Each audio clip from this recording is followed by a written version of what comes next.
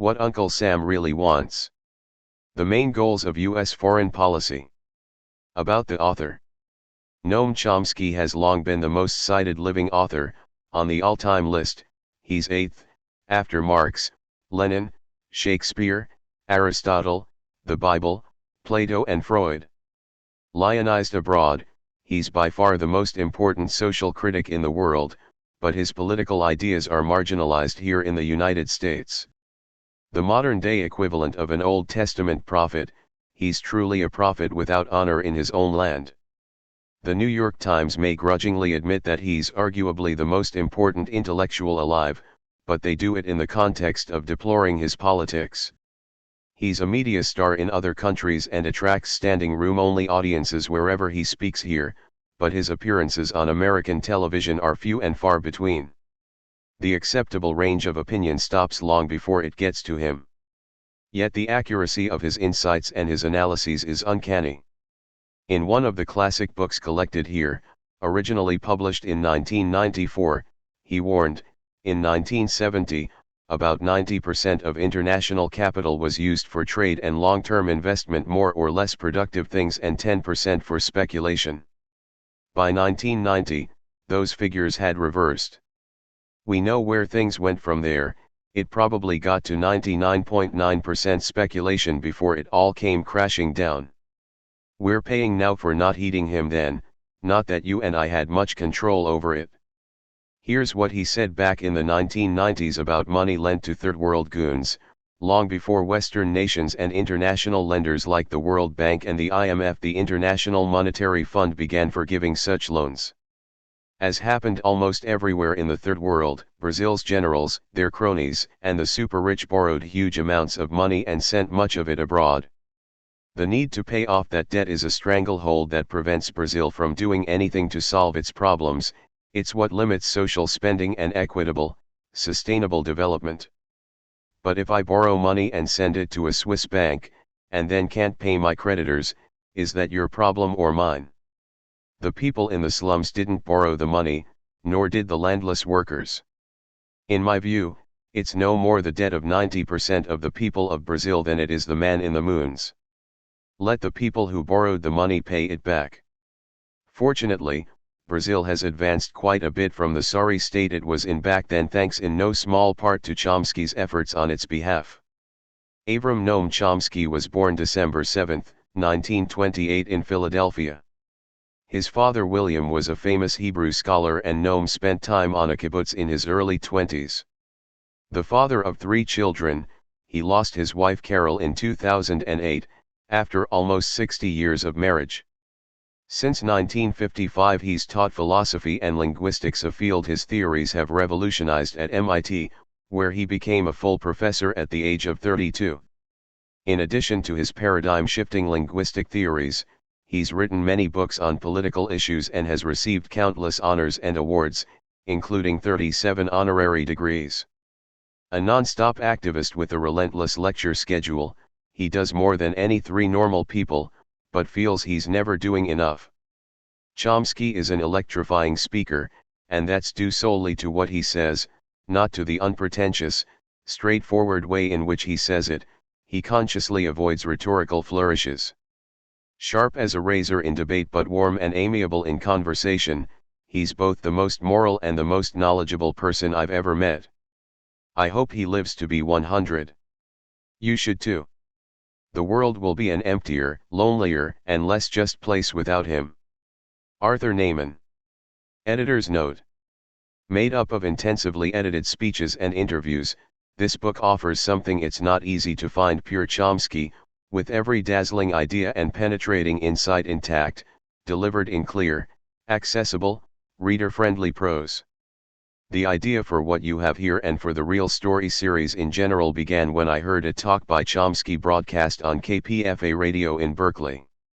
I was struck by how much more accessible I found his ideas when he spoke than when I read them, so I sent him a letter suggesting that I edit some of his talks together into a short, informal book. He agreed and put me in touch with David Barsamian, who had been recording his speeches and conducting recorded interviews with him since 1986. He's still at it. Point 1. Working from transcripts of 7 talks and interviews that David provided, I spent several months grouping together all the different things Chomsky said at various times on a wide range of topics. I then picked what I thought were the best turns of phrase, removed the repetition that's inevitable when discussing the same subjects on widely separated dates, put everything back together so that it sounded coherent, and sent the result to Chomsky for final corrections. He supplemented my compilation of what he said with new, written material that amplified and clarified it. We produced 4 books using this method: What Uncle Sam Really Wants, The Prosperous Few and the Restless Many, Secrets, Lies and Democracy, and The Common Good. There was apparently a lot of demand for this new, conversational Chomsky, because the 4 books sold a total of 593,000 copies. At the beginning of our 3-way collaboration, I wasn't sure of the best way to present this material, so in the first book, I eliminated David's questions entirely. They are, however, included in the other 3 books, where they appear in this typeface, as do phoned-in questions from radio listeners. Each of the original books is presented here in the order in which it was published, with its own title page and table of contents. The index, however, was newly prepared for this volume and covers everything in it. And I do mean everything. It isn't the sorry excuse for an index you find in most books. I've tried to define terms and identify people you may be unfamiliar with the first time they're mentioned. These explanatory notes appear in this typeface inside square brackets. If you run across a term or name you don't recognize, check its index entry for an italicized page number, which will usually be the first page on which the term appears. Some of the original books contain supplemental material, notes, titles of other books by Chomsky, lists of organizations worth supporting, and so on. While Chomsky's ideas haven't gone out of date, those sections of the books mostly have, so they aren't included in this volume. Although the talks and interviews compiled in this book originally took place in the 1990s, and some even in the late 1980s, I think you'll find Chomsky's take on things more insightful than virtually anything you hear on the airwaves or read in the papers today. His analyses are so deep and far-sighted that they only seem to get more timely and startling with age. Read a few pages and see if you don't agree. Arthur Neyman. What Uncle Sam Really Wants. First published 1992. 15 U.S. printings. 11 foreign editions. 244,000 copies in print. The main goals of U.S. foreign policy. Protecting our turf.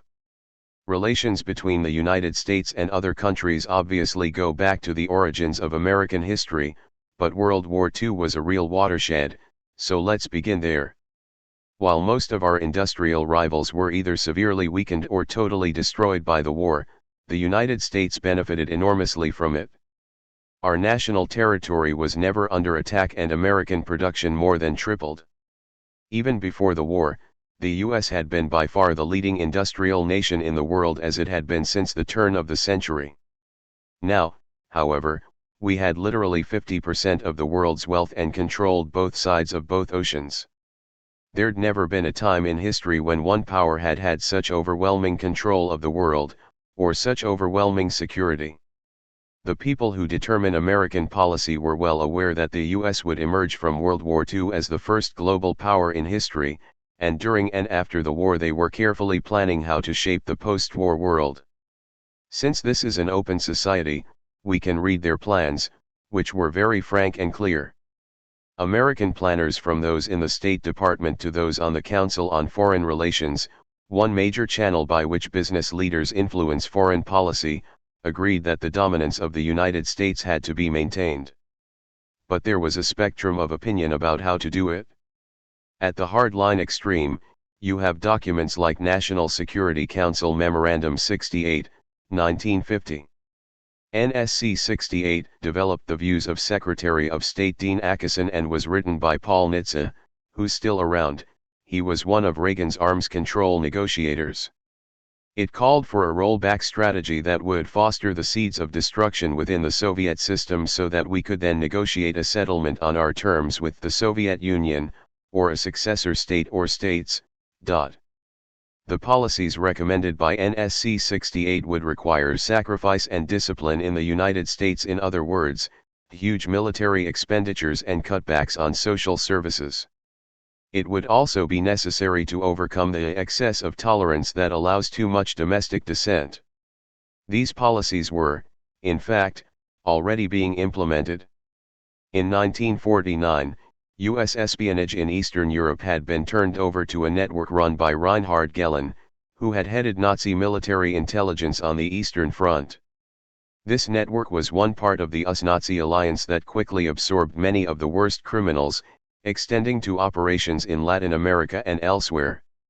These operations included a secret army under US-Nazi auspices that sought to provide agents and military supplies to armies that had been established by Hitler and which were still operating inside the Soviet Union and Eastern Europe through the early 1950s. This is known in the US but considered insignificant, although it might raise a few eyebrows if the tables were turned and we discovered that, say, the Soviet Union had dropped agents and supplies to armies established by Hitler that were operating in the Rockies. The liberal extreme. NSC 68 is the hardline extreme, and remember, the policies weren't just theoretical, many of them were actually being implemented. Now let's turn to the other extreme, to the doves. The leading dove was undoubtedly George Kennan, who headed the State Department planning staff until 1950, when he was replaced by Nitze Kennan's office, incidentally, was responsible for the Gehlen network. Kennan was one of the most intelligent and lucid of U.S. planners, and a major figure in shaping the post-war world. His writings are an extremely interesting illustration of the dovish position. One document to look at if you want to understand your country is Policy Planning Study 23, written by Kennan for the State Department planning staff in 1948. Here's some of what it says.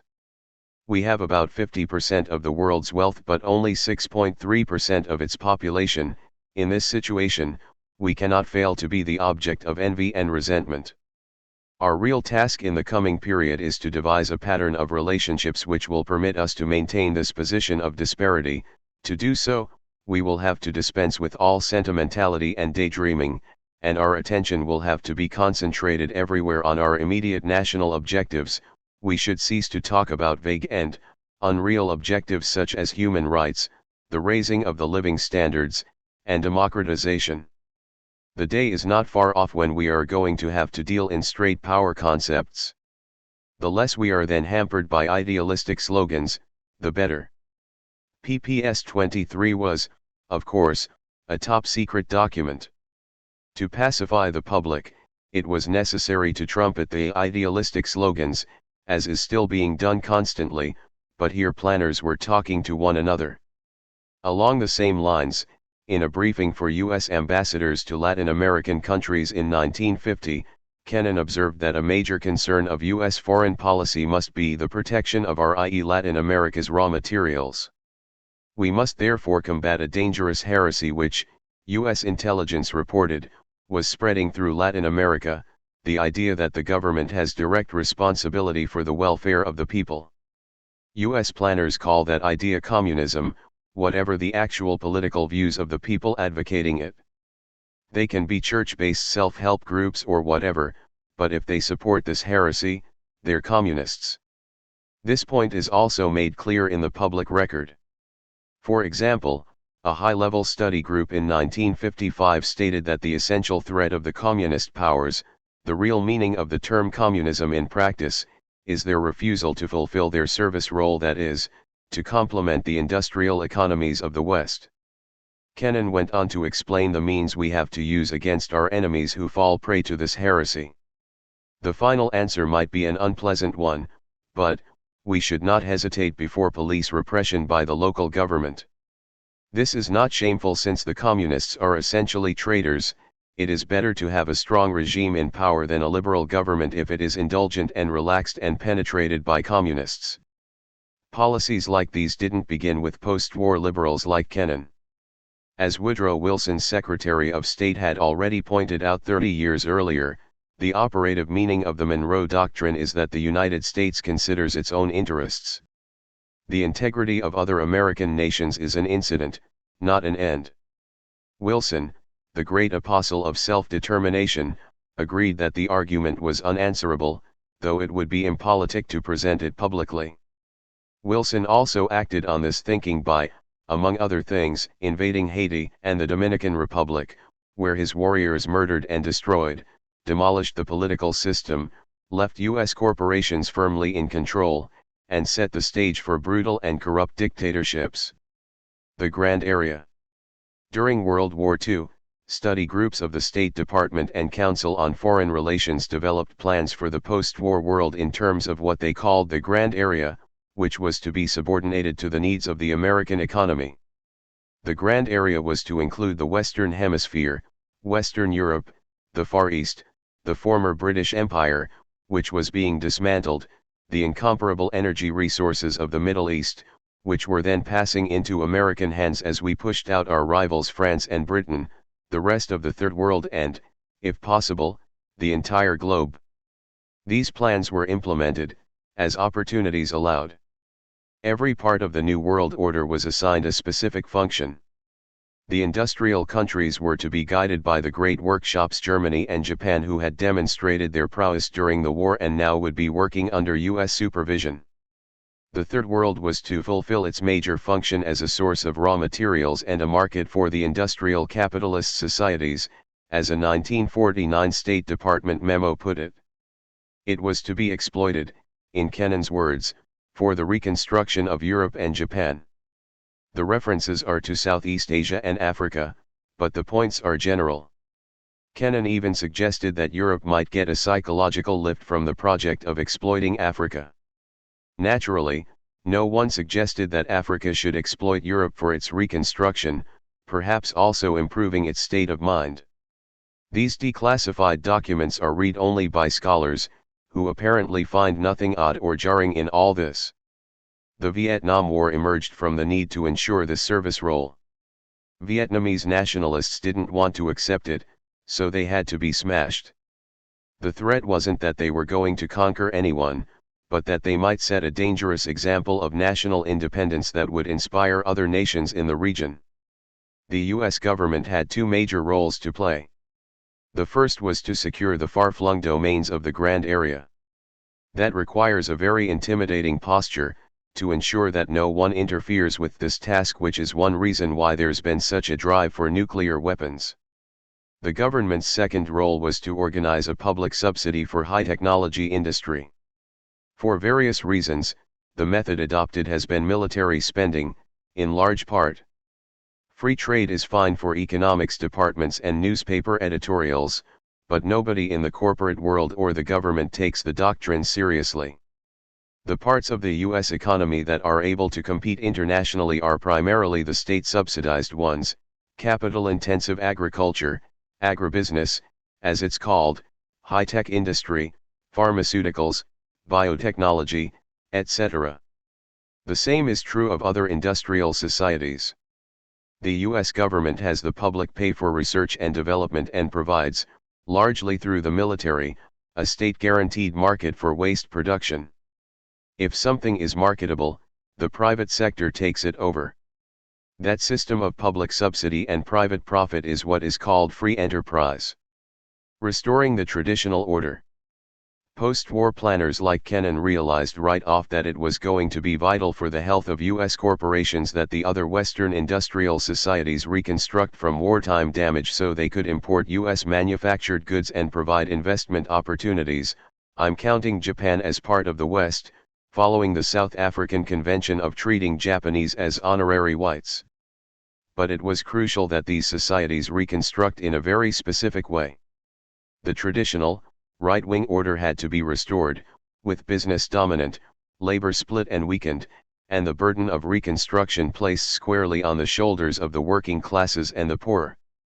The major thing that stood in the way of this was the anti-fascist resistance, so we suppressed it all over the world, often installing fascists and Nazi collaborators in its place. Sometimes that required extreme violence, but other times it was done by softer measures, like subverting elections and withholding desperately needed food. This ought to be chapter 1 in any honest history of the post-war period, but in fact it's seldom even discussed. The pattern was set in 1942, when President Roosevelt installed a French admiral, Jean Darla, as Governor-General of all of French North Africa. Darla was a leading Nazi collaborator and the author of the anti-Semitic laws promulgated by the Vichy government, the Nazis' puppet regime in France. But far more important was the first area of Europe liberated southern Italy, where the US, following Churchill's advice, imposed a right-wing dictatorship headed by fascist war hero Field Marshal Badoglio and the king, Victor Emmanuel III, who was also a fascist collaborator. US planners recognized that the threat in Europe was not Soviet aggression, which serious analysts, like Dwight Eisenhower, did not anticipate, but rather the anti-fascist resistance with its radical democratic ideals, and the political power and appeal of the local communist parties. To prevent an economic collapse that would enhance their influence, and to rebuild Western Europe's state capitalist economies, the US instituted the Marshall Plan, under which Europe was provided with more than $12 billion in loans and grants between 1948 and 1951, funds used to purchase a third of US exports to Europe in the peak year of 1949. In Italy, a worker and peasant-based movement, led by the Communist Party, had held down 6 German divisions during the war, and liberated northern Italy. As US forces advanced through Italy, they dispersed this anti-fascist resistance and restored the basic structure of the pre-war fascist regime. Italy has been one of the main areas of CIA subversion ever since the agency was founded. The CIA was concerned about communists winning power legally in the crucial Italian elections of 1948. A lot of techniques were used, including restoring the fascist police, breaking the unions and withholding food. But it wasn't clear that the Communist Party could be defeated. The very first National Security Council Memorandum, NSC 1, 1948, specified a number of actions the US would take if the Communists won these elections. One planned response was armed intervention, by means of military aid for underground operations in Italy. Some people, particularly George Kennan, advocated military action before the elections. He didn't want to take a chance. But others convinced him we could carry it off by subversion, which turned out to be correct. In Greece, British troops entered after the Nazis had withdrawn. They imposed a corrupt regime that evoked renewed resistance, and Britain, in its post-war decline, was unable to maintain control. In 1947, the United States moved in, supporting a murderous war that resulted in about 160,000 deaths. This war was complete with torture, political exile for tens of thousands of Greeks, what we called re-education camps for tens of thousands of others, and the destruction of unions and of any possibility of independent politics. It placed Greece firmly in the hands of US investors and local businessmen, while much of the population had to emigrate in order to survive. The beneficiaries included Nazi collaborators, while the primary victims were the workers and the peasants of the communist-led, anti-Nazi resistance. Our successful defense of Greece against its own population was the model for the Vietnam War, as Adlai Stevenson explained to the United Nations in 1964. Reagan's advisors used exactly the same model in talking about Central America, and the pattern was followed many other places. In Japan, Washington initiated the so-called reverse course of 1947 that terminated early steps towards democratization taken by General MacArthur's military administration. The reverse course suppressed the unions and other democratic forces and placed the country firmly in the hands of corporate elements that had backed Japanese fascism, a system of state and private power that still endures. When US forces entered Korea in 1945, they dispersed the local popular government, consisting primarily of anti-fascists who had resisted the Japanese, and inaugurated a brutal repression, using Japanese fascist police and Koreans who had collaborated with them during the Japanese occupation. About 100,000 people were murdered in South Korea prior to what we call the Korean War, including 30,000 to 40,000 killed during the suppression of a peasant revolt in one small region, Jeju Island. A fascist coup in Colombia, inspired by Franco's Spain, brought little protest from the U.S. government, neither did a military coup in Venezuela, nor the restoration of an admirer of fascism in Panama. But the first democratic government in the history of Guatemala, which modeled itself on Roosevelt's New Deal, elicited bitter U.S. antagonism. In 1954, the CIA engineered a coup that turned Guatemala into a hell on earth. It's been kept that way ever since, with regular U.S. intervention and support, particularly under Kennedy and Johnson. One aspect of suppressing the anti-fascist resistance was the recruitment of war criminals like Klaus Barbie, an SS officer who had been the Gestapo chief of Lyon, France. There he earned his nickname, the Butcher of Lyon. Although he was responsible for many hideous crimes, the U.S. Army put him in charge of spying on the French. When Barbie was finally brought back to France in 1982 to be tried as a war criminal, his use as an agent was explained by Colonel R.E.T. Eugene Kolb of the U.S. Army Counterintelligence Corps. Barbie's skills were badly needed. His activities had been directed against the underground French Communist Party and the resistance, who were now targeted for repression by the American liberators. Since the United States was picking up where the Nazis left off, it made perfect sense to employ specialists in anti-resistance activities. Later on, when it became difficult or impossible to protect these useful folks in Europe, many of them, including Barbie, were spirited off to the United States or to Latin America, often with the help of the Vatican and fascist priests. There they became military advisors to US-supported police states that were modeled, often quite openly, on the Third Reich.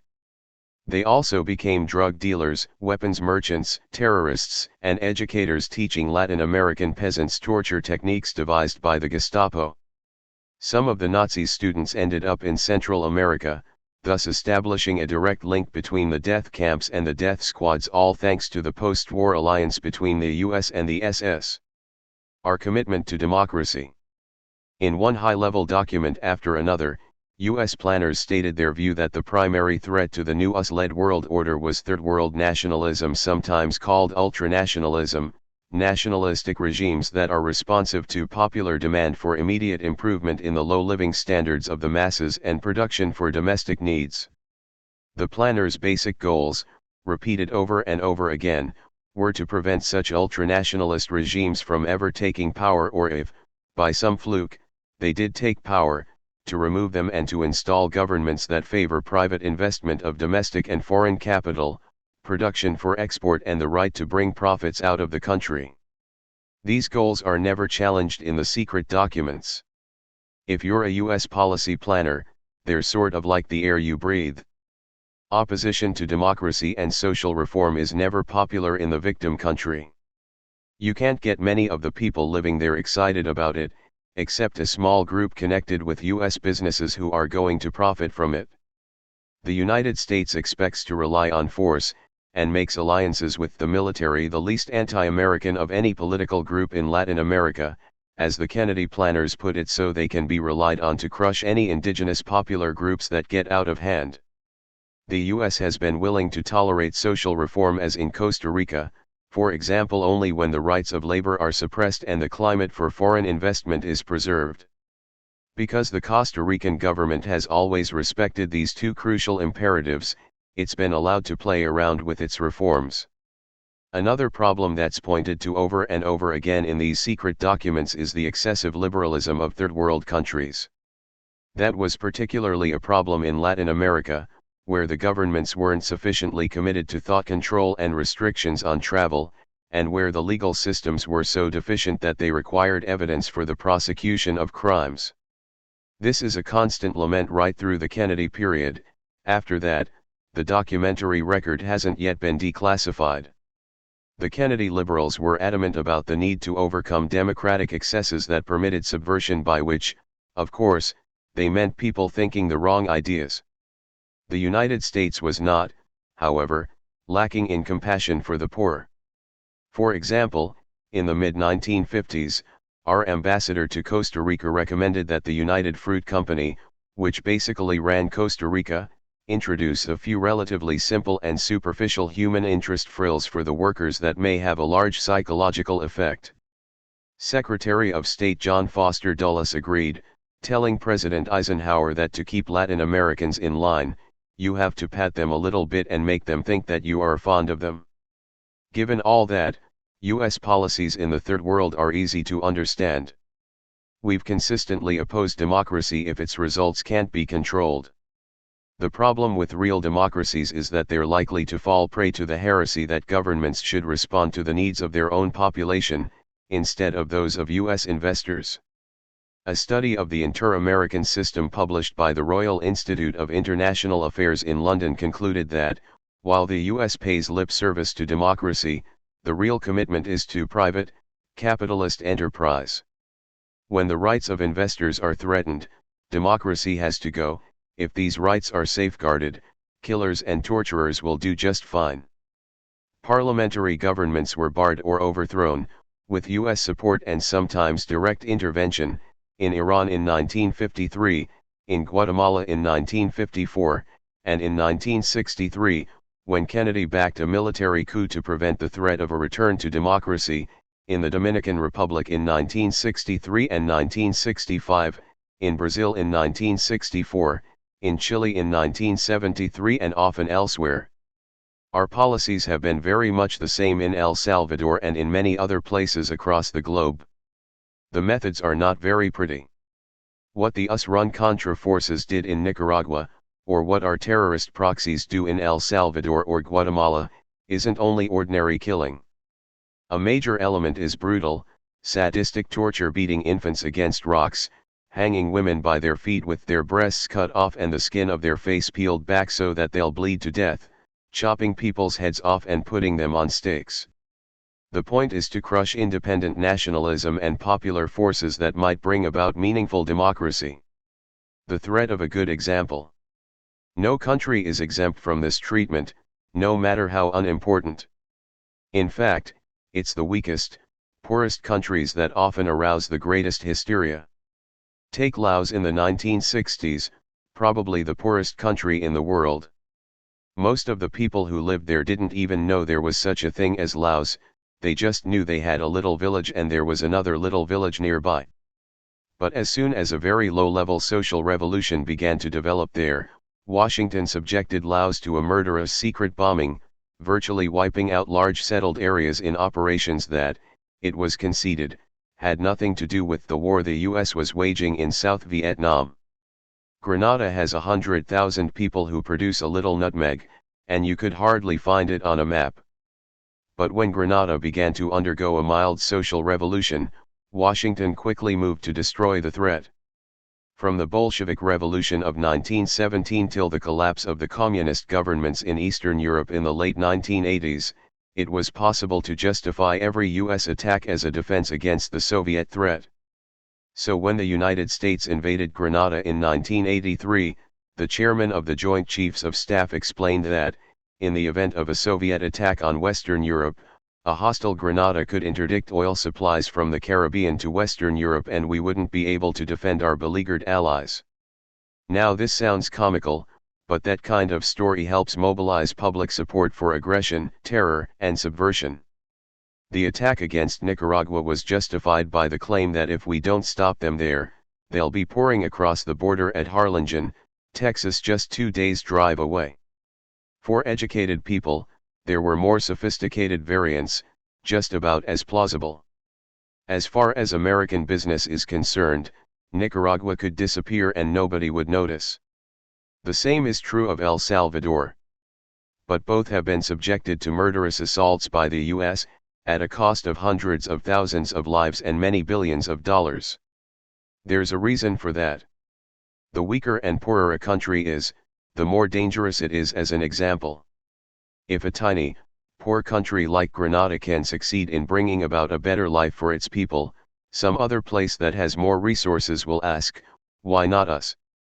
This was even true in Indochina, which is pretty big and has some significant resources. Although Eisenhower and his advisors ranted a lot about the rice and tin and rubber, the real fear was that if the people of Indochina achieved independence and justice, the people of Thailand would emulate it, and if that worked, they'd try it in Malaya, and pretty soon Indonesia would pursue an independent path, and by then a significant part of the grand area would have been lost. If you want a global system that's subordinated to the needs of US investors, you can't let pieces of it wander off. It's striking how clearly this is stated in the documentary record, even in the public record at times. Take Chile under Allende. Chile is a fairly big place, with a lot of natural resources, but again, the United States wasn't going to collapse if Chile became independent. Why were we so concerned about it? According to Kissinger, Chile was a virus that would infect the region with effects all the way to Italy. Despite 40 years of CIA subversion, Italy still has a labor movement. Seeing a social democratic government succeed in Chile would send the wrong message to Italian voters. Suppose they got funny ideas about taking control of their own country and revived the workers' movements the CIA undermined in the 1940s? U.S. planners from Secretary of State Dean Acheson in the late 1940s to the present have warned that one rotten apple can spoil the barrel.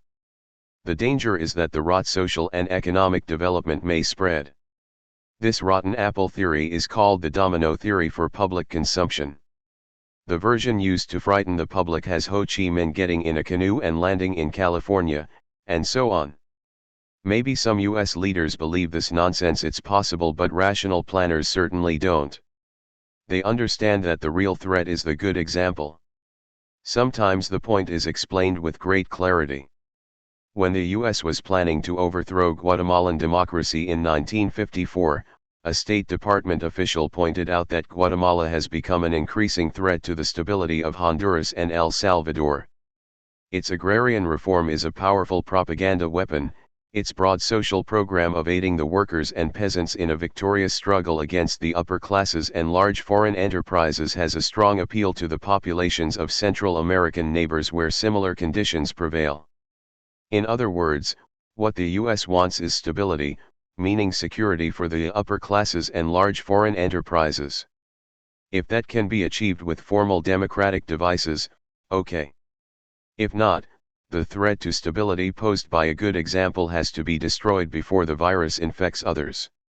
That's why even the tiniest speck poses such a threat, and may have to be crushed. The three-sided world.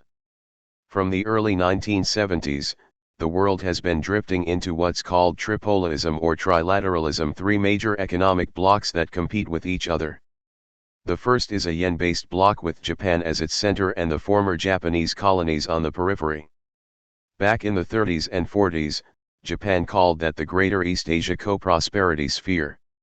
The conflict with the US arose from Japan's attempt to exercise the same kind of control there that the Western powers exercised in their own spheres. But after the war, we reconstructed the region for them. We then had no problem with Japan exploiting it, they just had to do it under our overarching power. There's a lot of nonsense written about how the fact that Japan became a major competitor proves how honorable we are and how we built up our enemies. The actual policy options, however, were narrower. One was to restore Japan's empire, but now all under our control. This was the policy that was followed. The other option was to keep out of the region and allow Japan and the rest of Asia to follow their independent paths, excluded from the grand area of US control. That was unthinkable. Furthermore, after World War II, Japan was not regarded as a possible competitor, even in the remote future. It was assumed that maybe somewhere down the road Japan would be able to produce knickknacks, but nothing beyond that. There was a strong element of racism in this. Japan recovered in large part because of the Korean War and then the Vietnam War, which stimulated Japanese production and brought Japan huge profits. A few of the early post-war planners were more far-sighted, George Kennan among them. He proposed that the United States encourage Japan to industrialize, but with one limit: the US would control Japanese oil imports. Kennan said this would allow us veto power over Japan in case it ever got out of line. The US followed this advice, keeping control over Japan's oil supplies and refineries. As late as the early 1970s, Japan still controlled only about 10% of its own oil supplies. That's one of the main reasons the United States has been so interested in Middle Eastern oil. We didn't need the oil for ourselves, Until 1968, North America led the world in oil production. But we do want to keep our hands on this lever of world power, and make sure that the profits flow primarily to the US and Britain. That's one reason why we have maintained military bases in the Philippines. They're part of a global intervention system aimed at the Middle East to make sure indigenous forces there don't succumb to ultranationalism. The second major competitive bloc is based in Europe and is dominated by Germany. It's taking a big step forward with the consolidation of the European Common Market. Europe has a larger economy than the United States, a larger population and a better educated one. If it ever gets its act together and becomes an integrated power, the United States could become a second-class power. This is even more likely as German-led Europe takes the lead in restoring Eastern Europe to its traditional role as an economic colony, basically part of the Third World. The third bloc is the US-dominated, dollar-based one. It was recently extended to incorporate Canada, our major trading partner, and will soon include Mexico and other parts of the hemisphere through free trade agreements designed primarily for the interests of US investors and their associates. We've always assumed that Latin America belongs to us by right. As Henry Stimson, Secretary of War under FDR, and Taft, Secretary of State under Hoover, once put it, it's our little region over here, which never has bothered anybody. Securing the dollar-based bloc means that the drive to thwart independent development in Central America and the Caribbean will continue. Unless you understand our struggles against our industrial rivals and the Third World, U.S. foreign policy appears to be a series of random errors, inconsistencies, and confusions. Actually, our leaders have succeeded rather well at their assigned chores, within the limits of feasibility. Devastation abroad. Our good neighbor policy. How well have the precepts put forth by George Kennan been followed? How thoroughly have we put aside all concern for vague and unreal objectives such as human rights, the raising of the living standards, and democratization? I've already discussed our commitment to democracy, but what about the other two issues? Let's focus on Latin America, and begin by looking at human rights. A study by Lars Skultz, the leading academic specialist on human rights there, shows that U.S. aid has tended to flow disproportionately to Latin American governments which torture their citizens. It has nothing to do with how much a country needs aid, only with its willingness to serve the interests of wealth and privilege. Broader studies by economist Edward S. Herman reveal a close correlation worldwide between torture and U.S. aid, and also provide the explanation. Both correlate independently with improving the climate for business operations. In comparison with that guiding moral principle, such matters as torture and butchery pale into insignificance. How about raising living standards? That was supposedly addressed by President Kennedy's Alliance for Progress, but the kind of development imposed was oriented mostly towards the needs of U.S. investors. It entrenched and extended the existing system in which Latin Americans are made to produce crops for export and to cut back on subsistence crops like corn and beans grown for local consumption. Under alliance programs, for example, beef production increased while beef consumption declined. This agro-export model of development usually produces an economic miracle where GNP goes up while much of the population starves. When you pursue such policies, popular opposition inevitably develops, which you then suppress with terror and torture. The use of terror is deeply ingrained in our character. Back in 1818, John Quincy Adams hailed the salutary efficacy of terror in dealing with mingled hordes of lawless Indians and Negroes. He wrote that to justify Andrew Jackson's rampages in Florida, which virtually annihilated the native population and left the Spanish province under U.S. control, much impressing Thomas Jefferson and others with his wisdom. The first step is to use the police. They're critical because they can detect discontent early and eliminate it before major surgery, as the planning documents call it, is necessary. If major surgery does become necessary, we rely on the army. When we can no longer control the army of a Latin American country, particularly one in the Caribbean Central American region, it's time to overthrow the government. Countries that have attempted to reverse the pattern, such as Guatemala under the democratic capitalist governments of Arevalo and Arbenz, or the Dominican Republic under the democratic capitalist regime of Bosch, became the target of U.S. hostility and violence. The second step is to use the military. The U.S. has always tried to establish relations with the military in foreign countries, because that's one of the ways to overthrow a government that has gotten out of hand. That's how the basis was laid for military coups in Indonesia in 1965 and in Chile in 1973. Before the coups, we were very hostile to the Chilean and Indonesian governments, but we continued to send them arms. Keep good relations with the right officers and they overthrow the government for you. The same reasoning motivated the flow of U.S. arms to Iran via Israel from the early 1980s, according to the high Israeli officials involved, facts well known by 1982, long before there were any hostages. During the Kennedy administration, the mission of the US-dominated Latin American military was shifted from hemispheric defense to internal security, which basically means war against your own population. That fateful decision led to direct U.S. complicity in the methods of Heinrich Himmler's extermination squads, in the retrospective judgment of Charles Meekling, who was in charge of counterinsurgency planning from 1961 to 1966. The Kennedy administration prepared the way for the 1964 military coup in Brazil, helping to destroy Brazilian democracy, which was becoming too independent. The U.S. gave enthusiastic support to the coup, while its military leaders instituted a neo-Nazi-style national security state with torture, repression, etc. That inspired a rash of similar developments in Argentina, Chile, and all over the hemisphere, from the mid-60s to the 80s, an extremely bloody period. I think, legally speaking, there's a very solid case for impeaching every American president since the Second World War. They've all been either outright war criminals or involved in serious war crimes. The military typically proceeds to create an economic disaster, often following the prescriptions of U.S. advisors, and then decides to hand the problem over to civilians to administer. Overt military control is no longer necessary as new devices become available. For example, controls exercised through the International Monetary Fund, which, like the World Bank, lends third world nations funds largely provided by the industrial powers.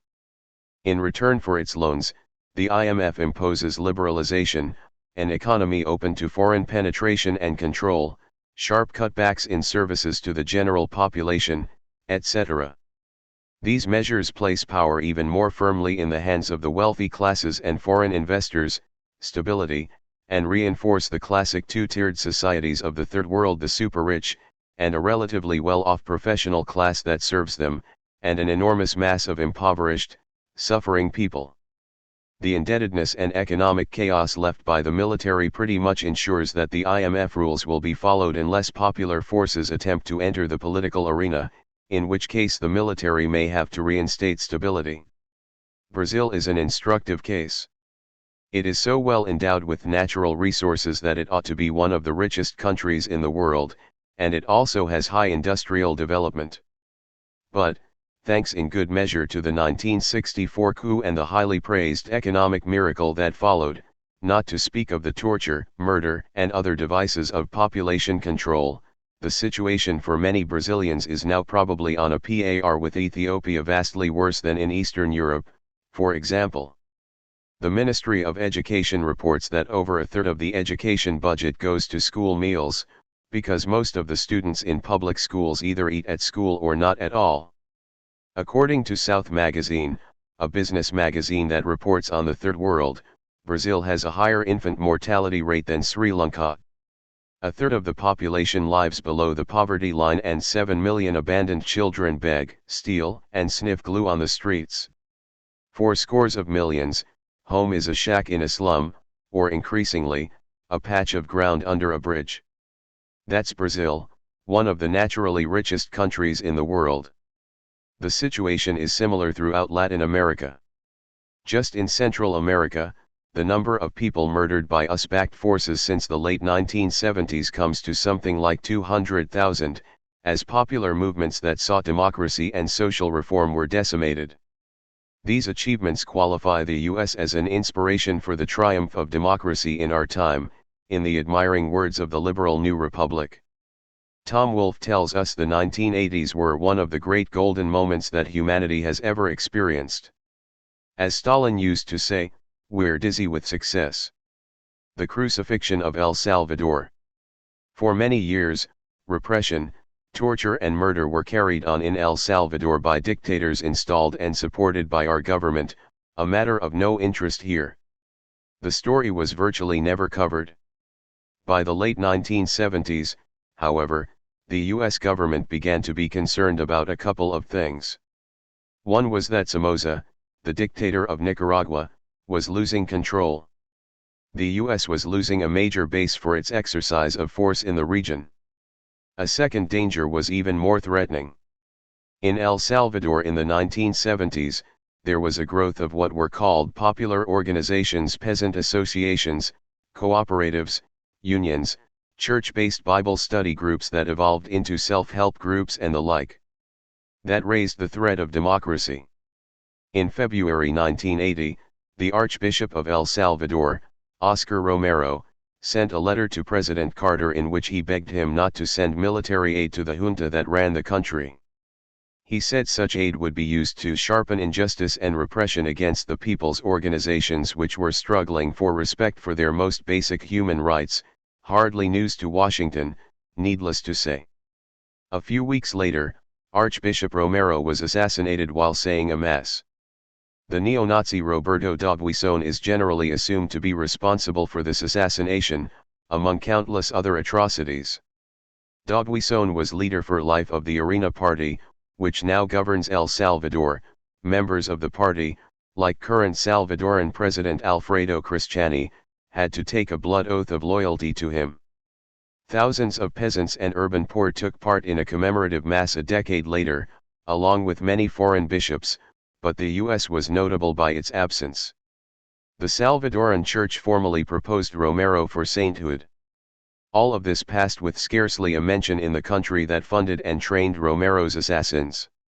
The New York Times, the newspaper of record, published no editorial on the assassination when it occurred or in the years that followed, and no editorial or news report on the commemoration. On March 7, 1980, 2 weeks before the assassination, a state of siege had been instituted in El Salvador, and the war against the population began in force, with continued US support and involvement. The first major attack was a big massacre at the Rio Sumpul, a coordinated military operation of the Honduran and Salvadoran armies in which at least 600 people were butchered. Infants were cut to pieces with machetes, and women were tortured and drowned. Pieces of bodies were found in the river for days afterwards. There were church observers, so the information came out immediately, but the mainstream US media didn't think it was worth reporting. Peasants were the main victims of this war, along with labor organizers, students, priests, or anyone suspected of working for the interests of the people. In Carter's last year, 1980, the death toll reached about 10,000, rising to about 13,000 for 1981 as the Reaganites took command. In October 1980, the new archbishop condemned the war of extermination and genocide against a defenseless civilian population waged by the security forces.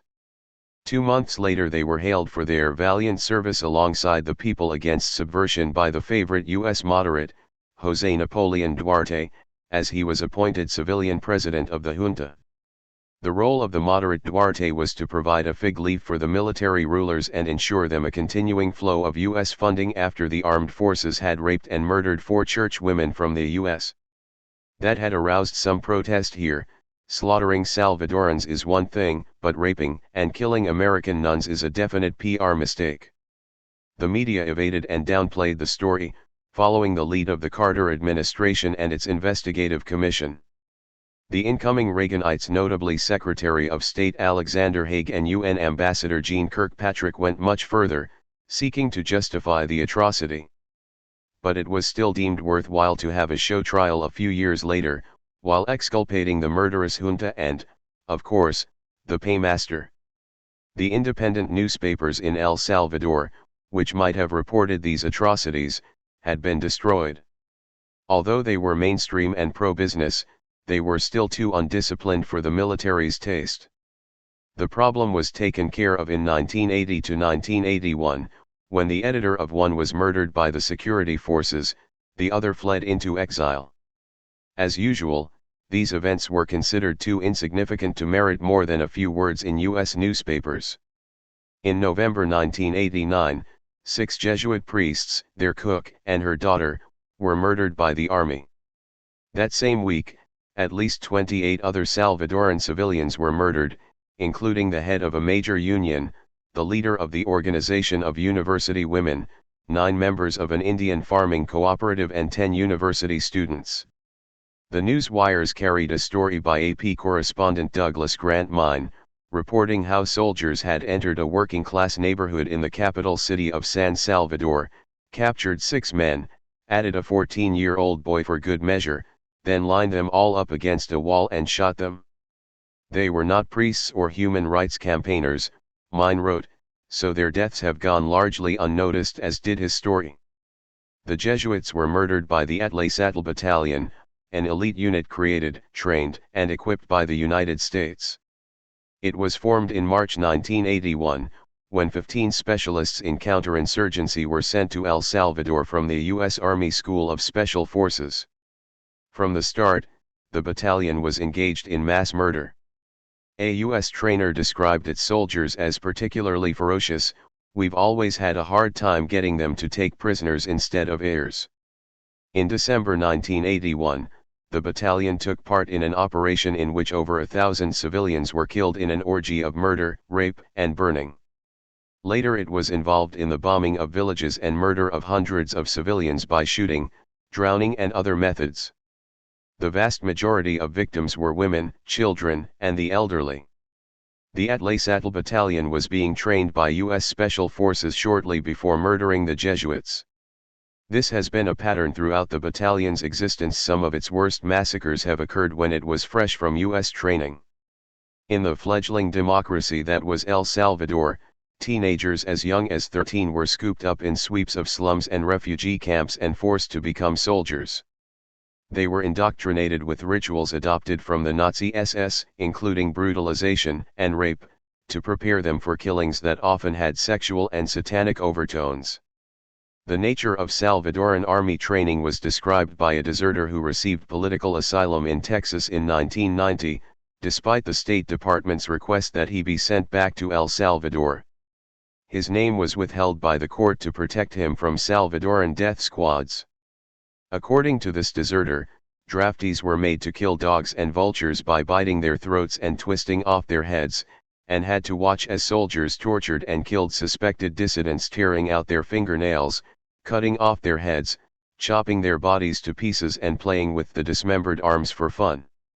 In another case, an admitted member of a Salvadoran death squad associated with the Atlasatl Battalion, Cesar Vilmanjoya Martinez, detailed the involvement of U.S. advisors and the Salvadoran government in death squad activity. The Bush administration has made every effort to silence him and ship him back to probable death in El Salvador, despite the pleas of human rights organizations and requests from Congress that his testimony be heard. The treatment of the main witness to the assassination of the Jesuits was similar. The results of Salvadoran military training are graphically described in the Jesuit journal America by Daniel Santiago, a Catholic priest working in El Salvador. He tells of a peasant woman who returned home one day to find her 3 children, her mother and her sister, sitting around a table, each with its own decapitated head placed carefully on the table in front of the body, the hands arranged on top as if each body was stroking its own head. The assassins, from the Salvadoran National Guard, had found it hard to keep the head of an 18-month-old baby in place, so they nailed the hands onto it. A large plastic bowl filled with blood was tastefully displayed in the center of the table. According to Rev. Santiago, macabre scenes of this kind aren't uncommon. People are not just killed by death squads in El Salvador, they are decapitated and then their heads are placed on pikes and used to dot the landscape. Men are not just disemboweled by the Salvadoran Treasury Police, their severed genitalia are stuffed into their mouths. Salvadoran women are not just raped by the National Guard, their wombs are cut from their bodies and used to cover their faces. It is not enough to kill children, they are dragged over barbed wire until the flesh falls from their bones, while parents are forced to watch. Rev. Santiago goes on to point out that violence of this sort greatly increased when the church began forming peasant associations and self-help groups in an attempt to organize the poor. By and large, our approach in El Salvador has been successful. The popular organizations have been decimated, just as Archbishop Romero predicted. Tens of thousands have been slaughtered and more than 1 million have become refugees. This is one of the most sordid episodes in U.S. history, and it's got a lot of competition. Teaching Nicaragua a lesson. It wasn't just El Salvador that was ignored by the mainstream U.S. media during the 1970s. In the 10 years prior to the overthrow of the Nicaraguan dictator Anastasio Somoza in 1979, U.S. television all networks devoted exactly 1 hour to Nicaragua, and that was entirely on the Managua earthquake of 1972. From 1960 through 1978, the New York Times had 3 editorials on Nicaragua. It's not that nothing was happening there, it's just that whatever was happening was unremarkable. Nicaragua was of no concern at all, as long as Somoza's tyrannical rule wasn't challenged. When his rule was challenged, by the Sandinistas in the late 1970s, the U.S. first tried to institute what was called Somozaism without Somoza, that is, the whole corrupt system intact, but with somebody else at the top. That didn't work, so President Carter tried to maintain Somoza's National Guard as a base for U.S. power. The National Guard had always been remarkably brutal and sadistic. By June 1979, it was carrying out massive atrocities in the war against the Sandinistas, bombing residential neighborhoods in Managua, killing tens of thousands of people. At that point, the U.S. ambassador sent a cable to the White House saying it would be ill-advised to tell the Guard to call off the bombing, because that might interfere with the policy of keeping them in power and the Sandinistas out. Our ambassador to the Organization of American States also spoke in favor of Somocismo without Somoza, but the OAS rejected the suggestion flat out. A few days later, Somoza flew off to Miami with what was left of the Nicaraguan National Treasury, and the Guard collapsed. The Carter administration flew Guard commanders out of the country in planes with Red Cross markings, a war crime, and began to reconstitute the Guard on Nicaragua's borders. They also used Argentina as a proxy. At that time, Argentina was under the rule of neo-Nazi generals, but they took a little time off from torturing and murdering their own population to help re-establish the Guard, soon to be renamed the Contras, or Freedom Fighters. Reagan used them to launch a large-scale terrorist war against Nicaragua, combined with economic warfare that was even more lethal. We also intimidated other countries so they wouldn't send aid either. And yet, despite astronomical levels of military support, the United States failed to create a viable military force in Nicaragua. That's quite remarkable, if you think about it. No real guerrillas anywhere in the world have ever had resources even remotely like what the United States gave the Contras. You could probably start a guerrilla insurgency in mountain regions of the US with comparable funding. Why did the US go to such lengths in Nicaragua? The International Development Organization Oxfam explained the real reasons, stating that, from its experience of working in 76 developing countries, Nicaragua was exceptional in the strength of that government's commitment to improving the condition of the people and encouraging their active participation in the development process. Of the 4 Central American countries where Oxfam had a significant presence, El Salvador, Guatemala, Honduras, and Nicaragua, only in Nicaragua was there a substantial effort to address inequities in land ownership and to extend health, educational and agricultural services to poor peasant families. Other agencies told a similar story. In the early 1980s, the World Bank called its projects extraordinarily successful in Nicaragua in some sectors, better than anywhere else in the world.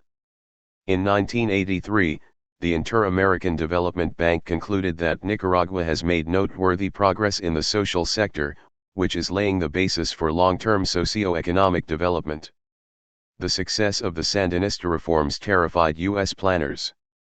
They were aware that, as José Figueres, the father of Costa Rican democracy, put it for the first time, Nicaragua has a government that cares for its people. Although Figueres was the leading democratic figure in Central America for 40 years, his unacceptable insights into the real world were completely censored from the U.S. media. The hatred that was elicited by the Sandinistas for trying to direct resources to the poor, and even succeeding at it, was truly wondrous to behold. Virtually all U.S. policymakers shared it, and it reached a virtual frenzy.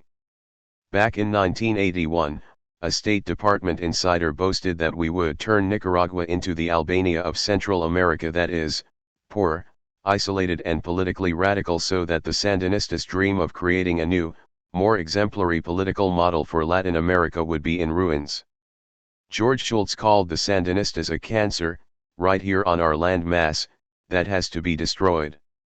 At the other end of the political spectrum, leading Senate liberal Alan Cranston said that if it turned out not to be possible to destroy the Sandinistas, then we'd just have to let them fester in their own juices. So the U.S. launched a threefold attack against Nicaragua. First, we exerted extreme pressure to compel the World Bank and Inter-American Development Bank to terminate all projects and assistance. Second, we launched the Contra War along with an illegal economic war to terminate what Oxfam rightly called the threat of a good example. The Contras' vicious terrorist attacks against soft targets under U.S. orders did help, along with the boycott, to end any hope of economic development and social reform. U.S. terror ensured that Nicaragua couldn't demobilize its army and divert its pitifully poor and limited resources to reconstructing the ruins that were left by the US-backed dictators and Reaganite crimes. One of the most respected Central America correspondents, Julia Preston, who was then working for the Boston Globe, reported that administration officials said they are content to see the Contras debilitate the Sandinistas by forcing them to divert scarce resources toward the war and away from social programs. That's crucial, since the social programs were at the heart of the good example that might have infected other countries in the region and eroded the American system of exploitation and robbery. We even refused to send disaster relief.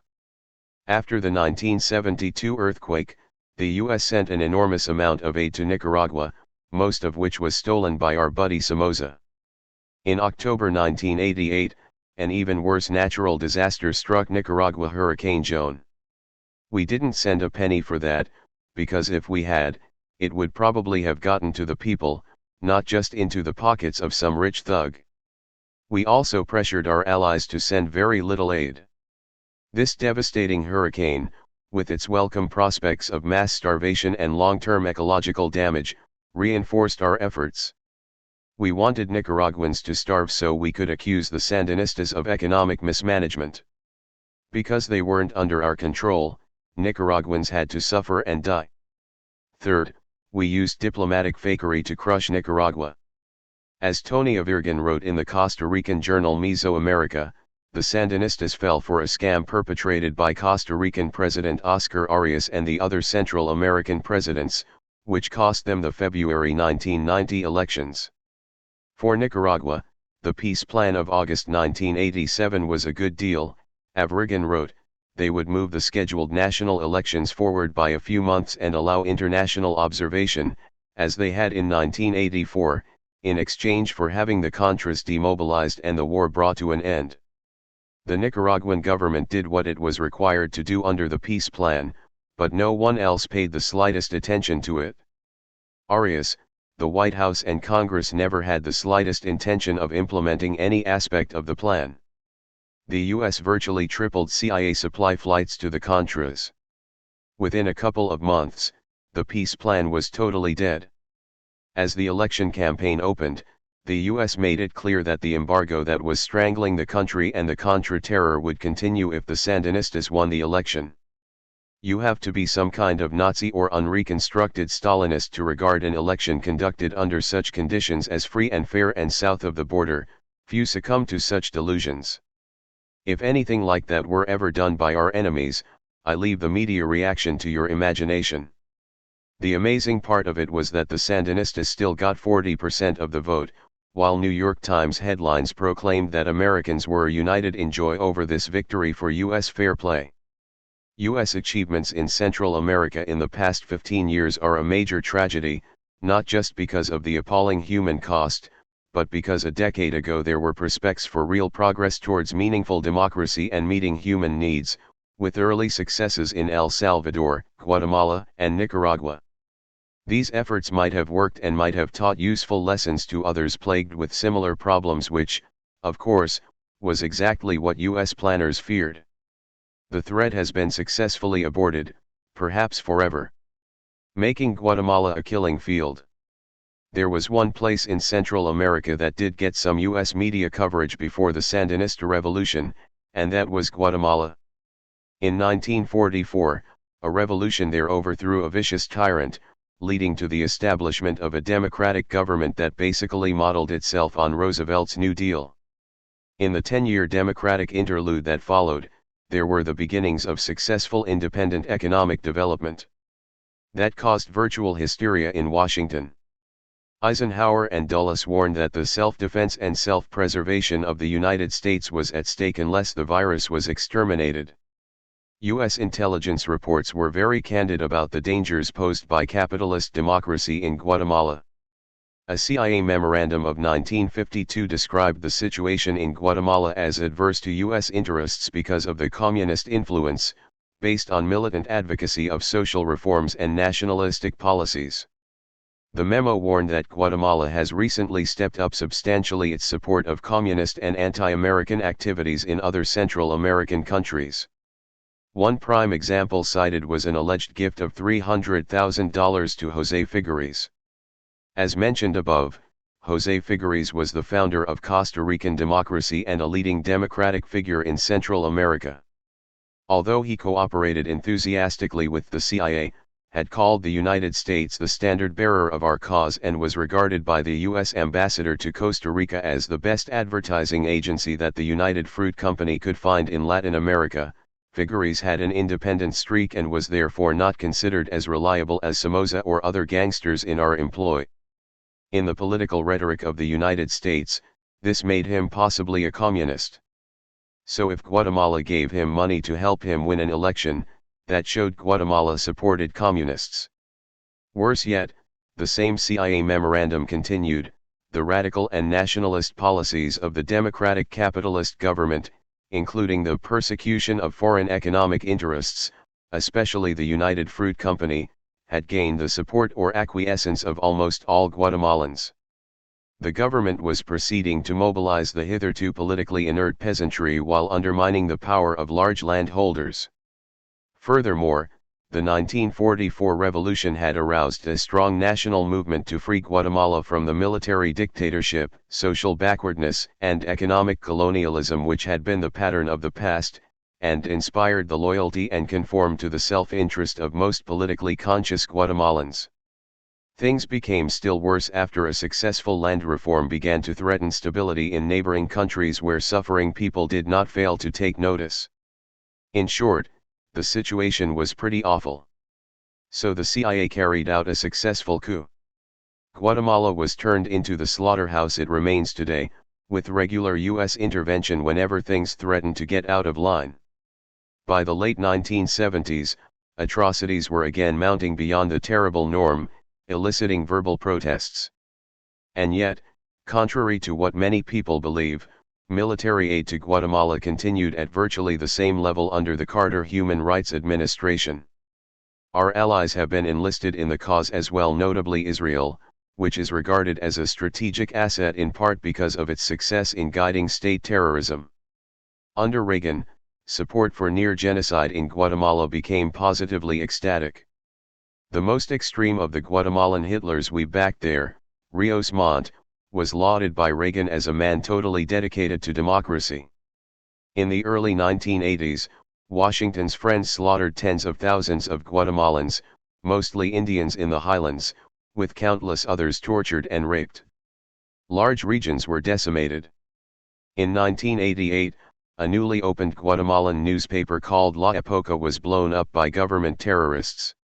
At the time, the media here were very much exercised over the fact that the US-funded journal in Nicaragua, La Prensa, which was openly calling for the overthrow of the government and supporting the US-run terrorist army, had been forced to miss a couple of issues due to a shortage of newsprint.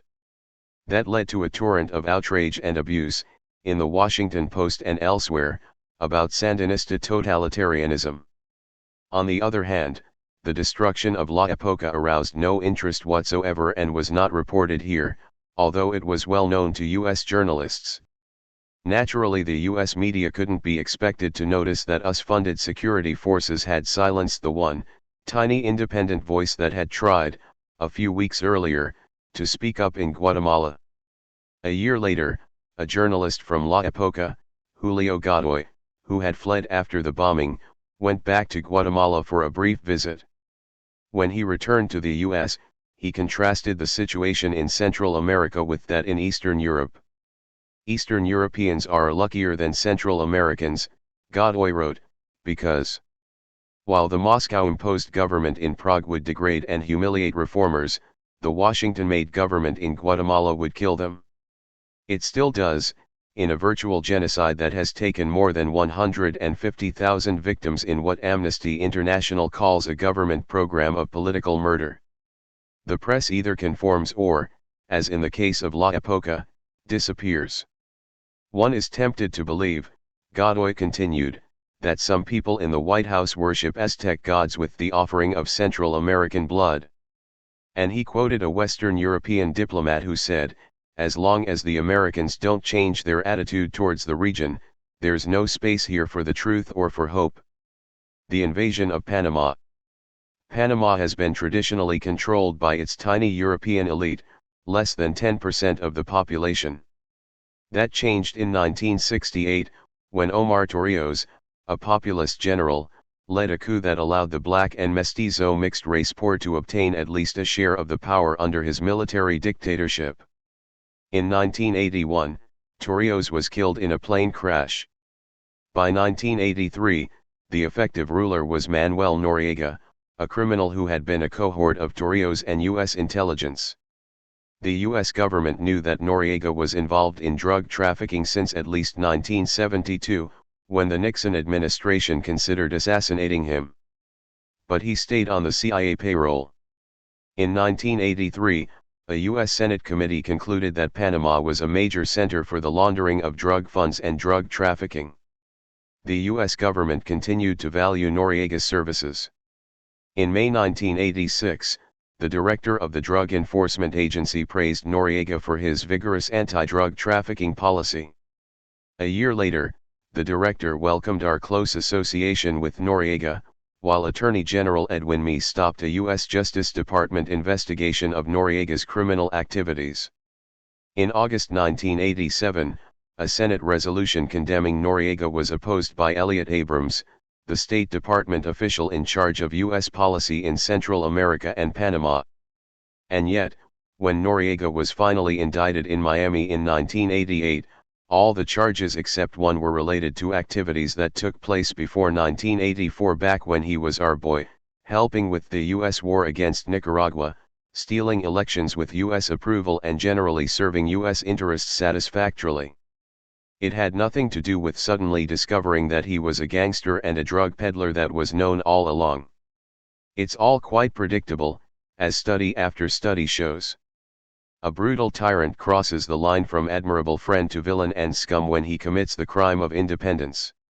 One common mistake is to go beyond robbing the poor, which is just fine, and to start interfering with the privileged, eliciting opposition from business leaders. By the mid-1980s, Noriega was guilty of these crimes. Among other things, he seems to have been dragging his feet about helping the U.S. in the Contra War. His independence also threatened our interests in the Panama Canal. On January 1, 1990, most of the administration of the canal was due to go over to Panama in the year 2000, it goes completely to them. We had to make sure that Panama was in the hands of people we could control before that date. Since we could no longer trust Noriega to do our bidding, he had to go. Washington imposed economic sanctions that virtually destroyed the economy, the main burden falling on the poor non-white majority. They too came to hate Noriega, not least because he was responsible for the economic warfare, which was illegal, if anyone cares, that was causing their children to starve. Next, a military coup was tried, but failed. Then, in December 1989, the US celebrated the fall of the Berlin Wall and the end of the Cold War by invading Panama outright, killing hundreds or perhaps thousands of civilians, no one knows, and few north of the Rio Grande care enough to inquire. This restored power to the rich white elite that had been displaced by the Torrijos coup just in time to ensure a compliant government for the administrative changeover of the canal on January 1, 1990, as noted by the right-wing European press. Throughout this process the US press followed Washington's lead, selecting villains in terms of current needs. Actions we'd formerly condoned became crimes. For example, in 1984, the Panamanian presidential election had been won by Arnulfo Arias. The election was stolen by Noriega, with considerable violence and fraud. But Noriega hadn't yet become disobedient. He was our man in Panama, and the Arias party was considered to have dangerous elements of ultranationalism. The Reagan administration therefore applauded the violence and fraud, and sent Secretary of State George Shultz down to legitimate the stolen election and praise Noriega's version of democracy as a model for the errant Sandinistas. The Washington Media Alliance and the major journals refrained from criticizing the fraudulent elections, but dismissed as utterly worthless the Sandinistas' far more free and honest election in the same year because it could not be controlled. In May 1989, Noriega again stole an election, this time from a representative of the business opposition, Guillermo Endara. Noriega used less violence than in 1984, but the Reagan administration had given the signal that it had turned against Noriega. Following the predictable script, the press expressed outrage over his failure to meet our lofty democratic standards. The press also began passionately denouncing human rights violations that previously didn't reach the threshold of their attention. By the time we invaded Panama in December 1989, the press had demonized Noriega, turning him into the worst monster since Attila the Hun. It was basically a replay of the demonization of Gaddafi of Libya. Ted Koppel was orating that Noriega belongs to that special fraternity of international villains, men like Gaddafi, Idi Amin, and the Ayatollah Khomeini, whom Americans just love to hate. Dan Rather placed him at the top of the list of the world's drug thieves and scums. In fact, Noriega remained a very minor thug, exactly what he was when he was on the CIA payroll. In 1988, for example, America's Watch US-based human rights monitoring organization published a report on human rights in Panama, giving an unpleasant picture. But as their reports and other inquiries make clear, Noriega's human rights record was nothing remotely like that of other U.S. clients in the region, and no worse than in the days when Noriega was still a favorite, following orders. Take Honduras, for example. Although it's not a murderous terrorist state like El Salvador or Guatemala, human rights abuses were probably worse there than in Panama. In fact, there's one CIA-trained battalion in Honduras that all by itself had carried out more atrocities than Noriega did. Or consider US-backed dictators like Trujillo in the Dominican Republic, Somoza in Nicaragua, Marcos in the Philippines, Duvalier in Haiti, and a host of Central American gangsters through the 1980s. They were all much more brutal than Noriega, but the United States supported them enthusiastically right through decades of horrifying atrocities as long as the profits were flowing out of their countries and into the U.S.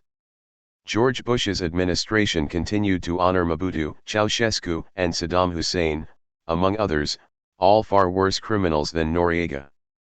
Suharto of Indonesia, arguably the worst killer of them all, remains a Washington media moderate.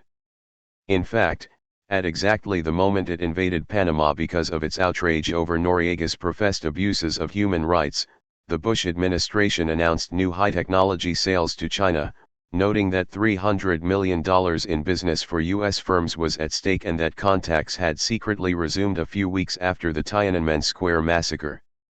On the same day Panama was invaded, the White House also announced plans, and implemented them shortly afterwards, to lift a ban on loans to Iraq. The State Department explained with a straight face that this was to achieve the goal of increasing U.S. exports and put us in a better position to deal with Iraq regarding its human rights record. The department continued with the pose as Bush rebuffed the Iraqi Democratic opposition, bankers, professionals, etc., and blocked congressional efforts to condemn the atrocious crimes of his old friend Saddam Hussein. Compared to Bush's buddies in Baghdad and Beijing, Noriega looked like Mother Teresa. After the invasion, Bush announced $1 billion in aid to Panama.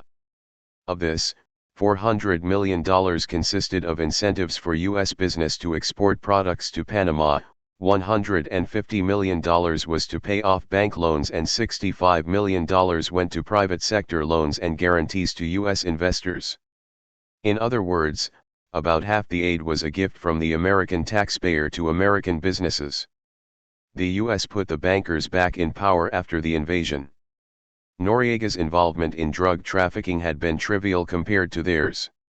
Drug trafficking there has always been conducted primarily by the banks. The banking system is virtually unregulated, so it's a natural outlet for criminal money.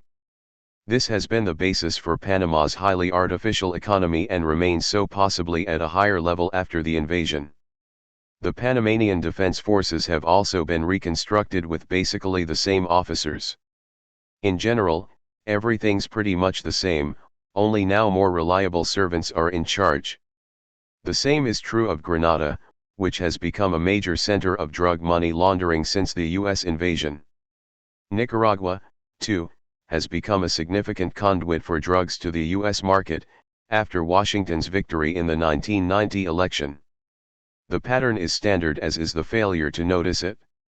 Inoculating Southeast Asia. The U.S. wars in Indochina fall into the same general pattern. By 1948, the State Department recognized quite clearly that the Viet Minh, the anti-French resistance led by Ho Chi Minh, was the national movement of Vietnam. But the Viet Minh did not cede control to the local oligarchy. It favored independent development and ignored the interests of foreign investors. There was fear that the Viet Minh might succeed, in which case the rot would spread and the virus would infect the region, to adopt the language the planners used year after year after year. Except for a few madmen and nitwits, none feared conquest. They were afraid of a positive example of successful development. What do you do when you have a virus? First you destroy it, then you inoculate potential victims, so that the disease does not spread. That's basically the US strategy in the Third World. If possible, it's advisable to have the local military destroy the virus for you. If they can't, you have to move your own forces in. That's more costly, and it's ugly, but sometimes you have to do it. Vietnam was one of those places where we had to do it. Right into the late 1960s, the US blocked all attempts at political settlement of the conflict, even those advanced by the Saigon generals. If there were a political settlement, there might be progress toward successful development outside of our influence, an unacceptable outcome. Instead, we installed a typical Latin American-style terror state in South Vietnam, subverted the only free elections in the history of Laos because the wrong side won, and blocked elections in Vietnam because it was obvious the wrong side was going to win there too. The Kennedy administration escalated the attack against South Vietnam from massive state terror to outright aggression. Johnson sent a huge expeditionary force to attack South Vietnam and expanded the war to all of Indochina. That destroyed the virus. All right, Indochina will be lucky if it recovers in 100 years. While the United States was extirpating the disease of independent development at its source in Vietnam, it also prevented its spread by supporting the Suharto takeover in Indonesia in 1965, backing the overthrow of Philippine democracy by Ferdinand Marcos in 1972, supporting martial law in South Korea and Thailand, and so on. Suharto's 1965 coup in Indonesia was particularly welcome to the West, because it destroyed the only mass-based political party there. That involved the slaughter, in a few months, of about 700,000 people, mostly landless peasants. A gleam of light in Asia, as the leading thinker of the New York Times, James Reston, exulted, assuring his readers that the US had a hand in this triumph. The West was very pleased to do business with Indonesia's new moderate leader, as the Christian Science Monitor described General Suharto, after he had washed some of the blood off his hands, meanwhile adding hundreds of thousands of corpses in East Timor and elsewhere. This spectacular mass murderer is at heart benign, the respected economist, a British news weekly based in London, assures us, doubtless referring to his attitude towards Western corporations. After the Vietnam War was ended in 1975, the major policy goal of the US has been to maximize repression and suffering in the countries that were devastated by our violence. The degree of the cruelty is quite astonishing. When the Mennonites tried to send pencils to Cambodia, the State Department tried to stop them. When Oxfam tried to send 10 solar pumps, the reaction was the same. The same was true when religious groups tried to send shovels to Laos to dig up some of the unexploded shells left by American bombing. When India tried to send 100 water buffalo to Vietnam to replace the huge herds that were destroyed by the American attacks, and remember, in this primitive country, water buffalo mean fertilizer, tractors, survival, the United States threatened to cancel food for peace aid. That's one Orwell would have appreciated. No degree of cruelty is too great for Washington sadists. The educated classes know enough to look the other way. In order to bleed Vietnam, we've supported the Khmer Rouge indirectly through our allies, China and Thailand. The Cambodians have to pay with their blood so we can make sure there isn't any recovery in Vietnam. The Vietnamese have to be punished for having resisted US violence. Contrary to what virtually everyone left or right says, the United States achieved its major objectives in Indochina. Vietnam was demolished. There's no danger that successful development there will provide a model for other nations in the region. Of course, it wasn't a total victory for the US. Our larger goal was to rein corporate Indochina into the US-dominated global system, and that has not yet been achieved. But our basic goal, the crucial one, the one that really counted, was to destroy the virus, and we did achieve that. Vietnam is a basket case, and the US is doing what it can to keep it that way. In October 1991, the US once again overrode the strenuous objections of its allies in Europe and Japan, and renewed the embargo and sanctions against Vietnam. The Third World must learn that no one dare raise their head. The global enforcer will persecute them relentlessly if they commit this unspeakable crime. The Gulf War. The Gulf War illustrated the same guiding principles, as we see clearly if we lift the veil of propaganda. When Iraq invaded Kuwait in August 1990, the UN Security Council immediately condemned Iraq and imposed severe sanctions on it. Why was the UN response so prompt and so unprecedentedly firm? The US government media alliance had a standard answer. First, it told us that Iraq's aggression was a unique crime, and thus merited a uniquely harsh reaction. America stands where it always has against aggression, against those who would use force to replace the rule of law. So we were informed by the first President Bush, the invader of Panama and the only head of state condemned by the World Court for the unlawful use of force, in the court's ruling on the US attack against Nicaragua. The media and the educated classes dutifully repeated the lines spelled out for them by their leader, collapsing in awe at the magnificence of his high principles. Second, these same authorities proclaimed in a litany that the UN was now at last functioning as it was designed to do. They claimed that this was impossible before the end of the Cold War, when the UN was rendered ineffective by Soviet disruption and the shrill anti-Western rhetoric of the Third World. Neither of these claims can withstand even a moment's scrutiny. The US wasn't upholding any high principle in the Gulf, nor was any other state. The reason for the unprecedented response to Saddam Hussein wasn't his brutal aggression, it was because he stepped on the wrong toes. Saddam Hussein is a murderous gangster exactly as he was before the Gulf War, when he was our friend and favored trading partner. His invasion of Kuwait was certainly an atrocity, but well within the range of many similar crimes conducted by the US and its allies, and nowhere near as terrible as some. For example, Indonesia's invasion and annexation of East Timor reached near genocidal proportions, thanks to the decisive support of the US and its allies. Perhaps 1/4 of its population of 700,000 was killed, a slaughter exceeding that of Pol Pot, relative to the population, in the same years.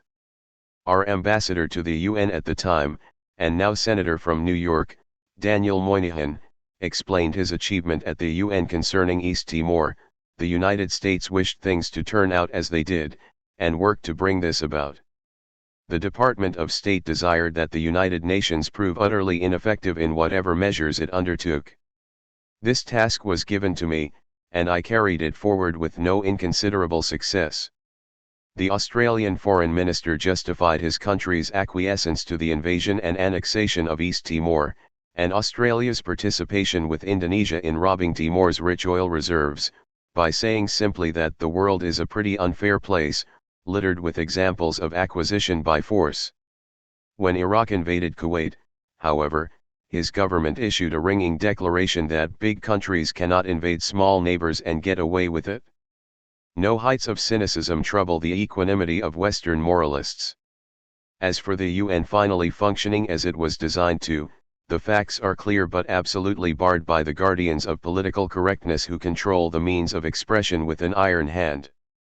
For many years, the UN has been blocked by the great powers, primarily the United States, not the Soviet Union or the Third World. Since 1970, the United States has vetoed far more Security Council resolutions than any other country. Britain is second, France a distant third, and the Soviet Union fourth. Our record in the General Assembly is similar. And the shrill, anti-Western rhetoric of the Third World commonly turns out to be a call to observe international law, a pitifully weak barrier against the depredations of the powerful. The UN was able to respond to Iraq's aggression because for once the United States allowed it to. The unprecedented severity of the UN sanctions was the result of intense US pressure and threats. The sanctions had an unusually good chance of working, both because of their harshness and because the usual sanctions busters, the United States, Britain, and France, would have abided by them for a change. But even after allowing sanctions, the US immediately moved to close off the diplomatic option by dispatching a huge military force to the Gulf, joined by Britain and backed by the family dictatorships that rule the Gulf's oil states, with only nominal participation by others. A smaller, deterrent force could have been kept in place long enough for the sanctions to have had a significant effect. An army of 500,000 couldn't. The purpose of the quick military build-up was to ward off the danger that Iraq might be forced out of Kuwait by peaceful means. Why was a diplomatic resolution so unattractive? Within a few weeks after the invasion of Kuwait on August 2, the basic outlines for a possible political settlement were becoming clear. Security Council Resolution 660, calling for Iraq's withdrawal from Kuwait, also called for simultaneous negotiations of border issues. By mid-August, the National Security Council considered an Iraqi proposal to withdraw from Kuwait in that context. There appear to have been two issues: first, Iraqi access to the Gulf, which would have entailed a lease or other control over two uninhabited mudflats assigned to Kuwait by Britain in its imperial settlement, which had left Iraq virtually landlocked; second, resolution of a dispute over an oil field that extended 2 miles into Kuwait over an unsettled border. The US flatly rejected the proposal, or any negotiations. On August 22, without revealing these facts about the Iraqi initiative, which it apparently knew, the New York Times reported that the Bush administration was determined to block the diplomatic track for fear that it might defuse the crisis in very much this manner. The basic facts were published a week later by the Long Island Daily Newsday, but the media largely kept their silence. The last known offer before the bombing, released by US officials on January 2, 1991, called for total Iraqi withdrawal from Kuwait.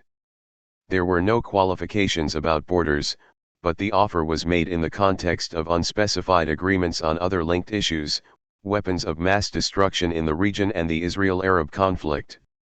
The latter issues include Israel's illegal occupation of southern Lebanon, in violation of Security Council Resolution 425 of March 1978, which called for its immediate and unconditional withdrawal from the territory it had invaded. The US response was that there would be no diplomacy. The media suppressed the facts, Newsday aside, while lauding Bush's high principles. The US refused to consider the linked issues because it was opposed to diplomacy on all the linked issues. This had been made clear months before Iraq's invasion of Kuwait, when the US had rejected Iraq's offer of negotiations over weapons of mass destruction. In the offer, Iraq proposed to destroy all such chemical and biological weapons, if other countries in the region also destroyed their weapons of mass destruction. Saddam Hussein was then Bush's friend and ally, so he received a response, which was instructive. Washington said it welcomed Iraq's proposal to destroy its own weapons, but didn't want this linked to other issues or weapons systems. There was no mention of the other weapons systems, and there's a reason for that.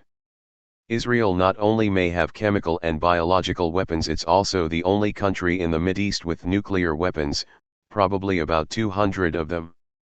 But Israeli nuclear weapons is a phrase that can't be written or uttered by any official US government source. That phrase would raise the question of why all aid to Israel is not illegal, since foreign aid legislation from 1977 bars funds to any country that secretly develops nuclear weapons. Independent of Iraq's invasion, the US had also always blocked any peace process in the Middle East that included an international conference and recognition of a Palestinian right of self-determination. For 20 years, the US has been virtually alone in this stance. UN votes indicate the regular annual pattern. Once again in December 1990, right in the midst of the Gulf crisis, the call for an international conference was approved by a vote of 144 to 2, the US and Israel. This had nothing to do with Iraq vs. Kuwait. The US also adamantly refused to allow a reversal of Iraq's aggression by the peaceful means prescribed by international law. Instead, it preferred to avoid diplomacy and to restrict the conflict to the arena of violence, in which a superpower facing no deterrent is bound to prevail over a third-world adversary. As already discussed, the US regularly carries out or supports aggression, even in cases far more criminal than Iraq's invasion of Kuwait. Only the most dedicated commissar can fail to understand these facts, or the fact that in the rare case when the US happens to oppose some illegal act by a client or ally, it's quite happy with linkage. Take the South African occupation of Namibia, declared illegal by the World Court and the UN in the L960s. The US pursued quiet diplomacy and constructive engagement for years, brokering a settlement that gave South Africa ample reward, including Namibia's major port, for its aggression and atrocities, with linkage extending to the Caribbean and welcome benefits for international business interests. The Cuban forces that had defended Namibia's neighbor Angola from South African attack were withdrawn. Much as in Nicaragua after the 1987 peace accords, the US is continuing to support the terrorist army backed by the US and its allies, South Africa and Zaire, and is preparing the ground for a 1992 Nicaragua-style democratic election, where people will go to the polls under the threat of economic strangulation and terrorist attack if they vote the wrong way. Meanwhile, South Africa was looting and destroying Namibia, and using it as a base for violence against its neighbors. In the Reagan-Bush years, L980-88, alone, South African violence led to about $60 billion in damage and over 1.5 million people killed in the neighboring countries, excluding Namibia and South Africa. But the commissar class was unable to see these facts, and hailed George Bush's amazing display of principle as he opposed linkage when someone steps on our toes. More generally, opposing linkage amounts to little more than rejecting diplomacy, which always involves broader issues. In the case of Kuwait, the US position was particularly flimsy. After Saddam Hussein stepped out of line, the Bush administration insisted that Iraq's capacity for aggression be eliminated, a correct position, in contrast to its earlier support for Saddam's aggression and atrocities, and called for a regional settlement guaranteeing security. Well, that's linkage. The simple fact is that the US feared that diplomacy might defuse the crisis, and therefore blocked diplomacy linkage at every turn during the build-up to the war. By refusing diplomacy, the US achieved its major goals in the Gulf. We were concerned that the incomparable energy resources of the Middle East remain under our control, and that the enormous profits they produce help support the economies of the US and its British client. The US also reinforced its dominant position, and taught the lesson that the world is to be ruled by force. Those goals having been achieved, Washington proceeded to maintain stability, barring any threat of democratic change in the Gulf tyrannies and lending tacit support to Saddam Hussein as he crushed the popular uprising of the Shiites in the south, a few miles from US lines, and then the Kurds in the north.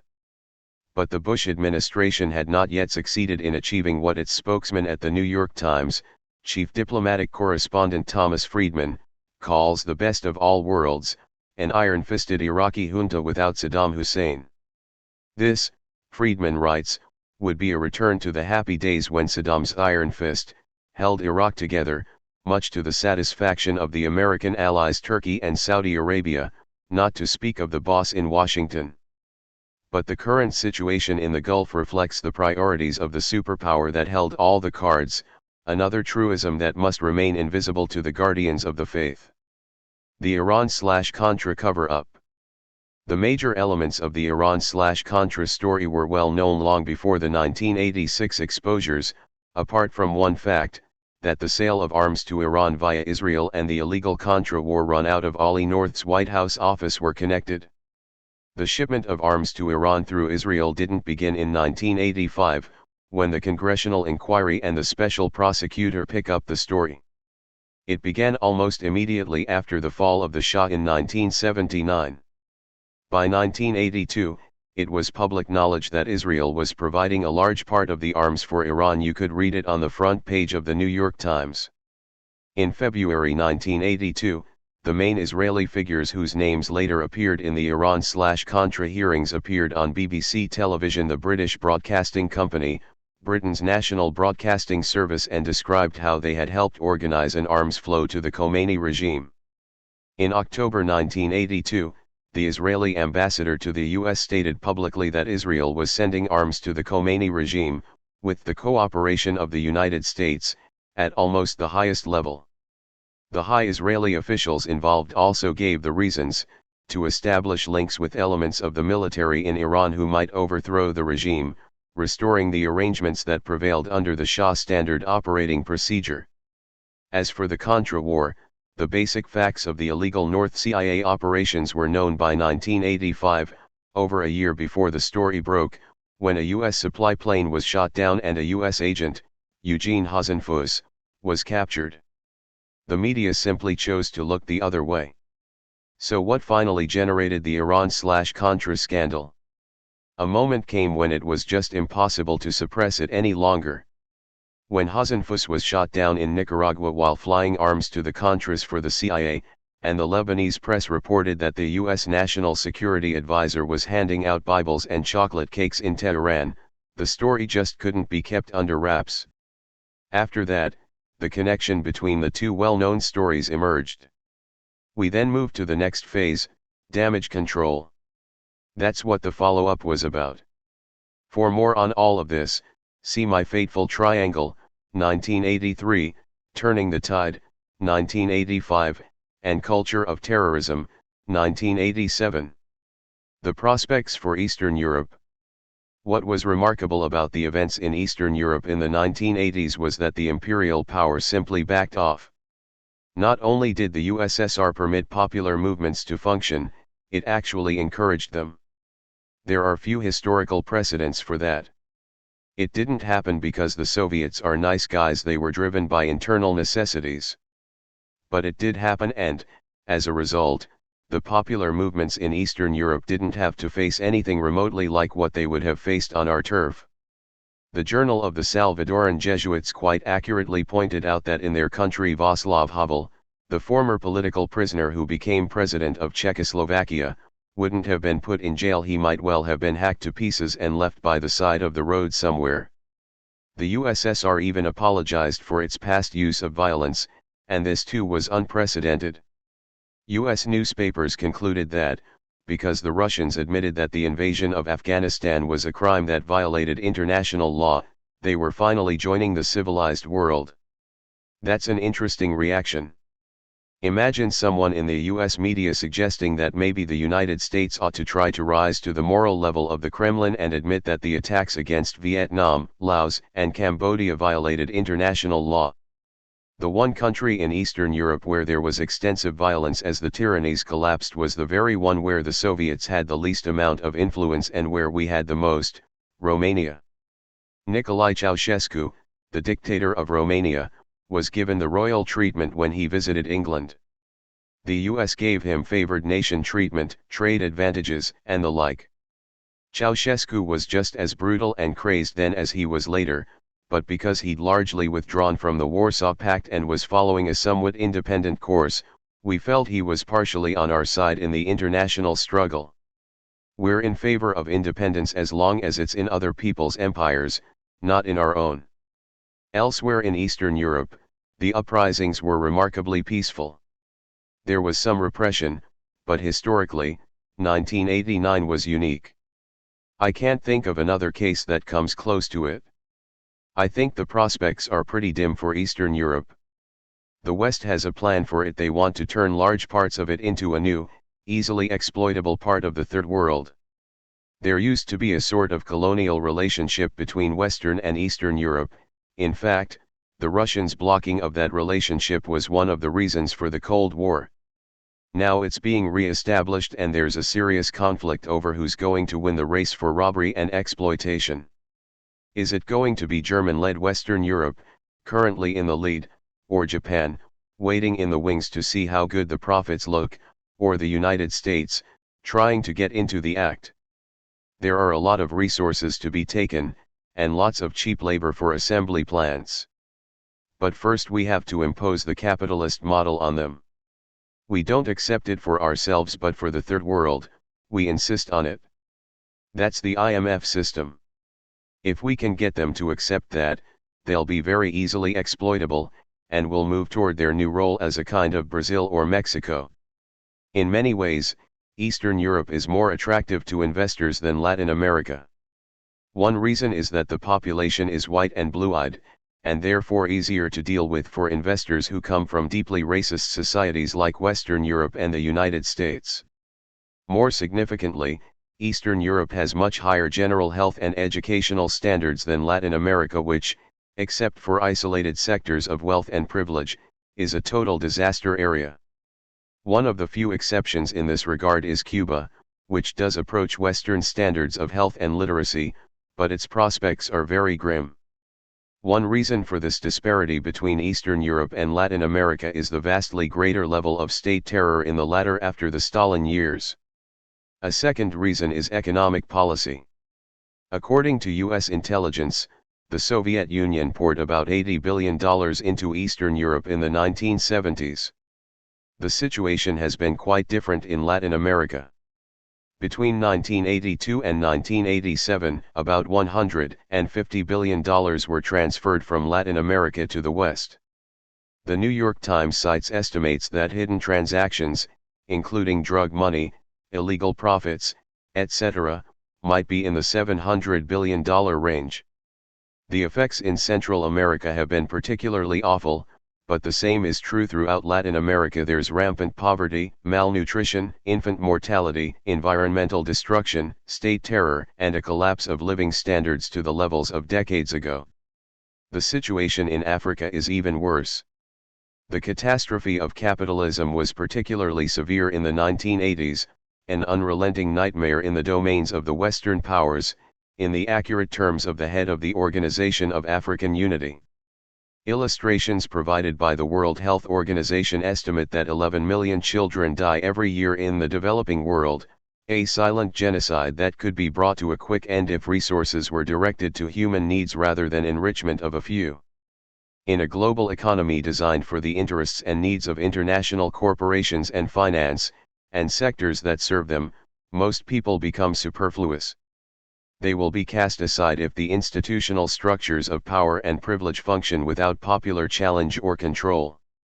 The world's rent-a-thug. For most of this century, the United States was far and away the world's dominant economic power, and that made economic warfare an appealing weapon, including measures ranging from illegal embargoes to enforcement of IMF rules, for the weak. But in the last 20 years or so, the US has declined relative to Japan and German-led Europe, thanks in part to the economic mismanagement of the Reagan administration, which threw a party for the rich, with costs paid by the majority of the population and future generations. At the same time, however, US military power has become absolutely preeminent. As long as the Soviet Union was in the game, there was a limit to how much force the US could apply, particularly in more remote areas where we didn't have a big conventional force advantage.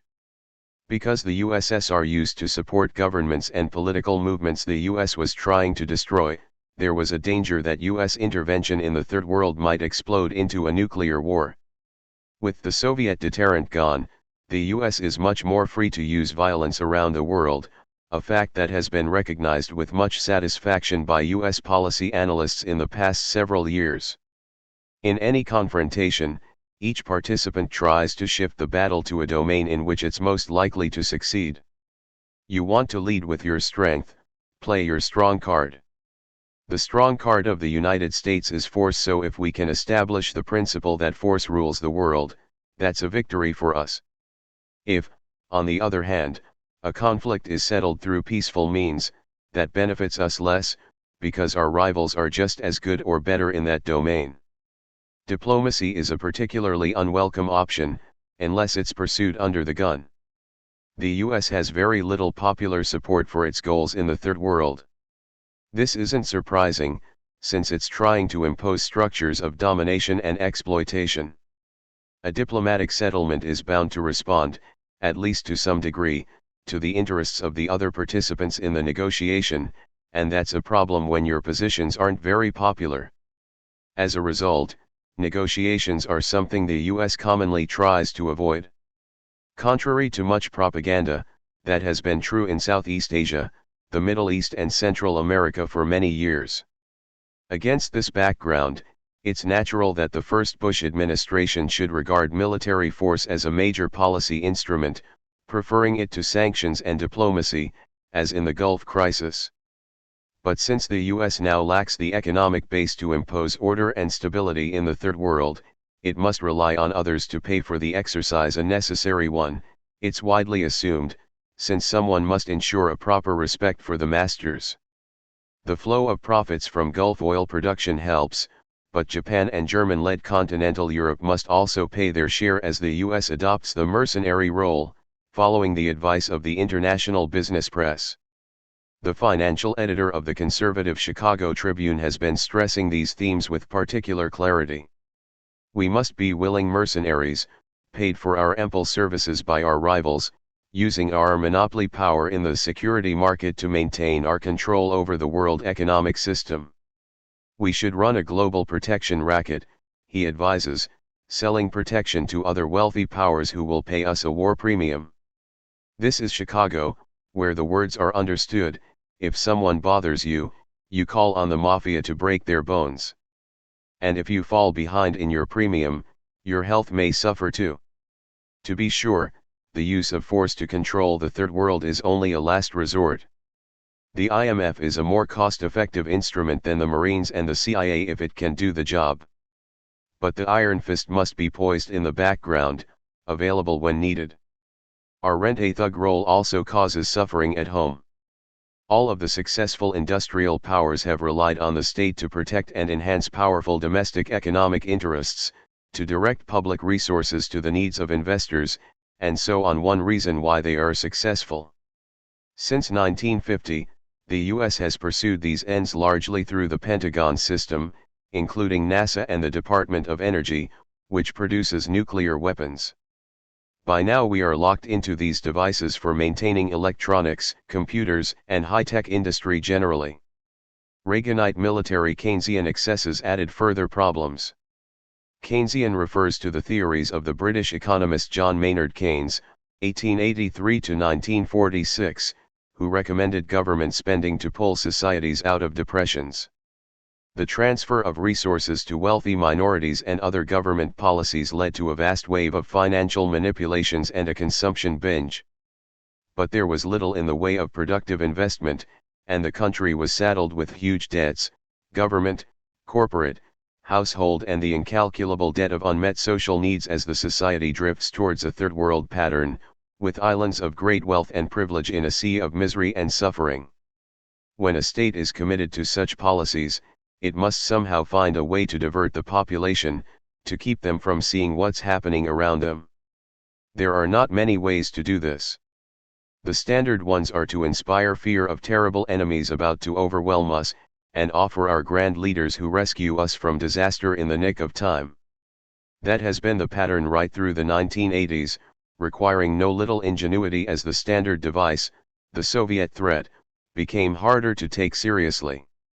So the threat to our existence has been Gaddafi and his hordes of international terrorists, Grenada and its ominous air base, Sandinistas marching on Texas, Hispanic narco-traffickers led by the arch-maniac Noriega, and crazed Arabs generally.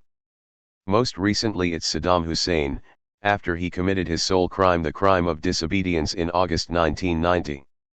It has become more necessary to recognize what has always been true, that the prime enemy is the Third World, which threatens to get out of control. These are not laws of nature. The processes, and the institutions that engender them, could be changed. But that will require cultural, social, and institutional changes of no little moment, including democratic structures that go far beyond periodic selection of representatives of the business world to manage domestic and international affairs. Brainwashing at home. How the Cold War worked.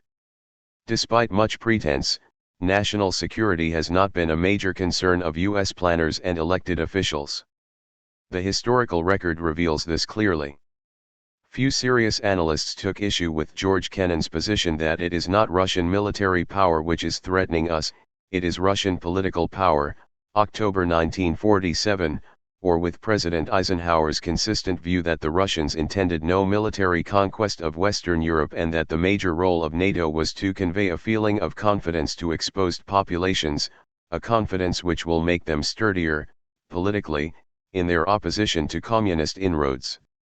Similarly, the U.S. dismissed possibilities for peaceful resolution of the Cold War conflict, which would have left the political threat intact. In his History of Nuclear Weapons, McGeorge Bundy writes that he is aware of no serious contemporary proposal, that ballistic missiles should somehow be banned by agreement before they were ever deployed, even though these were the only potential military threat to the U.S. It was always the political threat of so-called communism that was the primary concern. Recall that communism is a broad term, and includes all those with the ability to get control of mass movements. Something we have no capacity to duplicate, as Secretary of State John Foster Dulles privately complained to his brother Alan, who was director of the CIA. The poor people are the ones they appeal to, he added, and they have always wanted to plunder the rich. So they must be overcome, to protect our doctrine that the rich should plunder the poor. Of course, both the US and USSR would have preferred that the other simply disappear. But since this would obviously have involved mutual annihilation, a system of global management called the Cold War was established. According to the conventional view, the Cold War was a conflict between two superpowers, caused by Soviet aggression, in which we tried to contain the Soviet Union and protect the world from it. If this view is a doctrine of theology, there's no need to discuss it. If it is intended to shed some light on history, we can easily put it to the test, bearing in mind a very simple point: if you want to understand the Cold War, you should look at the events of the Cold War. If you do so, a very different picture emerges. On the Soviet side, the events of the Cold War were repeated interventions in Eastern Europe, tanks in East Berlin and Budapest and Prague. These interventions took place along the route that was used to attack and virtually destroy Russia 3 times in this century alone. The invasion of Afghanistan is the one example of an intervention outside that route, though also on the Soviet border. On the US side, intervention was worldwide, reflecting the status attained by the US as the first truly global power in history. On the domestic front, the Cold War helped the Soviet Union entrench its military bureaucratic ruling class in power, and it gave the US a way to compel its population to subsidize high-tech industry. It isn't easy to sell all that to the domestic populations. The technique used was the old standby fear of a great enemy. The Cold War provided that too. No matter how outlandish the idea that the Soviet Union and its tentacles were strangling the West, the evil empire was in fact evil, was an empire and was brutal. Each superpower controlled its primary enemy, its own population, by terrifying it with the, quite real, crimes of the other. In crucial respects, then, the Cold War was a kind of tacit arrangement between the Soviet Union and the United States, under which the US conducted its wars against the Third World and controlled its allies in Europe, while the Soviet rulers kept an iron grip on their own internal empire and their satellites in Eastern Europe, each side using the other to justify repression and violence in its own domains. So why did the Cold War end, and how does its end change things? By the 1970s, Soviet military expenditures were leveling off and internal problems were mounting, with economic stagnation and increasing pressures for an end to tyrannical rule. Soviet power internationally had, in fact, been declining for some 30 years, as a study by the Center for Defense Information showed in 1980. A few years later, the Soviet system had collapsed. The Cold War ended with the victory of what had always been the far richer and more powerful contestant. The Soviet collapse was part of the more general economic catastrophe of the 1980s, more severe in most of the Third World domains of the West than in the Soviet Empire. As we've already seen, the Cold War had significant elements of North-South conflict, to use the contemporary euphemism for the European conquest of the world. Much of the Soviet Empire had formerly been quasi-colonial dependencies of the West. The Soviet Union took an independent course, providing assistance to targets of Western attack and deterring the worst of Western violence. With the collapse of Soviet tyranny, much of the region can be expected to return to its traditional status, with the former higher echelons of the bureaucracy playing the role of the Third World elites that enrich themselves while serving the interests of foreign investors. But while this particular phase has ended, North-South conflicts continue. One side may have called off the game, but the US is proceeding as before more freely, in fact, with Soviet deterrence a thing of the past. It should have surprised no one that the first President Bush celebrated the symbolic end of the Cold War, the fall of the Berlin Wall, by immediately invading Panama and announcing loud and clear that the US would subvert Nicaragua's election by maintaining its economic stranglehold and military attack unless our side won. Nor did it take great insight for Elliott Abrams to observe that the US invasion of Panama was unusual because it could be conducted without fear of a Soviet reaction anywhere, or for numerous commentators during the Gulf crisis to add that the US and Britain were now free to use unlimited force against its Third World enemy, since they were no longer inhibited by the Soviet deterrent. Of course, the end of the Cold War brings its problems too. Notably, the technique for controlling the domestic population has had to shift, a problem recognized through the 1980s, as we've already seen. New enemies have to be invented. It becomes harder to disguise the fact that the real enemy has always been the poor who seek to plunder the rich, in particular, Third World miscreants who seek to break out of the service role. The war on, certain, drugs. One substitute for the disappearing evil empire has been the threat of drug traffickers from Latin America. In early September 1989, a major government media blitz was launched by the president. That month the AP wires carried more stories about drugs than about Latin America, Asia, the Middle East and Africa combined. If you looked at television, every news program had a big section on how drugs were destroying our society, becoming the greatest threat to our existence, etc. The effect on public opinion was immediate. When Bush won the 1988 election, people said the budget deficit was the biggest problem facing the country. Only about 3% named drugs. After the media blitz, concern over the budget was way down and drugs had soared to about 40% or 45%, which is highly unusual for an open question, where no specific answers are suggested. Now, when some client state complains that the US government isn't sending it enough money, they no longer say, "We need it to stop the Russians," rather, "We need it to stop drug trafficking." Like the Soviet threat, This enemy provides a good excuse for a US military presence where there's rebel activity or other unrest. So internationally, the war on drugs provides a cover for intervention. Domestically, it has little to do with drugs but a lot to do with distracting the population, increasing repression in the inner cities, and building support for the attack on civil liberties. That's not to say that substance abuse isn't a serious problem. At the time the drug war was launched, deaths from tobacco were estimated at about 300,000 a year, with perhaps another 100,000 from alcohol. But these aren't the drugs the Bush administration targeted. It went after illegal drugs, which had caused many fewer deaths, 3,500 plus a year according to official figures. One reason for going after these drugs was that their use had been declining for some years, so the Bush administration could safely predict that its drug war would succeed in lowering drug use. The administration also targeted marijuana, which hadn't caused any known deaths among some 60 million users. In fact, that crackdown has exacerbated the drug problem. Many marijuana users have turned from this relatively harmless drug to more dangerous drugs like cocaine, which are easier to conceal. Just as the drug war was launched with great fanfare in September 1989, the U.S. Trade Representative, USTR, panel held a hearing in Washington to consider a tobacco industry request that the U.S. impose sanctions on Thailand in retaliation for its efforts to restrict U.S. tobacco imports and advertising.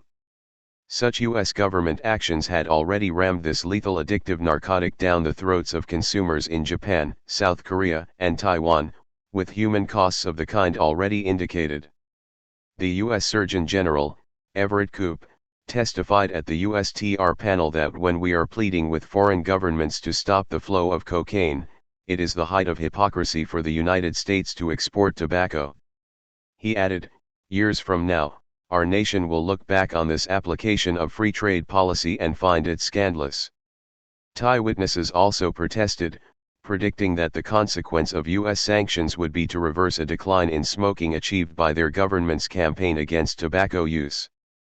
Responding to the U.S. tobacco companies' claim that their product is the best in the world, a Thai witness said, "Certainly in the Golden Triangle we have some of the best products, but we never ask the principle of free trade to govern such products. In fact we suppress them." Critics recalled the Opium War 150 years earlier, when the British government compelled China to open its doors to opium from British India, sanctimoniously pleading the virtues of free trade as they forcefully imposed large-scale drug addiction on China. Here we have the biggest drug story of the day. Imagine the screaming headlines, U.S. government world's leading drug peddler. It would surely sell papers. But the story passed virtually unreported, and with not a hint of the obvious conclusions. Another aspect of the drug problem, which also received little attention, is the leading role of the U.S. government in stimulating drug trafficking since World War II. This happened in part when the U.S. began its post-war task of undermining the anti-fascist resistance and the labor movement became an important target. In France, the threat of the political power and influence of the labor movement was enhanced by its steps to impede the flow of arms to French forces seeking to reconquer their former colony of Vietnam with U.S. aid. So the CIA undertook to weaken and split the French labor movement with the aid of top American labor leaders, who were quite proud of their role. The task required strike breakers and goons. There was an obvious supplier, the mafia. Of course, they didn't take on this work just for the fun of it, they wanted a return for their efforts. And it was given to them. They were authorized to re-establish the heroin racket that had been suppressed by the fascist governments, the famous French connection that dominated the drug trade until the 1960s. By then, the center of the drug trade had shifted to Indochina, particularly Laos and Thailand. The shift was again a byproduct of a CIA operation, the secret war fought in those countries during the Vietnam War by a CIA mercenary army. They also wanted a payoff for their contributions. Later, as the CIA shifted its activities to Pakistan and Afghanistan, the drug racket boomed there. The clandestine war against Nicaragua also provided a shot in the arm to drug traffickers in the region, as illegal CIA arms flights to the U.S. mercenary forces offered an easy way to ship drugs back to the U.S., sometimes through U.S. Air Force bases, traffickers report. The close correlation between the drug racket and international terrorism, sometimes called counterinsurgency, low-intensity conflict or some other euphemism, is not surprising. Clandestine operations need plenty of money, which should be undetectable. And they need criminal operatives as well. The rest follows. War is peace. Freedom is slavery. Ignorance is strength. The terms of political discourse typically have two meanings. One is the dictionary meaning, and the other is a meaning that is useful for serving power, the doctrinal meaning. Take democracy. According to the common sense meaning, a society is democratic to the extent that people can participate in a meaningful way in managing their affairs. But the doctrinal meaning of democracy is different. It refers to a system in which decisions are made by sectors of the business community and related elites. The public are to be only spectators of action, not participants, as leading democratic theorists, in this case, Walter Lippmann, have explained. They are permitted to ratify the decisions of their betters and to lend their support to one or another of them, but not to interfere with matters like public policy that are none of their business. If segments of the public depart from their apathy and begin to organize and enter the public arena, that's not democracy.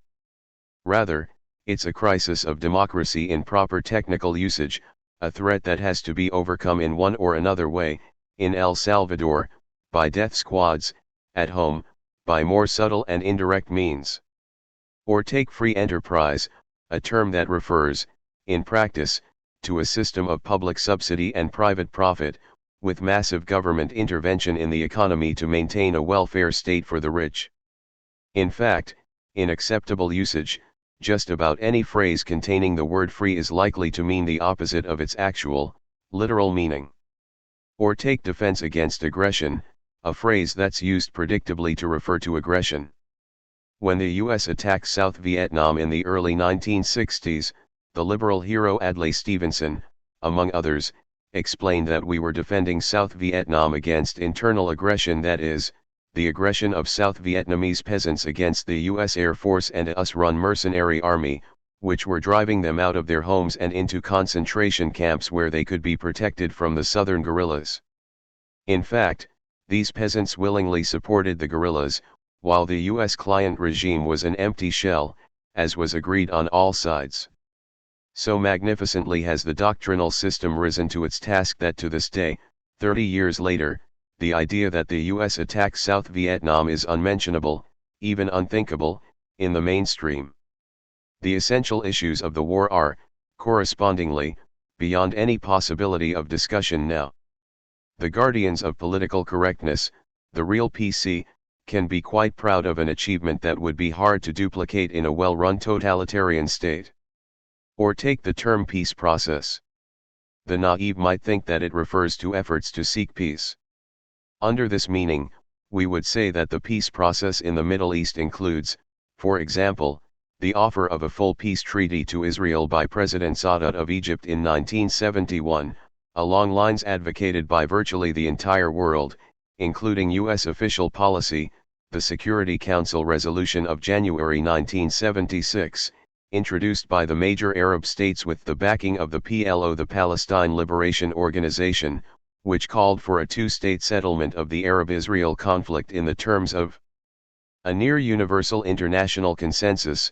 PLO offers through the 1980s to negotiate with Israel for mutual recognition, and annual votes at the UN General Assembly, most recently in December 1990, approved by a vote of 144-2, calling for an international conference on the Israel-Arab problem, etc. But the sophisticated understand that these efforts do not form part of the peace process. The reason is that in the PC meaning, the term peace process refers to what the US government is doing in the cases mentioned. This is to block international efforts to seek peace. The cases cited do not fall within the peace process, because the US backed Israel's rejection of Sadat's offer, vetoed the Security Council resolution, opposed negotiations and mutual recognition of the PLO and Israel, and regularly joins with Israel in opposing thereby, in effect, vetoing any attempt to move towards a peaceful diplomatic settlement at the UN or elsewhere. The peace process is restricted to U.S. initiatives, which call for a unilateral US-determined settlement with no recognition of Palestinian national rights. That's the way it works. Those who cannot master these skills must seek another profession. There are many other examples. Take the term special interest. The well-oiled Republican PR systems of the 1980s regularly accused the Democrats of being the party of the special interests, women, labor, the elderly, the young, farmers, in short, the general population. There was only one sector of the population never listed as a special interest: corporations, and business generally. That makes sense. In PC discourse their special interests are the national interest, to which all must bow. The Democrats plaintively retorted that they were not the party of the special interests, they served the national interest too.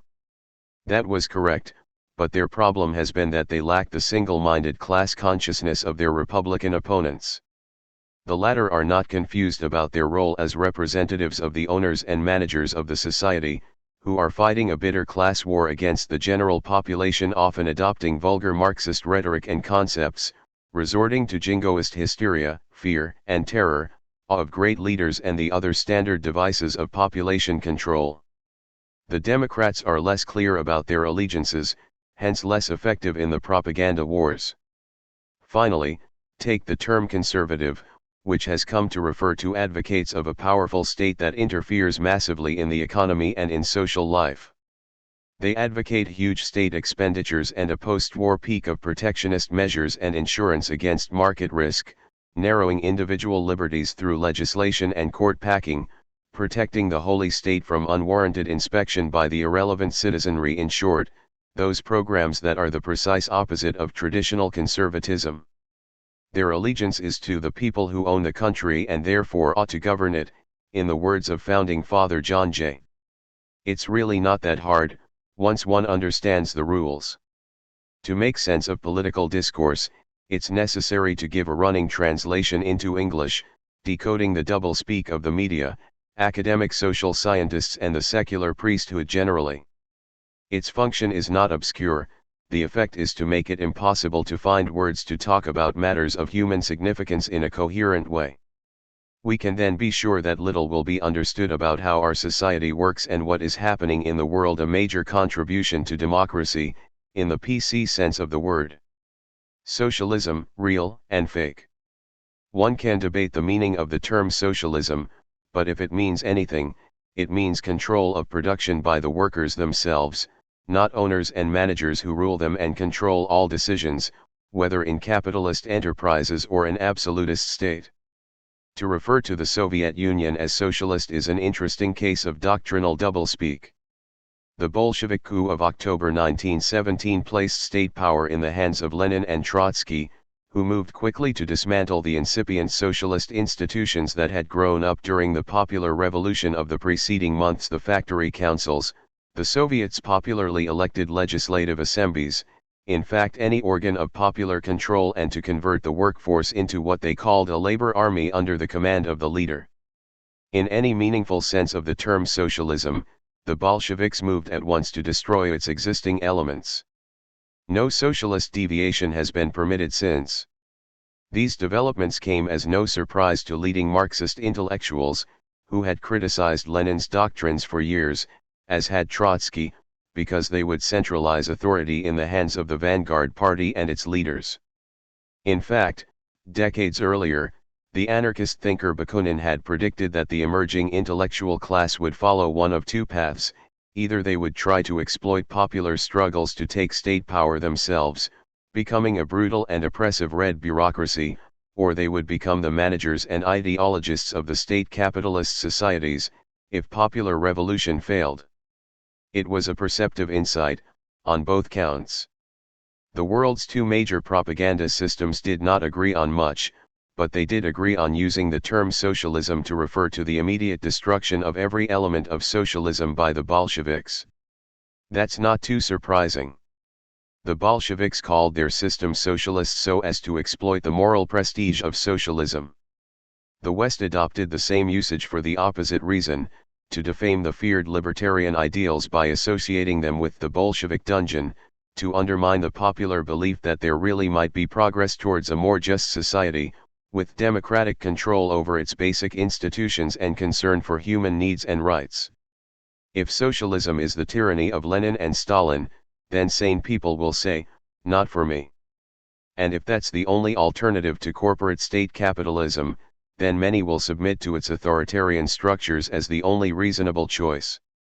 With the collapse of the Soviet system, there's an opportunity to revive the lively and vigorous libertarian socialist thought that was not able to withstand the doctrinal and repressive assaults of the major systems of power. How large a hope that is, we cannot know. But at least one roadblock has been removed. In that sense, the disappearance of the Soviet Union is a small victory for socialism, much as the defeat of the fascist powers was. The media. Whether they're called liberal or conservative, the major media are large corporations, owned by and interlinked with even larger conglomerates. Like other corporations, they sell a product to a market. The market is advertisers, that is, other businesses. The product is audiences.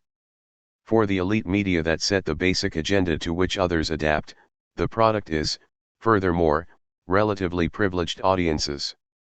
So we have major corporations selling fairly wealthy and privileged audiences to other businesses. Not surprisingly, the picture of the world presented reflects the narrow and biased interests and values of the sellers, the buyers, and the product. Other factors reinforce the same distortion. The cultural managers, editors, leading columnists, etc., share class interests and associations with state and business managers and other privileged sectors. There is, in fact, a regular flow of high-level people among corporations, government, and media. Access to state authorities is important to maintain a competitive position. Leaks, for example, are often fabrications and deceit produced by the authorities with the cooperation of the media, who pretend they don't know. In return, state authorities demand cooperation and submissiveness. Other power centers also have devices to punish departures from orthodoxy, ranging from the stock market to an effective vilification and defamation apparatus. The outcome is not, of course, entirely uniform. To serve the interests of the powerful, the media must present a tolerably realistic picture of the world. And professional integrity and honesty sometimes interfere with the overriding mission. The best journalists are, typically, quite aware of the factors that shape the media product, and seek to use such openings as are provided. The result is that one can learn a lot by a critical and skeptical reading of what the media produce. The media are only one part of a larger doctrinal system. Other parts are journals of opinion, the schools and universities, academic scholarship, and so on. We're much more aware of the media, particularly the prestige media, because those who critically analyze ideology have focused on them. The larger system hasn't been studied as much because it's harder to investigate systematically. But there's good reason to believe that it represents the same interests as the media, just as one would anticipate. The doctrinal system, which produces what we call propaganda when discussing enemies, has two distinct targets. One target is what's sometimes called the political class, the roughly 20% of the population that's relatively educated, more or less articulate, playing some role in decision-making. Their acceptance of doctrine is crucial, because they're in a position to design and implement policy. Then there's the other 80% or so of the population. These are Lippmann's spectators of action, whom he referred to as the bewildered herd. They are supposed to follow orders and keep out of the way of the important people.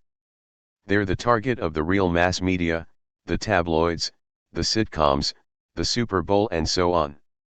These sectors of the doctrinal system serve to divert the unwashed masses and reinforce the basic social values: passivity, submissiveness to authority, the overriding virtue of greed and personal gain, lack of concern for others, fear of real or imagined enemies, etc. The goal is to keep the bewildered herd bewildered. It's unnecessary for them to trouble themselves with what's happening in the world. In fact, it's undesirable. If they see too much of reality, they may set themselves to change it. That's not to say that the media can't be influenced by the general population. The dominant institutions, whether political, economic, or doctrinal, are not immune to public pressures. Independent, alternative, media can also play an important role. Though they lack resources, almost by definition, they gain significance in the same way that popular organizations do, by bringing together people with limited resources who can multiply their effectiveness, and their own understanding, through their interactions. Precisely the democratic threat that's so feared by dominant elites. The future. Things have changed. It's important to recognize how much the scene has changed in the past 30 years as a result of the popular movements that organized in a loose and chaotic way around such issues as civil rights, peace, feminism, the environment, and other issues of human concern. Take the Kennedy and Reagan administrations, which were similar in a number of ways in their basic policies and commitments. When Kennedy launched a huge international terrorist campaign against Cuba after his invasion failed, and then escalated the murderous state terror in South Vietnam to outright aggression, there was no detectable protest. It wasn't until hundreds of thousands of American troops were deployed and all of Indochina was under devastating attack, with hundreds of thousands slaughtered, that protest became more than marginally significant. In contrast, as soon as the Reagan administration hinted that they intended to intervene directly in Central America, spontaneous protest erupted at a scale sufficient to compel the state terrorists to turn to other means. Leaders may crow about the end of the Vietnam Syndrome, but they know better. A national security policy review of the Bush administration, leaked at the moment of the ground attack in the Gulf, noted that, in cases where the U.S. confronts much weaker enemies, the only ones that the true statesmen will agree to fight our challenge will be not simply to defeat them, but to defeat them decisively and rapidly. Any other outcome would be embarrassing and might undercut political support, understood to be very thin. By now, classical intervention is not even considered an option. The means are limited to clandestine terror, kept secret from the domestic population, or decisive and rapid demolition of much weaker enemies after huge propaganda campaigns depicting them as monsters of indescribable power. Much the same is true across the board. Take 1992. If the Columbus quincentenary had been in 1962, it would have been a celebration of the liberation of the continent. In 1992, that response no longer has a monopoly, a fact that has aroused much hysteria among the cultural managers who are used to near totalitarian control. They now rant about the fascist excesses of those who urge respect for other people and other cultures. In other areas too, there's more openness and understanding, more skepticism and questioning of authority. Of course, these tendencies are double-edged. They may lead to independent thought, popular organizing and pressures for much-needed institutional change. Or they may provide a mass base of frightened people for new authoritarian leaders. These possible outcomes are not a matter for speculation, but for action, with stakes that are very large. What you can do. In any country, there's some group that has the real power. It's not a big secret where power is in the United States.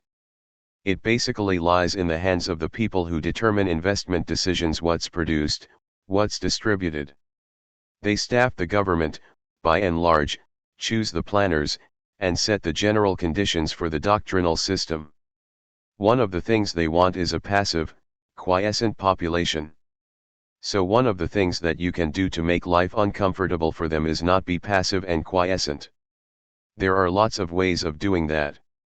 Even just asking questions can have an important effect. Demonstrations, writing letters, and voting can all be meaningful. It depends on the situation. But the main point is it's got to be sustained and organized. If you go to one demonstration and then go home, that's something, but the people in power can live with that. What they can't live with is sustained pressure that keeps building, organizations that keep doing things, people that keep learning lessons from the last time and doing it better the next time.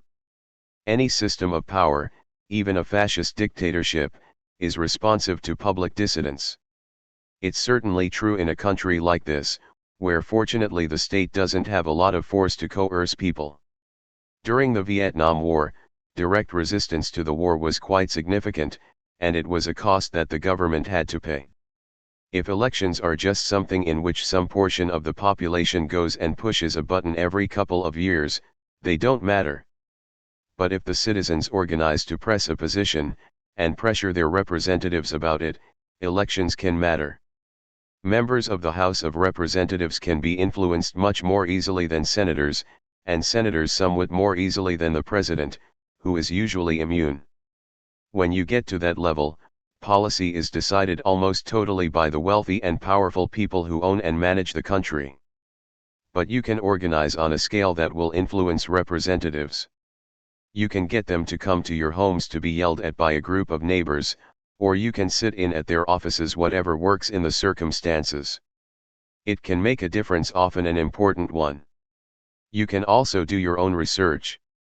Don't just rely on the conventional history books and political science texts. Go back to specialist monographs and to original sources, national security memoranda and similar documents. Most good libraries have reference departments where you can find them. It does require a bit of effort. Most of the material is junk, and you have to read a ton of stuff before you find anything good. There are guides that give you hints about where to look, and sometimes you'll find references in secondary sources that look intriguing. Often they're misinterpreted, but they suggest places to search. It's no big mystery, and it's not intellectually difficult. It involves some work, but anybody can do it as a spare time job. And the results of that research can change people's minds. Real research is always a collective activity, and its results can make a large contribution to changing consciousness, increasing insight and understanding, and leading to constructive action. The struggle continues. The struggle for freedom is never over. The people of the Third World need our sympathetic understanding and, much more than that, they need our help. We can provide them with a margin of survival by internal disruption in the United States. Whether they can succeed against the kind of brutality we impose on them depends in large part on what happens here. The courage they show is quite amazing. I personally had the privilege, and it is a privilege, of catching a glimpse of that courage at first hand in Southeast Asia, in Central America and on the occupied West Bank. It's a very moving and inspiring experience, and invariably brings to my mind some contemptuous remarks of Rousseau's on Europeans who have abandoned freedom and justice for the peace and repose they enjoy in their chains. He goes on to say, "When I see multitudes of entirely naked savages scorn European voluptuousness and endure hunger, fire, the sword, and death to preserve only their independence, I feel that it does not behoove slaves to reason about freedom. People who think that these are mere words understand very little about the world. And that's just a part of the task that lies before us. There's a growing third world at home. There are systems of illegitimate authority in every corner of the social, political, economic, and cultural worlds. For the first time in human history, we have to face the problem of protecting an environment that can sustain a decent human existence. We don't know that honest and dedicated effort will be enough to solve or even mitigate such problems as these. We can be quite confident, however, that the lack of such efforts will spell disaster. The Prosperous Few and the Restless Many. First published 1993. 12 U.S. printings. 5 foreign editions. 146,000 copies in print. The New Global Economy. I was on Brattle Street in Cambridge, Massachusetts just last night. There were panhandlers, people asking for money, people sleeping in the doorways of buildings. This morning, in the subway station at Harvard Square, there was more of the same. The specter of poverty and despair has become increasingly obvious to the middle and upper class. You just can't avoid it as you could years ago, when it was limited to a certain section of town. This has a lot to do with the pauperization, the internal third-worldization, I think you call it, of the United States. There are several factors involved. About 20 years ago there was a big change in the world order, partly symbolized by Richard Nixon's dismantling of the post-war economic system. He recognized that U.S. dominance of the global system had declined, and that in the new tripolar world order, with Japan and German-based Europe playing a larger role, the U.S. could no longer serve in effect as the world's banker. That led to a lot more pressure on corporate profits in the U.S. and, consequently, to a big attack on social welfare gains. The crumbs that were permitted to ordinary people had to be taken away. Everything had to go to the rich. There was also a tremendous expansion of unregulated capital in the world. In 1971, Nixon dismantled the Bretton Woods system, thereby deregulating currencies. That, and a number of other changes, tremendously expanded the amount of unregulated capital in the world, and accelerated what's called the globalization, or the internationalization, of the economy. That's a fancy way of saying that you export jobs to high repression, low-wage areas which undercuts the opportunities for productive labor at home. It's a way of increasing corporate profits, of course. And it's much easier to do with a free flow of capital, advances in telecommunications, etc. There are two important consequences of globalization. First, it extends the Third World model to industrial countries. In the Third World, there's a two-tiered society, a sector of extreme wealth and privilege, and a sector of huge misery and despair among useless, superfluous people. That division is deepened by the policies dictated by the West. It imposes a neoliberal free market system that directs resources to the wealthy and to foreign investors, with the idea that something will trickle down by magic, sometime after the Messiah comes. You can see this happening everywhere in the industrial world, but most strikingly in the three English-speaking countries.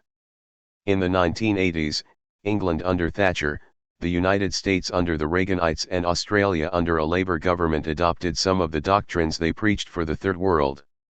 Of course, they would never really play this game completely. It would be too harmful to the rich. But they flirted with it. And they suffered. That is, the general population suffered. Take, for example, South Central Los Angeles. It had factories once. They moved to Eastern Europe, Mexico, Indonesia, where you can get peasant women flocking off the land. But the rich did fine, just as they do in the Third World. The second consequence, which is also important, has to do with governing structures. Throughout history, the structures of government have tended to coalesce around other forms of power in modern times, primarily around economic power. So, when you have national economies, you get national states.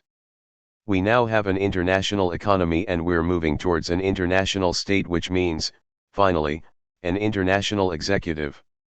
To quote the business press, we're creating a new imperial age with a de facto world government.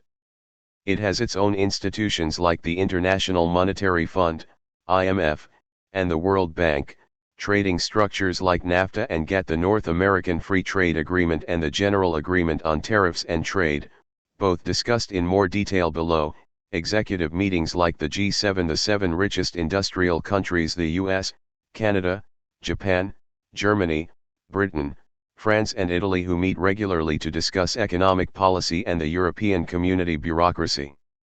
As you'd expect, this whole structure of decision-making answers basically to the transnational corporations, international banks, etc. It's also an effective blow against democracy. All these structures raise decision-making to the executive level, leaving what's called a democratic deficit, parliaments and populations with less influence. Not only that, but the general population doesn't know what's happening, and it doesn't even know that it doesn't know. One result is a kind of alienation from institutions. People feel that nothing works for them. Sure, it doesn't. They don't even know what's going on at that remote and secret level of decision-making. That's a real success in the long-term task of depriving formal democratic structures of any substance. At Clinton's Little Rock Economic Conference and elsewhere, there was much talk of economic recovery and restoring competitiveness. Political economist Gar Alperovitz wrote in the New York Times that what's being proposed is not likely to make a dent in our deeper economic problems.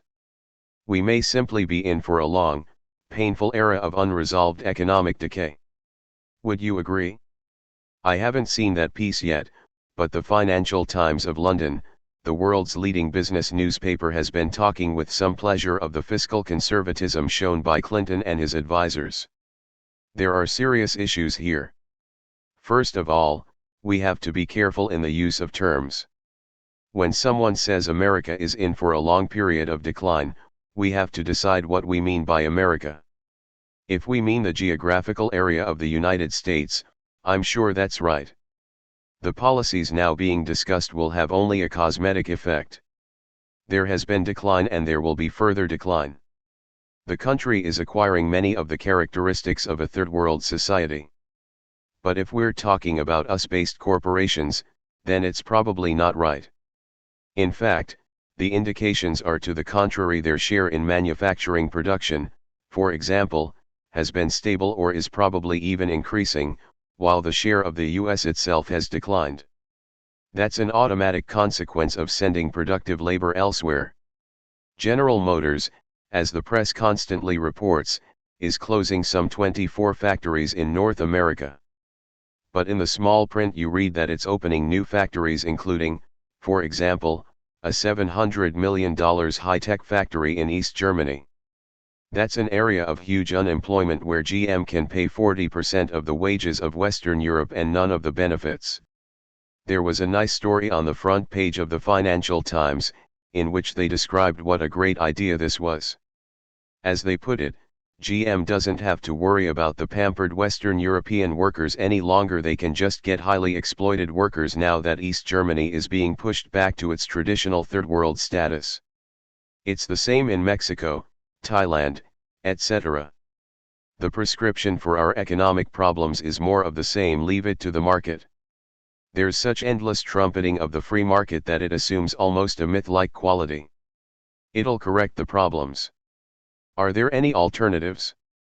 We have to first separate ideology from practice, because to talk about a free market at this point is something of a joke. Outside of ideologues, the academy, and the press, no one thinks that capitalism is a viable system, and nobody has thought that for 60 or 70 years if ever. Herman Daly and Robert Goodland, two World Bank economists, circulated an interesting study recently. In it they point out that received economic theory, the standard theory on which decisions are supposed to be based, pictures a free market sea with tiny little islands of individual firms. These islands, of course, aren't internally free, they're centrally managed. But that's okay, because these are just tiny little islands on the sea. We're supposed to believe that these firms aren't much different than a mom-and-pop store down the street. Daly and Goodland point out that by now the islands are approaching the scale of the sea. A large percentage of cross-border transactions are within a single firm, hardly trade in any meaningful sense. What you have are centrally managed transactions, with a very visible hand, major corporate structures directing it. And we have to add a further point that the sea itself bears only a partial resemblance to free trade. So you could say that one alternative to the free market system is the one we already have, because we often don't rely on the market where powerful interests would be damaged. Our actual economic policy is a mixture of protectionist, interventionist, free market and liberal measures. And it's directed primarily to the needs of those who implement social policy, who are mostly the wealthy and the powerful. For example, the US has always had an active state industrial policy, just like every other industrial country. It's been understood that a system of private enterprise can survive only if there is extensive government intervention. It's needed to regulate disorderly markets and protect private capital from the destructive effects of the market system, and to organize a public subsidy for targeting advanced sectors of industry, etc. But nobody called it industrial policy, because for half a century it has been masked within the Pentagon system. Internationally, the Pentagon was an intervention force, but domestically it was a method by which the government could coordinate the private economy, provide welfare to major corporations, subsidize them, arrange the flow of taxpayer money to research and development, provide a state-guaranteed market for excess production, target advanced industries for development, etc. Just about every successful and flourishing aspect of the U.S. economy has relied on this kind of government involvement. At the Little Rock conference I heard Clinton talking about structural problems and rebuilding the infrastructure. One attendee, Ann Marcuson, a Rutgers economist and author of the book Dismantling the Cold War Economy, talked about the excesses of the Pentagon system and the distortions and damages that it has caused to the U.S. economy. So it seems that there's at least some discussion of these issues, which is something I don't recall ever before. The reason is that they can't maintain the Pentagon-based system as readily as before. They've got to start talking about it, because the mask is dropping. It's very difficult now to get people to lower their consumption or their aspirations in order to divert investment funds to high-technology industry on the pretext that the Russians are coming. So the system is in trouble. Economists and bankers have been pointing out openly for some time that one of the main reasons why the current recovery is so sluggish is that the government hasn't been able to resort to increased military spending with all of its multiplier effects, the traditional pump priming mechanism of economic stimulation. Although there are various efforts to continue this, in my opinion, the current operation in Somalia is one such effort to do some public relations work for the Pentagon. It's just not possible the way it used to be. There's another fact to consider. The cutting edge of technology and industry has for some time been shifting in another direction, away from the electronics-based industry of the post-war period and towards biology-based industry and commerce. Biotechnology, genetic engineering, seed and drug design, even designing animal species, etc. is expected to be a huge growth industry with enormous profits. It's potentially vastly more important than electronics, in fact, compared to the potential of biotechnology, which may extend to the essentials of life. Electronics is sort of a frill. But it's hard to disguise government involvement in these areas behind the Pentagon cover. Even if the Russians were still there, you couldn't do that. There are differences between the two political parties about what should be done. The Reagan-Bush types, who are more fanatically ideological, have their heads in the sand about it to some extent. They are a bit more dogmatic. The Clinton people are more upfront about these needs. That's one of the main reasons why Clinton had substantial business support. Take the question of infrastructure or human capital, a kind of vulgar way of saying keep people alive and allow them to have an education. By now the business community is well aware that they've got problems with that. The Wall Street Journal, for example, was the most extreme advocate of Reaganite lunacies for 10 years. They're now publishing articles in which they're bemoaning the consequences without, of course, conceding that they're consequences. They had a big news article on the collapse of California's educational system, which they're very upset about. Businessmen in the San Diego area have relied on the state system on a public subsidy to provide them with skilled workers, junior managers, applied research, etc. Now the system is in collapse. The reason is obvious: the large cutbacks in social spending in the federal budget, and the fiscal and other measures that greatly increased the federal debt, which the Wall Street Journal supported, simply transferred the burden of keeping people alive and functioning to the states. The states are unable to support that burden. They're in serious trouble and have tried to hand down the problem to the municipalities, which are also in serious trouble. The same is true if you're a rich businessman living in a rich suburb here in the Boston area. You would like to be able to get into your limousine and drive downtown and have a road. But the road has potholes. That's no good. You also want to be able to walk around the city and go to the theater without getting knifed. So now businessmen are complaining. They want the government to get back into the business of providing them with what they need. That's going to mean a reversal of the fanaticism that the Wall Street Journal and others like it have been applauding all these years. Talking about it is one thing, but do they really have a clue about what to do? I think they do have a clue. If you listen to smart economists like Bob Solow, who started the Little Rock conference off, they have some pretty reasonable ideas. What they want to do is done openly by Japan and Germany and every functioning economy, namely, rely on government initiatives to provide the basis for private profit. In the periphery of Japan, for example, in South Korea and Taiwan, we've been seeing a move out of the third world pattern to an industrial society through massive state intervention. Not only is the state there powerful enough to control labor, but it's powerful enough to control capital. In the 1980s, Latin America had a huge problem of capital flight because they're open to international capital markets. South Korea has no such problem. They have the death penalty for capital flight. Like any sane planners, they use market systems for allocating resources, but very much under planned central direction. The US has been doing it indirectly through the Pentagon system, which is kind of inefficient. It won't work as well anymore anyway, so they'd like to do it openly. The question is whether that can be done. One problem is that the enormous debt created during the Reagan years at the federal, state, corporate, local and even household levels makes it extremely difficult to launch constructive programs. There's no capital available. That's right. In fact, that was probably part of the purpose of the Reaganite borrow and spend program. To eliminate capital? Recall that about 10 years ago, when David Stockman, director of the Office of Management and Budget in the early Reagan years, was kicked out, he had some interviews with economic journalist William Grider. There Stockman pretty much said that the idea was to try to put a cap on social spending, simply by debt. There would always be plenty to subsidize the rich.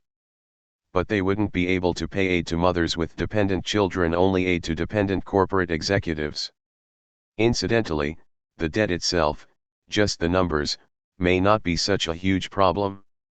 We've had bigger debts than that, not in numbers, but relative to the GNP, the gross national product, in the past. The exact amount of the debt is a bit of a statistical artifact. You can make it different things depending on how you count. Whatever it is, it's not something that couldn't be dealt with. The question is what was done with the borrowing? If the borrowing in the last 10 years had been used for constructive purposes, say for investment or infrastructure, we'd be quite well off. But the borrowing was used for enrichment of the rich, for consumption, which meant lots of imports, building up the trade deficit, financial manipulation, and speculation. All of these are very harmful to the economy. There's another problem, a cultural and ideological problem. The government has for years relied on a propaganda system that denies these truths. It's other countries that have government involvement and social services we're rugged individualists. So IBM doesn't get anything from the government. In fact, they get plenty, but it's through the Pentagon. The propaganda system has also whipped up hysteria about taxation, though we're undertaxed by comparative standards, and about bureaucracies that interfere with profits, say, by protecting worker and consumer interests. Pointy-headed bureaucrats who funnel a public subsidy to industry and banks are just fine, of course. Propaganda aside, the population is, by comparative standards, pretty individualistic and kind of dissident and doesn't take orders very well, so it's not going to be easy to sell state industrial policy to people. These cultural factors are significant. In Europe there's been a kind of social contract. It's now declining, but it has been largely imposed by the strength of the unions, the organized workforce, and the relative weakness of the business community, which, for historical reasons, isn't as dominant in Europe as it has been here. European governments do see primarily to the needs of private wealth, but they also have created a not insubstantial safety net for the rest of the population. They have general health care, reasonable services, etc. We haven't had that, in part because we don't have the same organized workforce, and we have a much more class-conscious and dominant business community. Japan achieved pretty much the same results as Europe, but primarily because of the highly authoritarian culture. People just do what they're told.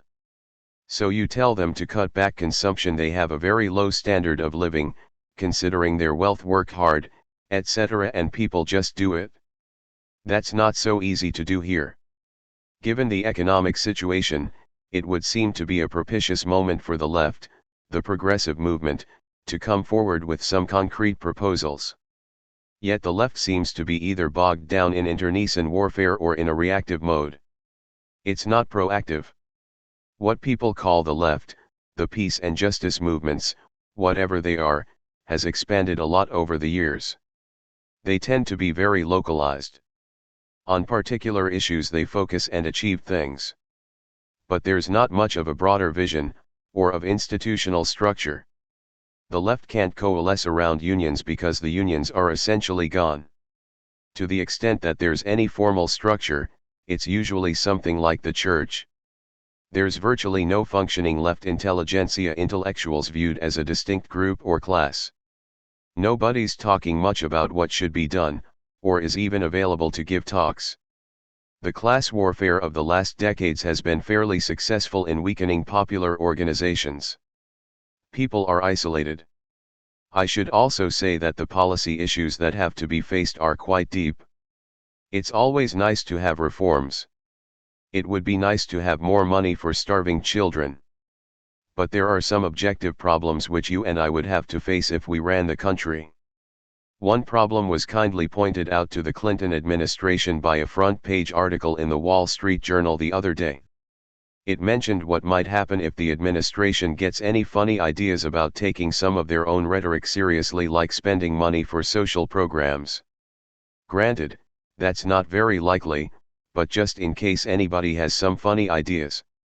The United States is so deeply in hock to the international financial community, because of the debt, that they have a lock on US policy. If something happens here, say, increasing workers' salaries that the bondholders don't like and will cut down their short-term profit, they'll just start withdrawing from the US bond market. That will drive interest rates up, which will drive the economy down, which will increase the deficit.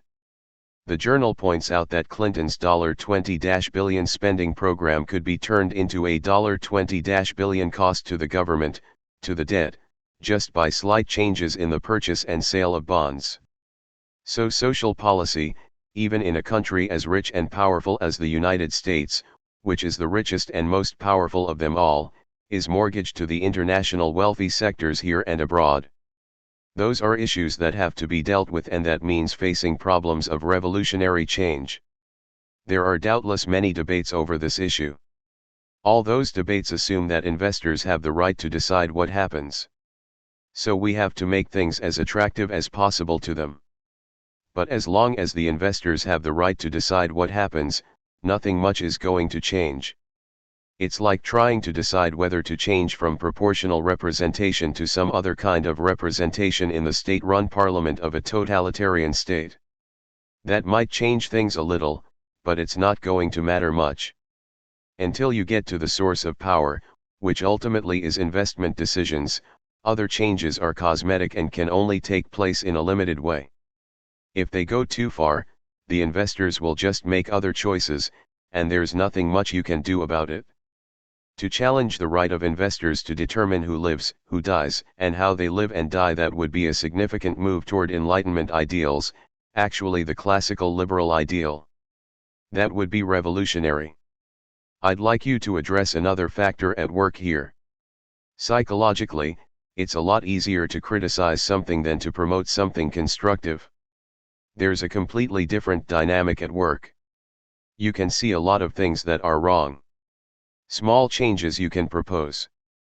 But to be realistic, substantial change, which will really alter the large-scale direction of things and overcome major problems, will require profound democratization of the society and the economic system. A business or a big corporation is a fascist structure internally. Power is at the top. Orders go from top to bottom. You either follow the orders or get out. The concentration of power in such structures means that everything in the ideological or political domains is sharply constrained. It's not totally controlled, by any means. But it's sharply constrained. Those are just facts. The international economy imposes other kinds of constraints. You can't overlook those things, they're just true. If anybody bothered to read the Scottish moral philosopher Adam Smith instead of prating about him, they'd see he pointed out that social policy is class-based. He took the class analysis for granted. If you studied the canon properly at the University of Chicago, home of Milton Friedman and other right-wing economists, you learned that Adam Smith denounced the mercantilist system and colonialism because he was in favor of free trade. That's only half the truth. The other half is that he pointed out that the mercantilist system and colonialism were very beneficial to the merchants and manufacturers, the principal architects of policy, but were harmful to the people of England. In short, it was a class-based policy which worked for the rich and powerful in England. The people of England paid the costs. He was opposed to that because he was an enlightened intellectual, but he recognized it. Unless you recognize it, you're just not in the real world. NAFTA and GATT, who benefits? The last US-based typewriter company, Smith Corona, is moving to Mexico. There's a whole corridor of maquiladoras factories where parts made elsewhere are assembled at low wages along the border. People work for $5 a day, and there are incredible levels of pollution, toxic waste, lead in the water, etc. One of the major issues before the country right now is the North American Free Trade Agreement. There's no doubt that NAFTA is going to have very large effects on both Americans and Mexicans. You can debate what the effect will be, but nobody doubts that it'll be significant. Quite likely the effect will be to accelerate just what you've been describing, a flow of productive labor to Mexico. There's a brutal and repressive dictatorship there, so its guaranteed wages will be low. During what's been called the Mexican economic miracle of the last decade, their wages have dropped 60%. Union organizers get killed. If the Ford Motor Company wants to toss out its workforce and hire super cheap labor, they just do it. Nobody stops them. Pollution goes on unregulated.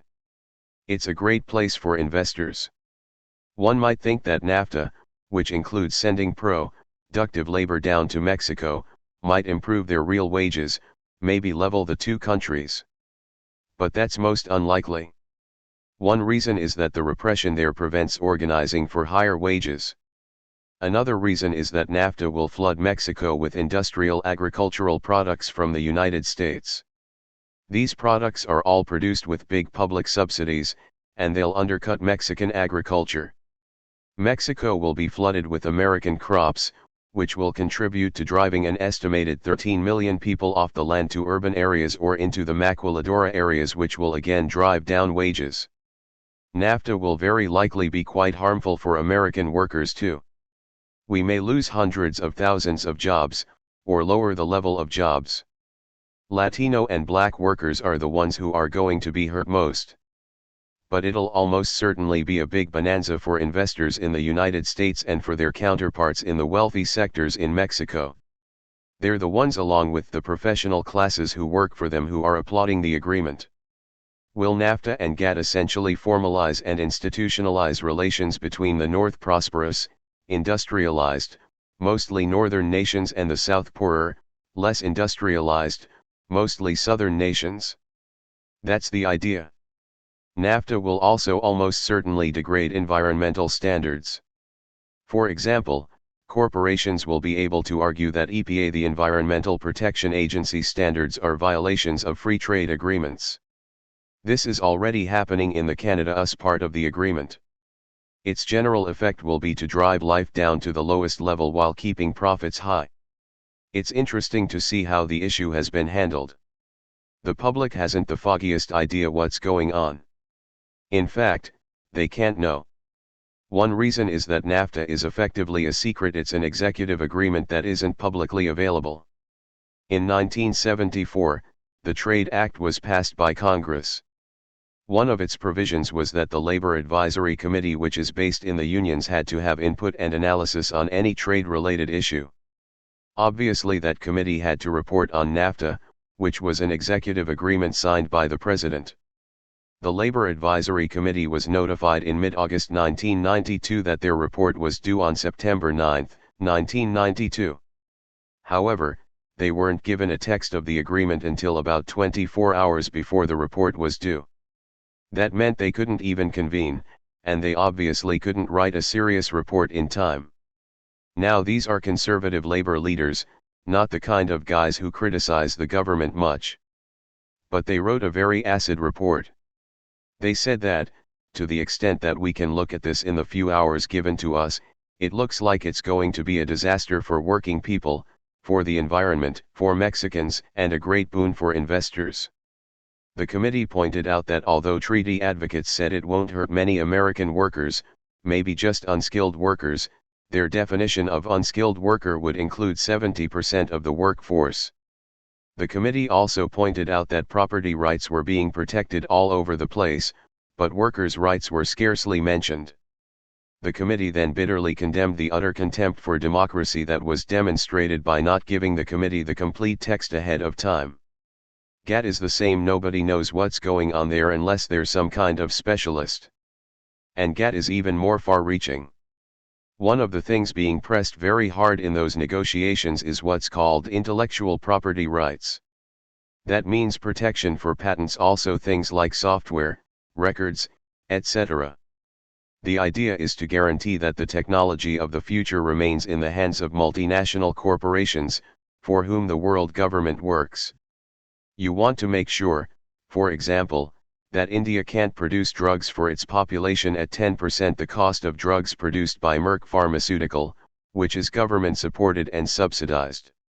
Merck relies extensively on research that comes out of university biology laboratories, which are supported by public funds, and on all sorts of other forms of government intervention.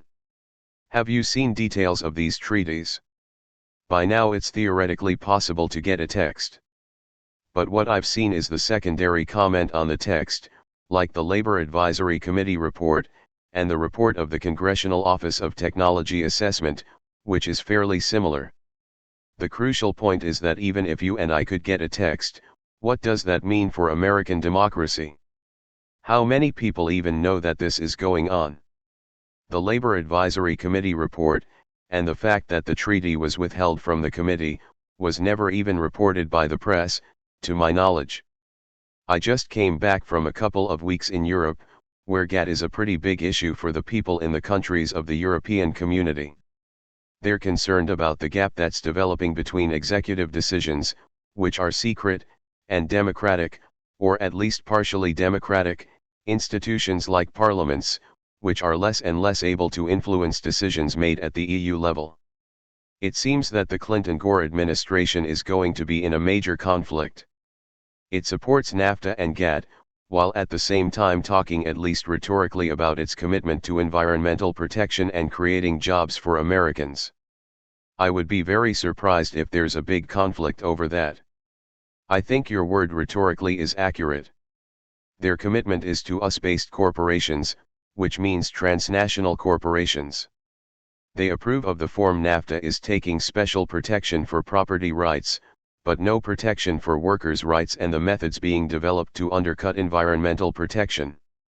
That's in their interests. I doubt that there'll be a conflict in the administration unless there's a lot of public pressure. Food and Third World economic miracles.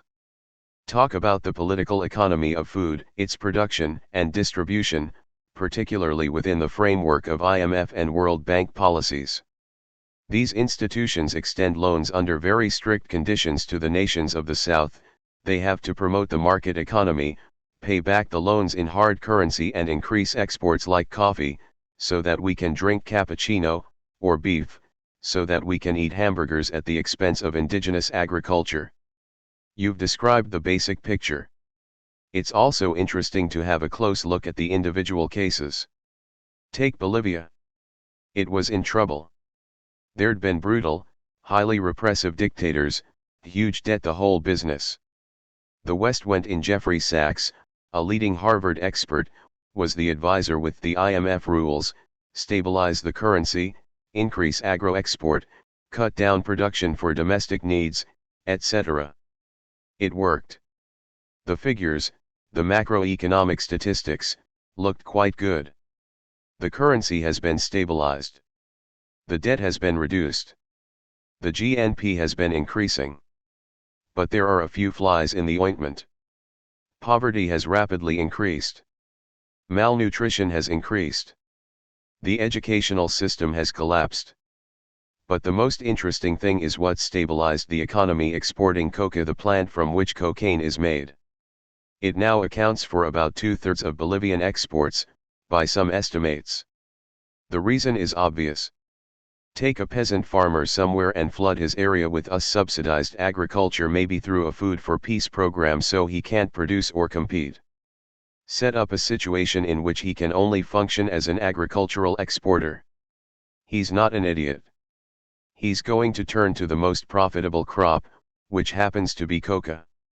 The peasants, of course, don't get much money out of this, and they also get guns and the US Drug Enforcement Agency helicopters. But at least they can survive. And the world gets a flood of coca exports.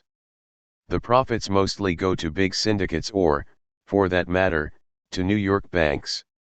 Nobody knows how many billions of dollars of cocaine profits pass through New York banks or their offshore affiliates, but it's undoubtedly plenty. Plenty of it also goes to US-based chemical companies which, as is well known, are exporting the chemicals used in cocaine production to Latin America. So there's plenty of profit. It's probably giving a shot in the arm to the US economy as well. And it's contributing nicely to the international drug epidemic, including here in the US. That's the economic miracle in Bolivia.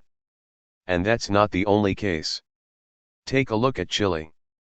There's another big economic miracle.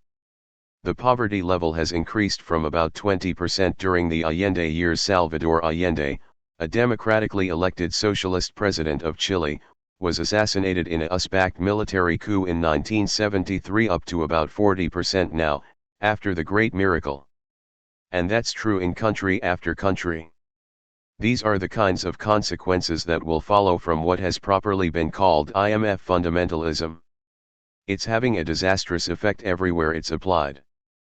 But from the point of view of the perpetrators, it's quite successful. As you sell off public assets, there's lots of money to be made, so much of the capital that fled Latin America is now back. The stock markets are doing nicely. The professionals and businessmen are very happy with it. And they're the ones who make the plans, write the articles, etc. And now the same methods are being applied in Eastern Europe. In fact, the same people are going. After Sachs carried through the economic miracle in Bolivia, he went off to Poland and Russia to teach them the same rules.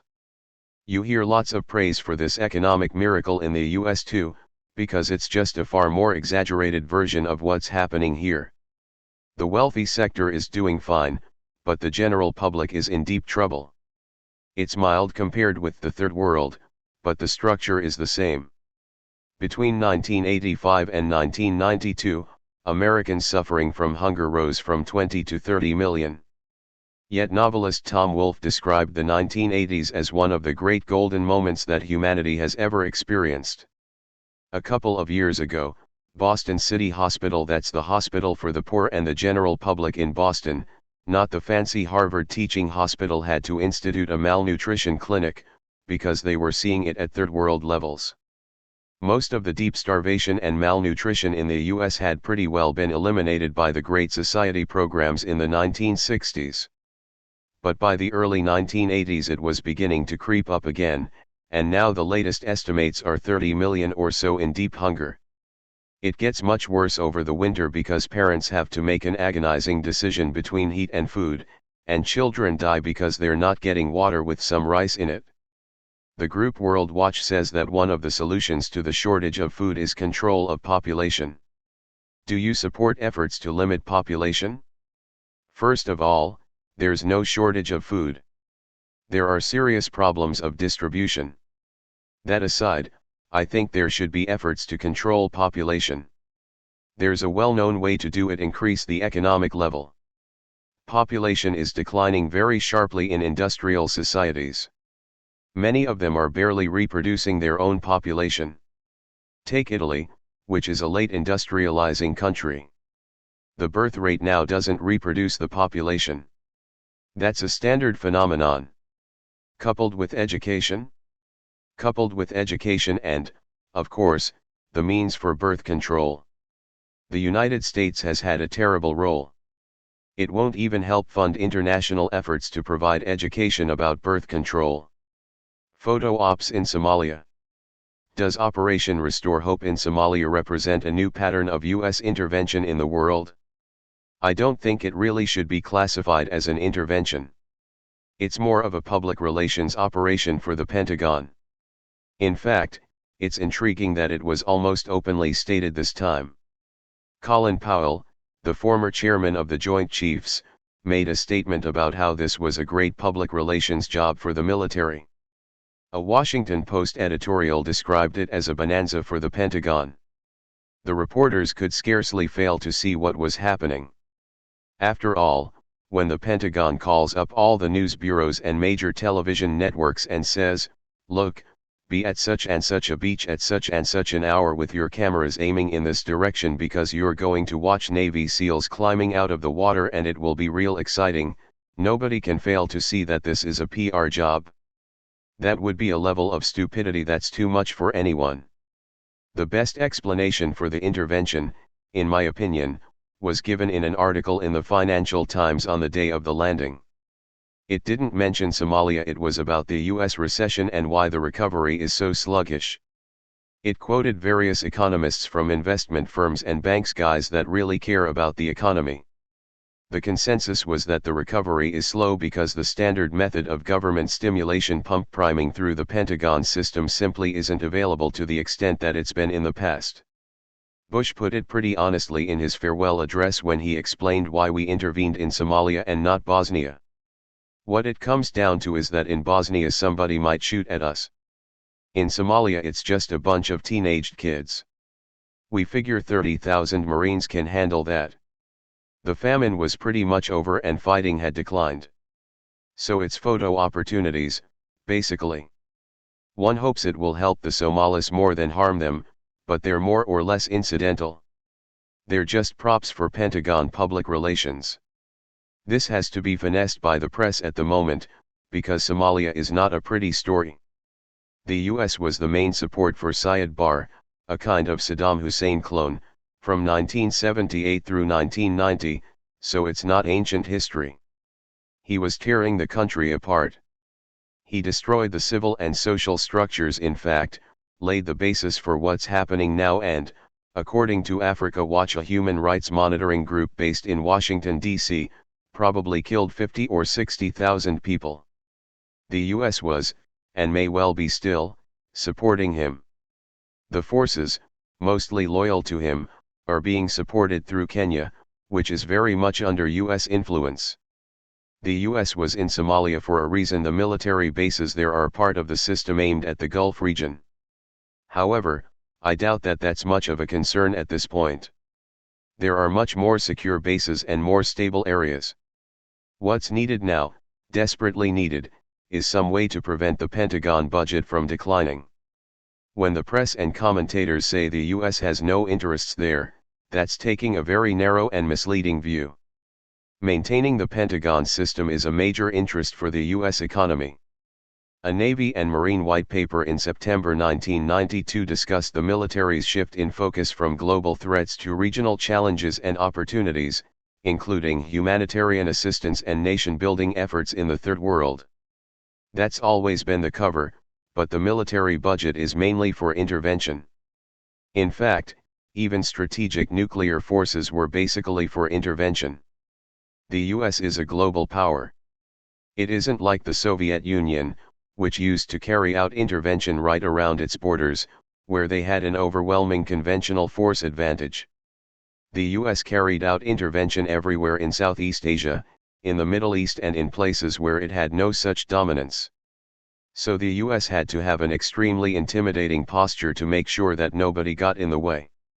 That required what was called a nuclear umbrella, powerful strategic weapons to intimidate everybody, so that conventional forces could be an instrument of political power.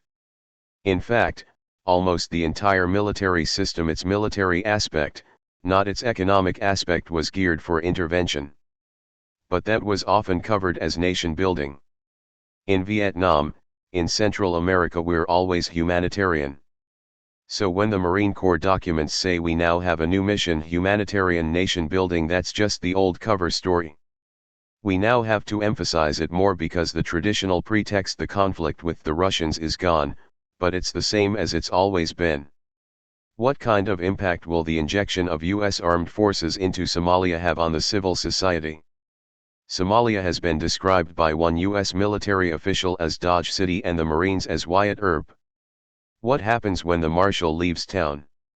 First of all, that description has little to do with Somalia. One striking aspect of this intervention is that there's no concern for Somalia. No one who knew anything about Somalia was involved in planning it, and there's no interaction with Somalis as far as we know, so far, at least. Since the Marines have gone in, the only people they've dealt with are the so-called warlords, and they're the biggest gangsters in the country. But Somalia is a country. There are people who know and care about it, but they don't have much of a voice here. One of the most knowledgeable is a Somali woman named Rakia Omar, who was the executive director of Africa Watch. She did most of the human rights work, writing, etc. up until the intervention. She strongly opposed the intervention and was fired from Africa Watch. Another knowledgeable voice is her co-director, Alex Duval, who resigned from Africa Watch in protest after she was fired. In addition to his human rights work, he's an academic specialist on the region. He's written many articles and has published a major book on the Sudan famine with Oxford University Press. He knows not only Somalia but the region very well. And there are others.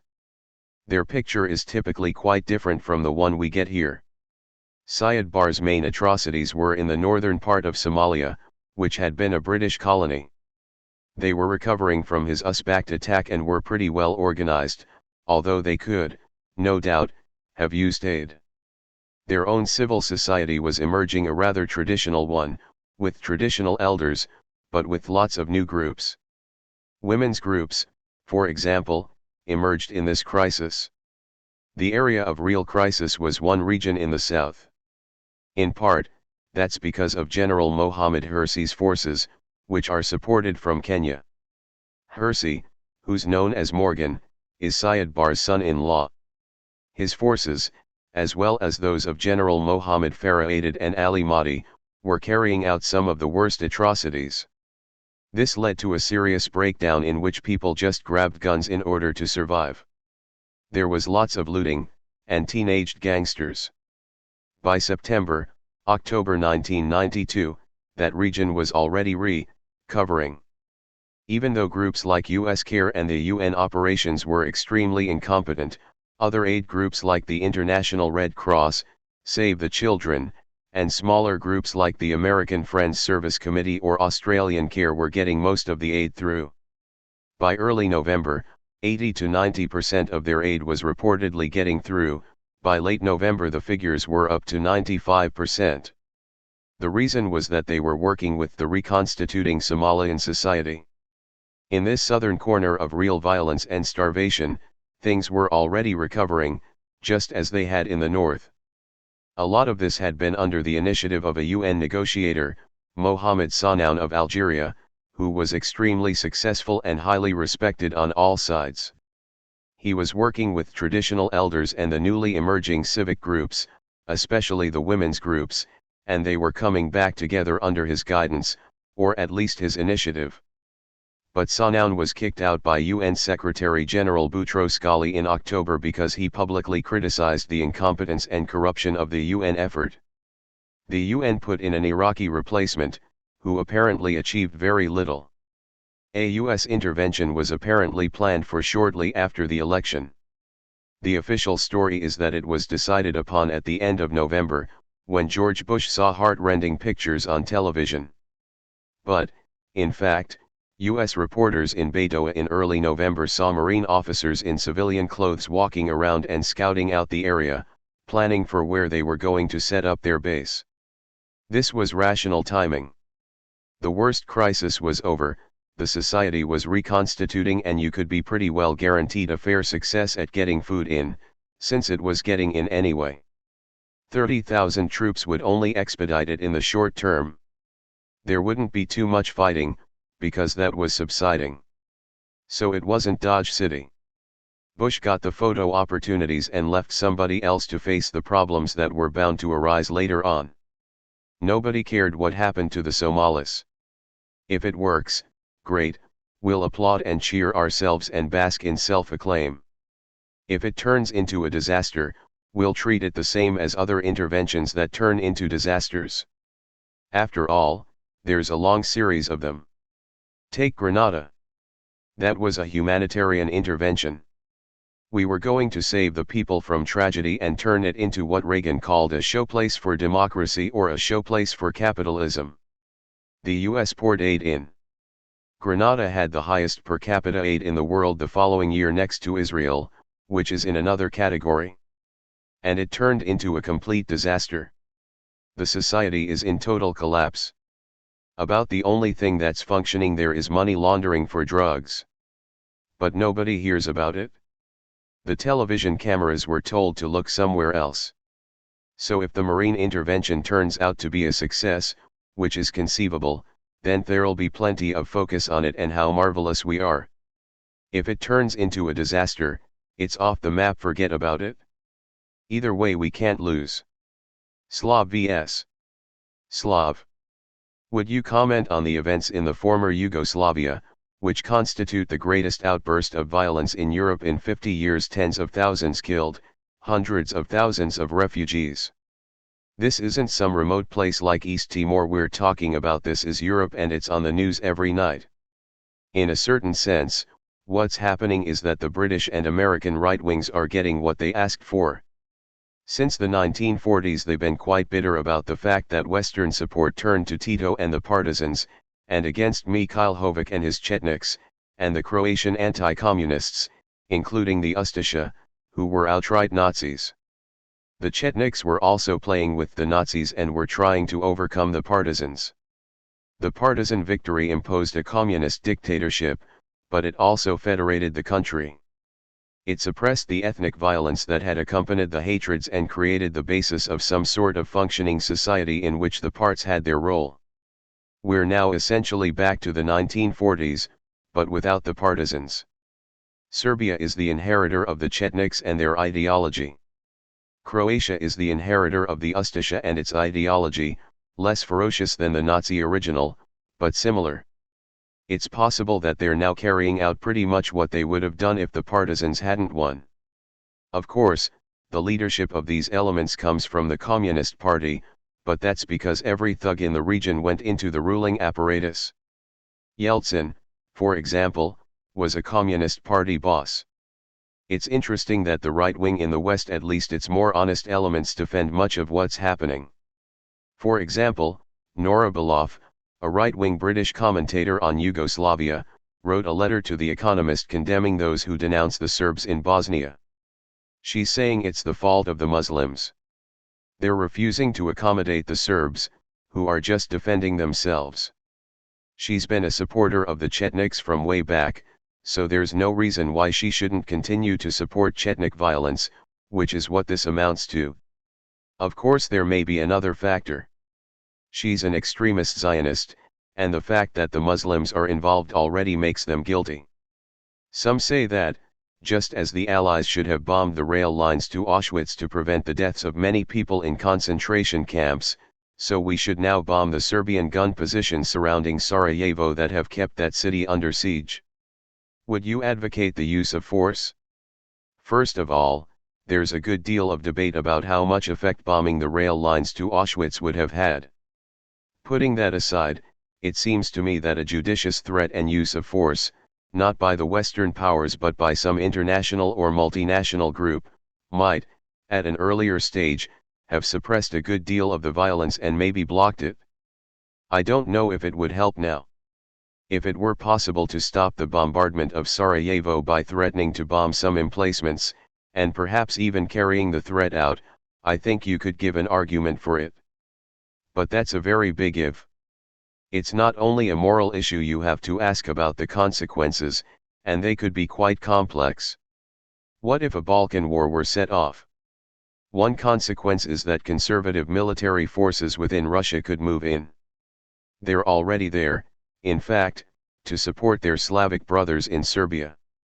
They might move in en masse. That's traditional, incidentally. Go back to Tolstoy's novels and read about how Russians were going to the south to save their Slavic brothers from attacks. It's now being reenacted. At that point you're getting fingers on nuclear weapons involved. It's also entirely possible that an attack on the Serbs, who feel that they're the aggrieved party, could inspire them to move more aggressively in Kosovo, the Albanian area. That could set off a large-scale war, with Greece and Turkey involved. So it's not so simple. Or what if the Bosnian Serbs, with the backing of both the Serbian and maybe even other Slavic regions, started a guerrilla war? Western military experts have suggested it could take 100,000 troops just to more or less hold the area. Maybe so. So one has to ask a lot of questions about consequences. Bombing Serbian gun emplacements sounds simple, but you have to ask how many people are going to end up being killed. That's not so simple. Zeljko Ražnjatović, known as Arkan, a fugitive wanted for bank robbery in Sweden, was elected to the Serb parliament in December 1992. His Tigers militia is accused of killing civilians in Bosnia. He's among 10 people listed by the U.S. State Department as a possible war criminal. Arkan dismissed the charges and said, "There are a lot of people in the United States I could list as war criminals." That's quite correct. By the standards of Nuremberg, there are plenty of people who could be listed as war criminals in the West. It doesn't absolve him in any respect, of course. The chosen country. The conditions of the US-Israel alliance have changed, but have there been any structural changes? There haven't been any significant structural changes. It's just that the capacity of Israel to serve US interests, at least in the short term, has probably increased. The Clinton administration has made it very clear that it intends to persist in the extreme pro-Israeli bias of the Bush administration. They've appointed Martin Indyk, whose background is in AIPAC, the American Israel Public Affairs Committee, the main pro-Israel lobbying group in the U.S., to the Middle East desk of the National Security Council. He's headed a fraudulent research institute, the Washington Institute for Near East Studies. It's mainly there so that journalists who want to publish Israeli propaganda, but want to do it objectively, can quote somebody who'll express what they want said. The United States has always had one major hope from the so-called peace negotiations, that the traditional tacit alliance between Israel and the family dictatorships ruling the Gulf states will somehow become a little more overt or solidified. And it's conceivable. There's a big problem, however. Israel's plans to take over and integrate what they want of the occupied territories, plans which have never changed, are running into some objective problems. Israel has always hoped that in the long run they would be able to expel much of the Palestinian population. Many moves were made to accelerate that. One of the reasons they instituted an educational system on the West Bank was in hopes that more educated people would want to get out because there weren't any job opportunities. For a long time it worked. They were able to get a lot of people to leave, but they now may well be stuck with the population.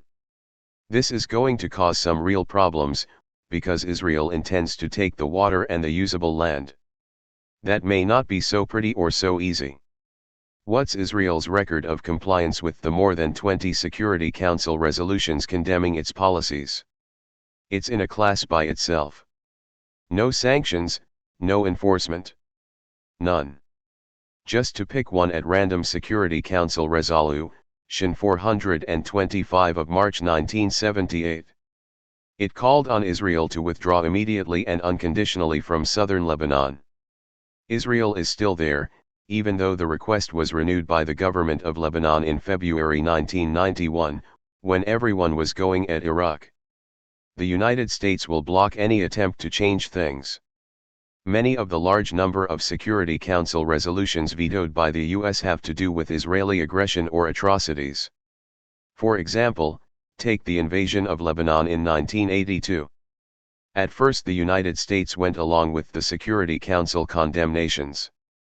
But within a few days the U.S. had vetoed the major Security Council resolution that called on everyone to withdraw and stop fighting, and later vetoed another, similar one. The US has gone along with the last few UN resolutions or deportations. The US has gone along, but has refused to allow them to have any teeth. The crucial question is, does the US do anything about it? For example, the United States went along with the Security Council resolution condemning the annexation of the Golan Heights. But when the time came to do something about it, they refused. International law transcends state law, but Israel says these resolutions are not applicable. How are they not applicable? Just as international law isn't applicable to the United States, which has even been condemned by the World Court. States do what they feel like, though of course small states have to obey. Israel's not a small state. It's an appendage to the world's superpower, so it does what the United States allows. The United States tells it, you don't have to obey any of these resolutions, therefore they're null and void, just as they are when the US gets condemned. The US never gets condemned by a Security Council resolution, because it vetoes them. Take the invasion of Panama. There were 2 resolutions in the Security Council condemning the United States for that invasion. We vetoed them both. You can find repeated Security Council resolutions that never passed that condemn the US, ones which would have passed if they were about a defenseless country. And the General Assembly passes resolutions all the time, but they have no standing, they're just recommendations. I remember talking to Mona Rishmawi, a lawyer for the human rights organization Al-Haq in Ramallah on the West Bank.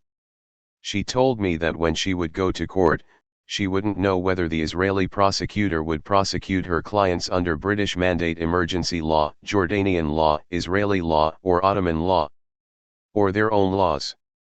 There are administrative regulations, some of which are never published. As any Palestinian lawyer will tell you, the legal system in the territories is a joke. There's no law, just pure authority. Most of the convictions are based on confessions, and everybody knows what it means when people confess. Finally, after about 16 years, a Druze Israeli army veteran who'd confessed and was sentenced was later proven to be innocent. Then it became a scandal. There was an investigation, and the Supreme Court stated that for 16 years the Secret Services had been lying to them. The Secret Services had been torturing people, as everybody knew, but telling the court they weren't. There was a big fuss about the fact that they'd been lying to the Supreme Court.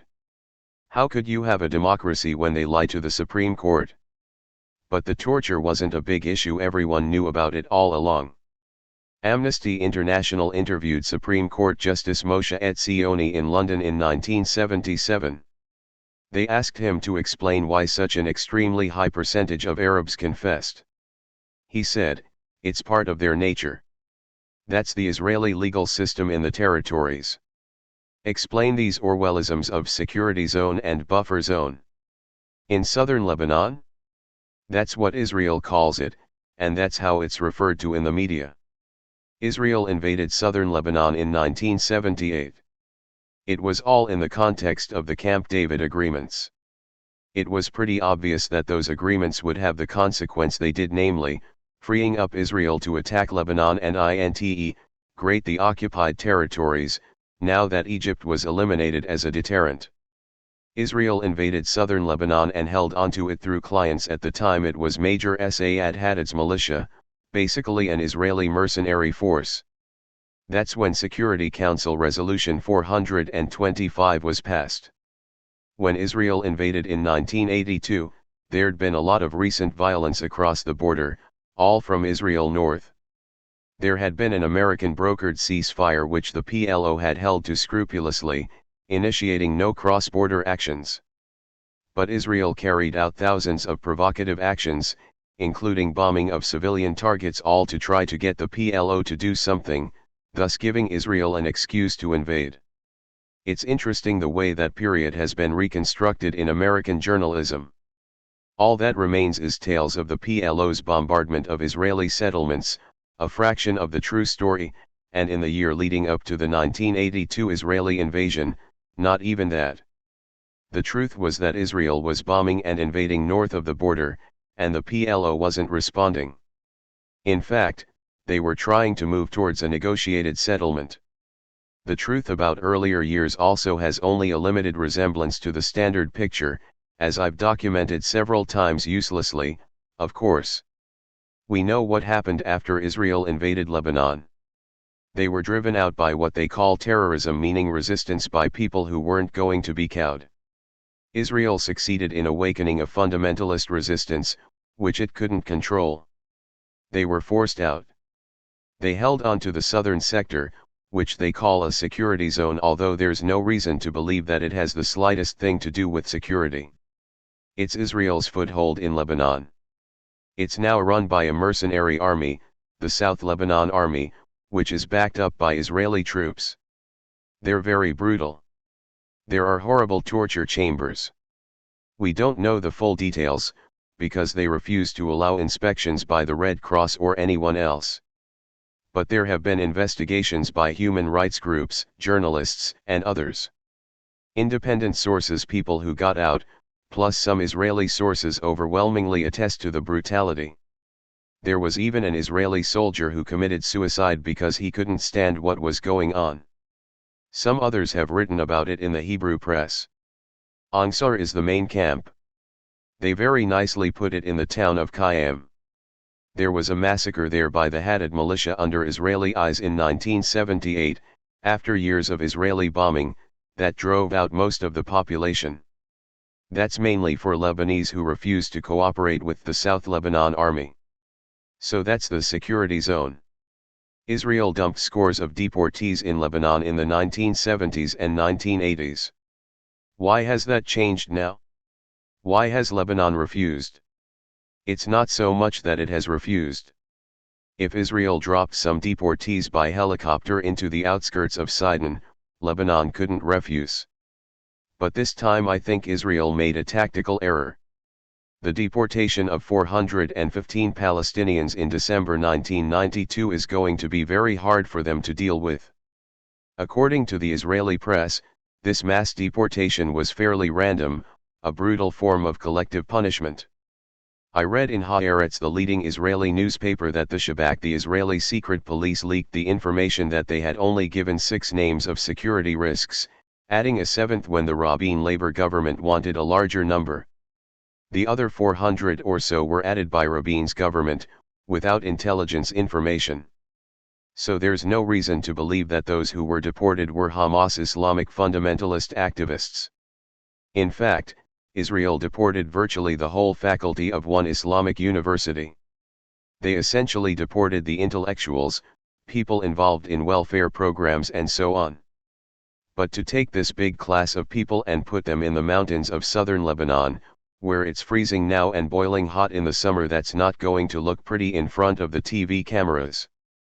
And that's the only thing that matters. So there may be some problems, because Israel's not going to let them back in without plenty of pressure. I heard Stephen Salar's former Democratic congressman from Brooklyn on the BBC. He said the world has a double standard. 700,000 Yemenis were expelled from Saudi Arabia and no one said a word, which is true. 415 Palestinians get expelled from Gaza and the West Bank and everybody's screaming.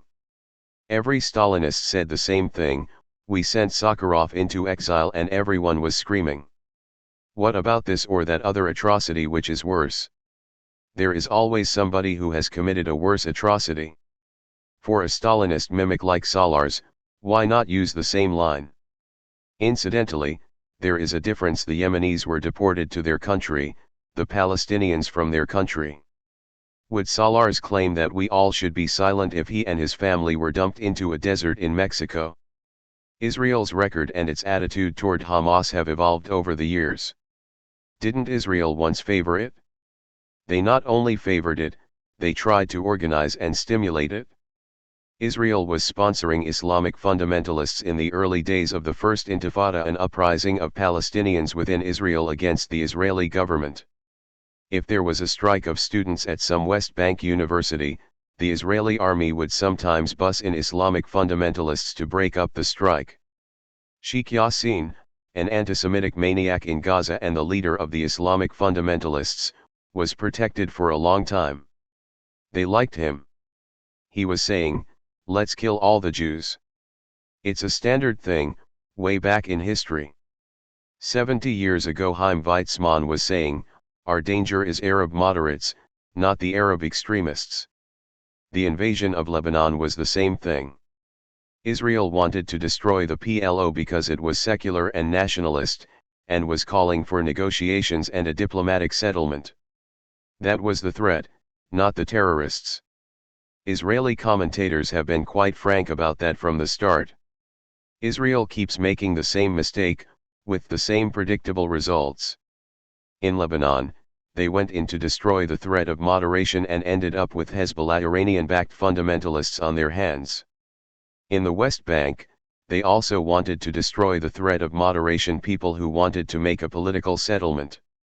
There Israel's ending up with Hamas, which organizes effective guerrilla attacks on Israeli security forces. It's important to recognize how utterly incompetent secret services are when it comes to dealing with people and politics. Intelligence agencies make the most astonishing mistakes just as academics do. In a situation of occupation or domination, the occupier, the dominant power, has to justify what it's doing. There is only one way to do it: become a racist. You have to blame the victim. Once you become a raving racist in self-defense, you've lost your capacity to understand what's happening. The US in Indochina was the same. They never could understand. There are some amazing examples in the internal record. The FBI is the same, they make the most astonishing mistakes, for similar reasons. In a letter to the New York Times, the director of the B'nai B'rith's Anti-Defamation League, Abraham Foxman, wrote that the Rabin government has unambiguously demonstrated its commitment to the peace process since assuming leadership. Israel is the last party that has to prove its desire to make peace. What's been the record of Rabin's labor government? It's perfectly true that Israel wants peace. So did Hitler. Everybody wants peace. The question is, on what terms? The Rabin government, exactly as was predicted, has ended the repression in the territories. Just this afternoon I was speaking to a woman who spent the last couple of years in Gaza doing human rights work. She reported what everyone reports, and what everybody with a brain knows: as soon as Rabin came, it got tougher. He's the iron fist man, that's his record.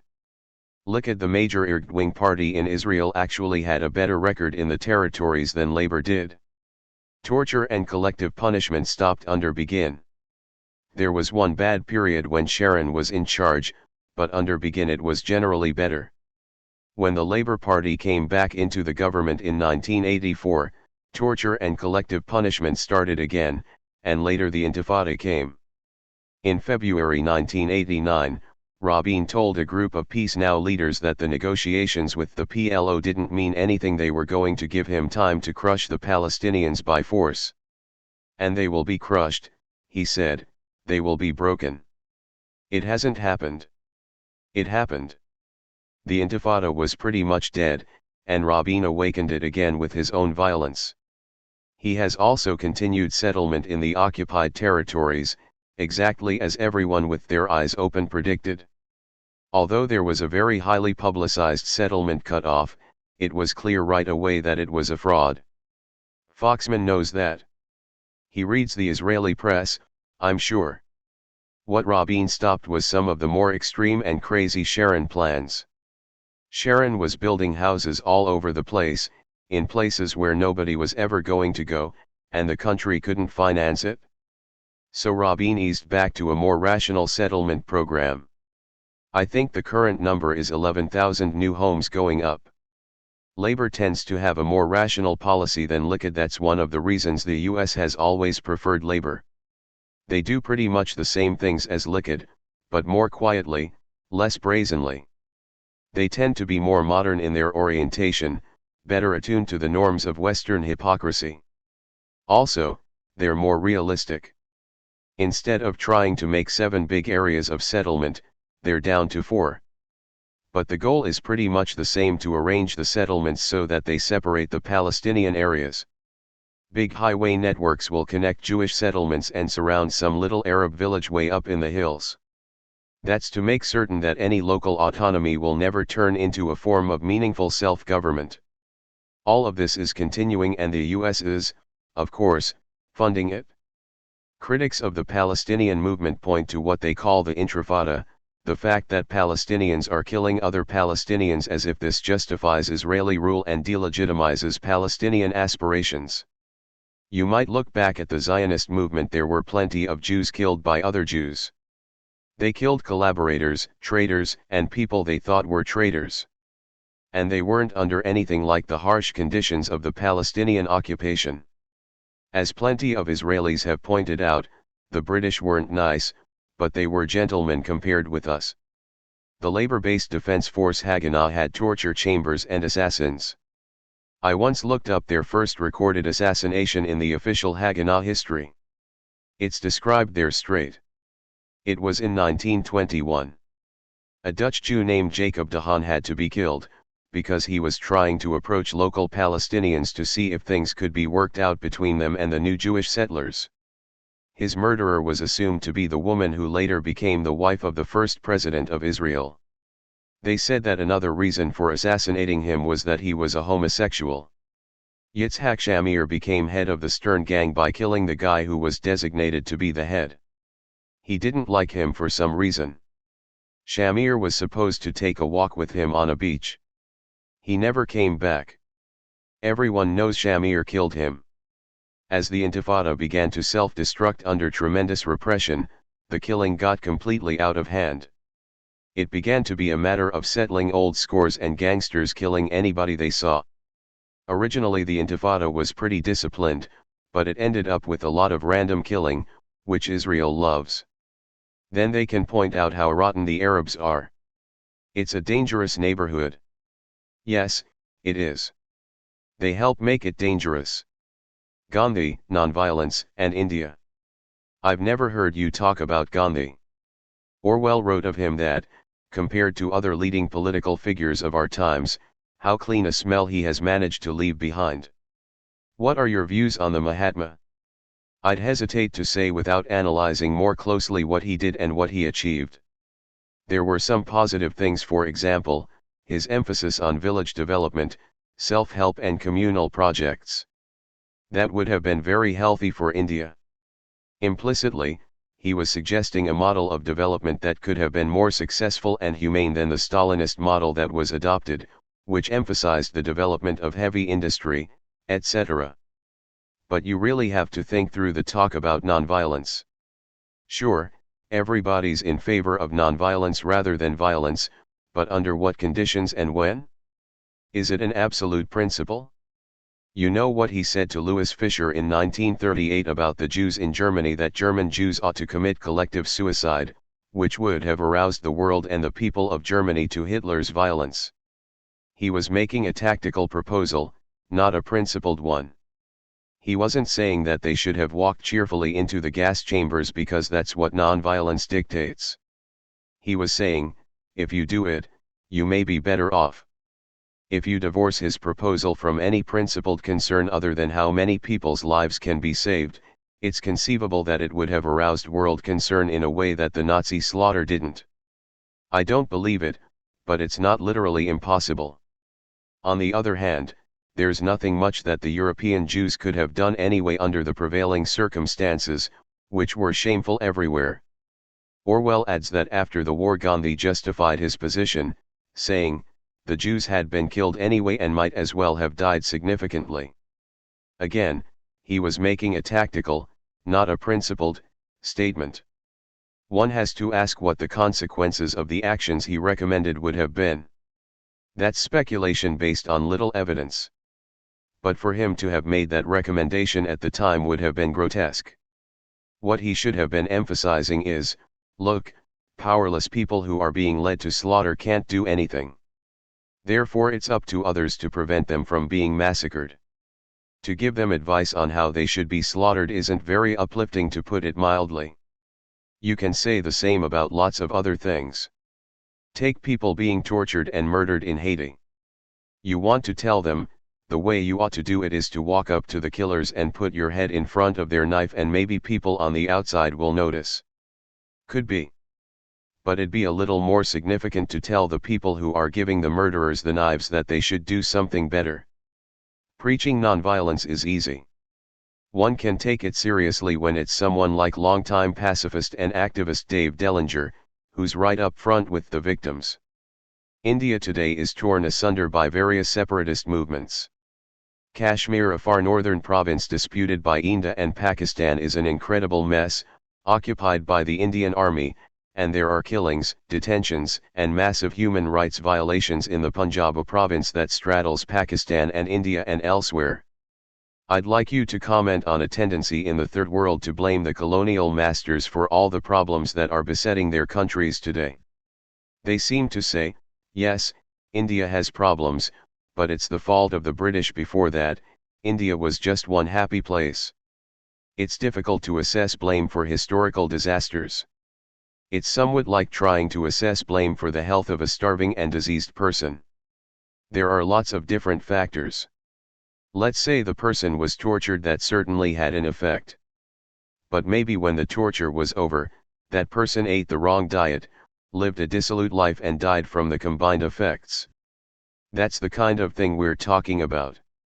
There's no doubt that imperial rule was a disaster. Take India. When the British first moved into Bengal, it was one of the richest places in the world. The first British merchant warriors described it as a paradise. That area is now Bangladesh and Calcutta, the very symbols of despair and hopelessness. There were rich agricultural areas producing unusually fine cotton. They also had advanced manufacturing, by the standards of the day. For example, an Indian firm built one of the flagships for an English admiral during the Napoleonic Wars. It wasn't built in British factories, it was the Indians' own manufacture. You can read about what happened in Adam Smith, who was writing over 200 years ago. He deplored the deprivations that the British were carrying out in Bengal. As he puts it, they first destroyed the agricultural economy and then turned dearth into a famine. One way they did this was by taking the agricultural lands and turning them into poppy production, since opium was the only thing Britain could sell to China. Then there was mass starvation in Bengal.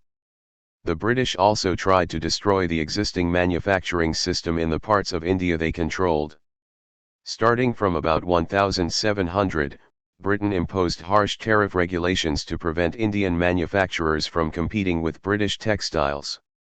They had to undercut and destroy Indian textiles because India had a comparative advantage. They were using better cotton and their manufacturing system was in many respects comparable to, if not better than, the British system. The British succeeded. India deindustrialized, it ruralized. As the Industrial Revolution spread in England, India was turning into a poor, ruralized, and agrarian country. It wasn't until 1846, when their competitors had been destroyed and they were way ahead, that Britain suddenly discovered the merits of free trade. Read the British liberal historians, the big advocates of free trade. They were very well aware of it. Right through that period they say, look, what we're doing to India isn't pretty, but there's no other way for the mills of Manchester to survive. We have to destroy the competition. And it continues. We can pursue this case by case through India. In 1944, Nehru wrote an interesting book, The Discovery of India from a British Prison. He pointed out that if you trace British influence and control in each region of India, and then compare that with the level of poverty in the region, they correlate. The longer the British have been in a region, the poorer it is. The worst, of course, was Bengal, now Bangladesh. That's where the British were first.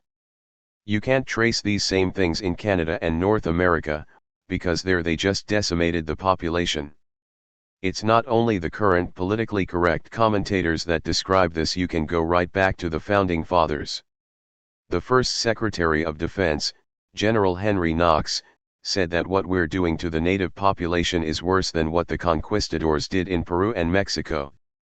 He said future historians will look at the destruction of these people, what would nowadays be called genocide, and paint the acts with sable colors, in other words, darkly. This was known all the way through. Long after John Quincy Adams, the intellectual father of Manifest Destiny, left power, he became an opponent of both slavery and the policy toward the Indians. He said he'd been involved along with the rest of them in a crime of extermination of such enormity that surely God would punish them for these heinous sins. Latin America was more complex, but the initial population was virtually destroyed within 150 years. Meanwhile, Africans were brought over as slaves. That helped devastate Africa even before the colonial period, then the conquest of Africa drove it back even further. After the West had robbed the colonies as they did, no question about that, and there's also no question that it contributed to their own development. They changed over to so-called neo-colonial relationships, which means domination without direct administration. After that it was generally a further disaster. Divide and conquer. To continue with India, talk about the divide and rule policy of the British Raj, playing Hindus off against Muslims. You see the results of that today. Naturally, any conqueror is going to play one group against another. For example, I think about 90% of the forces that the British used to control India were Indians. There's that astonishing statistic that at the height of British power in India, they never had more than 150,000 people there. That was true everywhere. It was true when the American forces conquered the Philippines, killing a couple 100,000 people. They were being helped by Philippine tribes, exploiting conflicts among local groups. There were plenty who were going to side with the conquerors. But forget the Third World, just take a look at the Nazi conquest of nice, civilized Western Europe, places like Belgium and Holland and France. Who was rounding up the Jews? Local people, often. In France they were rounding them up faster than the Nazis could handle them. The Nazis also used Jews to control Jews. If the United States was conquered by the Russians, Ronald Reagan, George Bush, Elliott Abrams, and the rest of them would probably be working for the invaders, sending people off to concentration camps. They're the right personality types. That's the traditional pattern. Invaders quite typically use collaborators to run things for them. They very naturally play upon any existing rivalries and hostilities to get one group to work for them against others. It's happening right now with the Kurds. The West is trying to mobilize Iraqi Kurds to destroy Turkish Kurds, who are by far the largest group and historically the most oppressed. Apart from what we might think of those guerrillas, there's no doubt that they had substantial popular support in southeastern Turkey. Turkey's atrocities against the Kurds haven't been covered much in the West, because Turkey is our ally. But right into the Gulf War they were bombing in Kurdish areas, and tens of thousands of people were driven out. Now the Western goal is to use the Iraqi Kurds as a weapon to try and restore what's called stability, meaning their own kind of system in Iraq. The West is using the Iraqi Kurds to destroy the Turkish Kurds, since that will extend Turkey's power in the region, and the Iraqi Kurds are cooperating. In October 1992, there was a very ugly incident in which there was a kind of pincers movement between the Turkish army and the Iraqi Kurdish forces to expel and destroy Kurdish guerrillas from Turkey. Iraqi Kurdish leaders, and some sectors of the population, cooperated because they thought they could gain something by it. You could understand their position, not necessarily approve of it, that's another question, but you could certainly understand it. These are people who are being crushed and destroyed from every direction. If they grasp at some straw for survival, it's not surprising even if grasping at that straw means helping to kill people like their cousins across the border. That's the way conquerors work. They've always worked that way. They worked that way in India. It's not that India was a peaceful place before it wasn't. Nor was the Western Hemisphere a pacifist utopia. But there's no doubt that almost everywhere the Europeans went they raised the level of violence to a significant degree. Serious military historians don't have any doubts about that. It was already evident by the 18th century. Again, you can read it in Adam Smith. One reason for that is that Europe had been fighting vicious, murderous wars internally. So it had developed an unsurpassed culture of violence. That culture was even more important than the technology, which was not all that much greater than other cultures. The description of what the Europeans did is just monstrous. The British and Dutch merchants, actually merchant warriors, moved into Asia and broke into trading areas that had been functioning for long periods, with pretty well established rules.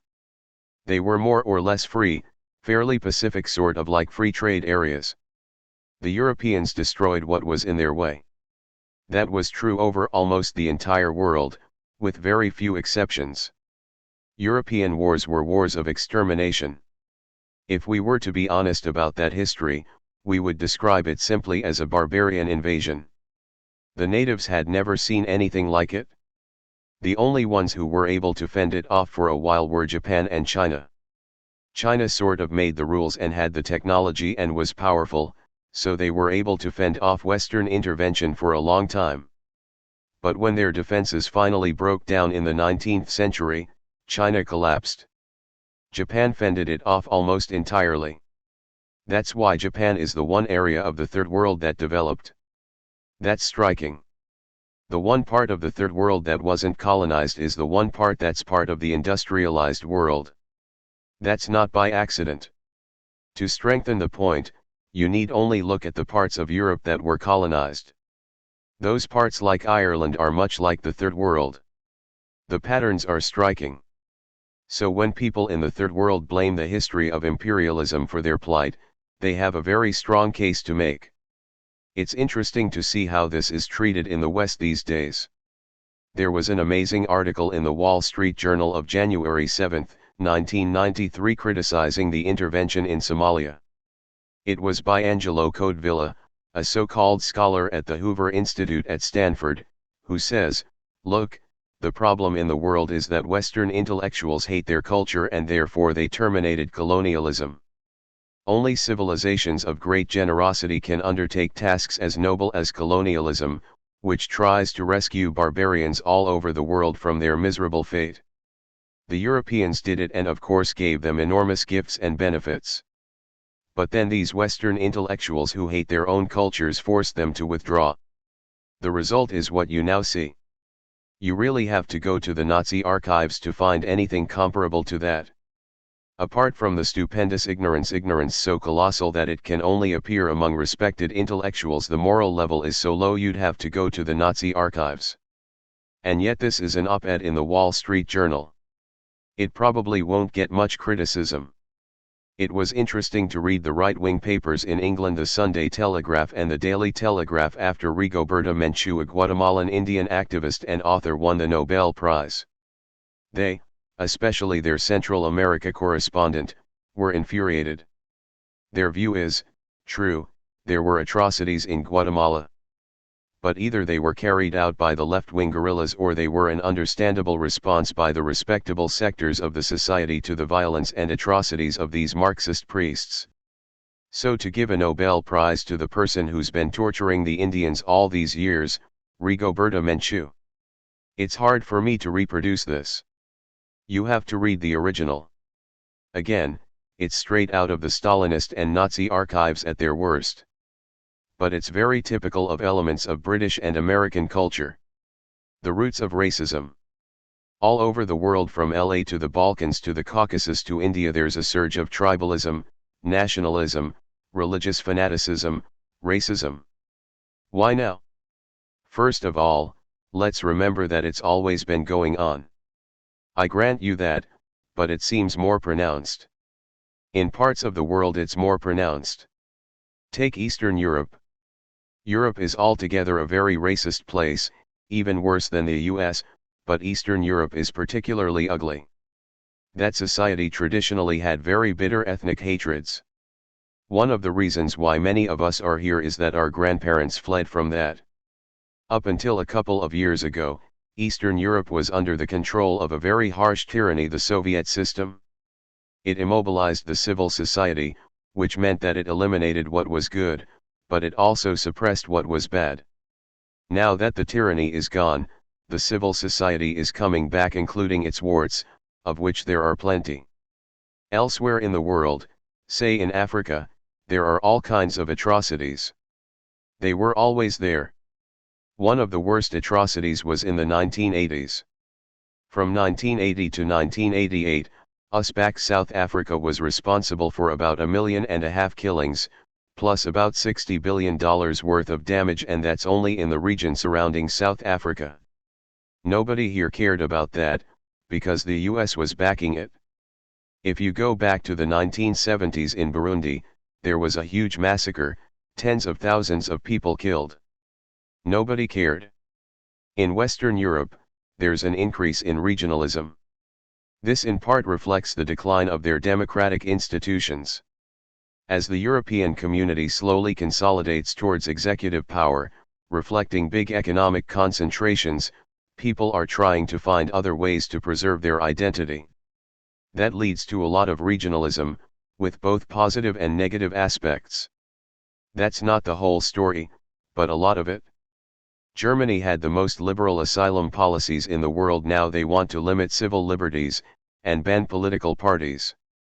There's a lot of talk about German racism, and it's bad enough. For example, kicking out the gypsies and sending them off to Romania is a scandal you can't even describe. The gypsies were treated just like the Jews in the Holocaust, but nobody's batting an eyelash about that because nobody gives a damn about the gypsies. But we should remember that there are other things going on too, which are getting less publicity. Take Spain. It was admitted into the European community with some conditions. One was that it's to be a barrier to the hordes of North Africans whom the Europeans are afraid will flock up to Europe.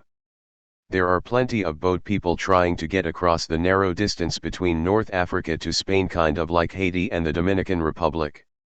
If they make it, the boat people are immediately expelled by the Spanish police and navy. It's very ugly. There are, of course, reasons why people are going from Africa to Europe and not the other direction. There are 500 years of reasons for that. But it's happening, and Europe doesn't want it. They want to preserve their wealth and keep the poor people out. The same problem is occurring in Italy. The Lombard League, which includes a kind of neo-fascist element, won a recent electoral victory. It reflects northern Italian interests. They don't want to be saddled with the poor people in the south of Italy. And they're concerned about the North Africans coming up from the south, drifting up through Sicily into Italy. The North Italians don't want them, they want rich white people. That brings in the whole question of race and racism and how that factored into the relationship between the North and the South. There has always been racism. But it developed as a leading principle of thought and perception in the context of colonialism. That's understandable. When you have your boot on someone's neck, you have to justify it. The justification has to be their depravity. It's very striking to see this in the case of people who aren't very different from one another. Take a look at the British conquest of Ireland, the earliest of the Western colonial conquests. It was described in the same terms as the conquest of Africa. The Irish were a different race. They weren't human. They weren't like us. We had to crush and destroy them. Some Marxists say racism is a product of the economic system, of capitalism. Would you accept that? No. It has to do with conquest, with oppression. If you're robbing somebody, oppressing them, dictating their lives, it's a very rare person who can say, "Look, I'm a monster. I'm doing this for my own good." Even Himmler didn't say that. A standard technique of belief formation goes along with oppression, whether it's throwing them in gas chambers or charging them too much at a corner store, or anything in between. The standard reaction is to say, it's their depravity. That's why I'm doing it. Maybe I'm even doing them good. If it's their depravity, there's got to be something about them that makes them different from me. What's different about them will be whatever you can find. And that's the justification. Then it becomes racism. You can always find something: they have a different color hair or eyes, they're too fat, or they're gay. You find something that's different enough. Of course you can lie about it, so it's easier to find. Take the Serbs and the Croats. They're indistinguishable. They use a different alphabet, but they speak the same language. They belong to different branches of the Catholic Church. That's about it. but many of them are perfectly ready to murder and destroy each other. They can imagine no higher task in life. The unmentionable five-letter word. It's a given that ideology and propaganda are phenomena of other cultures. They don't exist in the United States. Class is in the same category. You've called it the unmentionable five-letter word. It's kind of interesting the way it works. Statistics about things like quality of life, infant mortality, life expectancy, etc. are usually broken down by race. It always turns out that blacks have horrible statistics as compared with whites.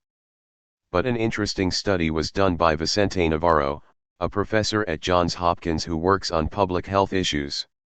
He decided to reanalyze the statistics, separating out the factors of race and class. For example, he looked at white workers and black workers versus white executives and black executives. He discovered that much of the difference between blacks and whites was actually a class difference. If you look at poor white workers and white executives, the gap between them is enormous. The study was obviously relevant to epidemiology and public health, so he submitted it to the major American medical journals. They all rejected it. He then sent it to the world's leading medical journal, The Lancet, in Britain. They accepted it right away. The reason is very clear. In the United States you are not allowed to talk about class differences. In fact, only two groups are allowed to be class conscious in the United States. One of them is the business community, which is rabidly class conscious. When you read their literature, it's all full of the danger of the masses and their rising power and how we have to defeat them. It's kind of vulgar, inverted Marxism. The other group is the high planning sectors of the government. They talk the same way how we have to worry about the rising aspirations of the common man and the impoverished masses who are seeking to improve standards and harming the business climate. So they can be class conscious. They have a job to do. But it's extremely important to make other people, the rest of the population, believe that there is no such thing as class. We're all just equal, we're all Americans, we live in harmony, we all work together, everything is great. Take, for example, the book Mandate for Change, put out by the Progressive Policy Institute, the Clinton think tank. It was a book you could buy at airport newsstands, part of the campaign literature describing the Clinton administration's program. It has a section on entrepreneurial economics, which is economics that's going to avoid the pitfalls of the right and the left. It gives up these old-fashioned liberal ideas about entitlement and welfare mothers having a right to feed their children. That's all passé. We're not going to have any more of that stuff. We now have enterprise economics, in which we improve investment and growth. The only people we want to help are workers and the firms in which they work. According to this picture, we're all workers. There are firms in which we work. We would like to improve the firms in which we work, like we'd like to improve our kitchens, get a new refrigerator. There's somebody missing from this story. There are no managers, no bosses, no investors. They don't exist. It's just workers and the firms in which we work. All the administration's interested in is helping us folks out there. The word entrepreneurs shows up once, I think. They're the people who assist the workers and the firms in which they work. The word profits also appears once, if I recall. I don't know how that sneaked in. That's another dirty word, like class. Or take the word jobs. It's now used to mean profits. So when, say, George H.W. Bush took off to Japan with Lee Iacocca and the rest of the auto executives, his slogan was jobs, jobs, jobs. That's what he was going for. We know exactly how much George Bush cares about jobs. All you have to do is look at what happened during his presidency, when the number of unemployed and underemployed officially reached about 17 million or so, a rise of 8 million during his term of office. He was trying to create conditions for exporting jobs overseas. He continued to help out with the undermining of unions and the lowering of real wages. So what does he mean when he and the media shout, jobs, jobs, jobs? It's obvious, profits, Profits, profits. Figure out a way to increase profits. The idea is to create a picture among the population that we're all one happy family. We're America, we have a national interest, we're working together. There are us nice workers, the firms in which we work and the government who works for us. We pick them, they're our servants. And that's all there is in the world, no other conflicts, no other categories of people, no further structure to the system beyond that. Certainly nothing like class unless you happen to be in the ruling class, in which case you're very well aware of it. So then equally exotic issues like class oppression and class warfare occur only in obscure books and on Mars. Or in the business press and the business literature, where it's written about all the time. It exists there because they have to worry about it. You use the term elite. The political economist and economic historian Samir Emin says it confers too much dignity upon them. He prefers ruling class. Incidentally, a more recent invention is the ruling crass. The only reason I don't use the word class is that the terminology of political discourse is so debased it's hard to find any words at all. That's part of the point to make it impossible to talk. For one thing, class has various associations. As soon as you say the word class, everybody falls down dead. They think, there's some Marxist raving again. But the other thing is that to do a really serious class analysis, you can't just talk about the ruling class. Are the professors at Harvard part of the ruling class? Are the editors of the New York Times part of the ruling class? Are the bureaucrats in the State Department? There are lots of different categories of people. So you can talk vaguely about the establishment or the elites or the people in the dominant sectors. But I agree, you can't get away from the fact that there are sharp differences in power which in fact are ultimately rooted in the economic system. You can talk about the masters, if you like. It's Adam Smith's word, and he's now in fashion. The elite are the masters, and they follow what Smith called their vile maxim, namely, all for ourselves and nothing for anyone else. You say that class transcends race, essentially. It certainly does. For example, the United States could become a color-free society. It's possible. I don't think it's going to happen, but it's perfectly possible that it would happen, and it would hardly change the political economy at all, just as women could pass through the glass ceiling and that wouldn't change the political economy at all. That's one of the reasons why you commonly find the business sector reasonably willing to support efforts to overcome racism and sexism. It doesn't matter that much for them. You lose a little white male privilege in the executive suite, but that's not all that important as long as the basic institutions of power and domination survive intact. And you can pay the women less. Or you can pay them the same amount. Take England. They just went through 10 pleasant years with the Iron Lady running things. Even worse than Reaganism. Lingering in the shadows of the liberal democracies where there's this pyramid of control and domination, where there's class and race and gender bias is coercion, force. That comes from the fact that objective power is concentrated. It lies in various places, like in patriarchy, in race. Crucially, it also lies in ownership. If you think about the way the society generally works, it's pretty much the way the Founding Fathers said. As John Jay put it, the country should be governed by those who own it, and the owners intend to follow Adam Smith's vile maxim. That's at the core of things. That can remain even if lots of other things change. On the other hand, it's certainly worth overcoming the other forms of oppression. For people's lives, racism and sexism may be much worse than class oppression. When a kid was lynched in the South, that was worse than being paid low wages. So when we talk about the roots of the system of oppression, that can't be spelled out simply in terms of suffering. Suffering is an independent dimension, and you want to overcome suffering. Human nature and self-image. Is racism something that's learned, or is it innately endowed? I don't think either of those is the right answer. There's no doubt that there's a rich, complex human nature. We're not rocks. Anybody sane knows that an awful lot about us is genetically determined, including aspects of our behavior, our attitudes. That's not even a question among sane people. When you go beyond that and ask what it is, you're entering into general ignorance. We know there's something about human nature that forces us to grow arms, not wings, and undergo puberty at roughly a certain age. And by now we know that acquisition of language, growth of the visual system and so on, are part of human nature in fundamental respects.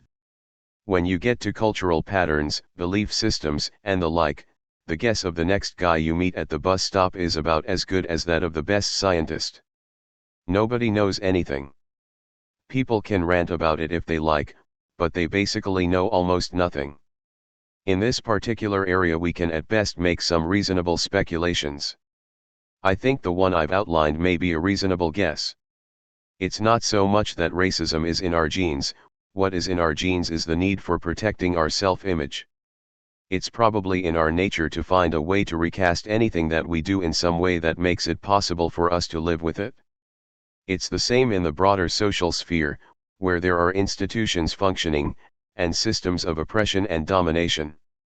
The people who are in control, who are harming others, those people will construct justifications for themselves.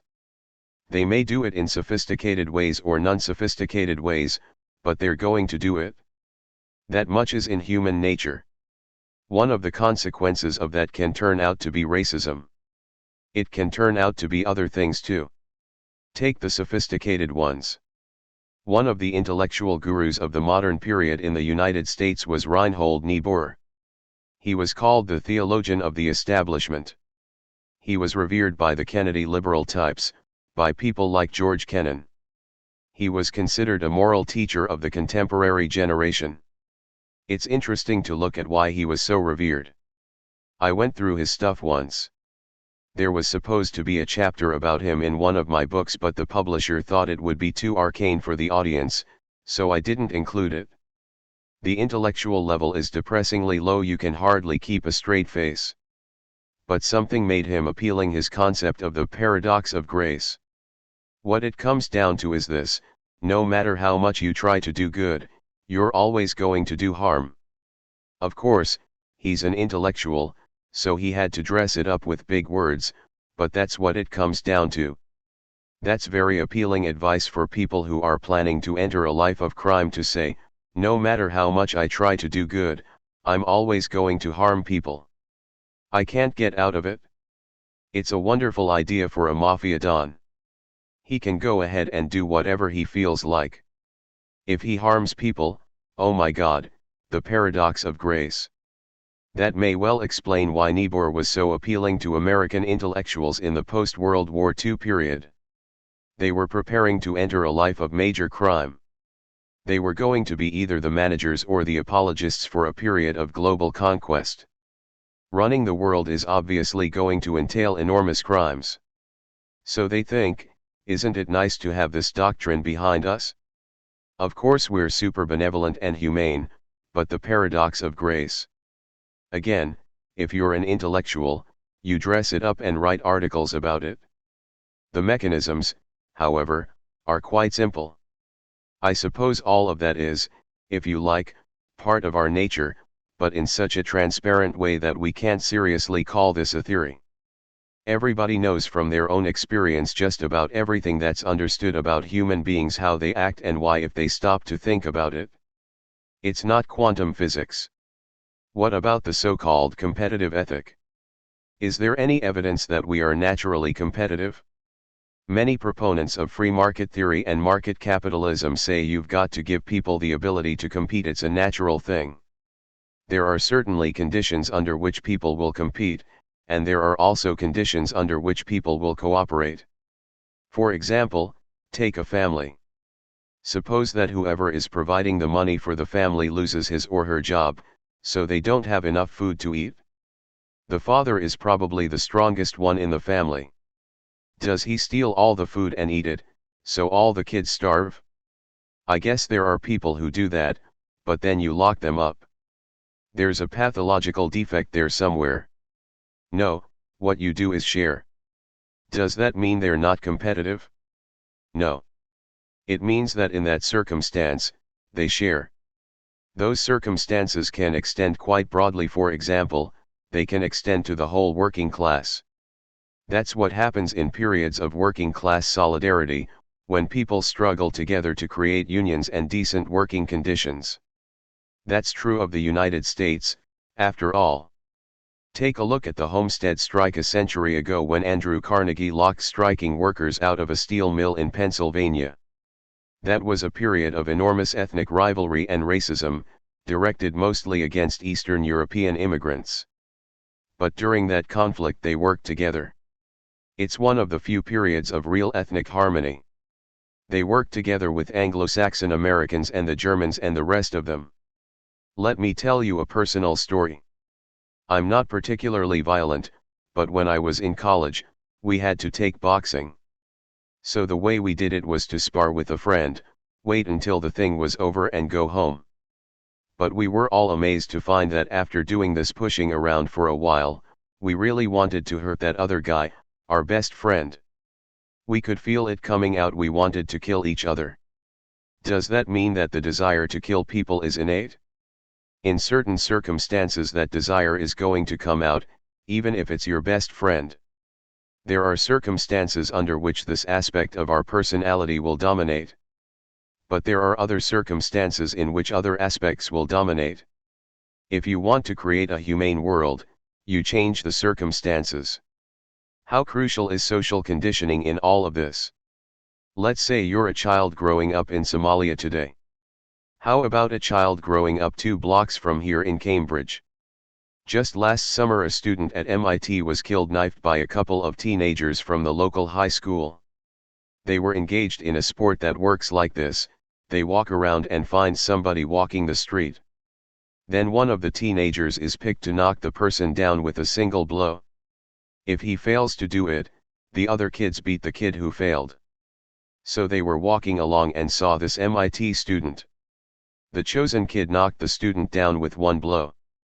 For unexplained reasons, they also knifed and killed him. The teenagers didn't see anything especially wrong with it. They walked off and went to a bar somewhere. They were later picked up by the police because somebody had seen them. They hadn't even tried to get away. These kids are growing up in Cambridge, not in the wealthy sections, but probably in the slums. Those aren't Somali slums by any means, or even Dorchester slums, but surely kids in the more affluent suburbs wouldn't act like that. Does that mean they're different genetically? No. There's something about the social conditions in which they're growing up that makes this acceptable behavior, even natural behavior. Anyone who has grown up in an urban area must be aware of this. I can remember from childhood that there were neighborhoods where if you went, you'd be beaten up. You weren't supposed to be there. The people who were doing it, kids, felt justified and righteous about it. They were defending their turf. What else did they have to defend? It can't happen here, can it? Huey Long, a populist Louisiana governor and senator in the early 1930s, once said that when fascism comes to this country, it's going to be wrapped in an American flag. You've commented on tendencies toward fascism in this country. You've even been quoting Hitler on the family and the role of women. The Republican convention, fortunately I saved myself the pain of watching it on television, but I read about it struck such chords that I began looking up some literature on fascism from the 1930s. I looked up Hitler's speeches to women's groups and big rallies. The rhetoric was very similar to that of the God and Country rally the first night of the Republican convention. But I don't really take that similarity too seriously, because the levers of power are firmly in the hands of the corporate sector. It'll permit rabid fundamentalists to scream about God and country and family, but they're very far from having any influence over major power decisions. That was obvious in the way the campaign developed. They were given the first night to scream and yell. They were even given the party platform. It was pre-Enlightenment. But then when the campaign started, we were back to business as usual. But that can change. When people grow more alienated and isolated, they begin to develop highly irrational and very self-destructive attitudes. They want something in their lives. They want to identify themselves somehow. They don't want to be just glued to the television set. If most of the constructive ways are cut off, they turn to other ways. You can see that in the polls too. I was just looking at a study by an American sociologist, published in England, of comparative religious attitudes in various countries. The figures are shocking. 3/4 of the American population literally believe in religious miracles. The numbers who believe in the devil, in resurrection, in God doing this and that, it's astonishing. These numbers aren't duplicated anywhere else in the industrial world. You'd have to maybe go to mosques in Iran or do a poll among old ladies in Sicily to get numbers like this. Yet this is the American population.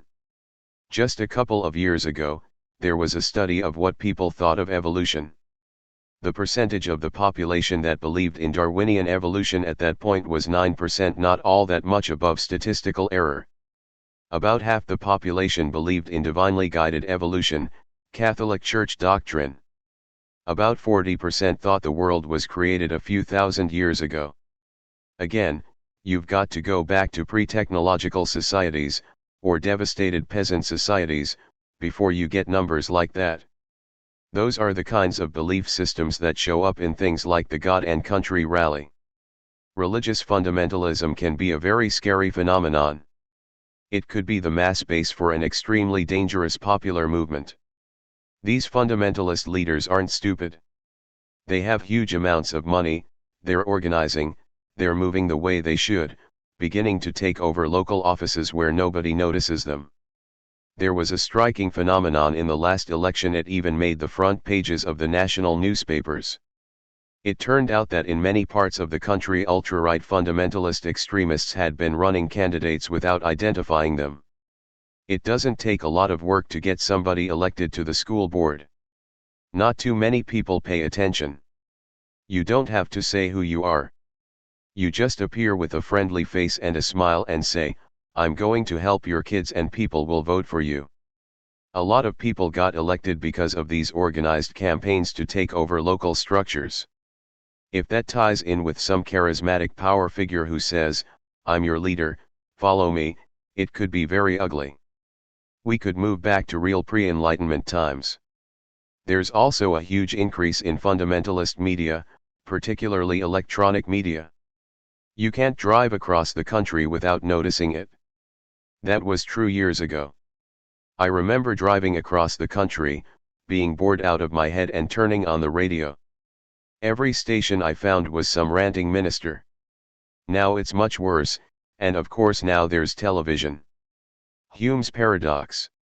You've said the real drama since 1776 has been the relentless attack of the prosperous few upon the rights of the restless many. I want to ask you about the restless many.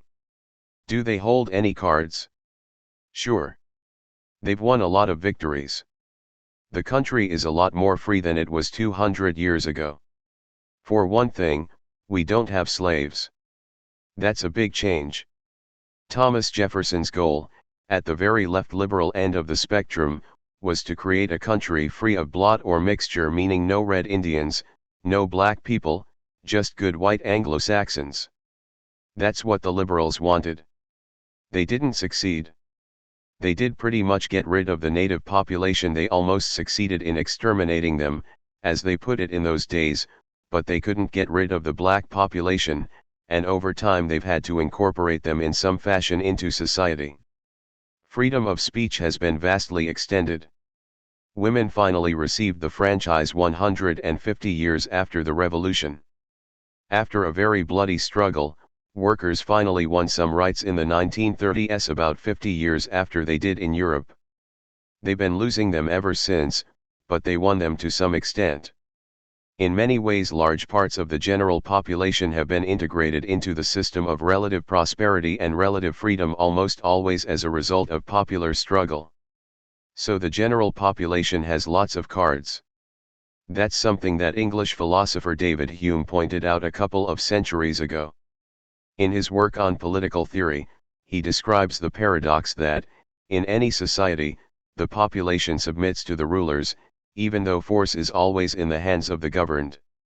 Ultimately, the governors, the rulers, can only rule if they control opinion no matter how many guns they have. This is true of the most despotic societies and the most free, he wrote. If the general population won't accept things, the rulers are finished. That underestimates the resources of violence, but expresses important truths nonetheless. There's a constant battle between people who refuse to accept domination and injustice and those who are trying to force people to accept them. How to break from the system of indoctrination and propaganda? You've said that it's nearly impossible for individuals to do anything, that it's much easier and better to act collectively. What prevents people from getting associated? There's a big investment involved. Everybody lives within a cultural and social framework which has certain values and certain opportunities. It assigns cost to various kinds of action and benefits to others. You just live in that, you can't help it. We live in a society that assigns benefits to efforts to achieve individual gain. Let's say I'm the father or mother of a family. What do I do with my time? I've got 24 hours a day. If I've got children to take care of, a future to worry about, what do I do? One thing I can do is try to play up to the boss and see if I can get $1 more an hour. Or maybe I can kick somebody in the face when I walk past them, if not directly then indirectly, by the mechanisms that are set up within a capitalist society. That's one way. The other way is to spend my evenings trying to organize other people, who will then spend their evenings at meetings, go out on a picket line and carry out a long struggle in which they'll be beaten up by the police and lose their jobs. Maybe they'll finally get enough people together so they'll ultimately achieve a gain, which may or may not be greater than the gain that they tried to achieve by following the individualist course. In game theory, this kind of situation is called prisoner's dilemma. You can set up things called games interactions in which each participant will gain more if they work together, but you only gain if the other person works with you. If the other person is trying to maximize his or her own gain, you lose. Let me take a simple case: driving to work. It would take me longer to take the subway than to drive to work. If we all took the subway and put the money into that instead of into roads, we'd all get there faster by the subway. But we all have to do it. If other people are going to be driving and I'm taking the subway, then private transportation is going to be better for the people who are doing it. It's only if we all do something a different way that we'll all benefit a lot more. The costs to you, an individual, to work to create the possibilities to do things together can be severe. It's only if lots of people begin to do it, and do it seriously, that you get real benefits. The same has been true of every popular movement that ever existed. Suppose you were a 20-year-old black kid at Spelman College in Atlanta in 1960. You had two choices. One was, I'll try to get a job in a business somewhere. Maybe somebody will be willing to pick a black manager. I'll be properly humble and bow and scrape. Maybe I'll live in a middle-class home. The other was to join SNCC, the Student Nonviolent Coordinating Committee, a black civil rights group of the 1960s, in which case you might get killed. You were certainly going to get beaten and defamed. It would be a very tough life for a long time. Maybe you'd finally be able to create enough popular support so that people like you and your family could live better. It would be hard to make that second choice, given the alternatives available. Society is very much structured to try to drive you toward the individualist alternative. It's a remarkable fact that many young people took that second choice, suffered for it, and helped create a much better world. You've noted polls that indicate that 83% of the population regard the entire economic system as inherently unfair. But it doesn't translate into anything. It can only translate into anything if people do something about it. That's true whether you're talking about general things like the inherent unfairness of the economic system, which requires revolutionary change, or about small things. Take, say, health insurance.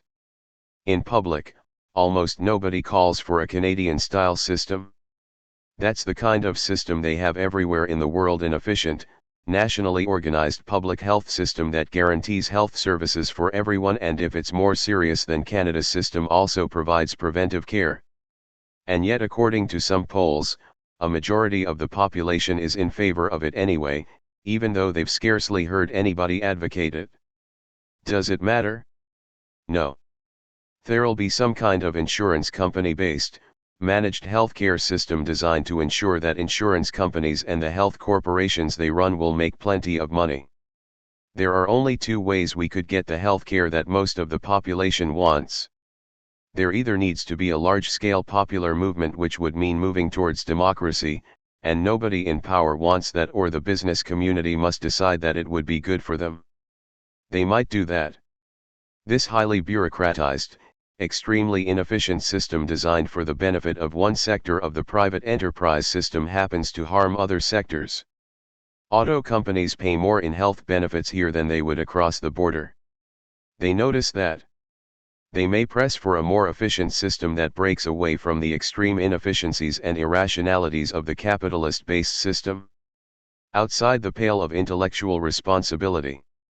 Canadian journalist David Frum has called you the great aimer, icon crackpot. I think that ranks up there with the New Republic's Martin Parrott's placing you outside the pale of intellectual responsibility. Frum also says, there was a time when the New York Times op-ed page was your stomping ground. Have I missed something here? I guess I have too. I did have an op-ed once, it was in 1971, I think. This was the period when the corporate sector, and later the New York Times, had decided we'd better get out of Vietnam because it was costing us too much. I had testified before the Senate Foreign Relations Committee. Senator Fulbright had in effect turned the committee into a seminar. He was very turned off by the war and American foreign policy at that time. He invited me to testify. That was respectable enough. So they ran a segment of excerpts of your comments. It wasn't an original piece you had written for the Times. Maybe it was slightly edited, but it was essentially a piece of my testimony at the committee. So it's true, the Times did publish a piece of my testimony to the Foreign Relations Committee. And that was your stomping grounds. What about letters? How many letters of yours have they printed? Occasionally, when an outlandish slander and lie about me has appeared there, I've written back to them. Sometimes they don't publish the letters. Once, maybe more, I was angry enough that I contacted a friend inside, who was able to put enough pressure on so they ran the letter. But sometimes they just refused. In the Times book review section, there were a bunch of vicious lies about me and the Khmer Rouge. I wrote back a short letter responding, and they refused to publish it. I got annoyed and wrote back again and actually got a response. They said they'd published a different letter, one they thought was better. Secrets, Lies and Democracy. First published 1994, 11 U.S. printing, 7 foreign editions, 142,000 copies in print. The U.S. Defective Democracy. Clinton's National Security Advisor, Anthony Lake, is encouraging the enlargement of democracy overseas. Should he extend that to the U.S.? I can't tell you what Anthony Lake has in mind, but the concept of democracy that's been advanced is a very special one, and the more honest people on the right describe it rather accurately. For example, Thomas Carruthers, who was involved in what was called the Democracy Assistance Project during the Reagan administration, has written a book and several articles about it. He says the U.S. seeks to create a form of top-down democracy that leaves traditional structures of power, basically corporations and their allies, in effective control. Any form of democracy that leaves the traditional structures essentially unchallenged is admissible. Any form that undermines their power is as intolerable as ever. So there's a dictionary definition of democracy and then a real-world definition. The real-world definition is more or less the one Carruthers describes. The dictionary definition has lots of different dimensions, but, roughly speaking, a society is democratic to the extent that people in it have meaningful opportunities to take part in the formation of public policy. There are a lot of different ways in which that can be true, but insofar as it's true, the society is democratic. A society can have the formal trappings of democracy and not be democratic at all. The Soviet Union, for example, had elections. The US obviously has a formal democracy with primaries, elections, referenda, recalls, and so on. But what's the content of this democracy in terms of popular participation? Over long periods, the involvement of the public in planning or implementation of public policy has been quite marginal. This is a business-run society. The political parties have reflected business interests for a long time. One version of this view which I think has a lot of power behind it is what political scientist Thomas Ferguson calls the investment theory of politics. He believes that the state is controlled by coalitions of investors who join together around some common interest. To participate in the political arena, you must have enough resources and private power to become part of such a coalition. Since the early 19th century, Ferguson argues, there's been a struggle for power among such groups of investors. The long periods when nothing very major seemed to be going on are simply times when the major groups of investors have seen more or less eye to eye on what public policy should look like. Moments of conflict come along when groups of investors have differing points of view. During the New Deal, for example, various groupings of private capital were in conflict over a number of issues. Ferguson identifies a high-tech, capital-intensive, export-oriented sector that tended to be quite pro-New Deal and in favor of the reforms. They wanted an orderly workforce and an opening to foreign trade. A more labor-intensive, domestically oriented sector, grouped essentially around the National Association of Manufacturers, was strongly anti-New Deal. They didn't want any of these reform measures. Those groups weren't the only ones involved, of course. There was the labor movement, a lot of public ferment and so on. You view corporations as being incompatible with democracy, and you say that if we apply the concepts that are used in political analysis, corporations are fascist. That's a highly charged term. What do you mean? I mean fascism pretty much in the traditional sense. So when a rather mainstream person like Robert Skidelsky, the biographer of British economist John Maynard Keynes, describes the early post-war systems as modeled on fascism, he simply means a system in which the state integrates labor and capital under the control of the corporate structure. That's what a fascist system traditionally was. It can vary in the way it works, but the ideal state that it aims at is absolutist top-down control with the public essentially following orders. Fascism is a term from the political domain, so it doesn't apply strictly to corporations, but if you look at them, power goes strictly top-down, from the board of directors to managers to lower managers and ultimately to the people on the shop floor, typists, etc. There's no flow of power or planning from the bottom up. Ultimate power resides in the hands of investors, owners, banks, etc. People can disrupt, make suggestions, but the same is true of a slave society. People who aren't owners and investors have nothing much to say about it. They can choose to rent their labor to the corporation, or to purchase the commodities or services that it produces, or to find a place in the chain of command, but that's it. That's the totality of their control over the corporation. That's something of an exaggeration, because corporations are subject to some legal requirements and there is some limited degree of public control. There are taxes and so on. But corporations are more totalitarian than most institutions we call totalitarian in the political arena. Is there anything large corporate conglomerates do that has beneficial effects? A lot of what's done by corporations will happen to have, by accident, beneficial effects for the population. The same is true of the government or anything else. But what are they trying to achieve? Not a better life for workers and the firms in which they work, but profits and market share. That's not a big secret, it's the kind of thing people should learn in third grade. Businesses try to maximize profit, power, market share, and control over the state. Sometimes what they do helps other people, but that's just by chance. There's a common belief that, since the Kennedy assassination, business and elite power circles control our so-called democracy. Has that changed at all with the Clinton administration? First of all, Kennedy was very pro-business. He was essentially a business candidate. His assassination had no significant effect on policy that anybody has been able to detect. There was a change in policy in the early 1970s, under Nixon, but that had to do with changes in the international economy. Clinton is exactly what he says he is, a pro-business candidate. The Wall Street Journal had a very enthusiastic, big, front-page article about him right after the NAFTA vote. They pointed out that the Republicans tend to be the party of business as a whole, but that the Democrats tend to favor big business over small business. Clinton, they said, is typical of this. They quoted executives from the Ford Motor Company, the steel industry, etc., who said that this is one of the best administrations they've ever had.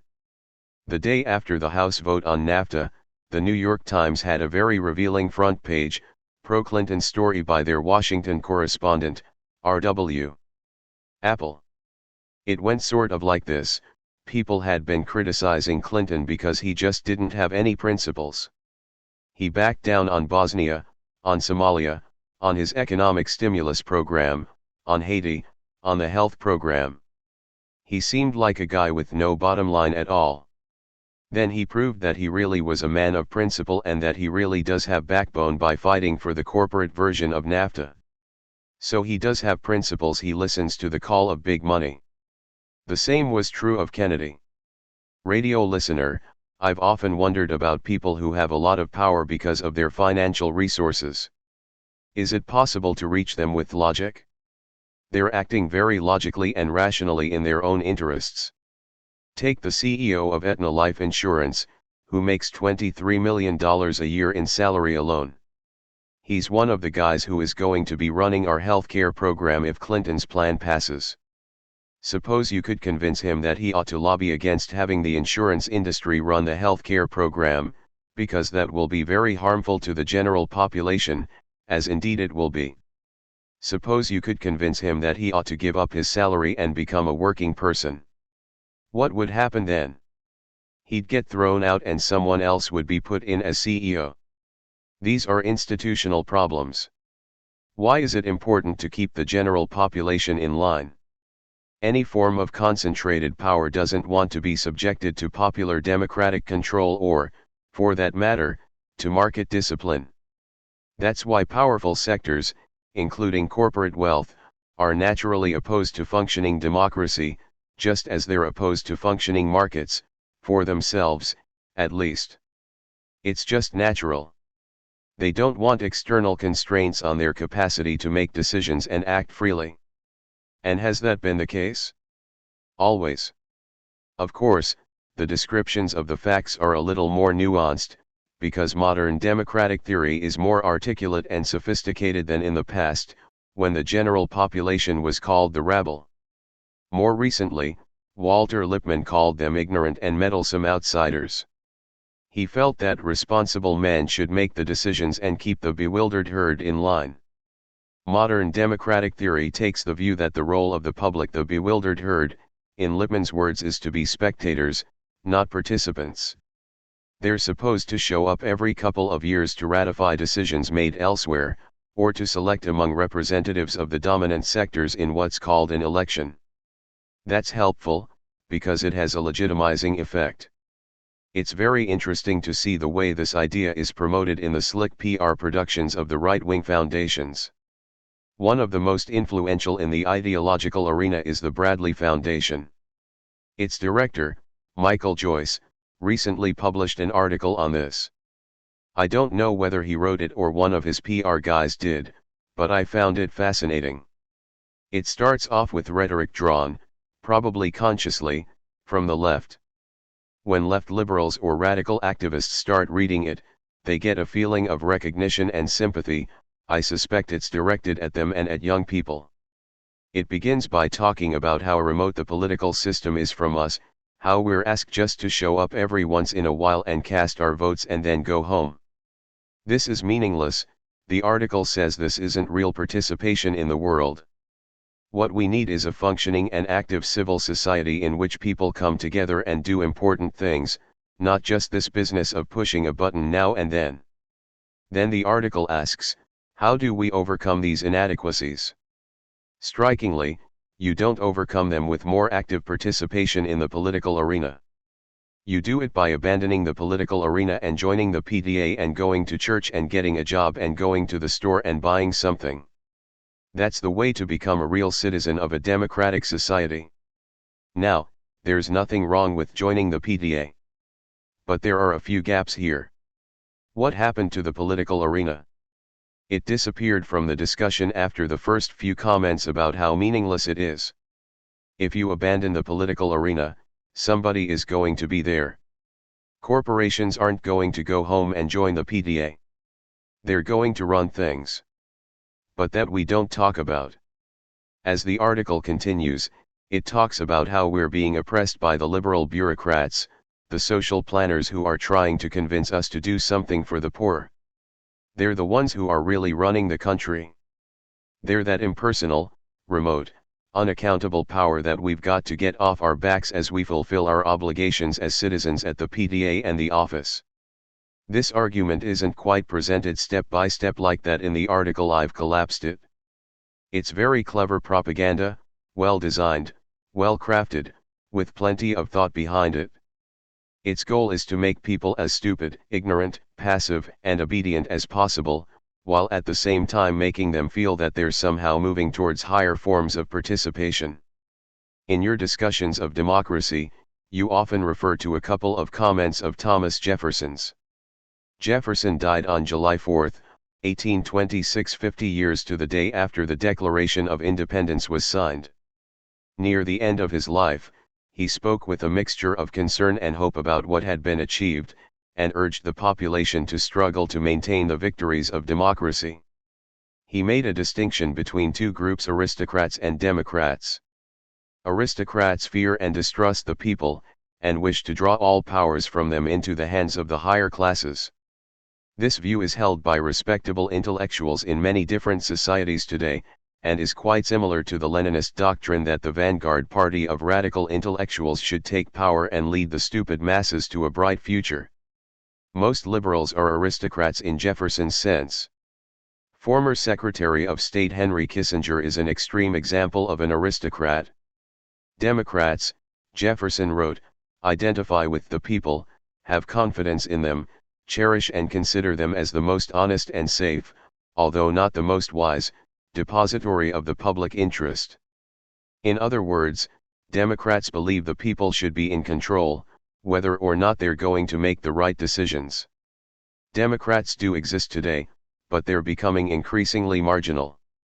Jefferson specifically warned against banking institutions and moneyed incorporations, what we would now call corporations, and said that if they grow, the aristocrats will have won and the American Revolution will have been lost. Jefferson's worst fears were realized, although not entirely in the ways he predicted. Later on, the Russian anarchist Mikhail Bakunin predicted that the contemporary intellectual classes would separate into two groups, both of which are examples of what Jefferson meant by aristocrats. One group, the red bureaucracy, would take power into their own hands and create one of the most malevolent and vicious tyrannies in human history. The other group would conclude that power lies in the private sector, and would serve the state and private power in what we now call state capitalist societies. They'd beat the people with the people's stick, by which he meant that they'd profess democracy while actually keeping the people in line. You also cite the American philosopher and educator John Dewey. What did he have to say about this? Dewey was one of the last spokespersons for the Jeffersonian view of democracy. In the early part of this century, he wrote that democracy isn't an end in itself, but a means by which people discover and extend and manifest their fundamental human nature and human rights. Democracy is rooted in freedom, solidarity, a choice of work and the ability to participate in the social order. Democracy produces real people, he said. That's the major product of a democratic society, real people. He recognized that democracy in that sense was a very withered plant. Jefferson's banking institutions and moneyed incorporations had of course become vastly more powerful by this time, and Dewey felt that the shadow cast on society by big business made reform very difficult, if not impossible. He believed that reform may be of some use, but as long as there's no democratic control of the workplace, reform isn't going to bring democracy and freedom. Like Jefferson and other classical liberals, Dewey recognized that institutions of private power were absolutist institutions, unaccountable and basically totalitarian in their internal structure. Today, they're far more powerful than anything Dewey dreamed of. This literature is all accessible. It's hard to think of more leading figures in American history than Thomas Jefferson and John Dewey. They're as American as apple pie. But when you read them today, they sound like crazed Marxist lunatics. That just shows how much our intellectual life has deteriorated. In many ways, these ideas received their earliest and often most powerful formulation in people like the German intellectual Wilhelm von Humboldt, who inspired the English philosopher John Stuart Mill and was one of the founders of the classical liberal tradition in the late 18th century. Like Adam Smith and others, von Humboldt felt that at the root of human nature is the need for free creative work under one's own control. That must be at the basis of any decent society. Those ideas, which run straight through to Dewey, are deeply anti-capitalist in character. Adam Smith didn't call himself an anti-capitalist because, back in the 18th century, he was basically pre-capitalist, but he had a good deal of skepticism about capitalist ideology and practice, even about what he called joint stock companies, what we call corporations today, which existed in quite a different form in his day. He worried about the separation of managerial control from direct participation, and he also feared that these joint stock companies might turn into immortal persons. This indeed happened in the 19th century. After Smith's death, under current law, corporations have even more rights than individuals, and can live forever. It didn't happen through parliamentary decisions. Nobody voted on it in Congress. In the US, as elsewhere in the world, it happened through judicial decisions. Judges and corporate lawyers simply crafted a new society in which corporations have immense power. Today, the top 200 corporations in the world control over a quarter of the world's total assets, and their control is increasing. Fortune magazine's annual listing of the top American corporations found increasing profits, increasing concentration, and reduction of jobs tendencies that have been going on for some years. Von Humboldt's and Smith's ideas feed directly into the socialist anarchist tradition, into the left libertarian critique of capitalism. This critique can take the Deweyan form of a sort of workers' control version of democratic socialism, or the left Marxist form of people like the Dutch astronomer and political theorist Anton Pannekoek and the Polish-German revolutionary Rosa Luxemburg 1871–1919, or the leading anarchist Rudolf Rocker's anarcho-syndicalism, among others.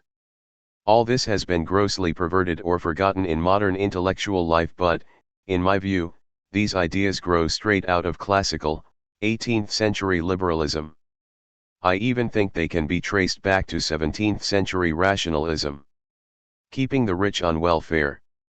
A book called America, Who Pays the Taxes, written by a couple of Philadelphia Inquirer reporters, apparently shows that the amount of taxes paid by corporations has dramatically declined in the US.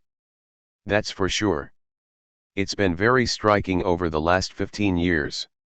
Some years ago, a leading specialist, Joseph Peckman, pointed out that despite the apparently progressive structure that's built into the income tax system, that is, the higher your income, the higher your tax rate, all sorts of other regressive factors end up making everyone's tax rate very near a fixed percentage. An interesting thing happened in Alabama involving Daimler-Benz, the big German auto manufacturer. Under Reagan, the US managed to drive labor costs way below the level of our competitors, except for Britain. That's produced consequences not only in Mexico and the US but all across the industrial world. For example, one of the effects of the so-called free trade agreement with Canada was to stimulate a big flow of jobs from Canada to the southeast US, because that's an essentially non-union area. Wages are lower, you don't have to worry about benefits, workers can barely organize. So that's an attack against Canadian workers. Daimler-Benz, which is Germany's biggest conglomerate, was seeking essentially third world conditions.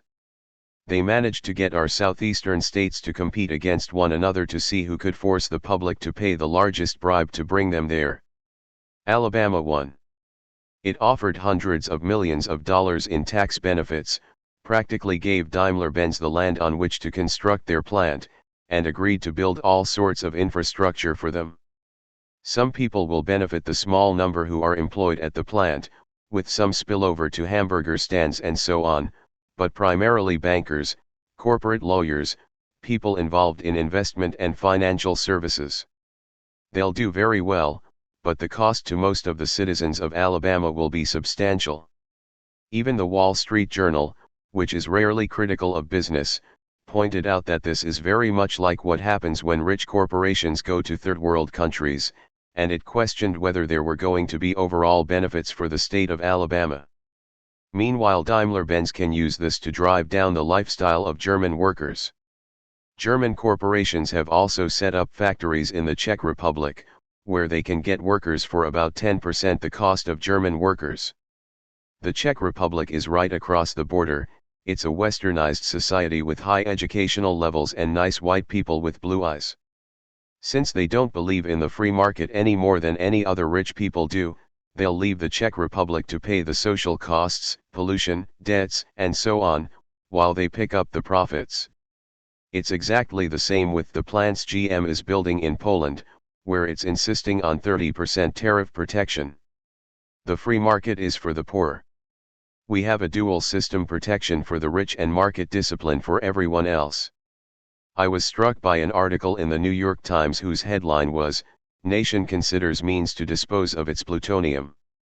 So the nation has to figure out how to dispose of what was essentially created by private capital. That's the familiar idea that profits are privatized but costs are socialized. The costs are the nation's, the people's, but the profits weren't for the people, nor did they make the decision to produce plutonium in the first place, nor are they making the decisions about how to dispose of it, nor do they get to decide what ought to be a reasonable energy policy. One of the things I've learned from working with you is the importance of reading Business Week, Fortune, and the Wall Street Journal. In the business section of the New York Times, I read a fascinating discussion by a bureaucrat from MIT, Japan's Ministry of International Trade and Industry, who trained at the Harvard Business School. One of his classes was studying a failed airline that went out of business. They were shown a taped interview with the company's president, who noted with pride that through the whole financial crisis and eventual bankruptcy of the airline, he'd never asked for government help. To the Japanese man's astonishment, the class erupted into applause. He commented, "There's a strong resistance to government intervention in America. I understand that. But I was shocked. There are many shareholders in companies.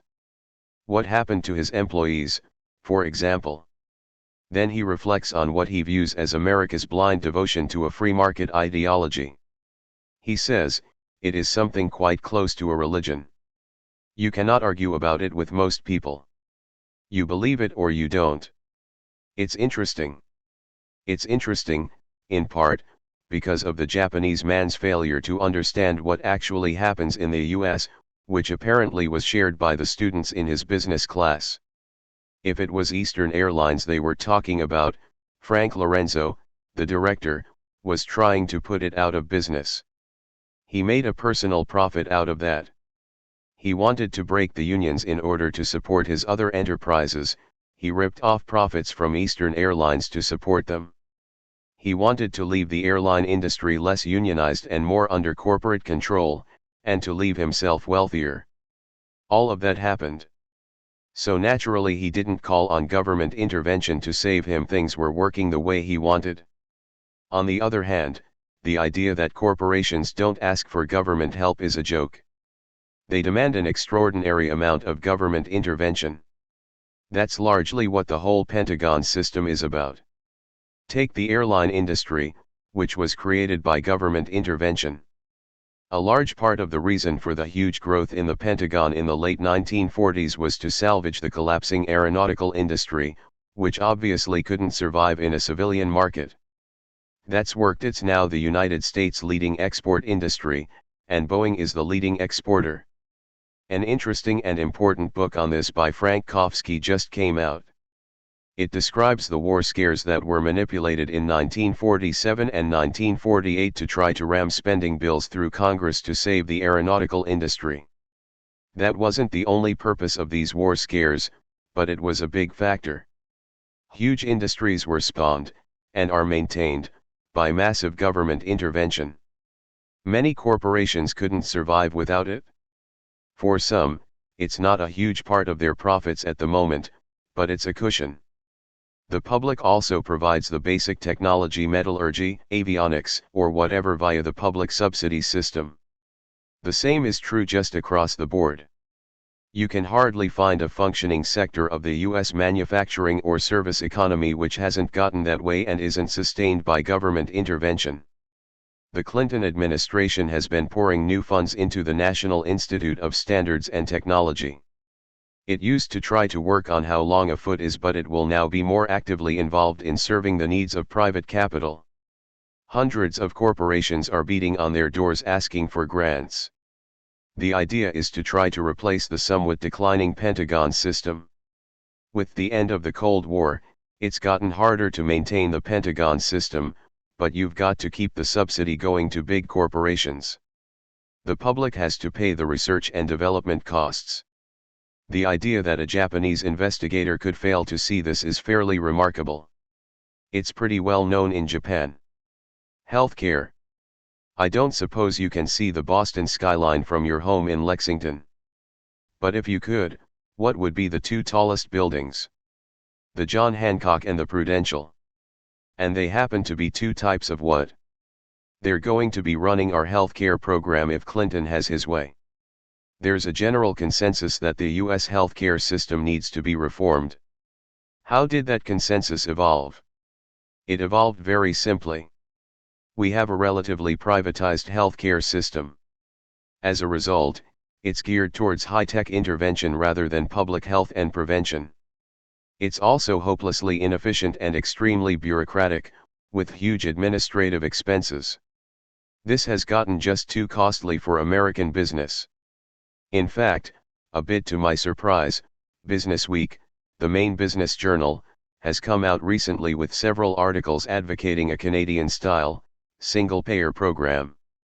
Under this system, healthcare is individual, but the government is the insurer. Similar plans exist in every industrial country in the world, except the US. The Clinton plan is called managed competition. What is that, and why are the big insurance companies supporting it? Managed competition means that big insurance companies will put together huge conglomerates of healthcare institutions, hospitals, clinics, labs, and so on. Various bargaining units will be set up to determine which of these conglomerates to work with. That's supposed to introduce some kind of market forces. But a very small number of big insurance conglomerates, in limited competition with one another, will be pretty much in charge of organizing your health care. This plan will drive the little insurance companies out of the market, which is why they're opposed to it. Since they're in business for profit, not for your comfort, the big insurance companies will doubtlessly micromanage healthcare, in an attempt to reduce it to the lowest possible level. They'll also tend away from prevention and public health measures, which aren't their concern. Enormous inefficiencies will be involved: huge profits, advertising costs, big corporate salaries and other corporate amenities, big bureaucracies that control in precise detail what doctors and nurses do and don't do, and we'll have to pay for all that. There's another point that ought to be mentioned. In a Canadian-style, government insurance system, the costs are distributed in the same way that taxes are. If the tax system is progressive, that is, if rich people pay a higher percentage of their income in taxes, which all other industrial societies assume, correctly, to be the only ethical approach, then the wealthy will also pay more of the costs of health care. But the Clinton program, and all the others like it, are radically regressive. A janitor and a CEO pay the same amount. It's as if they were both taxed the same amount, which is unheard of in any civilized society. Actually, it's even worse than that: the janitor will probably pay more. He'll be living in a poor neighborhood and the executive will be living in a rich suburb or a downtown high-rise, which means they'll belong to different health groupings. Because the grouping the janitor belongs to will include many more poor and high-risk people, the insurance companies will demand higher rates from it than the one the executive belongs to, which will include mostly wealthier, lower-risk people. According to a Harris poll, Americans prefer the Canadian-style healthcare system by a huge majority. That's kind of remarkable, given the minimal amount of media attention the single-payer system has received. The best work I know on this is by Vicente Navarro. He's discovered that there's been quite consistent support for something like a Canadian-style system ever since polls began on this issue, which is now over 40 years. Back in the 1940s, Truman tried to put through such a program. It would have brought the US into line with the rest of the industrial world, but it was beaten back by a huge corporate offensive, complete with tantrums about how we were going to turn into a Bolshevik society and so on. Every time the issue has come up, there's been a major corporate offensive. One of Ronald Reagan's great achievements back in the late 1960s was to give somber speeches, written for him by the AMA, about how if the legislation establishing Medicare was passed, we'd all be telling our children and grandchildren decades hence what freedom used to be like. Steffi Woolhandler and David Himmelstein, both of Harvard Medical School, also cite another poll result. When Canadians were asked if they'd want a US-style system, only 5% said yes. By now, even large parts of the business community don't want it. It's just too inefficient, too bureaucratic, and too costly for them. The auto companies estimated a couple of years ago that it was costing them about $500 extra per car just because of the inefficiencies of the US healthcare system as compared with, say, their Canadian operations. When business starts to get hurt, then the issue moves into the public agenda. The public has been in favor of a big change for a long time, but what the public thinks doesn't matter much. There was a nice phrase about this sort of thing in The Economist. It was concerned about the fact that Poland has degenerated into a system where they have democratic elections, which is sort of a nuisance. The population in all of the East European countries is being smashed by the economic changes that are being rammed down their throats. These changes are called reforms, which is supposed to make them sound good. In the last election, the Poles voted in an anti-reform government. The Economist pointed out that this really wasn't too troublesome because policy is insulated from politics. In their view, that's a good thing. In this country too, policy is insulated from politics. People can have their opinions, they can even vote if they like. But policy goes on its merry way, determined by other forces. What the public wants is called politically unrealistic. Translated into English, that means the major centers of power and privilege are opposed to it. A change in our healthcare system has now become politically more realistic because the corporate community wants a change, since the current system is harming them. Vicente Navarro says that a universal and comprehensive healthcare program is directly related to the strength of the working class and its political and economic instruments.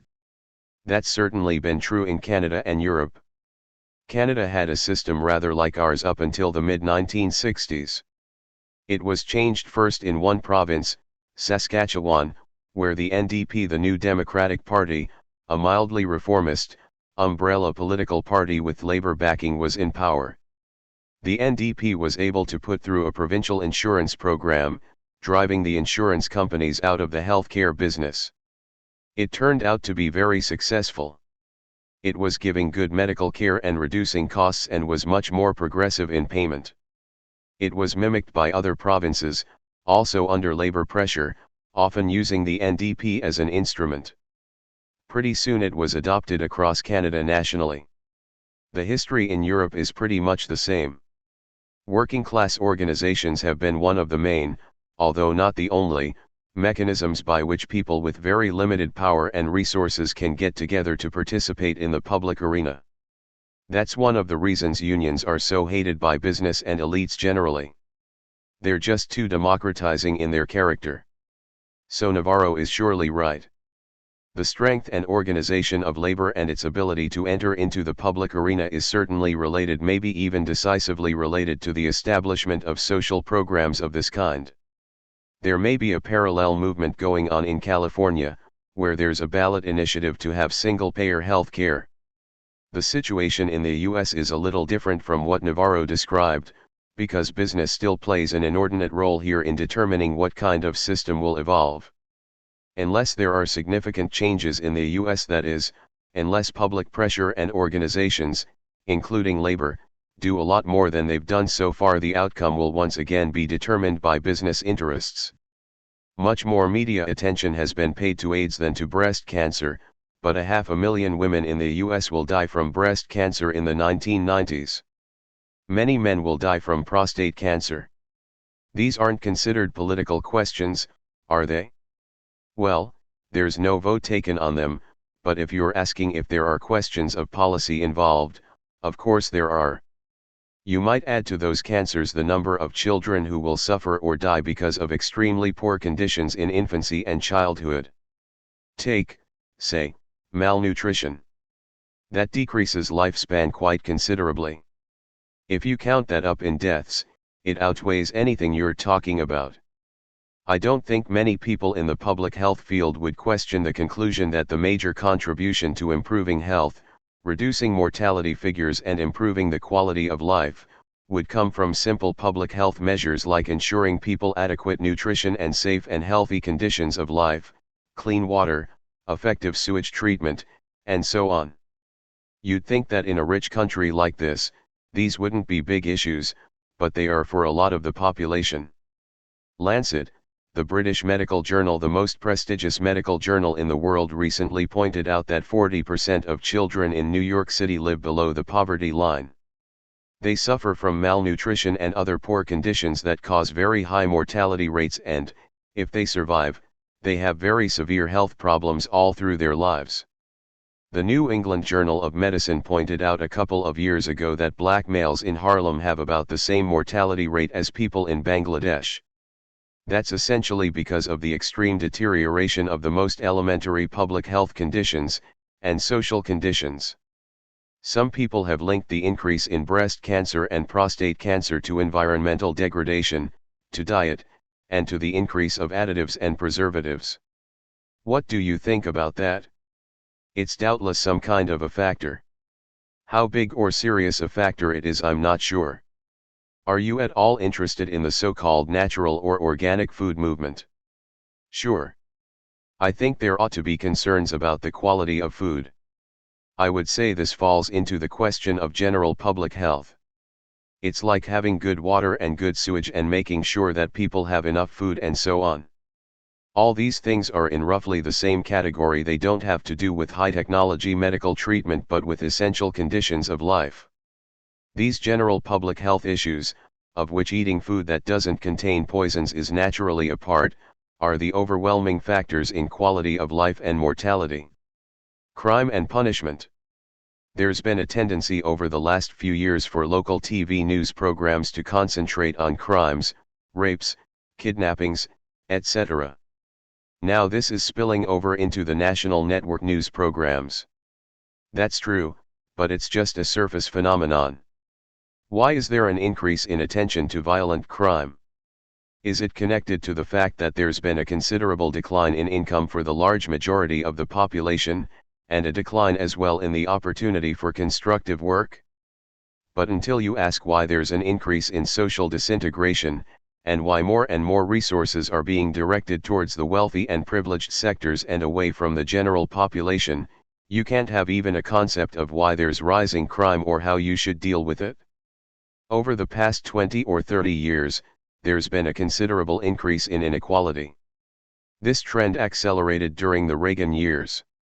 The society has been moving visibly towards a kind of third world model. The result is an increasing crime rate, as well as other signs of social disintegration. Most of the crime is poor people attacking each other, but it spills over to more privileged sectors. People are very worried, and quite properly, because the society is becoming very dangerous. A constructive approach to the problem would require dealing with its fundamental causes, But that's off the agenda, because we must continue with a social policy that's aimed at strengthening the welfare state for the rich. The only kind of responses the government can resort to under those conditions is pandering to the fear of crime with increasing harshness, attacking civil liberties and attempting to control the poor, essentially by force. Do you know what smash and grab is? When your car is in traffic or at a stoplight, people come along, smash in the window and grab your purse or steal your wallet. The same thing is going on right around Boston. There's also a new form, called Good Samaritan robbery. You fake a flat tire on the highway, and when somebody stops to help, you jump them, steal their car, beat them up if they're lucky, kill them if they're not. The causes are the increasing polarization of the society that's been going on for the past 25 years, and the marginalization of large sectors of the population. Since they're superfluous for wealth production, meaning profit production, and since the basic ideology is that a person's human rights depend on what they can get for themselves in the market system, they have no human value. Larger and larger sectors of the population have no form of organization and no viable, constructive way of reacting, so they pursue the available options, which are often violent. To a large extent, those are the options that are encouraged in the popular culture. You can tell a great deal about a society when you look at its system of justice. I was wondering if you'd comment on the Clinton crime bill, which authorizes hiring 100,000 more cops, boot camps for juveniles, more money for prisons, extending the death penalty to about 50 new offenses, and making gang membership a federal crime, which is interesting, considering there's something about freedom of association in the Bill of Rights. It was hailed with great enthusiasm by the far right as the greatest anti-crime bill ever. It's certainly the most extraordinary crime bill in history. It's greatly increased, by a factor of 5 or 6, federal spending for repression. There's nothing much constructive in it. There are more prisons, more police, heavier sentences, more death sentences, new crimes, 3 strikes, and you're out. It's unclear how much pressure and social decline and deterioration people will accept. One tactic is just drive them into urban slums, concentration camps, in effect, and let them prey on one another. But they have a way of breaking out and affecting the interests of wealthy and privileged people. So you have to build up the jail system, which is incidentally also a shot in the arm for the economy. It's natural that Clinton picked up this crime bill as a major social initiative, not only for a kind of ugly political reason, namely, that it's easy to whip up hysteria about it, but also because it reflects the general point of view of the so-called New Democrats, the business-oriented segment of the Democratic Party to which Clinton belongs. What are your views on capital punishment? It's a crime. I agree with Amnesty International on that one, and indeed with most of the world. The state should have no right to take people's lives. Radio listener, does this country have a vested interest in supporting the drug trade? It's complicated, I don't want to be too brief about it. For one thing, you can't talk about marijuana and cocaine in the same breath. Marijuana simply doesn't have the lethal effects of cocaine. You can debate about whether marijuana is good or bad, but out of about 60 million users, I don't think there's a known case of overdose. The criminalization of marijuana has motives other than concern about drugs. On the other hand, hard drugs, to which people have been driven to a certain extent by the prohibitions against soft drugs, are very harmful, although nowhere near the harm of, say, tobacco and alcohol in terms of overall societal effects, including deaths. There are sectors of American society that profit from the hard drug trade, like the big international banks that do the money laundering or the corporations that provide the chemicals for the industrial production of hard drugs. On the other hand, people who live in the inner cities are being devastated by them. So there are different interests. Gun control. Advocates of free access to arms cite the Second Amendment.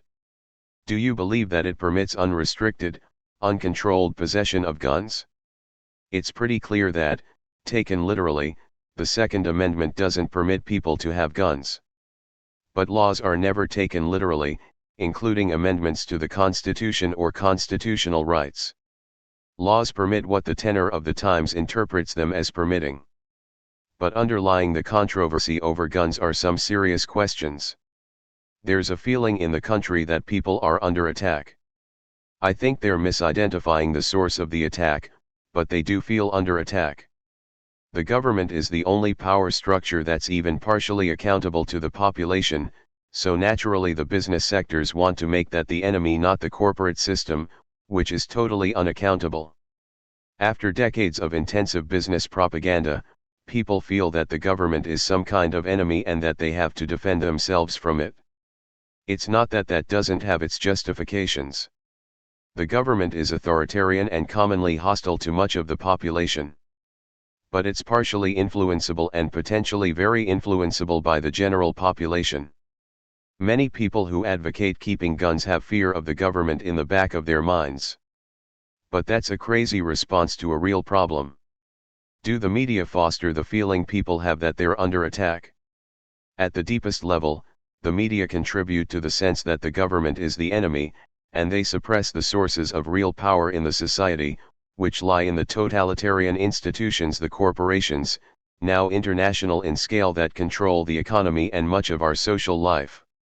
In fact, the corporations set the conditions within which the government operates, and control it to a large extent.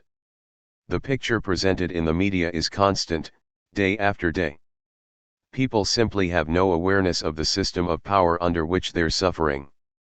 As a result, as intended, they turn their attention against the government. People have all kinds of motivations for opposing gun control, but there's definitely a sector of the population that considers itself threatened by big forces, ranging from the Federal Reserve to the Council on Foreign Relations to big government to who knows what, and they're calling for guns to protect themselves. Radio listener, on the issue of gun control, I believe that the US is becoming much more like a third world country, and nothing is necessarily going to put a stop to it. I look around and see a lot of third world countries where, if the citizens had weapons, they wouldn't have the government they've got. So I think that maybe people are being a little short-sighted in arguing for gun control and at the same time realizing that the government they've got is not exactly a benign one. Your point illustrates exactly what I think is a major fallacy. The government is far from benign, that's true. On the other hand, it's at least partially accountable, and it can become as benign as we make it. What's not benign, what's extremely harmful, in fact, is something you didn't mention: business power, which is highly concentrated and, by now, largely transnational. Business power is very far from benign and it's completely unaccountable. It's a totalitarian system that has an enormous effect on our lives. It's also the main reason why the government isn't benign. As for guns being the way to respond to this, that's outlandish. First of all, this is not a weak third world country. If people have pistols, the government has tanks. If people get tanks, the government has atomic weapons. There's no way to deal with these issues by violent force, even if you think that that's morally legitimate. Guns in the hands of American citizens are not going to make the country more benign.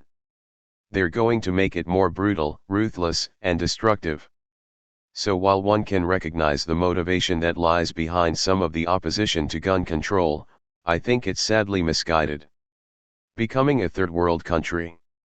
A recent Census Bureau report stated that there's been a 50% increase in the working poor, that is, people who have jobs but are still below the poverty level. That's part of the third worldization of the society. It's not just unemployment, but also wage reduction. Real wages have been declining since the late 1960s.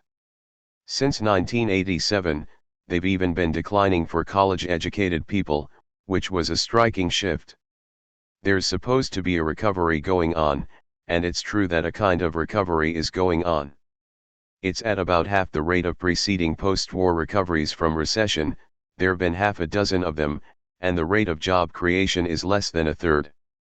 Furthermore, out of line with earlier recoveries, the jobs themselves are low-paying, and a huge number of them are temporary. This is what's called increasing flexibility of the labor market. Flexibility is a word like reform. It's supposed to be a good thing.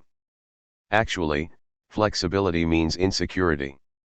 It means you go to bed at night and don't know if you'll have a job in the morning. Any economist can explain that that's a good thing for the economy, that is, for profit making, not for the way people live. Low wages also increase job insecurity. They keep inflation low, which is good for people who have money, bondholders, say. Corporate profits are zooming, but for most of the population, things are grim. And grim circumstances, without much prospect for a future or for constructive social action, express themselves in violence. It's interesting that you should say that. Most of the examples of mass murders are in the workplace. I'm thinking of the various killings in post offices and fast food restaurants, where workers are disgruntled for one reason or another, or have been fired or laid off. Not only have real wages stagnated or declined, but working conditions have gotten much worse. You can see that just in counting hours of work. Julie Shore, an economist at Harvard, brought out an important book on this a couple of years ago, called The Overworked American. If I remember her figures correctly, by around 1990, the time she was writing, workers had to put in about 6 weeks extra work a year to maintain something like a 1970 real wage level. Along with the increasing hours of work comes increasing harshness of work conditions, increasing insecurity and, because of the decline of unions, reduced ability to protect oneself. In the Reagan years, even the minimal government programs for protecting workers against workplace accidents and the like were reduced, in the interest of maximizing profits. The absence of constructive options, like union organizing, leads to violence. Labor. Harvard professor Elaine Bernard and union official Tony Matsuki have been talking about creating a new labor-based party. What are your views on that? I think that's an important initiative. The US is becoming very depoliticized and negative. About half the population thinks both political parties should be disbanded. There's a real need for something that would articulate the concerns of that substantial majority of the population that's being left out of social planning and the political process. Labor unions have often been a significant force, in fact, the main social force for democratization and progress. On the other hand, when they aren't linked to the political system through a labor-based party, there's a limit on what they can do. Take healthcare, for example. Powerful unions in the US were able to get fairly reasonable healthcare provisions for themselves. But since they were acting independently of the political system, they typically didn't attempt to bring about decent health conditions for the general population. Compare Canada, where the unions, being linked to labor-based parties, were able to implement health care for everybody. That's an illustration of the kind of difference a politically oriented, popular movement like labor can achieve. We're not in the day any longer where the industrial workers are the majority or even the core of the labor force. But the same questions arise. I think Bernard and Matsuki are on the right track in thinking along those lines. Yesterday was May 1st. What's its historical significance? It's May Day, which throughout the world has been a working-class holiday for more than 100 years. It was initiated in solidarity with American workers who, back in the 1880s, were suffering unusually harsh conditions in their effort to achieve an 8-hour workday. The US is one of the few countries where this day of solidarity with US labor is hardly even known. This morning, way in the back of the Boston Globe, there was a little item whose headline read, May Day Celebration in Boston. I was surprised, because I don't think I've ever seen that here in the US. It turned out that there indeed was a May Day celebration, of the usual kind, but it was being held by Latin American and Chinese workers who've recently immigrated here. That's a dramatic example of the efficiency with which business controls US ideology, of how effective its propaganda and indoctrination have been in depriving people of any awareness of their own rights and history. You have to wait for poor Latino and Chinese workers to celebrate an international holiday of solidarity with American workers. In his New York Times column, Anthony Lewis wrote, unions in this country, sad to say, are looking more and more like the British unions, backward, unenlightened, the crude, threatening tactics used by unions to make Democratic members of the House vote against NAFTA underline the point. That brings out Lewis's real commitments very clearly. What he called crude, threatening tactics were Labor's attempt to get their representatives to represent their interests. By the standards of the elite, that's an attack on democracy, because the political system is supposed to be run by the rich and powerful. Corporate lobbying vastly exceeded labor lobbying, but you can't even talk about it in the same breath. It wasn't considered raw muscle or anti-democratic. Did Lewis have a column denouncing corporate lobbying for NAFTA? I didn't see it. I didn't see it either. Things reached the peak of absolute hysteria the day before the vote. The New York Times lead editorial was exactly along the lines of that quote from Lewis, and it included a little box that listed the dozen or so representatives in the New York region who were voting against NAFTA. It showed their contributions from labor and said that this raises ominous questions about the political influence of labor, and whether these politicians are being honest, and so on. As a number of these representatives later pointed out, the Times didn't have a box listing corporate contributions to them or to other politicians, nor, we may add, was there a box listing advertisers of the New York Times and their attitudes towards NAFTA. It was quite striking to watch the hysteria that built up in privileged sectors, like the Times commentators and editorials, as the NAFTA vote approached. They even allowed themselves the use of the phrase class lines. I've never seen that in the Times before. You're usually not allowed to admit that the US has class lines. But this was considered a really serious issue, and all bars were let down. The end result is very intriguing. In a recent poll, about 70% of the respondents said they were opposed to the actions of the labor movement against NAFTA, but it turned out that they took pretty much the same position that labor took. So why were they opposed to it? I think it's easy to explain that. The media scarcely reported what labor was actually saying. But there was plenty of hysteria about labor's alleged tactics. The CIA. What about the role of the CIA in a democratic society? Is that an oxymoron? You could imagine a democratic society with an organization that carries out intelligence gathering functions. But that's a very minor part of what the CIA does. Its main purpose is to carry out secret and usually illegal activities for the executive branch, which wants to keep these activities secret because it knows that the public won't accept them. So even inside the US, it's highly undemocratic. The activities that it carries out are quite commonly efforts to undermine democracy, as in Chile through the 1960s into the early 1970s. That's far from the only example. By the way, although most people focus on Nixon's and Kissinger's involvement with the CIA, Kennedy and Johnson carried out similar policies.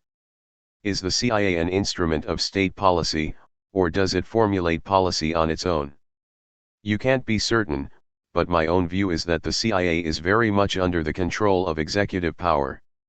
I've studied those records fairly extensively in many cases, and it's very rare for the CIA to undertake initiatives on its own. It often looks as though it does, but that's because the executive wants to preserve deniability. The executive branch doesn't want to have documents lying around that say, I told you to murder Lumumba, or to overthrow the government of Brazil, or to assassinate Castro. So the executive branch tries to follow policies of plausible deniability, which means that messages are given to the CIA to do things but without a paper trail, without a record. When the story comes out later, it looks as if the CIA is doing things on their own. But if you really trace it through, I think this almost never happens. The media. Let's talk about the media and democracy. In your view, what are the communications requirements of a democratic society? I agree with Adam Smith on this. We'd like to see a tendency toward equality. Not just equality of opportunity, but actual equality, the ability, at every stage of one's existence, to access information and make decisions on the basis of it. So a democratic communications system would be one that involves large-scale public participation, and that reflects both public interests and real values like truth, integrity, and discovery.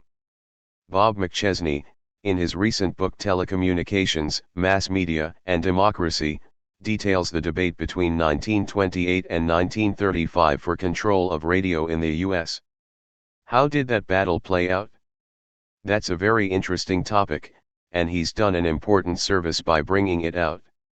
It's very pertinent today, because we're involved in a very similar battle over this so-called information superhighway. In the 1920s, the first major means of mass communication since the printing press came along: radio. It's obvious that radio is a bounded resource, because there's only a fixed bandwidth. There was no question in anyone's mind that the government was going to have to regulate it. The question was, what form would this government regulation take? Government could opt for public radio, with popular participation. This approach would be as democratic as the society is. Public radio in the Soviet Union would have been totalitarian, but in, say, Canada or England, it would be partially democratic, insofar as those societies are democratic. That debate was pursued all over the world, at least in the wealthier societies, which had the luxury of choice. Almost every country, maybe every one, I can't think of an exception, chose public radio, while the US chose private radio. It wasn't 100%, you were allowed to have small radio stations, say, a college radio station that can reach a few blocks. But virtually all radio in the US was handed over to private power. As McChesney points out, there was a considerable struggle about that. There were church groups and some labor unions and other public interest groups that felt that the US should go the way the rest of the world was going. But this is very much a business-run society, and they lost out. Rather strikingly, business also won an ideological victory, claiming that handing radio over to private power constituted democracy, because it gave people choices in the marketplace. That's a very weird concept of democracy, since your power depends on the number of dollars you have, and your choices are limited to selecting among options that are highly structured by the real concentrations of power. But this was nevertheless widely accepted, even by liberals, as the democratic solution. By the mid to late 1930s, the game was essentially over. This struggle was replayed in the rest of the world, at least about a decade later, when television came along. In the US this wasn't a battle at all, TV was completely commercialized without any conflict. But again, in most other countries, or maybe every other country, TV was put in the public sector. In the 1960s, television and radio became partly commercialized in other countries. The same concentration of private power that we find in the US was chipping away at the public service function of radio and television. At the same time in the US, there was a slight opening to public radio and television. The reasons for this have never been explored in any depth, as far as I know, but it appears that the private broadcasting companies recognized that it was a nuisance for them to have to satisfy the formal requirements of the Federal Communications Commission that they devote part of their programming to public interest purposes. So CBS, say, had to have a big office with a lot of employees who every year would put together a collection of fraudulent claims about how they'd met this legislative condition. It was a pain in the neck. At some point, they apparently decided that it would be easier to get the entire burden off their backs and permit a small and underfunded public broadcasting system. They could then claim that they didn't have to fulfill this service any longer. That was the origin of public radio and television, which is now largely corporate funded in any event. That's happening more and more. PBS, the Public Broadcasting Service, is sometimes called the Petroleum Broadcasting Service. That's just another reflection of the interests and power of a highly class-conscious business system that's always fighting an intense class war. These issues are coming up again with respect to the internet and the new interactive communications technologies. And we're going to find exactly the same conflict again. It's going on right now. I don't see why we should have had any long-term hopes for something different. Commercially run radio is going to have certain purposes, namely, the ones determined by people who own and control it. As I mentioned earlier, they don't want decision makers and participants, they want a passive, obedient population of consumers and political spectators, a community of people who are so atomized and isolated that they can't put together their limited resources and become an independent, powerful force that will chip away at concentrated power. Does ownership always determine content? In some far-reaching sense it does, because if content ever goes beyond the bounds owners will tolerate, they'll surely move in to limit it. But there's a fair amount of flexibility. Investors don't go down to the television studio and make sure that the local talk show host or reporter is doing what they want. There are other, subtler, more complex mechanisms that make it fairly certain that the people on the air will do what the owners and investors want. There's a whole, long, filtering process that makes sure that people only rise through the system to become managers, editors, etc., if they've internalized the values of the owners. At that point, they can describe themselves as quite free. So you'll occasionally find some flaming independent liberal type like Tom Wicker who writes, "Look, nobody tells me what to say. I say whatever I want. It's an absolutely free system." And, for him, that's true. After he'd demonstrated to the satisfaction of his bosses that he'd internalized their values, he was entirely free to write whatever he wanted. Both PBS and NPR National Public Radio frequently come under attack for being left-wing. That's an interesting sort of critique. In fact, PBS and NPR are elite institutions, reflecting by and large the points of view and interests of wealthy professionals who are very close to business circles, including corporate executives. But they happen to be liberal by certain criteria. That is, if you took a poll among corporate executives on matters like, say, abortion rights, I presume their responses would be what's called liberal. I suspect the same would be true on lots of social issues, like civil rights and freedom of speech. They tend not to be fundamentalist, born-again Christians, for example, and they might tend to be more opposed to the death penalty than the general population. I'm sure you'll find plenty of private wealth and corporate power backing the American Civil Liberties Union. Since those are aspects of the social order from which they gain, they tend to support them. By these criteria, the people who dominate the country tend to be liberal, and that reflects itself in an institution like PBS. You've been on NPR just twice in 23 years, and on the MacNeil-Lehrer News Hour once in its almost 20 years. What if you'd been on MacNeil-Lehrer 10 times? Would it make a difference? Not a lot. By the way, I'm not quite sure of those numbers, my own memory isn't that precise. I've been on local PBS stations in particular towns. I'm talking about the national network. Then probably something roughly like those numbers is correct. But it wouldn't make a lot of difference. In fact, in my view, if the managers of the propaganda system were more intelligent, they'd allow more leeway to real dissidents and critics. That would give the impression of broader debate and discussion and hence would have a legitimizing function, but it still wouldn't make much of a dent, given the overwhelming weight of propaganda on the other side. By the way, that propaganda system includes not just how issues are framed in news stories but also how they're presented in entertainment programming, that huge area of the media that's simply devoted to diverting people and making them more stupid and passive. That's not to say I'm against opening up these media a bit, but I would think it would have a limited effect. What you need is something that presents every day, in a clear and comprehensive fashion, a different picture of the world, one that reflects the concerns and interests of ordinary people, and that takes something like the point of view with regard to democracy and participation that you find in people like Jefferson or Dewey. Where that happens, and it has happened, even in modern societies, it has effects. In England, for example, you did have major mass media of this kind up until the 1960s, and it helped sustain and enliven a working class culture. It had a big effect on British society.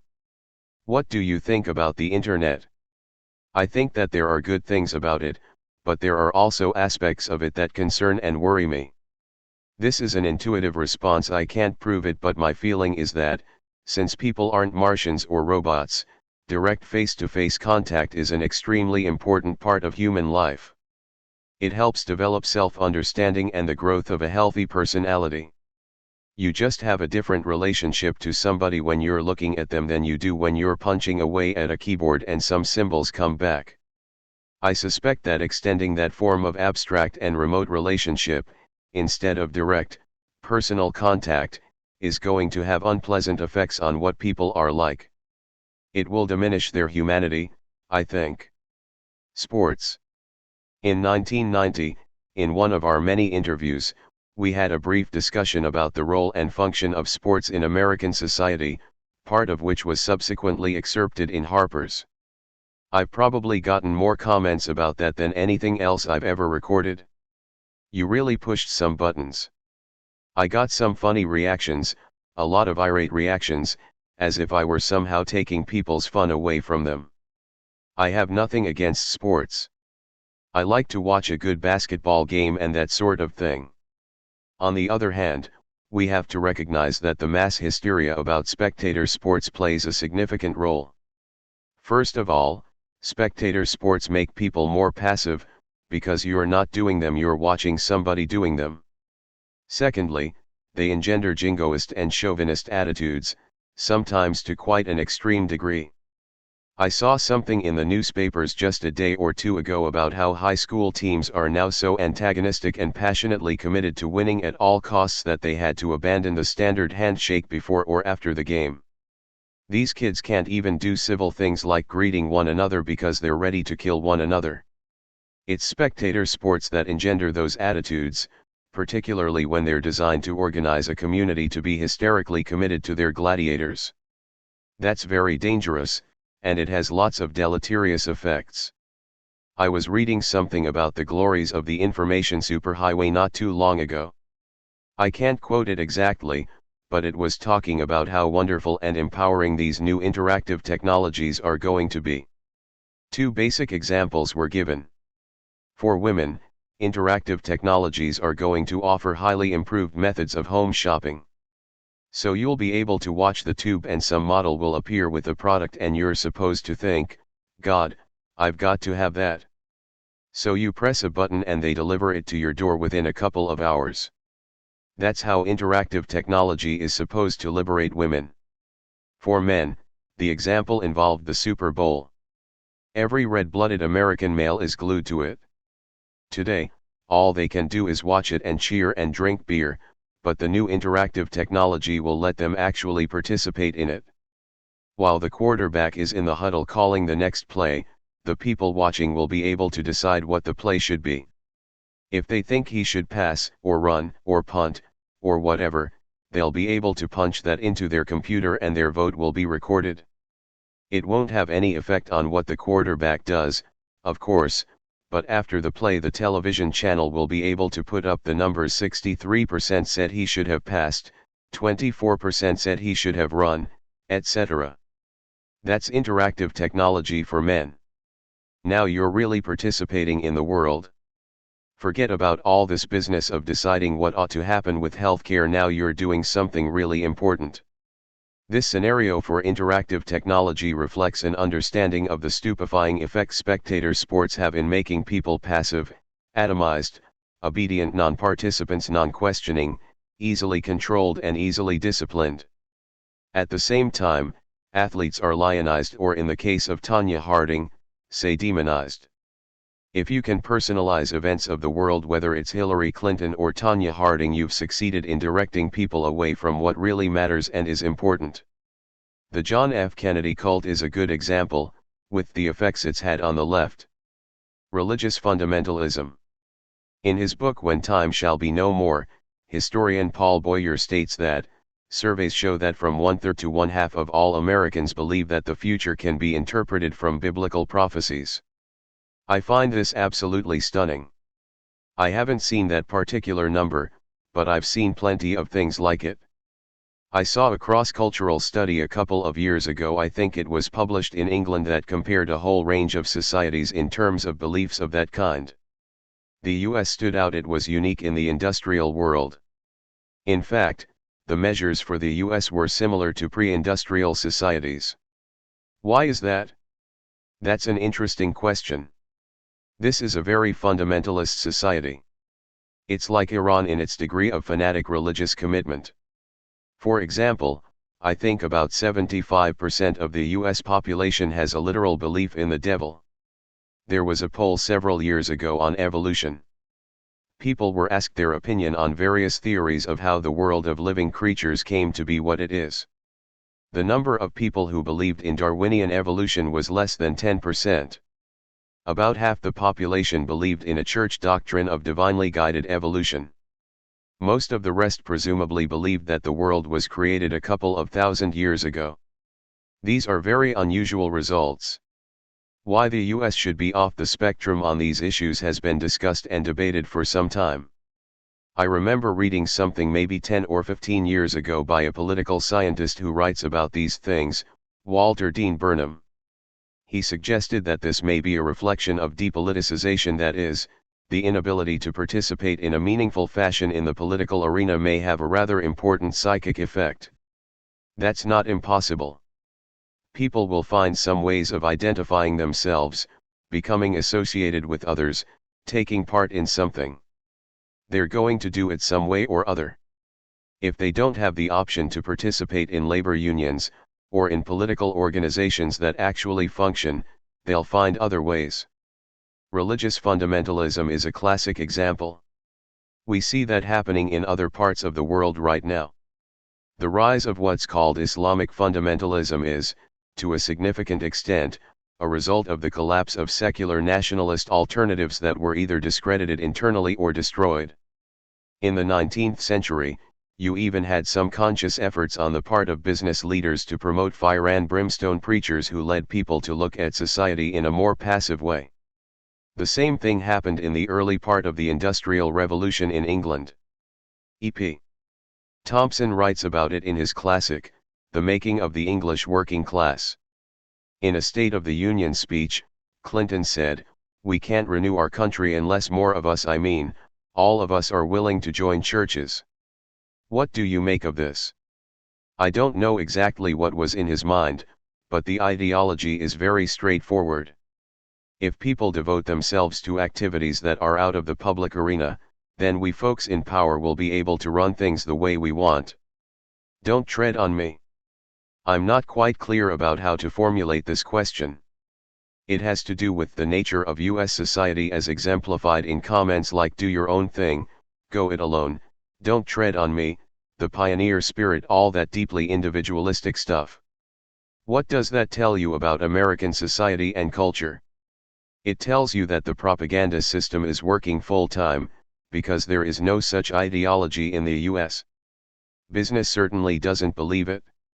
All the way back to the origins of American society, business has insisted on a powerful, interventionist state to support its interests, and it still does. There's nothing individualistic about corporations. They're big conglomerate institutions, essentially totalitarian in character. Within them, you're a cog in a big machine. There are few institutions in human society that have such strict hierarchy and top-down control as a business organization. It's hardly "don't tread on me," you're being tread on all the time. The point of the ideology is to prevent people who are outside the sectors of coordinated power from associating with each other and entering into decision-making in the political arena. The point is to leave the powerful sectors highly integrated and organized, while atomizing everyone else. That aside, there is another factor. There's a streak of independence and individuality in American culture that I think is a very good thing. This "don't tread on me" feeling is in many respects a healthy one, up to the point where it keeps you from working together with other people. So it's got a healthy side and a negative side. Naturally, it's the negative side that's emphasized in the propaganda and indoctrination. The world toward greater inequality. In his column in the New York Times, Anthony Lewis wrote, "Since World War II, the world has experienced extraordinary growth." Meanwhile, at a meeting in Quito, Ecuador, Juan de Diaz-Para, the head of the Latin American Association for Human Rights, said, "In Latin America today, there are 7 million more hungry people, 30 million more illiterate people, 10 million more families without homes, 40 million more unemployed persons than there were 20 years ago. There are 240 million human beings in Latin America without the necessities of life, and this when the region is richer and more stable than ever, according to the way the world sees it. How do you reconcile those two statements? It just depends on which people you're talking about. The World Bank came out with a study on Latin America which warned that Latin America was facing chaos because of the extraordinarily high level of inequality, which is the highest in the world, and that's after a period of substantial growth. Even the things the World Bank cares about are threatened. The inequality didn't just come from the heavens. There was a struggle over the course of Latin American development back in the mid-1940s, when the New World Order of that day was being crafted. The State Department documents on this are quite interesting. They said that Latin America was swept by what they called the philosophy of the new nationalism, which called for increasing production for domestic needs and reducing inequality. The basic principle of this new nationalism was that the people of the country should be the prime beneficiary of the country's resources. The US was sharply opposed to that and came out with an economic charter for the Americas that called for eliminating economic nationalism, as it's also called, in all of its forms, and insisting that Latin American development be complementary to US development. That means we'll have the advanced industry and the technology, and the peons in Latin America will produce export crops and do some simple operations that they can manage. But they won't develop economically the way we did. Given the distribution of power, the US of course won. In countries like Brazil, we just took over. Brazil has been almost completely directed by American technocrats for about 50 years. Its enormous resources should make it one of the richest countries in the world, and it's had one of the highest growth rates. But thanks to our influence on Brazil's social and economic system, it's ranked around Albania and Paraguay in quality of life measures, infant mortality, and so on. It's true, as Lewis says, that there's been very substantial growth in the world. At the same time, there's incredible poverty and misery, and that's increased even more. If you compare the percentage of world income held by the richest 20% and the poorest 20%, the gap has dramatically increased over the past 30 years. Comparing rich countries to poor countries, it's about doubled. Comparing rich people to poor people within countries, it's increased far more and is much sharper. That's the consequence of a particular kind of growth. Do you think this trend of growth rates and poverty rates increasing simultaneously will continue? Actually, growth rates have been slowing down a lot. In the past 20 years, they've been roughly half of what they were in the preceding 20 years. This tendency toward lower growth will probably continue. One cause is the enormous increase in the amount of unregulated, speculative capital. The figures are really astonishing. John Eatwell, one of the leading specialists in finance at Cambridge University, estimates that, in 1970, about 90% of international capital was used for trade and long-term investment, more or less productive things, and 10% for speculation. By 1990, those figures had reversed, 90% for speculation and 10% for trade and long-term investment. Not only has there been radical change in the nature of unregulated financial capital, but the quantity has grown enormously. According to a recent World Bank estimate, $14 trillion is now moving around the world, about $1 trillion or so of which moves every day. This huge amount of mostly speculative capital creates pressures for deflationary policies, because what speculative capital wants is low growth and low inflation. It's driving much of the world into a low growth, low wage equilibrium. This is a tremendous attack against government efforts to stimulate the economy. Even in the richer societies, it's very difficult. In the poorer societies, it's hopeless. What happened with Clinton's trivial stimulus package was a good indication. It amounted to nothing, $19 billion, but it was shot down instantly. In the fall of 1993, the Financial Times trumpeted, "The public sector is in retreat everywhere." Is that true? It's largely true, but major parts of the public sector are alive and well, in particular those parts that cater to the interests of the wealthy and the powerful. They're declining somewhat, but they're still very lively, and they're not going to disappear. These developments have been going on for about 20 years now. They had to do with major changes in the international economy that became more or less crystallized by the early 1970s. For one thing, US economic hegemony over the world had pretty much ended by then, and Europe and Japan had re-emerged as major economic and political powers. The costs of the Vietnam War were very significant for the US economy, and extremely beneficial for its rivals. That tended to shift the world balance. In any event, by the early 1970s, the US felt that it could no longer sustain its traditional role as essentially international banker. This role was codified in the Bretton Woods agreements at the end of the Second World War, in which currencies were regulated relative to one another, and in which the de facto international currency, the US dollar, was fixed to gold. Nixon dismantled the Bretton Woods system around 1970.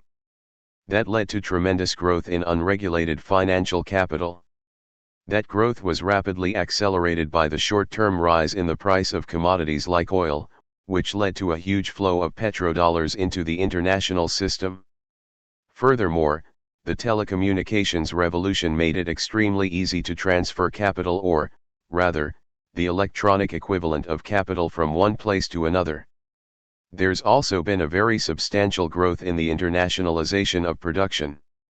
It's now a lot easier than it was to shift production to foreign countries, generally highly repressive ones where you get much cheaper labor. So a corporate executive who lives in Greenwich, Connecticut and whose corporate and bank headquarters are in New York City can have a factory somewhere in the third world. The actual banking operations can take place in various offshore regions where you don't have to worry about supervision. You can launder drug money or whatever you feel like doing. This has led to a totally different economy. With the pressure on corporate profits that began in the early 1970s, a big attack was launched on the whole social contract that had developed through a century of struggle and that had been more or less codified around the end of the Second World War with the New Deal and the European social welfare states. The attack was led by the US and England, and by now has reached continental Europe. It's led to a serious decline in unionization, which carries with it a decline in wages and other forms of protection, and to a very sharp polarization of the society, primarily in the US and Britain, but it's spreading. Driving into work this morning, I was listening to the BBC, the British Broadcasting Company, Britain's national broadcasting service. They reported a new study that found that children living in workhouses a century ago had better nutritional standards than millions of poor children in Britain today. That's one of the grand achievements of former British Prime Minister Margaret Thatcher's revolution. She succeeded in devastating British society and destroying large parts of British manufacturing capacity. England is now one of the poorest countries in Europe, not much above Spain and Portugal, and well below Italy. The American achievement was rather similar. We're a much richer, more powerful country, so it isn't possible to achieve quite what Britain achieved. But the Reaganites succeeded in driving US wages down so far that we're now the second lowest of the major industrial countries, barely above Britain. Labor costs in Italy are about 20% higher than in the US, and in Germany they're maybe 60% higher. Along with that goes a deterioration of the general social contract and a breakdown of the kind of public spending that benefits the less privileged. Needless to say, the kind of public spending that benefits the wealthy and the privileged, which is enormous, remains fairly stable. Free trade. My local newspaper, the Boulder, Colorado Daily Camera, which is part of the Knight Ridder chain, ran a series of questions and answers about GATT. They answered the question, who would benefit from a GATT agreement? By writing, consumers would be the big winners. Does that track with your understanding? If they mean rich consumers, yes, they'll gain. But much of the population will see a decline in wages, both in rich countries and poor ones. Take a look at NAFTA, where the analyses have already been done. The day after NAFTA passed, the New York Times had its first article on its expected impact in the New York region. Its conclusions apply to GATT too. It was a very upbeat article. They talked about how wonderful NAFTA was going to be. They said that finance and services will be particularly big winners. Banks, investment firms, PR firms, corporate law firms will do just great. Some manufacturers will also benefit, for example, publishing and the chemical industry, which is highly capital intensive, with not many workers to worry about. Then they said, well, there'll be some losers too, women, Hispanics, other minorities, and semi-skilled workers, in other words, about 2/3 of the workforce. But everyone else will do fine. Just as anyone who was paying attention knew, the purpose of NAFTA was to create an even smaller sector of highly privileged people, investors, professionals, managerial classes. Bear in mind that this is a rich country, so this privileged sector, although smaller, still isn't tiny. It will work fine for them, and the general population will suffer. The prediction for Mexico is exactly the same. The leading financial journal in Mexico, which is very pro-NAFTA, estimated that Mexico would lose about 25% of its manufacturing capacity in the first few years and about 15% of its manufacturing labor force. In addition, cheap U.S. agricultural exports are expected to drive several million people off the land. That's going to mean a substantial increase in the unemployed workforce in Mexico, which of course will drive down wages. On top of that, union organizing is essentially impossible. Corporations can operate internationally, but unions can't, so there's no way for the workforce to fight back against the internationalization of production. The net effect is expected to be a decline in wealth and income for most people in Mexico and for most people in the US. The strongest NAFTA advocates point that out in the small print. My colleague at MIT, Paul Krugman, is a specialist in international trade and, interestingly, one of the economists who's done some of the theoretical work showing why free trade doesn't work. He was nevertheless an enthusiastic advocate of NAFTA, which is, I should stress, not a free trade agreement. He agreed with the Times that unskilled workers, about 70% of the workforce, would lose. The Clinton administration has various fantasies about retraining workers, but that would probably have very little impact. In any case, they're doing nothing about it. The same thing is true of skilled white-collar workers. You can get software programmers in India who are very well trained at a fraction of the cost of Americans. Somebody involved in this business recently told me that Indian programmers are actually being brought to the US and put into what are kind of like slave labor camps and kept at Indian salaries, a fraction of American salaries, doing software development. So that kind of work can be farmed out just as easily. The search for profit, when it's unconstrained and free from public control, will naturally try to repress people's lives as much as possible. The executives wouldn't be doing their jobs otherwise. What accounted for all the opposition to NAFTA? The original expectation was that NAFTA would just sail through. Nobody would even know what it was. So it was signed in secret. It was put on a fast track in Congress, meaning essentially no discussion. There was virtually no media coverage. Who was going to know about a complex trade agreement? That didn't work, and there are a number of reasons why it didn't. For one thing, the labor movement got organized for once and made an issue of it. Then there was this sort of maverick third-party candidate, Ross Perot, who managed to make it a public issue. And it turned out that as soon as the public learned anything about NAFTA, they were pretty much opposed. I followed the media coverage on this, which was extremely interesting. Usually the media try to keep their class loyalties more or less in the background, they try to pretend they don't have them. But on this issue, the bars were down. They went berserk, and toward the end, when it looked like NAFTA might not pass, they just turned into raving maniacs. But despite this enormous media barrage and the government attack and huge amounts of corporate lobbying, which totally dwarfed all the other lobbying, of course, the level of opposition remained pretty stable. Roughly 60% or so of those who had an opinion remained opposed. The same sort of media barrage influenced the Gore-Perot television debate. I didn't watch it, but friends who did thought Perot just wiped Gore off the map. But the media proclaimed that Gore won a massive victory. In polls the next day, people were asked what they thought about the debate. The percentage who thought that parrot had been smashed was far higher than the percentage who'd seen the debate, which means that most people were being told what to think by the media, not coming to their own conclusions. Incidentally, what was planned for NAFTA worked. Forget there was virtually no public opposition to it, or even awareness of it. It was rammed through in secret, as intended. What about the position people like us find ourselves in of being against, of being anti-reactive rather than proactive? NAFTA's a good case, because very few NAFTA critics were opposed to any agreement.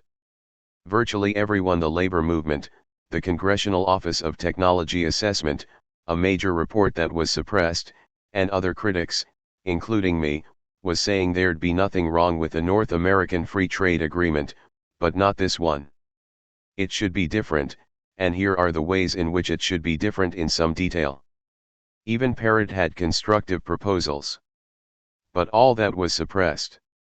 What's left is the picture that, say, Anthony Lewis portrayed in the Times, jingoist fanatics screaming about NAFTA. Incidentally, what's called the left played the same game. James Galbraith is an economist at the University of Texas. He had an article in a sort of left liberal journal, World Policy Review, in which he discussed an article in which I said the opposite of what he attributed to me, of course, but that's typical. Galbraith said there's this jingoist left nationalist fanatics who don't want Mexican workers to improve their lives. Then he went on about how the Mexicans are in favor of NAFTA. True, if by Mexicans you mean Mexican industrialists and executives and corporate lawyers, not Mexican workers and peasants. All the way from people like James Galbraith and Anthony Lewis to way over on the right, you had this very useful fabrication that critics of NAFTA were reactive and negative and jingoist and against progress and just wanted to go back to old-time protectionism. When you have essentially total control of the information system, it's rather easy to convey that image. But it simply isn't true. Anthony Lewis also wrote, "The engine for the world's growth has been, vastly increased, international trade." Do you agree? His use of the word trade, while conventional, is misleading. The latest figures available, from about 10 years ago, they're probably higher now, show that about 30% or 40% of what's called world trade is actually internal transfers within a corporation. I believe that about 70% of Japanese exports to the US are intra-firm transfers of this sort. So, for example, Ford Motor Company will have components manufactured here in the US and then ship them for assembly to a plant in Mexico where the workers get much lower wages and where Ford doesn't have to worry about pollution, unions, and all that nonsense. Then they ship the assembled part back here. About half of what are called US exports to Mexico are intra-firm transfers of this sort. They don't enter the Mexican market, and there's no meaningful sense in which they're exports to Mexico. Still, that's called trade. The corporations that do this are huge totalitarian institutions, and they aren't governed by market principles. In fact, they promote severe market distortions. For example, a U.S. corporation that has an outlet in Puerto Rico may decide to take its profits in Puerto Rico, because of tax rebates. It shifts its prices around, using what's called transfer pricing, so it doesn't seem to be making a profit here.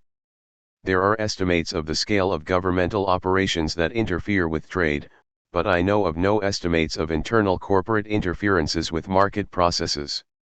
They're no doubt vast in scale, and are sure to be extended by the trade agreements.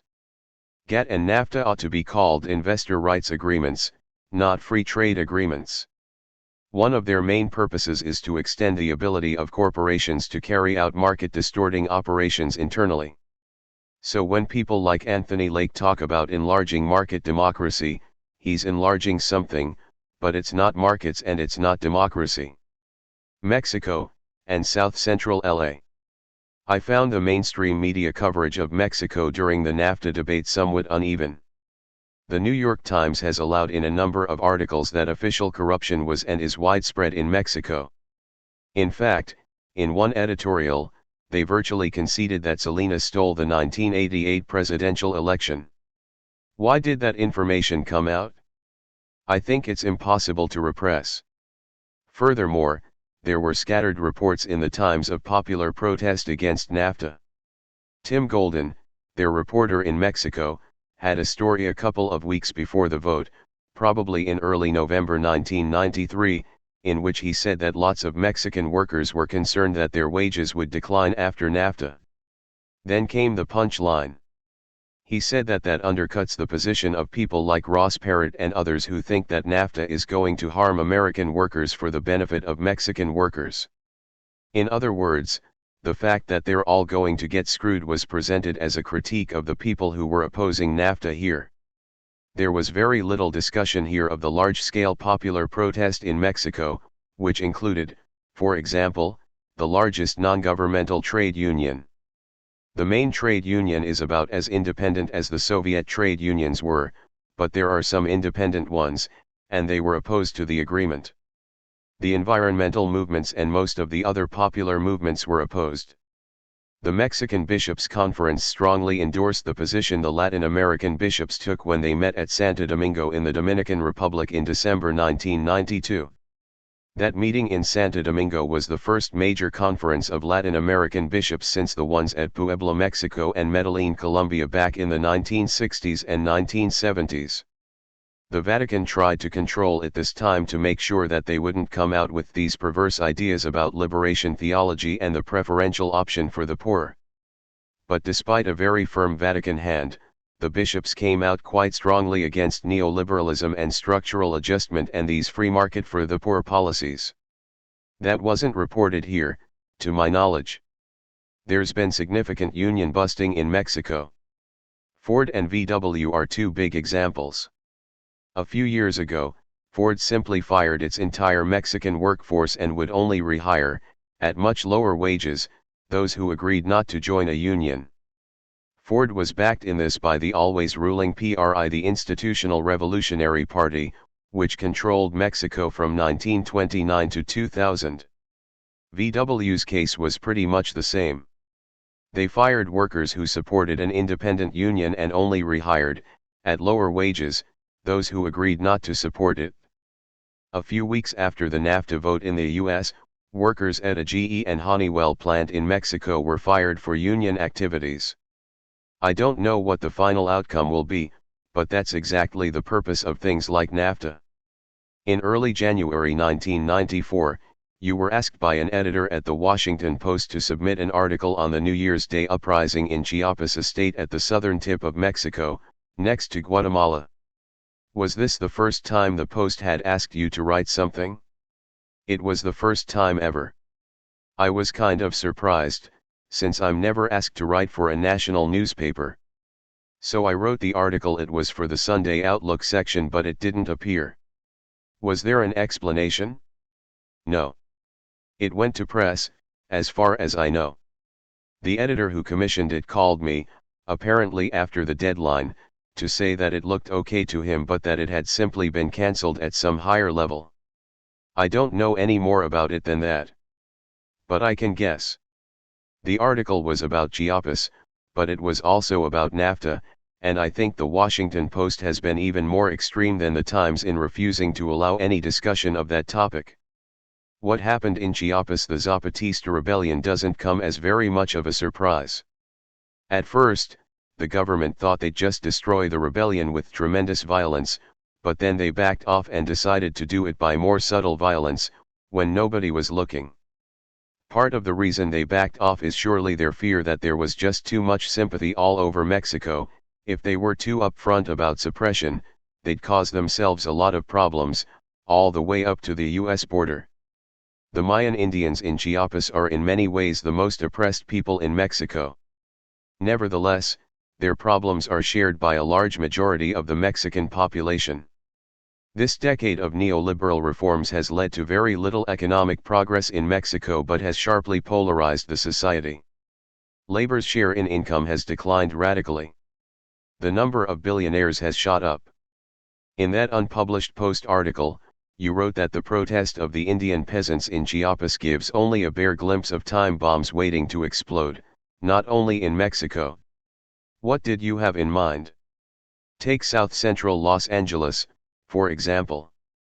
In many respects, they are different societies, of course, but there are points of similarity to the Chiapas rebellion. South Central LA is a place where people once had jobs and lives, and those have been destroyed in large part by the socio-economic processes we've been talking about. For example, furniture factories went to Mexico, where they can pollute more cheaply. Military industry has somewhat declined. People used to have jobs in the steel industry, and they don't anymore. So they rebelled beginning on January 1, 1994. The Chiapas rebellion was quite different. It was much more organized, and much more constructive. That's the difference between an utterly demoralized society like South Central Los Angeles and one that still retains some sort of integrity and community life. When you look at consumption levels, doubtless the peasants in Chiapas are poorer than people in South Central LA. There are fewer television sets per capita. But by other, more significant criteria like social cohesion, Chiapas is considerably more advanced. In the US, we've succeeded not only in polarizing communities but also in destroying their structures. That's why you have such rampant violence. Haiti. Let's stay in Latin America and the Caribbean, which Henry Stimson called our little region over here which has never bothered anyone. Jean-Bertrand Aristide was elected president of Haiti in what's been widely described as a free and democratic election. Would you comment on what's happened since? When Aristide won in December 1990, he took office in February 1991, it was a big surprise. He was swept into power by a network of popular grassroots organizations, what was called Lavalas the Flood, which outside observers just weren't aware of, since they don't pay attention to what happens among poor people. There had been very extensive and very successful organizing, and out of nowhere came this massive popular organization that managed to sweep their candidate into power. The US was willing to support a democratic election, figuring that its candidate, a former World Bank official named Mark Bazin, would easily win. He had all the resources and support, and it looked like a shoo-in. He ended up getting 14% of the vote, and Aristide got about 67%. The only question in the mind of anybody who knows a little history should have been, how is the US going to get rid of Aristide? The disaster became even worse in the first 7 months of Aristide's administration. There were some really amazing developments. Haiti is, of course, an extremely impoverished country, with awful conditions. Aristide was nevertheless beginning to get places. He was able to reduce corruption extensively, and to trim a highly bloated state bureaucracy. He won a lot of international praise for this, even from the international lending institutions, which were offering him loans and preferential terms because they liked what he was doing. Furthermore, he cut back on drug trafficking. The flow of refugees to the US virtually stopped. Atrocities were reduced to way below what they had been or would become. There was a considerable degree of popular engagement in what was going on, although the contradictions were already beginning to show up, and there were constraints on what he could do. All of this made Aristide even more unacceptable from the US point of view, and we tried to undermine him through what were called naturally democracy-enhancing programs. The US, which had never cared at all about centralization of power in Haiti when its own favored dictators were in charge, all of a sudden began setting up alternative institutions that aimed at undermining executive power, supposedly in the interests of greater democracy. A number of these alleged human rights and labor groups became the governing authorities after the coup, which came on September 30, 1991. In response to the coup, the Organization of American States declared an embargo of Haiti. The US joined it, but with obvious reluctance. The first Bush administration focused attention on Aristide's alleged atrocities and undemocratic activities, downplaying the major atrocities which took place right after the coup. The media went along with Bush's line, of course. While people were getting slaughtered in the streets of Port-au-Prince, Haiti's capital, the media concentrated on alleged human rights abuses under the Aristide government. Refugees started fleeing again, because the situation was deteriorating so rapidly. The Bush administration blocked them, instituted a blockade, in effect to send them back. Within a couple of months, the Bush administration had already undermined the embargo by allowing a minor exception: US-owned companies would be permitted to ignore it. The New York Times called that fine-tuning the embargo to improve the restoration of democracy. Meanwhile, the US, which is known to be able to exert pressure when it feels like it, found no way to influence anyone else to observe the embargo, including the Dominican Republic next door. The whole thing was mostly a farce. Pretty soon Mark Bazin, the US candidate, was in power as prime minister, with the ruling generals behind him. That year 1992 US trade with Haiti was not very much below the norm, despite the so-called embargo. Commerce Department figures showed that, but I don't think the press ever reported it. During the 1992 campaign, Clinton bitterly attacked the Bush administration for its inhuman policy of returning refugees to this torture chamber, which is, incidentally, a flat violation of the Universal Declaration of Human Rights, which we claim to uphold. Clinton claimed he was going to change all that, but his first act after being elected, even before he took office, was to impose even harsher measures to force fleeing refugees back into this hellhole. Ever since then, it's simply been a matter of seeing what kind of finessing will be carried out to ensure that Haiti's popularly elected government doesn't come back into office. It doesn't have much longer to run. The next elections were scheduled for December 1995, so the US has more or less won that game. Meanwhile, the terror and atrocities increase. The popular organizations are getting decimated. Although the so-called embargo is still in place, US trade continues and, in fact, went up about 50% under Clinton. Haiti, a starving island, is exporting food to the US about 35 times as much under Clinton as it did under the first Bush. Baseballs are coming along nicely. They're produced in US-owned factories where the women who make them get 10 cents an hour if they meet their quota. Since meeting the quota is virtually impossible, they actually make something like 5 cents an hour. Softballs from Haiti are advertised in the US as being unusually good because they're hand-dipped into some chemical that makes them hang together properly. The ads don't mention that the chemical the women hand-dip the balls into is toxic and that, as a result, the women don't last very long at this work. In his exile, Aristide has been asked to make concessions to the military junta and to the right-wing business community. That's kind of curious. For the victim, the aggrieved party, to make concessions to his victimizer. It's perfectly understandable. The Aristide government had entirely the wrong base of support. The US has tried for a long time to get him to broaden his government in the interests of democracy. This means throw out the 2/3 of the population that voted for him and bring in what are called moderate elements of the business community, the local owners or managers of those textile and baseball producing plants, and those who are linked up with US agribusiness. When they're not in power, it's not democratic. The extremist elements of the business community think you ought to just slaughter everybody and cut them to pieces and hack off their faces and leave them in ditches.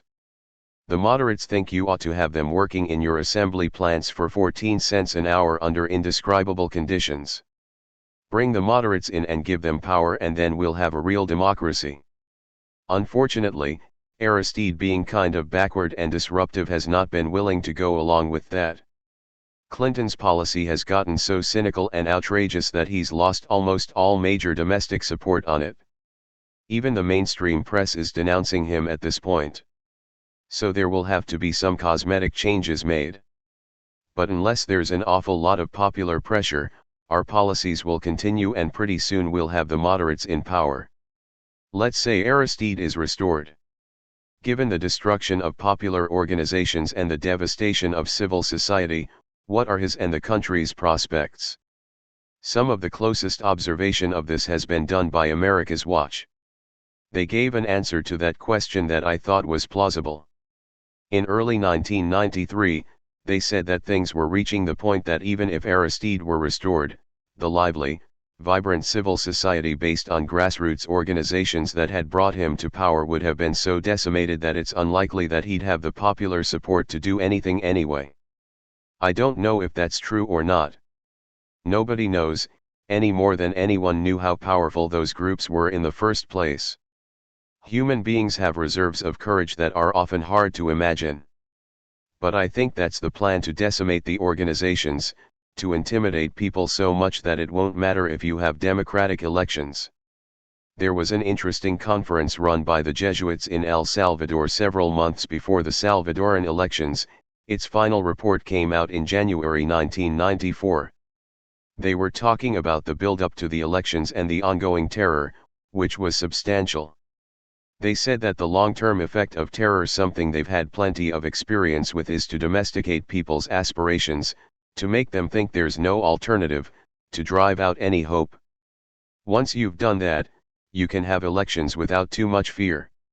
If people are sufficiently intimidated, if the popular organizations are sufficiently destroyed, if the people have had it beaten into their heads that either they accept the rule of those with the guns or else they live and die in unrelieved misery, then your elections will all come out the way you want. And everybody will cheer. Cuban refugees are considered political and are accepted immediately into the US, while Haitian refugees are considered economic refugees and are refused entry. If you look at the records, many Haitians who are refused asylum in the US because they aren't considered to be political refugees are found a few days later hacked to pieces in the streets of Haiti. There were a couple of interesting leaks from the INS, the Immigration and Naturalization Service. One was from an INS officer who'd been working in our embassy in Port-au-Prince. In an interview with Dennis Bernstein of KPFA, a listener-supported radio station in Berkeley, California, he described in detail how they weren't even making the most perfunctory efforts to check the credentials of people who were applying for political asylum. At about the same time, a document was leaked from the U.S. Interests section in Havana, which reviews applications for asylum in the U.S., in which they complain that they can't find genuine political asylum cases. The applicants they get can't really claim any serious persecution. At most they claim various kinds of harassment, which aren't enough to qualify them. So there are the two cases, side by side. I should mention that the U.S. Justice Department has just made a slight change in U.S. law which makes our violation of international law and the Universal Declaration of Human Rights even more grotesque. Now Haitian refugees who, by some miracle, reach U.S. territorial waters can be shipped back. That's never been allowed before. I doubt that many other countries allow that. Nicaragua. You recall the uproar in the 1980s about how the Sandinistas were abusing the Mosquito Indians on Nicaragua's Atlantic coast. President Reagan, in his inimitable, understated style, said it was a campaign of virtual genocide. UN Ambassador Jean Kirkpatrick was a bit more restrained. She called it the most massive human rights violation in Central America. What's happening now with the mosquitoes? Reagan and Kirkpatrick were talking about an incident in which, according to America's Watch, several dozen mosquitoes were killed and a lot of people were forcefully moved in a rather ugly way in the course of the Contra War. The U.S. terrorist forces were moving into the area and this was the Sandinistas' reaction. It was certainly an atrocity, but it's not even visible compared to the ones Jean Kirkpatrick was celebrating in the neighboring countries at the time and in Nicaragua, where the overwhelming mass of the atrocities were committed by the so-called freedom fighters. What's happening to the mosquitoes now? When I was in Nicaragua in October 1993, church sources, the Christian Evangelical Church, primarily, which works in the Atlantic coast, were reporting that 100,000 mosquitoes were starving to death as a result of the policies we were imposing on Nicaragua. Not a word about it in the media here. More recently, it did get some slight reporting. People here are worrying about the fact that one typical consequence of US victories in the Third World is that the countries where we win immediately become big centers for drug flow. There are good reasons for that. It's part of the market system we impose on them. Nicaragua has become a major drug transshipment center. A lot of the drugs go through the Atlantic coast, now that Nicaragua's whole governmental system has collapsed. Drug transshipment areas usually breed major drug epidemics, and there's one among the mosquitoes, primarily among the men who dive for lobsters and other shellfish. Both in Nicaragua and Honduras, these mosquito Indian divers are compelled by economic circumstances to do very deep diving without equipment. Their brains get smashed and they quickly die. In order to try to maintain their work rate, the divers stuff themselves with cocaine. It helps them bear the pain. There's concern about drugs here, so that story got into the press. But of course nobody cares much about the working conditions. After all, it's a standard free market technique. You've got plenty of superfluous people, so you make them work under horrendous conditions. When they die, you just bring in others. China. Let's talk about human rights in one of our major trading partners, China. During the Asia-Pacific Summit in Seattle in November 1993, Clinton announced that we'd be sending more high-tech equipment to China. This was in violation of a ban that was imposed to punish China for its involvement in nuclear and missile proliferation. The executive branch decided to reinterpret the ban, so we could send China nuclear generators, sophisticated satellites, and supercomputers.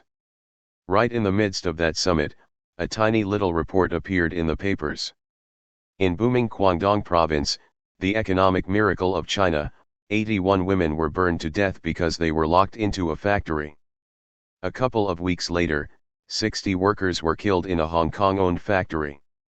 China's Labor Ministry reported that 11,000 workers had been killed in industrial accidents just in the first 8 months of 1993, twice as many as in the preceding year. These sort of practices never enter the human rights debate, but there's been a big hullabaloo about the use of prison labor front-page stories in the Times. What's the difference? Very simple. Because prison labor is state enterprise, it doesn't contribute to private profit. In fact, it undermines private profit, because it competes with private industry. But locking women into factories where they burn to death contributes to private profit. So prison labor is a human rights violation, but there's no right not to be burned to death. We have to maximize profit. From that principle, everything follows. Russia. Radio listener, I'd like to ask about U.S. support for Yeltsin versus democracy in Russia. Yeltsin was the tough, autocratic Communist Party boss of Sverdlovsk. He's filled his administration with the old party hacks who ran things for him under the earlier Soviet system. The West likes him a lot because he's ruthless and because he's willing to ram through what are called reforms, a nice-sounding word. These reforms are designed to return the former Soviet Union to the third world status it had for the 500 years before the Bolshevik Revolution. The Cold War was largely about the demand that this huge region of the world once again become what it had been, an area of resources, markets, and cheap labor for the West. Yeltsin is leading the pack on pushing the reforms. Therefore he's a Democrat. That's what we call a Democrat anywhere in the world, someone who follows the Western business agenda. Dead children and debt service. After you returned from a recent trip to Nicaragua, you told me it's becoming more difficult to tell the difference between economists and Nazi doctors. What did you mean by that? There's a report from UNESCO, which I didn't see reported in the US media, that estimated the human cost of the reforms that aim to return Eastern Europe to its third world status. UNESCO estimates that about 500,000 deaths a year in Russia since 1989 are the direct result of the reforms, caused by the collapse of health services, the increase in disease, the increase in malnutrition, and so on. Killing 500,000 people a year, that's a fairly substantial achievement for reformers. The figures are similar, but not quite as bad, in the rest of Eastern Europe. In the third world, the numbers are fantastic. For example, another UNESCO report estimated that about 500,000 children in Africa die every year simply from debt service. Not from the whole array of reforms, just from interest on their country's debts. It's estimated that about 11 million children die every year from easily curable diseases, most of which could be overcome by treatments that cost a couple of cents. But the economists tell us that to do this would be interference with the market system. There's nothing new about this. It's very reminiscent of the British economists who, during the Irish potato famine in the mid-19th century, dictated that Ireland must export food to Britain, which it did right through the famine, and that it shouldn't be given food aid because that would violate the sacred principles of political economy. These policies always happen to have the curious property of benefiting the wealthy and harming the poor. Historical background. How the Nazis won the war. In his book Blowback, Chris Simpson described Operation Paperclip, which involved the importation of large numbers of known Nazi war criminals, rocket scientists, camp guards, etc. There was also an operation involving the Vatican, the US State Department and British intelligence, which took some of the worst Nazi criminals and used them, at first in Europe. For example, Klaus Barbie, the butcher of Lyon, France, was taken over by US intelligence and put back to work. Later, when this became an issue, some of his US supervisors didn't understand what the fuss was all about. After all, we'd moved in, we'd replaced the Germans. We needed a guy who would attack the left-wing resistance, and here was a specialist. That's what he'd been doing for the Nazis, so who better could we find to do exactly the same job for us?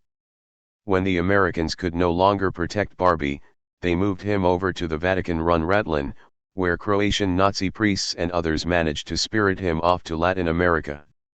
There he continued his career. He became a big drug lord and narco-trafficker, and was involved in a military coup in Bolivia, all with US support. But Barbie was basically small potatoes. This was a big operation, involving many top Nazis.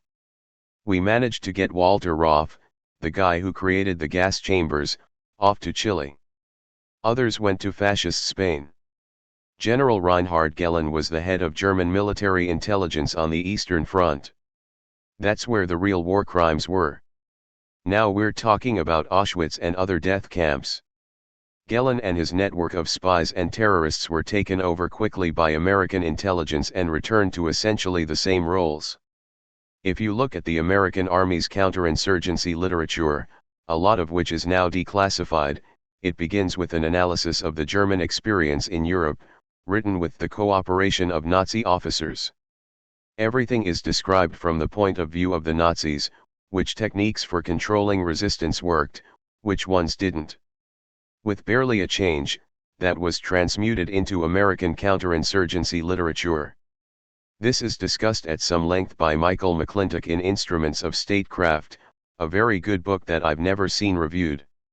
The US left behind armies the Nazis had established in Eastern Europe, and continued to support them at least into the early 1950s. By then the Russians had penetrated American intelligence, so the airdrops didn't work very well anymore.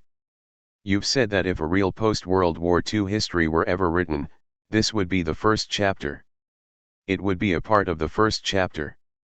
Recruiting Nazi war criminals and saving them is bad enough, but imitating their activities is worse. So the first chapter would primarily describe US and some British operations throughout the world that aimed to destroy the anti-fascist resistance and restore the traditional, essentially fascist, order to power. This is also discussed on pages 11, 15 to 18, and 33 above. In Korea, where we ran the operation alone, restoring the traditional order meant killing about 100,000 people just in the late 1940s, before the Korean War began. In Greece, it meant destroying the peasant and worker base of the anti-Nazi resistance and restoring Nazi collaborators to power. When British and then American troops moved into southern Italy, they simply reinstated the fascist order, the industrialists. But the big problem came when the troops got to the north, which the Italian resistance had already liberated. The place was functioning, industry was running. We had to dismantle all of that and restore the old order. Our big criticism of the resistance was that they were displacing the old owners in favor of workers and community control. Britain and the US called this arbitrary replacement of the legitimate owners. The resistance was also giving jobs to more people than were strictly needed for the greatest economic efficiency, that is, for maximum profit making. We called this hiring excess workers. In other words, the resistance was trying to democratize the workplace and to take care of the population. That was understandable, since many Italians were starving. But starving people were their problem. Our problem was to eliminate the hiring of excess workers and the arbitrary dismissal of owners, which we did. Next we worked on destroying the democratic process. The left was obviously going to win the elections, it had a lot of prestige from the resistance, and the traditional conservative order had been discredited. The US wouldn't tolerate that. At its first meeting, in 1947, the National Security Council decided to withhold food and use other sorts of pressure to undermine the election. But what if the Communists still won? In its first report, NSC 1, the Council made plans for that contingency. The US would declare a national emergency, put the Sixth Fleet on alert in the Mediterranean and support paramilitary activities to overthrow the Italian government. That's a pattern that's been relived over and over. If you look at France and Germany and Japan, you get pretty much the same story. Nicaragua is another case. You strangle them, you starve them, and then you have an election and everybody talks about how wonderful democracy is. The person who opened up this topic, as he did many others, was Gabriel Calco, in his classic book Politics of War in 1968. It was mostly ignored, but it's a terrific piece of work. A lot of the documents weren't around then, but his picture turns out to be quite accurate. Chile. Richard Nixon's death generated much fanfare. Henry Kissinger said in his eulogy, "The world is a better place, a safer place, because of Richard Nixon." I'm sure he was thinking of Laos, Cambodia, and Vietnam. But let's focus on one place that wasn't mentioned in all the media hoopla: Chile, and see how it's a better, safer place. In early September 1970, Salvador Allende was elected president of Chile in a democratic election. What were his politics? He was basically a social democrat, very much of the European type. He was calling for minor redistribution of wealth, to help the poor. Chile was a very inegalitarian society. Allende was a doctor, and one of the things he did was to institute a free milk program for 500,000 very poor, malnourished children. He called for nationalization of major industries like copper mining, and for a policy of international independence, meaning that Chile wouldn't simply subordinate itself to the US, but would take more of an independent path. Was the election he won free and democratic? Not entirely, because there were major efforts to disrupt it, mainly by the US. It wasn't the first time the US had done that. For example, our government intervened massively to prevent Allende from winning the preceding election, in 1964. In fact, when the Church Committee investigated years later, they discovered that the US spent more money per capita to get the candidate it favored elected in Chile in 1964 than was spent by both candidates, Johnson and Goldwater, in the 1964 election in the US. Similar measures were undertaken in 1970 to try to prevent a free and democratic election. There was a huge amount of black propaganda about how if Allende won, mothers would be sending their children off to Russia to become slaves, stuff like that. The US also threatened to destroy the economy, which it could and did do. Nevertheless, Allende won. A few days after his victory, Nixon called in CIA Director Richard Helms, Kissinger, and others for a meeting on Chile. Can you describe what happened? As Helms reported in his notes, there were 2 points of view. The soft line was, in Nixon's words, to make the economy scream. The hard line was simply to aim for a military coup. Our ambassador to Chile, Edward Corey, who was a Kennedy liberal type, was given the job of implementing the soft line. Here's how he described his task: to do all within our power to condemn Chile and the Chileans to utmost deprivation and poverty. That was the soft line. There was a massive destabilization and disinformation campaign. The CIA planted stories in El Mercurio, Chile's most prominent paper, and fomented labor unrest and strikes. They really pulled out the stops on this one. Later, When the military coup finally came in September 1973 and the government was overthrown and thousands of people were being imprisoned, tortured, and slaughtered, the economic aid which had been cancelled immediately began to flow again. As a reward for the military junta's achievement in reversing Chilean democracy, the US gave massive support to the new government. Our ambassador to Chile brought up the question of torture to Kissinger. Kissinger rebuked him sharply, saying something like, "Don't give me any of those political science lectures. We don't care about torture, we care about important things." Then he explained what the important things were. Kissinger said he was concerned that the success of social democracy in Chile would be contagious. It would infect southern Europe, southern Italy, for example, and would lead to the possible success of what was then called Eurocommunism, meaning that communist parties would hook up with social democratic parties in a united front. Actually, the Kremlin was just as much opposed to Eurocommunism as Kissinger was, but this gives you a very clear picture of what the domino theory is all about. Even Kissinger, mad as he is, didn't believe that Chilean armies were going to descend on Rome. It wasn't going to be that kind of an influence. He was worried that successful economic development, where the economy produces benefits for the general population, not just profits for private corporations, would have a contagious effect. In those comments, Kissinger revealed the basic story of US foreign policy for decades. You see that pattern repeating itself in Nicaragua in the 1980s. Everywhere. The same was true in Vietnam, in Cuba, in Guatemala, in Greece. That's always the worry, the threat of a good example. Kissinger also said, again speaking about Chile, "I don't see why we should have to stand by and let a country go communist due to the irresponsibility of its own people." As The Economist put it, we should make sure that policy is insulated from politics. If people are irresponsible, they should just be cut out of the system. In recent years, Chile's economic growth rate has been heralded in the press. Chile's economy isn't doing badly, but it's based almost entirely on exports, fruit, copper, and so on, and thus is very vulnerable to world markets. There was a really funny pair of stories yesterday. The New York Times had one about how everyone in Chile is so happy and satisfied with the political system that nobody's paying much attention to the upcoming election. But the Financial Times, which is the world's most influential business paper, and hardly radical, took exactly the opposite tack. They cited polls that showed that 75% of the population was very disgruntled with the political system, which allows no options. There is indeed apathy about the election, but that's a reflection of the breakdown of Chile's social structure. Chile was a very vibrant, lively, democratic society for many, many years into the early 1970s. Then, through a reign of fascist terror, it was essentially depoliticized. The breakdown of social relations is pretty striking. People work alone, and just try to fend for themselves.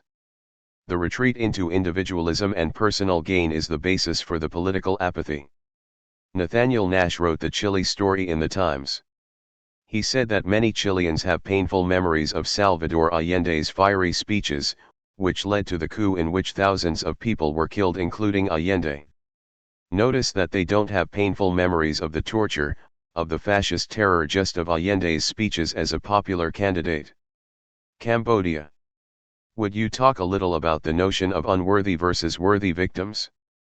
Former New York Times and Newsday reporter and columnist Sidney Schanberg wrote an op-ed piece in the Boston Globe in which he blasted Senator Kerry of Massachusetts for being two-faced because Kerry refused to concede that the Vietnamese have not been entirely forthcoming about American POWs. Nobody, according to Schanberg, is willing to tell the truth about this. He says the government ought to finally have the honesty to say that it left Indochina without accounting for all the Americans. Of course, it wouldn't occur to him to suggest that the government should also be honest enough to say that we killed a couple of million people and destroyed 3 countries and left them in total wreckage and have been strangling them ever since. It's particularly striking that this is Sidney Schanberg, a person of utter depravity. He's regarded as the great conscience of the press because of his courage in exposing the crimes of our official enemies, namely, Pol Pot, leader of Cambodia's Khmer Rouge rebel army. He also happened to be the main U.S. reporter in Phnom Penh, Cambodia's capital, in 1973. This was at the peak of the U.S. bombardment of inner Cambodia, when hundreds of thousands of people, according to the best estimates, were being killed and the society was being wiped out.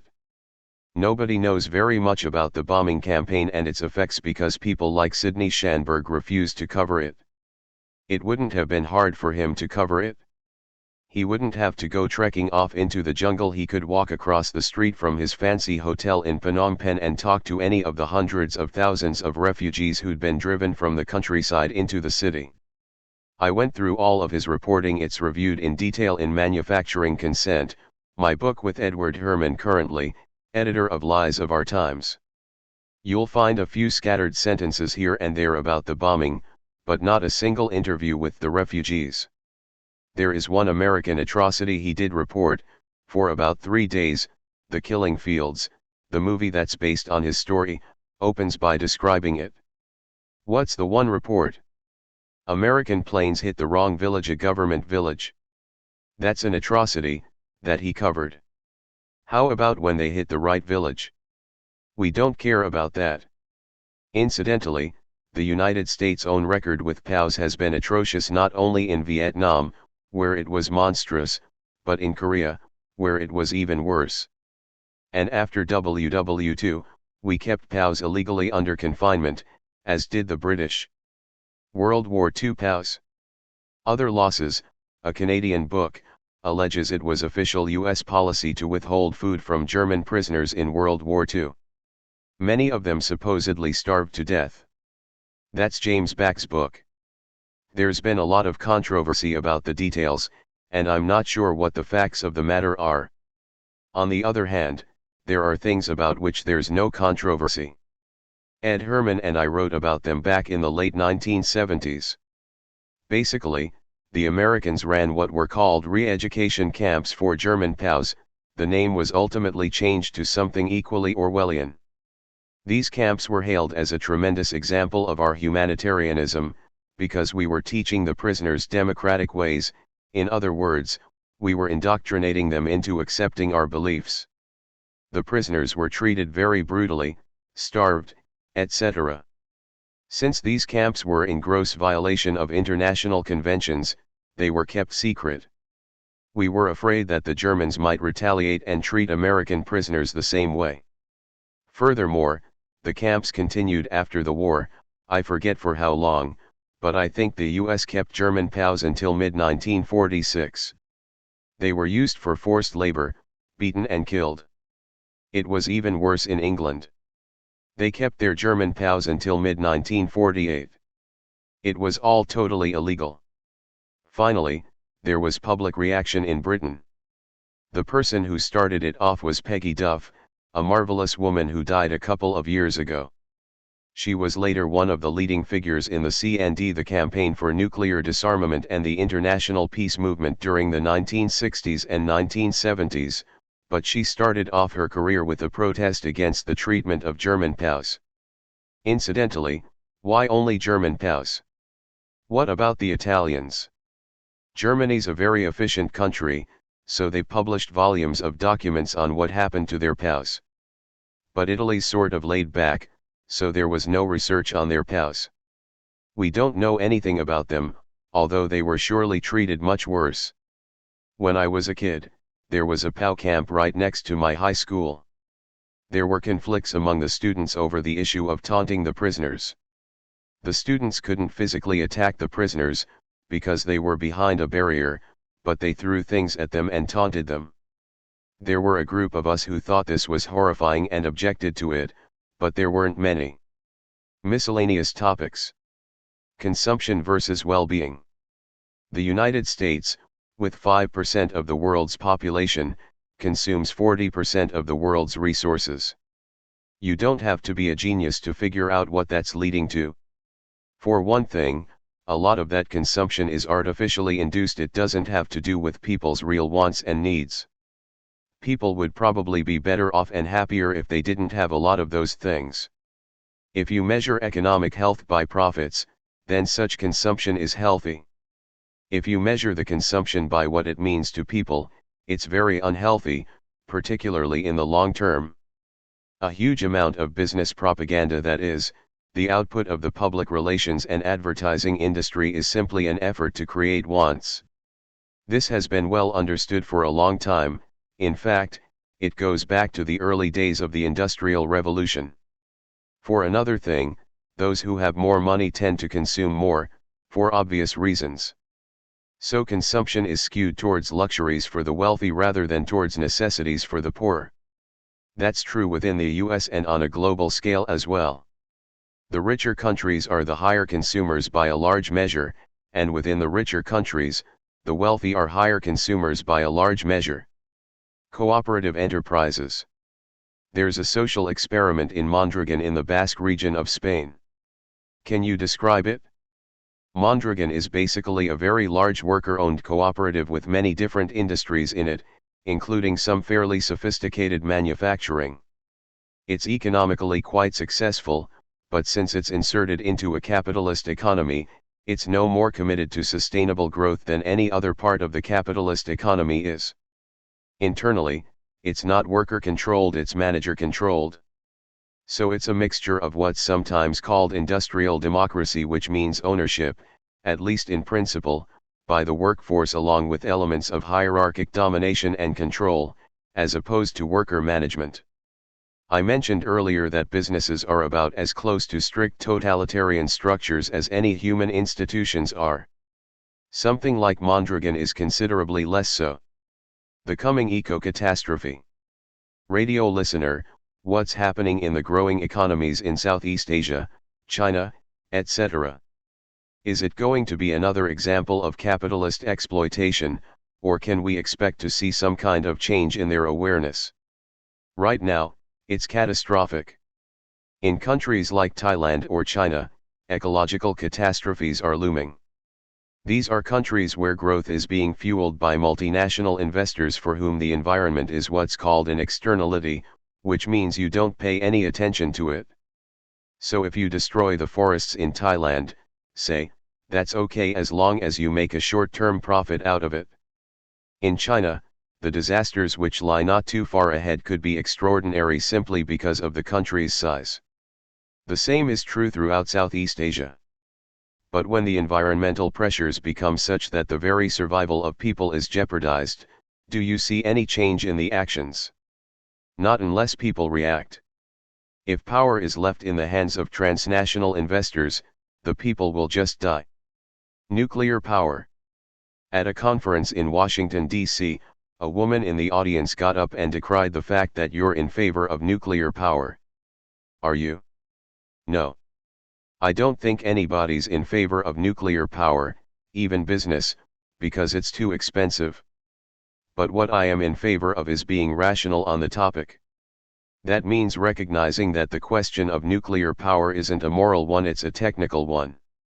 You have to ask what the consequences of nuclear power are, versus the alternatives. There's a range of other alternatives, including conservation, solar and so on. Each has its own advantages and disadvantages. But imagine that the only alternatives were hydrocarbons and nuclear power. If you had to have one or the other, you'd have to ask yourself which is more dangerous to the environment, to human life, to human society. It's not an entirely simple question. For example, suppose that fusion were a feasible alternative. It could turn out to be non-polluting. But there are also negative factors. Any form of nuclear power involves quite serious problems of radioactive waste disposal, and can also contribute to nuclear weapons proliferation. Fusion would require a high degree of centralization of state power too. On the other hand, the hydrocarbon industry, which is highly polluting, also promotes centralization. The energy corporations are some of the biggest in the world, and the Pentagon system is constructed to a significant degree to maintain their power. In other words, there are questions that have to be thought through. They're not simple. The family. You've suggested that, to further democracy, people should be seeking out authoritarian structures and challenging them, eliminating any form of absolute power and hierarchic power. How would that work in a family structure? In any structure, including a family structure, there are various forms of authority. A patriarchal family may have very rigid authority, with the father setting rules that others adhere to, and in some cases even administering severe punishment if there's a violation of them. There are other hierarchical relations among siblings, between the mother and father, gender relations, and so on. These all have to be questioned. Sometimes I think you'll find that there's a legitimate claim to authority, that is, the challenge to authority can sometimes be met. But the burden of proof is always on the authority. So, for example, some form of control over children is justified. It's fair to prevent a child from putting his or her hand in the oven, say, or from running across the street in traffic. It's proper to place clear bounds on children. They want to understand where they are in the world. However, all of these things have to be done with sensitivity and with self-awareness and with the recognition that any authoritarian role requires justification. It's never self-justifying. When does a child get to the point where the parent doesn't need to provide authority? I don't think there are formulas for this. For one thing, we don't have solid scientific knowledge and understanding of these things. A mixture of experience and intuition, plus a certain amount of study, yields a limited framework of understanding, about which people may certainly differ. And there are also plenty of individual differences. So I don't think there's a simple answer to that question. The growth of autonomy and self-control, and expansion of the range of legitimate choices, and the ability to exercise them, that's growing up. What you can do. Radio listener, taking it down to the individual, personal level, I got a notice in my public service bill that said they're asking for a rate hike. I work, and I really don't have the time to sit down and write a letter of protest. This happens all the time, and not just with me. Most people don't have time to be active politically to change something. So those rate hikes go through without anybody ever really pointing out what's going on. I've often wondered why there isn't a limitation on the amount of profit any business can make. I know this probably isn't democratic. I think it's highly democratic. There's nothing in the principle of democracy that says that power and wealth should be so highly concentrated that democracy becomes a sham. But your first point is quite correct. If you're a working person, you just don't have time alone to take on the power company. That's exactly what organization is about. That's exactly what unions are for, and political parties that are based on working people. If such a party were around, they'd be the ones speaking up for you and telling the truth about what's going on with the rate hike. Then they'd be denounced by the Anthony Lewises of the world for being anti-democratic, in other words, for representing popular interests rather than power interests. Radio listener, I'm afraid there may be a saturation point of despair just from knowing the heaviness of the truth that you impart. I'd like to strongly lobby you to begin devoting maybe 10% or 15% of your appearances or books or articles towards tangible, detailed things that people can do to try to change the world. I've heard a few occasions where someone asks you that question and your response is, organize. Just do it.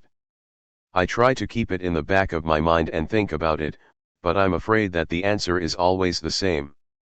There is only one way to deal with these things. Being alone, you can't do anything. All you can do is deplore the situation. But if you join with other people, you can make changes. Millions of things are possible, depending on where you want to put your efforts. The Common Good.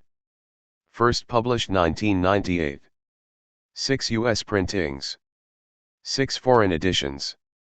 63,000 copies in print. The Common Good. That dangerous radical Aristotle. Early in January 1997, you gave a talk at a conference in Washington, D.C. It was sponsored by several organizations, including the Progressive Caucus, a group of about 50 liberal and radical members of Congress. What did you think of the conference? I was pretty encouraged by what I saw of it. There was a good, lively atmosphere, a lot of vitality. A dominant feeling there with which I agree was that a considerable majority of Americans are more or less in favor of New Deal-style liberalism. That's remarkable, since most Americans never hear anybody advocating that position. Supposedly, the market has proved that the L word is bad. That's what's drummed into everybody's head all the time. Yet many people in the Progressive Caucus who publicly stood for New Deal positions like Sen. Paul Wellstone D., Minnesota, Rep. Jim McGovern D., Massachusetts and others won their elections. The Progressive Caucus actually grew after the 1996 election. Now I don't think New Deal liberalism is the end of the road, by any means. But its achievements, which are the result of a lot of popular struggle, are worth defending and expanding. Your talk was entitled The Common Good. That title was given to me, and since I'm a nice, obedient type, that's what I talked about. I started from the beginning, with Aristotle's Politics, which is the foundation of most subsequent political theory. Aristotle took it for granted that a democracy should be fully participatory, with some notable exceptions, like women and slaves, and that it should aim for the common good. In order to achieve that, it has to ensure relative equality, moderate and sufficient property and lasting prosperity for everyone. In other words, Aristotle felt that if you have extremes of poor and rich, you can't talk seriously about democracy.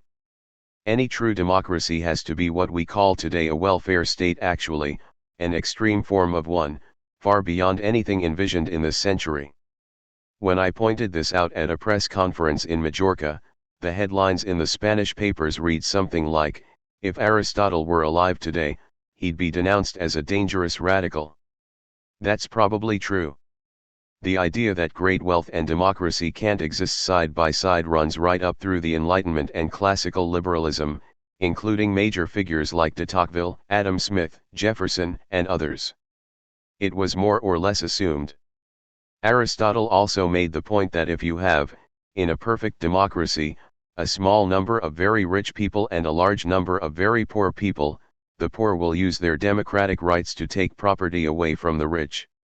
Aristotle regarded that as unjust, and proposed two possible solutions: reducing poverty, which is what he recommended, or reducing democracy.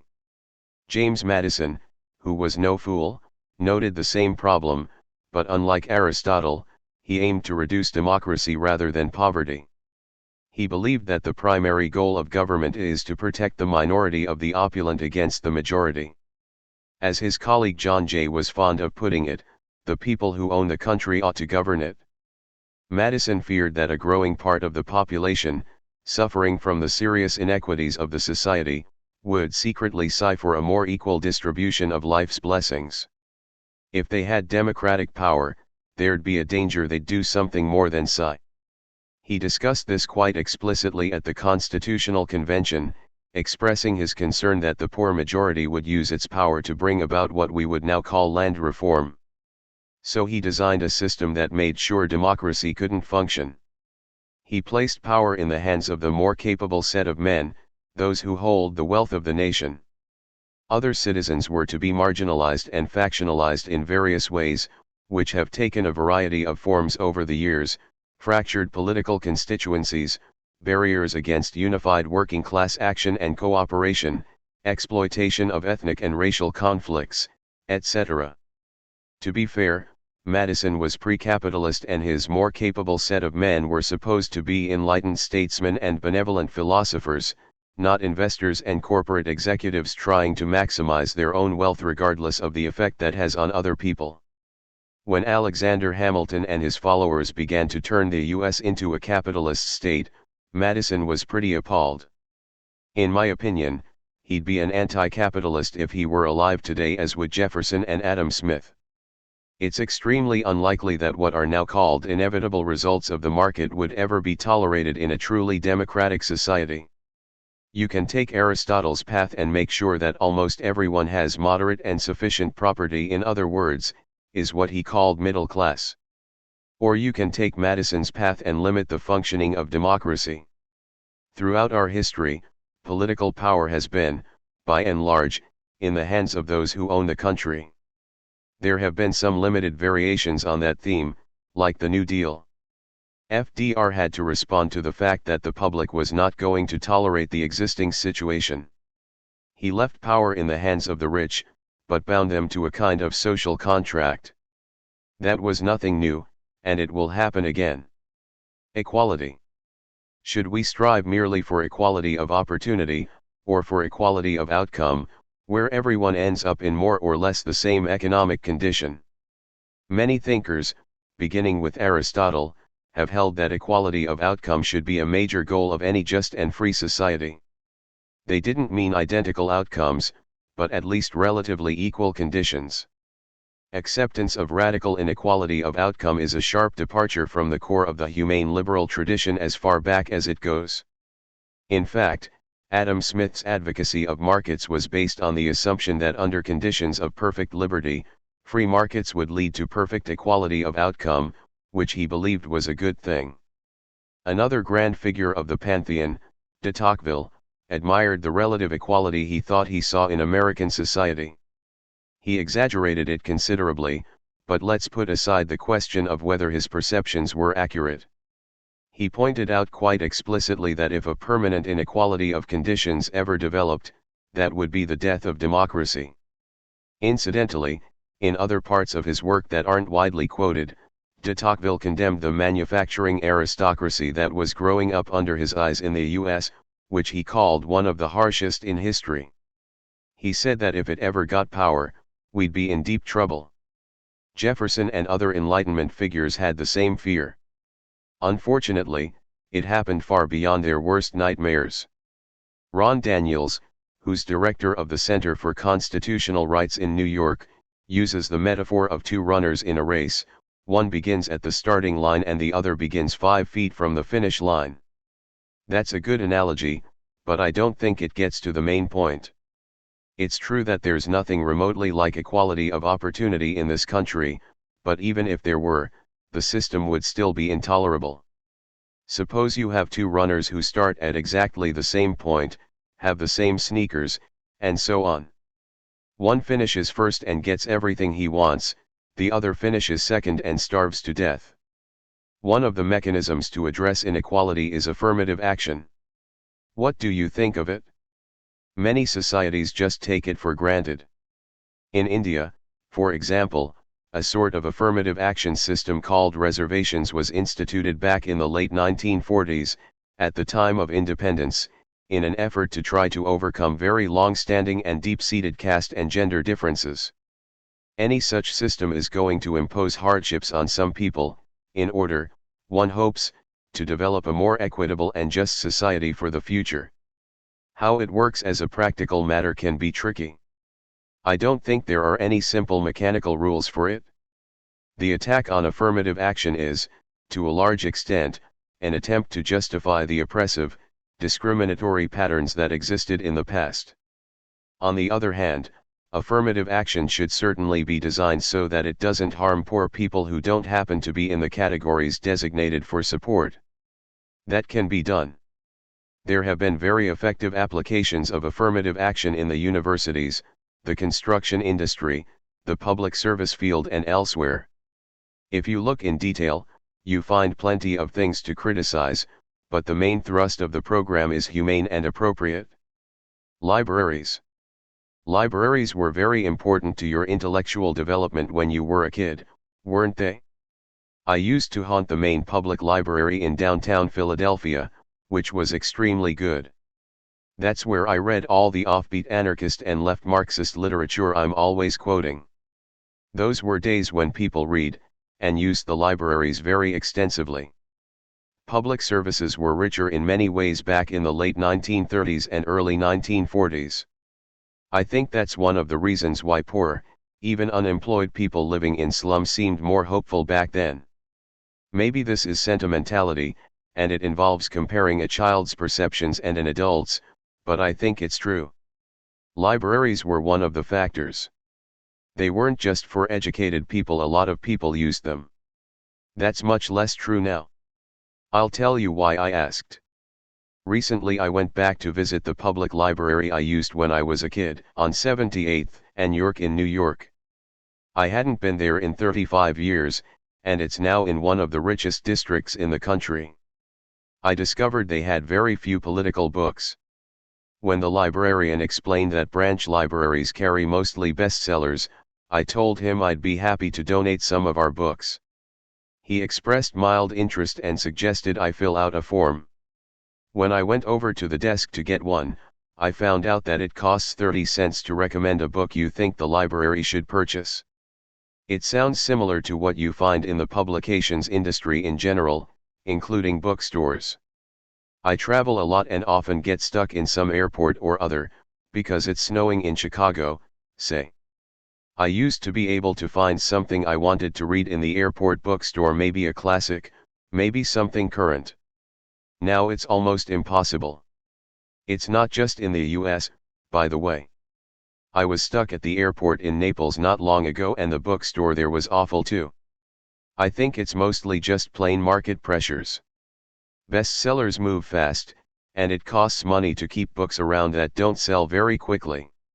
Changes in the tax laws have exacerbated the problem, by making it more expensive for publishers to hold inventory, so books tend to get remaindered, sold off at cost and put out of print much sooner. I think political books are being harmed by this. If you go into the big chains, which pretty much dominate bookselling now, you certainly don't find many of them, but the same thing is true of most books. I don't think it's political censorship. The right wing is promoting the idea of charging people to use the library. That's part of the whole idea of redesigning society so that it just benefits the wealthy. Notice that they aren't calling for terminating the Pentagon. They're not crazy enough to believe it's defending us from the Martians or somebody, but they understand very clearly that it's a subsidy for the rich. So the Pentagon is fine, but libraries aren't. Lexington, the Boston suburb where I live, is an upper-middle class, professional town where people are willing and able to contribute to the library. I give money to it and use it, and benefit from the fact that it's quite good. But I don't like the fact that zoning laws and inadequate public transportation virtually guarantee that only rich people can live in Lexington. In poorer neighborhoods, few people have enough money to contribute to the library, or time to use it, or knowledge of what to look for once they're there. Let me tell you a dismal story. One of my daughters lived in a declining old mill town. It's not a horrible slum, but it's fading away. The town happens to have a rather nice public library, not a wonderful collection, but good things for children. It's nicely laid out, imaginatively designed, staffed by a couple of librarians. I went with her kids on a Saturday afternoon, and nobody was there except a few children of local professional families. Where are the kids who ought to be there? I don't know, probably watching television, but going to the library just isn't the kind of thing they do. It was the kind of thing you did if you were a working class person 50 or 60 years ago. Emptying people's minds of the ability, or even the desire, to gain access to cultural resources, that's a tremendous victory for the system. Freedom. The word freedom has become virtually synonymous with capitalism, as in the title of Milton Friedman's book, Capitalism and Freedom. It's an old scam. Milton Friedman is smart enough to know that there's never been anything remotely resembling capitalism, and that if there were, it wouldn't survive for 3 seconds, mostly because business wouldn't let it. Corporations insist on powerful governments to protect them from market discipline, and their very existence is an attack on markets. All this talk about capitalism and freedom has got to be a conscious fraud. As soon as you move into the real world, you see that nobody could actually believe that nonsense. Dwayne Andreas, CEO of ADM Archer Daniels Midland, a major NPR and PBS sponsor that calls itself Supermarket to the World, was quoted as saying, "There's not one grain of anything in the world that is sold in the free market. Not one. The only place you see a free market is in the speeches of politicians." It must have been an internal memo or talk. That's not the kind of thing you tell the public. But in general it's true. As the United Nations Development Program put it, survival in agricultural markets depends less on comparative advantage than on comparative access to subsidies. Two technical economists in Holland found that every single one of the 100 largest transnational corporations on Fortune magazine's list has benefited from the industrial policy of its home country, and that at least 20 of them wouldn't have even survived if their governments hadn't taken them over or given them large subsidies when they were in trouble. There was a front-page article in the Boston Globe that talked about our passing Japan in semiconductor production. It said that we've just seen one of the great role reversals of the modern era, the transformation of Japan from behemoth to bungler. Japan's government-guided effort to dominate the chip industry, for example, was turned back.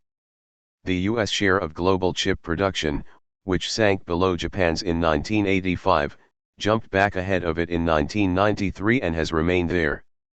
The article quoted Edward Lincoln, economic advisor to former U.S. Ambassador to Japan Walter Mondale, as saying, "The lesson of the 1990s is that all nations obey the same economic laws." What actually happened? During the 1980s, the Reagan-Bush administrations forced Japan to raise prices for chips and to guarantee U.S. producers a share in Japanese markets. They also poured a lot of money into our own industry, through the military system and through Semitech, a government industry consortium that was restricted to U.S. companies. Because of this large-scale state intervention, the U.S. did indeed regain control of the more sophisticated end of the microprocessor market. Japan then announced it was starting up a new government industry consortium for semiconductors in an effort to compete. Some U.S. corporations are to participate in Japan's projects in the new age that some business economists call alliance capitalism. Obviously, neither action had anything to do with the laws of the market. The Mexican bailout is another example. The big investment firms in New York could have taken a beating if Mexico defaulted on its loans, or paid short-term loans in devalued pesos, as it was legally entitled to do. But they got the American public to guarantee their losses as usual. You can make as much money as you want, but if you get into trouble, it's the taxpayer's responsibility to fix things. Under capitalism, investment is supposed to be as risk-free as possible. No corporation wants free markets, what they want is power. Another of the many areas where freedom and capitalism collide is what's laughably called free trade. About 40% of U.S. trade is estimated to be internal to individual corporations. If a U.S. auto manufacturer ships a part from Indiana to Illinois, that isn't called trade. If it ships the same part from Illinois to northern Mexico, it is called trade. It's considered an export when it leaves and an import when it comes back. But that's nothing more than exploiting cheaper labor, avoiding environmental regulations and playing games about where you pay your taxes. This sort of activity also accounts for similar or even higher proportions of trade in other industrial countries. Furthermore, strategic alliances among firms play an increasing role in administration of the global economy. So talk about the growth in world trade is largely a joke. What's growing is complicated interactions among transnational corporations, centrally managed institutions that really amount to private command economies. The hypocrisy is pervasive. For example, free trade boosters also demand intellectual property rights, copyrights, patents, etc. that are highly protectionist. The World Trade Organization's version of patents, which today's rich countries would never have accepted while they were gaining their place in the sun, is not only extremely harmful to developing countries economically, but also undermines innovation. In fact, that's what they're designed to do. They call it free trade, but what it really does is concentrate power. The big transnationals want to reduce freedom by undermining the democratic functioning of the states in which they're based, while at the same time ensuring the government will be powerful enough to protect and support them. That's the essence of what I sometimes call really existing market theory. If you look through the whole history of modern economic development, you find that virtually without exception advocates of free markets want them applied to the poor and the middle class, but not to themselves. The government subsidizes corporations' costs, protects them from market risks and lets them keep the profits. Can I smoke here in your office? If you deny me that, are you limiting my freedom? I'm limiting your freedom, but I'm increasing my rights. If you smoke in my office, it increases my chances of dying. Any effort to create a more human existence is going to inhibit somebody's freedom. If a kid crosses the street in front of me when I have a red light, that inhibits my freedom to run him over and get to work faster. Public schools are another example. People who don't have children still have to pay school taxes, because we have a common feeling that it's good for our society if children are educated. Whether we personally have kids isn't relevant. The most fanatic advocates of private despotism, who actually want to undermine freedom and democracy, naturally use nice words like freedom. What they really mean is that we have to have tyranny and a powerful state to ensure it. Just look at what they propose. The Heritage Foundation, for instance, is full of talk about big philosophical issues, minimizing the state and so on, but they want to raise the Pentagon budget, because it's the major pipeline for public subsidy to high-tech industries. That's a hard line to defend, but as long as there isn't much in the way of intelligent public debate, they can get away with it. The most extreme types, like Murray Rothbard, are at least honest. They'd like to eliminate highway taxes because they force you to pay for a road you may never drive on. As an alternative, they suggest that if you and I want to get somewhere, we should build a road there and then charge people tolls to go on it. Just try generalizing that. Such a society couldn't survive, and even if it could, it would be so full of terror and hate that any human being would prefer to live in hell. In any case, it's ridiculous to talk about freedom in a society dominated by huge corporations. What kind of freedom is there inside a corporation? They're totalitarian institutions. You take orders from above and maybe give them to people below you. There's about as much freedom as under Stalinism.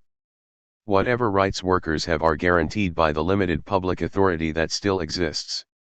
When enormous, private, tyrannical institutions are granted the same rights as or more rights than human beings, freedom becomes something of a joke. The solution isn't to undermine freedom, it's to undermine the private tyrannies. In Boulder, Colorado, where I live, an ordinance banning smoking in restaurants was put on the ballot. There was an enormous, well-funded campaign against it. Some city council members were threatened, and their actions were described as fascist and Nazi-like. All in the name of freedom. There's nothing new about that. In the past, the line was that Philip Morris has to be free to get 12-year-old kids to smoke, and the kids' mothers are free to prevent them from smoking. Of course, Philip Morris has greater resources, and therefore more persuasive power, than thousands of parents and hundreds of city councils, but that was supposed to be irrelevant. There was a funny coincidence a while back. The New York Times ran an op-ed by a senior fellow of the Hoover Institute about the profound philosophical differences that separate liberals and conservatives. The liberals want to see social policy administered at the federal level, while conservatives prefer to transfer power to the states, in the belief that policies should be made closer to the people. The same day, the Wall Street Journal ran a story headlined, "What Fidelity Wants It Usually Gets," and it wants Massachusetts tax cut. It opened by stating that when Fidelity Investments talks, Massachusetts listens, or else. Massachusetts listens, the article explains, because Fidelity is one of the biggest firms in the state and can easily shift operations across the border to Rhode Island. That was exactly what it was threatening to do unless Massachusetts granted it tax relief, a subsidy, in effect, since the people pay more taxes to compensate for it. New York recently had to do the same, when major financial firms threatened to move to New Jersey. Massachusetts granted Fidelity the relief. A few months earlier, Raytheon had demanded tax and utility rate relief, perhaps to compensate for the fact that its shares had only about tripled in value in the past 4 years, while dividends per share rose 25% as well. The report on the business pages raised the rhetorical question whether Raytheon is asking for tax dollars with one hand while passing money to shareholders with the other. Again, Massachusetts listened to the threat to transfer out of state. Legislators had planned a big tax break for Massachusetts businesses generally, but restricted it to Raytheon and other defense contractors. It's an old story. Until the late 19th century, corporations were limited to functions explicitly determined by the state charters. That requirement effectively disappeared when New Jersey offered to drop it. Corporations began incorporating in New Jersey instead of New York, thus forcing New York to also drop the requirement and setting off a race to the bottom. The result was a substantial increase in the power of private tyrannies, providing them with new weapons to undermine liberty and human rights, and to administer markets in their own interest. The logic is the same when GM decides to invest in Poland, or when Daimler-Benz transfers production from Germany, where labor is highly paid, to Alabama, where it isn't. By playing Alabama off against another competitor, North Carolina, Daimler-Benz received subsidies, protected markets, and risk protection from the people. Smaller corporations can get into the act too, when states are forced to compete to bribe the powerful. Of course, it's far easier to play this game with states than countries. For Fidelity to move to Rhode Island, and for Raytheon to move to Tennessee, is no major problem, and Massachusetts knows it. Transferring operations overseas would be rather more difficult. Conservatives are surely intelligent enough to understand that shifting decisions to the state level does not transfer power to the people but to those powerful enough to ask for subsidies with one hand and pocket them with the other. That's the profound philosophical principle that underlies the efforts of conservatives to shift power to the states. There are still some defenses at the federal level, which is why it's been made the enemy, but not, of course, the parts that funnel money to large corporations like the Pentagon, whose budget is going up, over the objections of more than 80% of the people. According to a poll reported in the Washington Post, an enormous number of people think anything the federal government does is bad except for the military, which we need, of course, to counter grave threats to U.S. security. Even so, people didn't want the military budget increased, as Clinton, Gingrich and the others proceeded to do. What could explain this? The Post wondered. Could it be 50 years of intense corporate propaganda, in the media and elsewhere, that has been trying to direct people's fear, anger and hatred against the government and make private power invisible to them? That isn't suggested as a reason. It's just a mystery why people have these strange ideas. But there's no question they have them. When somebody wants to vent his anger at the fact that his life is falling apart, he's more likely to put a bomb in a federal building than in a corporate headquarters. There are plenty of things wrong with government, but this propaganda opposes what's right with it, namely, that it's the one defense people have against private tyrannies. To come back to the Boulder situation, is it an example of what you call anti-politics? It's an example of opposition to democracy. It means that people shouldn't have a right to get together and democratically decide how they want to live. You frequently made the point that while corporate executives are getting everything they want on a silver platter, they're very leery of the far right, because they want to make sure their daughters continue to have access to abortion. But their daughters had access to abortions before Roe v. Wade. The executives don't want to have to do it secretly, and get involved in criminal activity. They want their wives and daughters to have normal freedoms, and they want to live in a civilized society, not one in the grips of religious fundamentalism, where people around them think the world was created a couple of thousand years ago. Another thing that worries them about this ultra-right tendency is that there's a populist streak in it. There's a lot of opposition to bigness, not just big government but big business too. The right wing doesn't see the point of things like funding for science, but business does, because it creates the technology and knowledge they'll exploit in the future. Corporate executives also don't particularly like the idea of dismantling international institutions like the United Nations, or eliminating what's called foreign aid. They need those institutions, and they want them around. The jingoist, narrow-minded fanaticism that gave them deregulation, tort reform and the cutback of social services has another side to it, and they're definitely concerned about it. On the home front. The myth of hard times. When I called you the other day at home in Lexington, you were sitting in the dark, because the power had gone out. I have a feeling we're going to be seeing more and more of that sort of thing. There simply hasn't been much investment in infrastructure. It's part of the drive for short-term profit. You let everything else go. A lot of people are aware of it.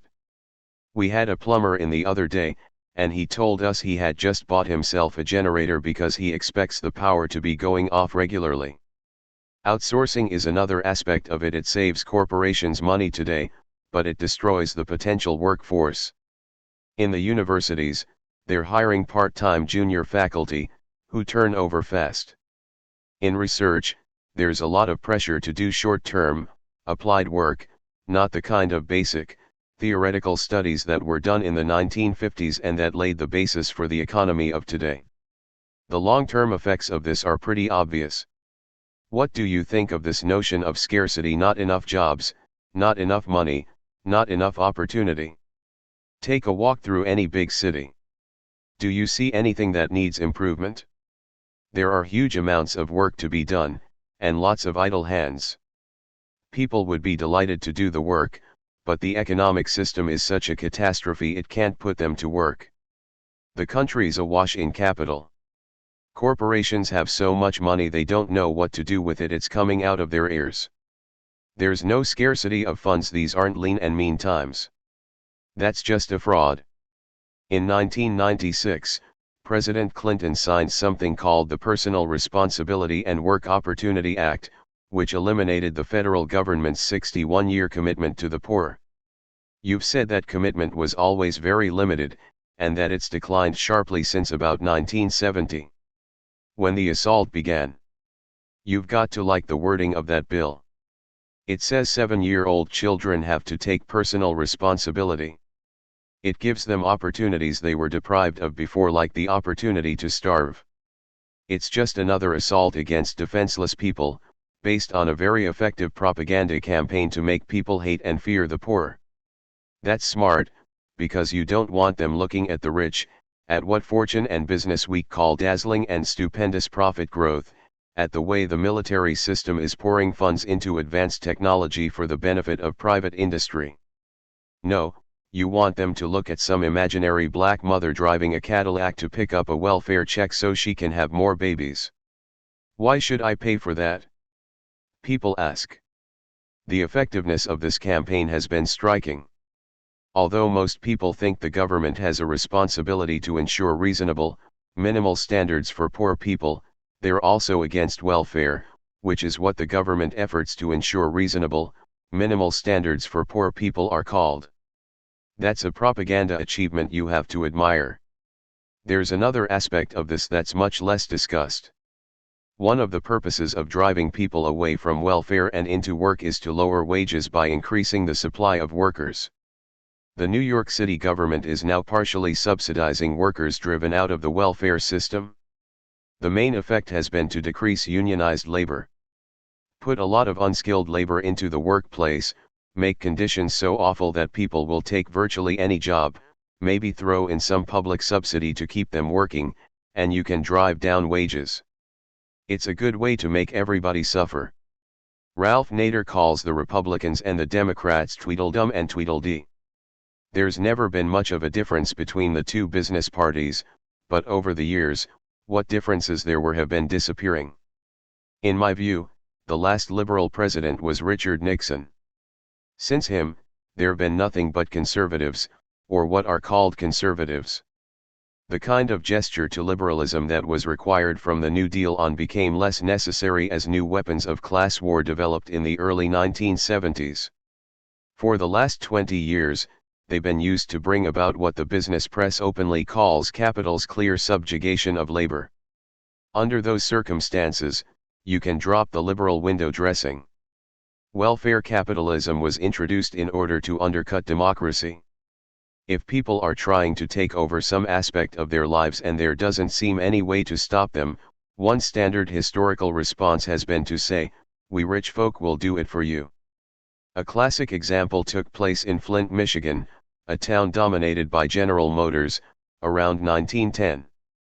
There was a good deal of socialist labor organizing there, and plans had been developed to really take things over and provide more democratic public services. After some hesitation, the wealthy businessmen decided to go along with the progressive line. They said, everything you're saying is right, but we can do it a lot better, because we have all this money. You want a park? Fine. Vote for our candidate and he'll put in a park. Their resources undermined and eliminated the incipient democratic and popular structures. Their candidate won, and there was indeed welfare capitalism, until it wasn't needed anymore, at which point it was dropped. During the Depression, there was again a live union movement in Flint, and popular rights were again extended. But the business counterattack began right after the Second World War. It took a while this time, but by the 1950s, it was getting somewhere. It slowed somewhat in the 1960s, when there was a lot more ferment programs like the War on Poverty, things coming out of the civil rights movement, but by the early 1970s, it reached new heights, and it's been going pretty much full steam ever since. The typical picture painted by business propaganda since the Second World War in everything from television comedies to scholarly books has been, we all live together in harmony. Joe Sixpack, his loyal wife, the hard-working executive, the friendly banker, we're all one big happy family. We're all going to work together to defend ourselves against the bad guys out there like union organizers and big government who are trying to disrupt our harmony. That's always the picture presented, class harmony between the people with the hammers and the people getting beaten over the head with them. There's a campaign to undermine public confidence in Social Security, by saying it's going broke and that when the baby boomers reach retirement age, there'll be no money for them.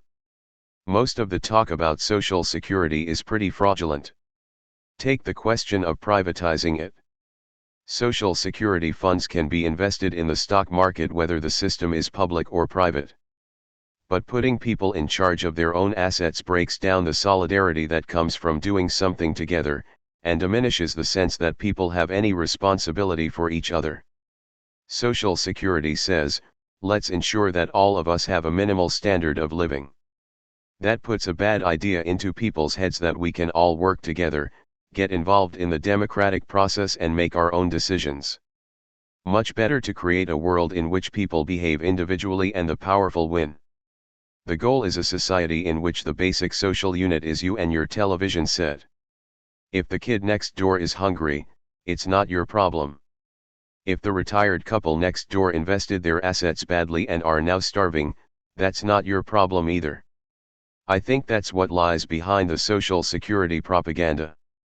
The other issues are technical and probably not very significant. A slightly more progressive tax system could keep Social Security functioning for the indefinite future. So we're moving from the idea that an injury to one is an injury to all, to the idea that an injury to one is just an injury to one. That's the ideal of a capitalist society except for the rich.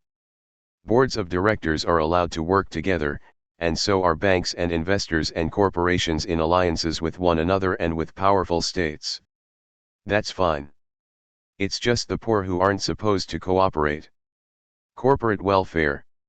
In an op-ed in the Boston Globe, Bernie Sanders of Vermont, the only independent member of Congress, wrote, "If we're serious about balancing the budget in a fair way, we must slash corporate welfare." You've said you're very uncomfortable with the term corporate welfare. Why? I like Bernie Sanders, and that was a good column, but I think he starts off on the wrong foot. Why should we balance the budget? Do you know a business or a household that doesn't have any debt? I don't think we should balance the budget at all. The whole idea is just another weapon against social programs and in favor of the rich in this case, mostly financial institutions, bondholders, and the like. Putting that aside, I don't hesitate to use the term corporate welfare because corporate welfare doesn't exist, or because it isn't a serious problem, but because people typically use the term to refer to specific government programs, a subsidy for ethanol manufacturers, say, rather than the more pervasive and fundamental ways government helps business. That's a serious error. If it hadn't been for massive government interference, our automobile, steel, and semiconductor industries probably wouldn't even exist today. The aerospace industry is even more thoroughly socialized. When Lockheed Gingrich's favorite was in big trouble back in the early 1970s, it was saved from destruction by a $250 million loan subsidized by the federal government. The same with Penn Central, Chrysler, Continental Illinois Bank and many others. Right after the 1996 elections, I assume the timing wasn't accidental, the Clinton administration decided to funnel what's expected to amount to $750 billion or more of public money into developing new jet fighters, which we don't need for military purposes. The contract is to be awarded not to the traditional fighter manufacturer, McDonnell Douglas, but to Lockheed Martin and or Boeing, which hasn't produced a fighter plane for 60 years. The reason is that Boeing sells commercial aircraft, our biggest civilian export. The market for them is huge. Commercial aircraft are often modified military aircraft, and adapt a lot of technology and design from them. Boeing and McDonnell Douglas announced a merger, which was publicly subsidized to the tune of more than $1 billion. I'm sure the fact that McDonnell Douglas was knocked out of the competition for that fighter contract is part of the reason they're willing to be taken over by Boeing. In describing why Boeing was chosen over McDonnell Douglas, the Pentagon's Undersecretary for Acquisition and Technology said, "We need to get hooks into the commercial research base to influence its growth." Defense Secretary William Perry explained that we've got to overcome earlier barriers which limited timely access to rapidly evolving commercial technology. The Pentagon is ushering out the military-industrial complex and ushering in an industrial-military complex, New York Times reporter Adam Bryant added, noting that it's not just an idle reordering of adjectives but reflects Pentagon efforts to do more business with companies that have a diverse customer base. An aerospace industry analyst at Merrill Lynch pointed out that this effort to broaden the industrial base that supports the military has been going on for a couple of years, but the Pentagon's decision about the new Joint Strike Fighter was a major milestone in this trend. In fact, this effort has been going on not for a couple of years but for half a century, and its roots lie much deeper, in the crucial role of the military in developing the basic elements of the American system of manufacturing, standardization and interchangeable parts, in the 19th century.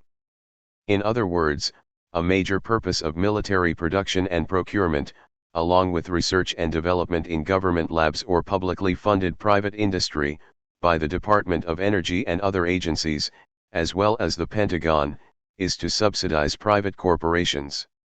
The public is simply being deluded about how they're paying for high technology. By now this stuff is described almost openly, usually on the business pages but sometimes even on the front page. That's one of the nice things about the end of the Cold War. The clouds lift a bit.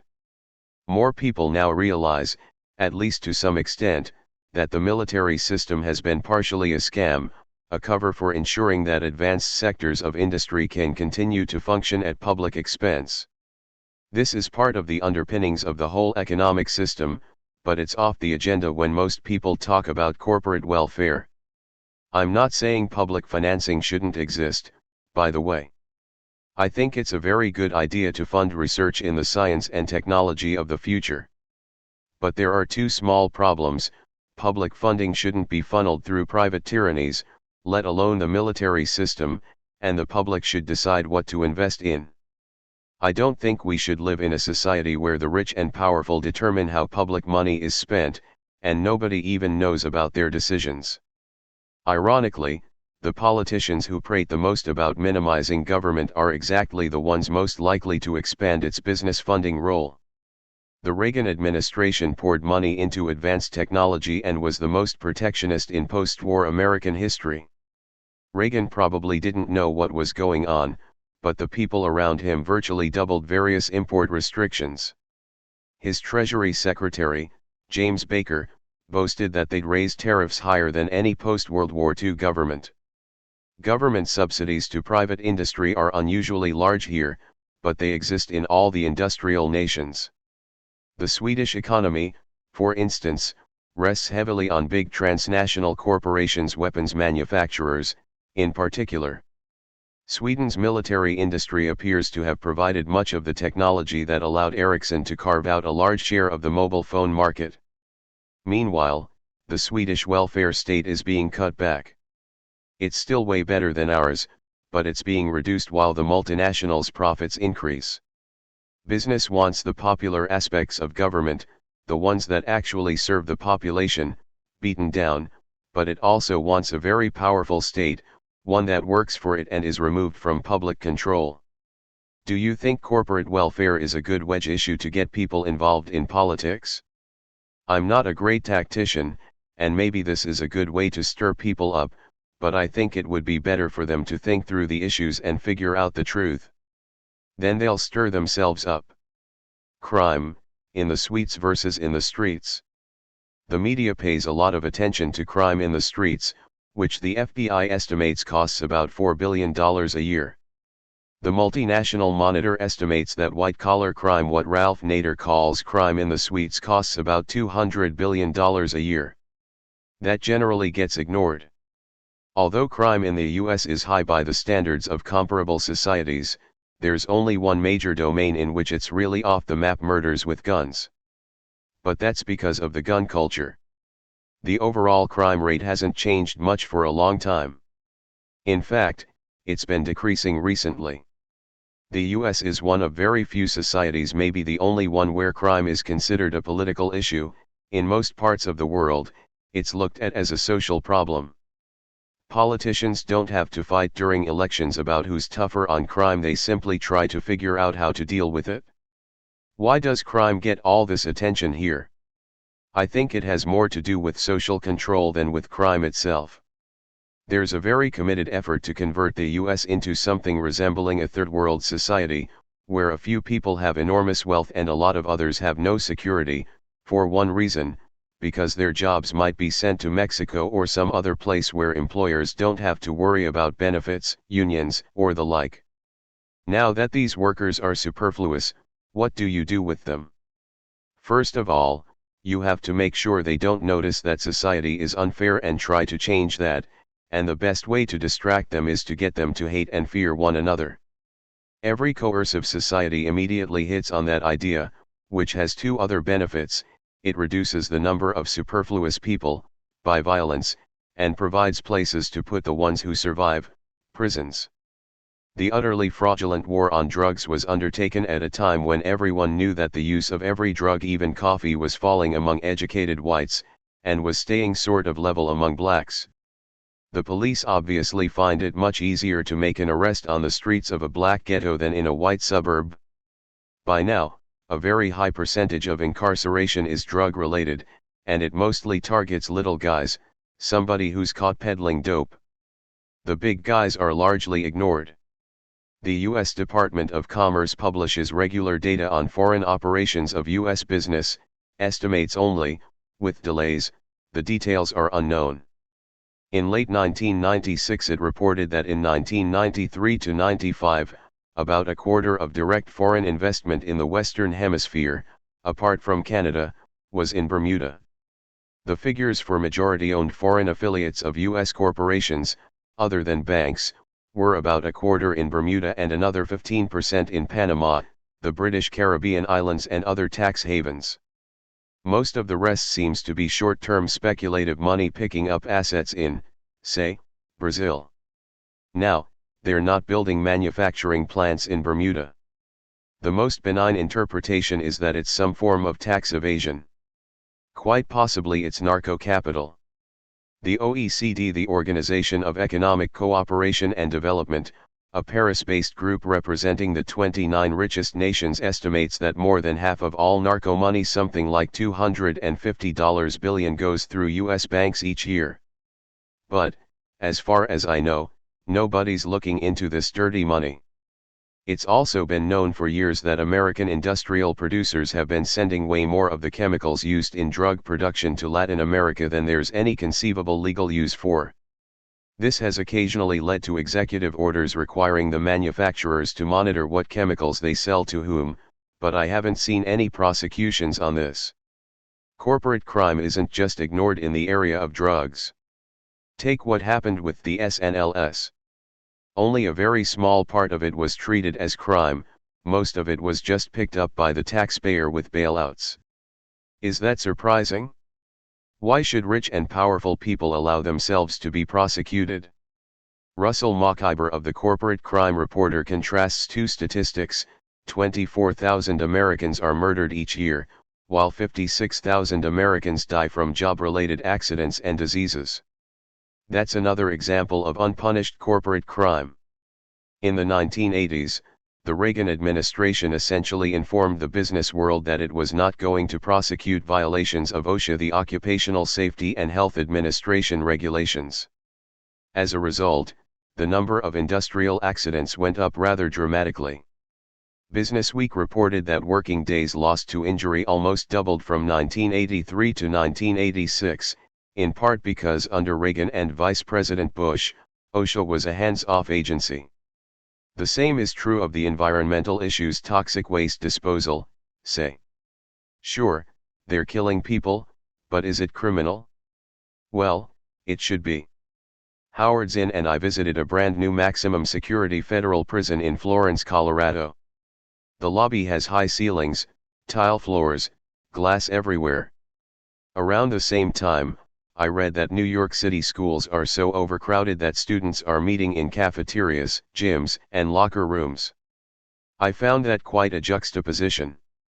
They're certainly related.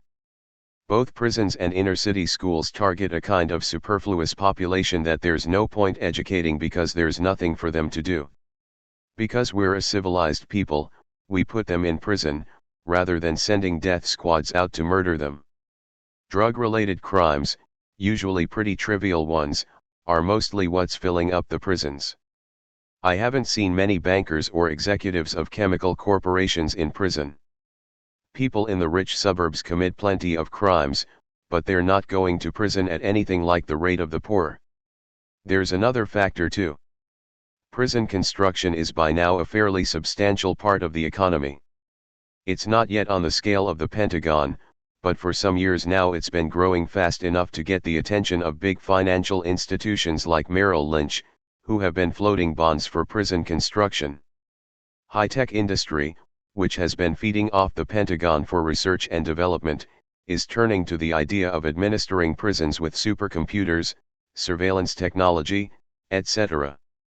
In fact, I wouldn't be entirely surprised to see fewer people in prisons and more people imprisoned in their homes.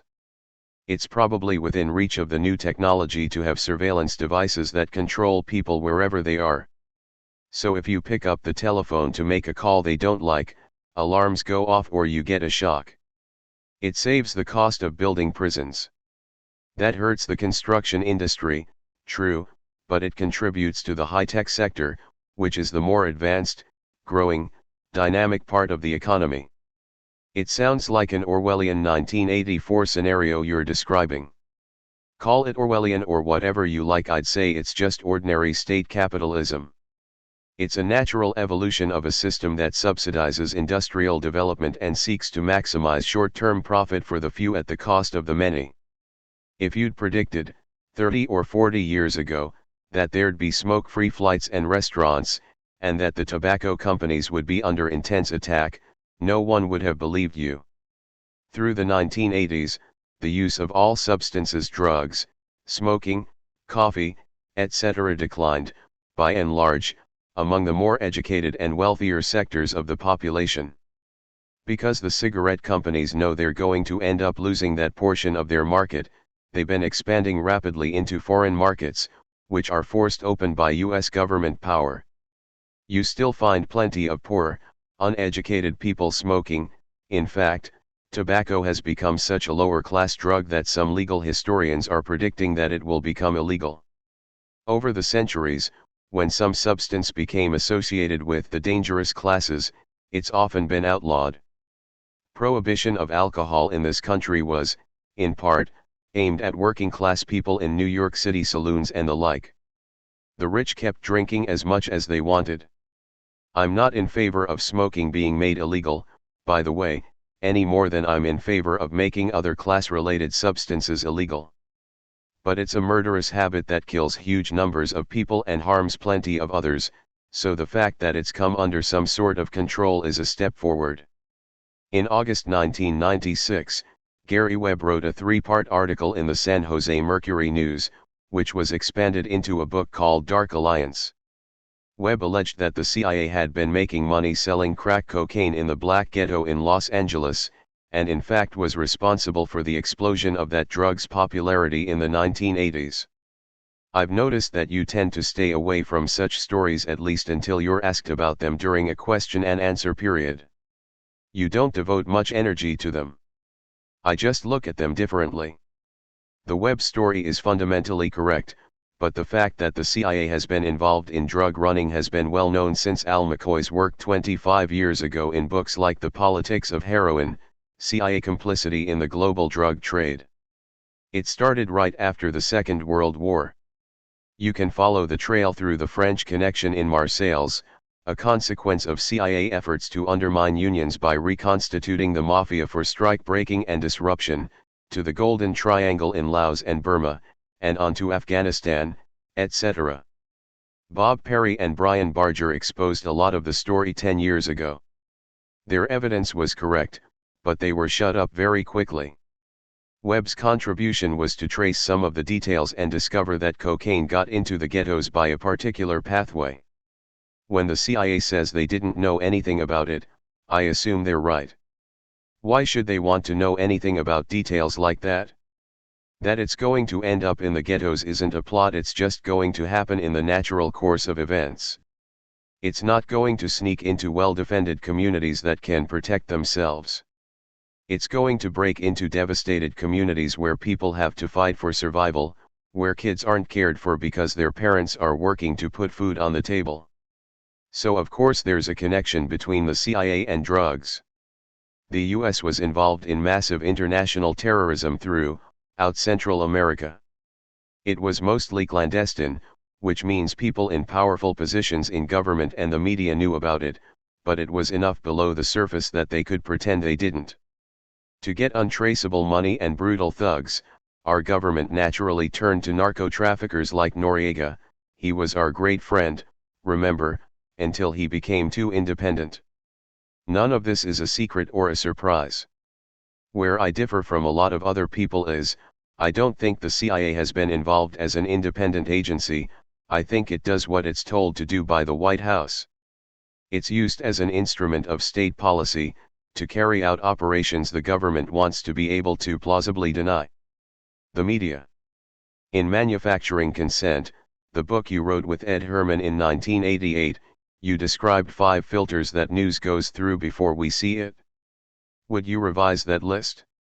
One of the filters, anti-communism, probably needs to be changed. Temporarily, at least. I thought at the time it was put too narrowly. More broadly, it's the idea that grave enemies are about to attack us and we need to huddle under the protection of domestic power. You need something to frighten people with, to prevent them from paying attention to what's really happening to them. You have to somehow engender fear and hatred, to channel the kind of rage or even just discontent that's being aroused by social and economic conditions. By the early 1980s, it was clear that communism wasn't going to remain usable as a threat for much longer, so when the Reagan administration came in, they immediately focused on international terrorism. Right from the start, they used Libya as a punching bag. Then every time they had to rally support for aid to the Contras or something, they'd engineer a confrontation with Libya. It got so ludicrous that, at one point, the White House was surrounded with tanks to protect poor President Reagan from Libyan hit squads. It became an international joke. By the late 1980s, Hispanic drug traffickers became the enemy. By now, they've been joined by immigrants, black criminals, welfare mothers, and a whole host of other attackers on every side. Toward the end of Manufacturing Consent, you conclude that the societal purpose of the media is to defend the economic, social, and political agenda of privileged groups that dominate the domestic society and the state. Anything you'd want to add to that? It's such a truism that it's almost unnecessary to put it into words. It would be amazing if it weren't true. Assuming virtually nothing except that there's a free market or something resembling one virtually forces you to that conclusion. In Z Magazine, Ed Herman discussed the persistence of the idea that the media are liberal. Ed's main point is perfectly valid. What really matters is the desires of the people who own and control the media. But I may slightly disagree with him about whether they're liberal. In my view, national media like the Washington Post and the New York Times probably meet the current definition of the word liberal. Sometimes they even run things I approve of. For instance, to my amazement, the New York Times actually had an editorial in favor of greater workers' rights in Indonesia, as opposed to the right-wing view that it's okay to strangle Indonesian workers if you can make more money that way. The Times also has columnists. Bob Herbert is one example that I don't think you would have seen there 40 years ago, and they often write very good stuff. But in general, the mainstream media all make certain basic assumptions, like the necessity of maintaining a welfare state for the rich. Within that framework, there's some room for differences of opinion, and it's entirely possible that the major media are toward the liberal end of that range. In fact, in a well-designed propaganda system, that's exactly where they should be. The smart way to keep people passive and obedient is to strictly limit the spectrum of acceptable opinion, but allow very lively debate within that spectrum, even encourage the more critical and dissident views. That gives people the sense that there's free thinking going on, while all the time the presuppositions of the system are being reinforced by the limits put on the range of the debate. So you're allowed to discuss whether the Mideast peace process should be implemented immediately or should be delayed, or whether Israel is sacrificing too much or just the right amount. But you're not allowed to discuss the fact, and it certainly is a fact, that this so-called peace process wiped out a 25-year, internationally supported diplomatic effort recognizing the national rights of both contending parties, and rammed home the U.S. position that denies these rights to the Palestinians. Let's clarify what it really means to say the media are liberal. Suppose 80% of all journalists vote Democratic. Does that mean they're liberal in any meaningful sense of the word, or just that they're at the left end of an extremely narrow, center-right spectrum? Most of my writing has been a criticism of the liberal end of the media, the ones who set the leftmost boundary for acceptable opinion. Take it a step further. Suppose it turns out that 80% of all journalists are flaming radicals who'd really rather be writing for Z. Would that show that the media themselves are radical? Only if you assume that the media are open to the free expression of ideas, by their reporters, in this case. But that's exactly the thesis under debate, and you can't establish it by presupposing it. The empirical evidence that this thesis is false is overwhelming, and there has been no serious attempt to address it. Instead, it's just assumed that the media are open. It's possible to get away with that kind of thinking if power is sufficiently concentrated and educated sections of the population are sufficiently obedient. The University of Illinois Press has published a U.S. edition of Taking the Risk Out of Democracy by the noted Australian scholar Alex Carey. One of the chapters is entitled Grassroots and Treetops Propaganda. What does Carey mean by that? Treetops propaganda is the kind of thing that Ed Herman and I are mostly commenting on. It's the elite media, aimed at educated sectors of the population that are more involved in decision-making and setting a general framework and agenda for others to adhere to. Grassroots propaganda is aimed at the vulgar masses, to keep them distracted and out of our hair, and to make sure they don't interfere in the public arena, where they don't belong. Do you find it ironic that one of the major works on US propaganda is written by an Australian? Not at all. Alex Carey was an old friend. In fact, we dedicated manufacturing consent to him. He really pioneered the study of corporate propaganda, of which the media is just one aspect. He was working on a big book on the subject, but he died before it was completed. Although corporate propaganda is a major force in contemporary history, it's very little studied, because people aren't supposed to know that major corporations are deeply dedicated to controlling the public mind, and have been for a long time. Carey quotes the business press as saying that the public mind is the greatest hazard facing industrialists. We're supposed to believe that the press is liberal, dangerous, adversarial, out of control. That itself is an extremely good example of corporate propaganda. More than 700 people died in a Chicago heat wave in the summer of 1995. They were mostly old people living in poor neighborhoods who couldn't afford air conditioning. I think the headlines should have read, "Market kills 700. You're absolutely right. Honest media would have reported how the workings of the market system added more deaths to the toll.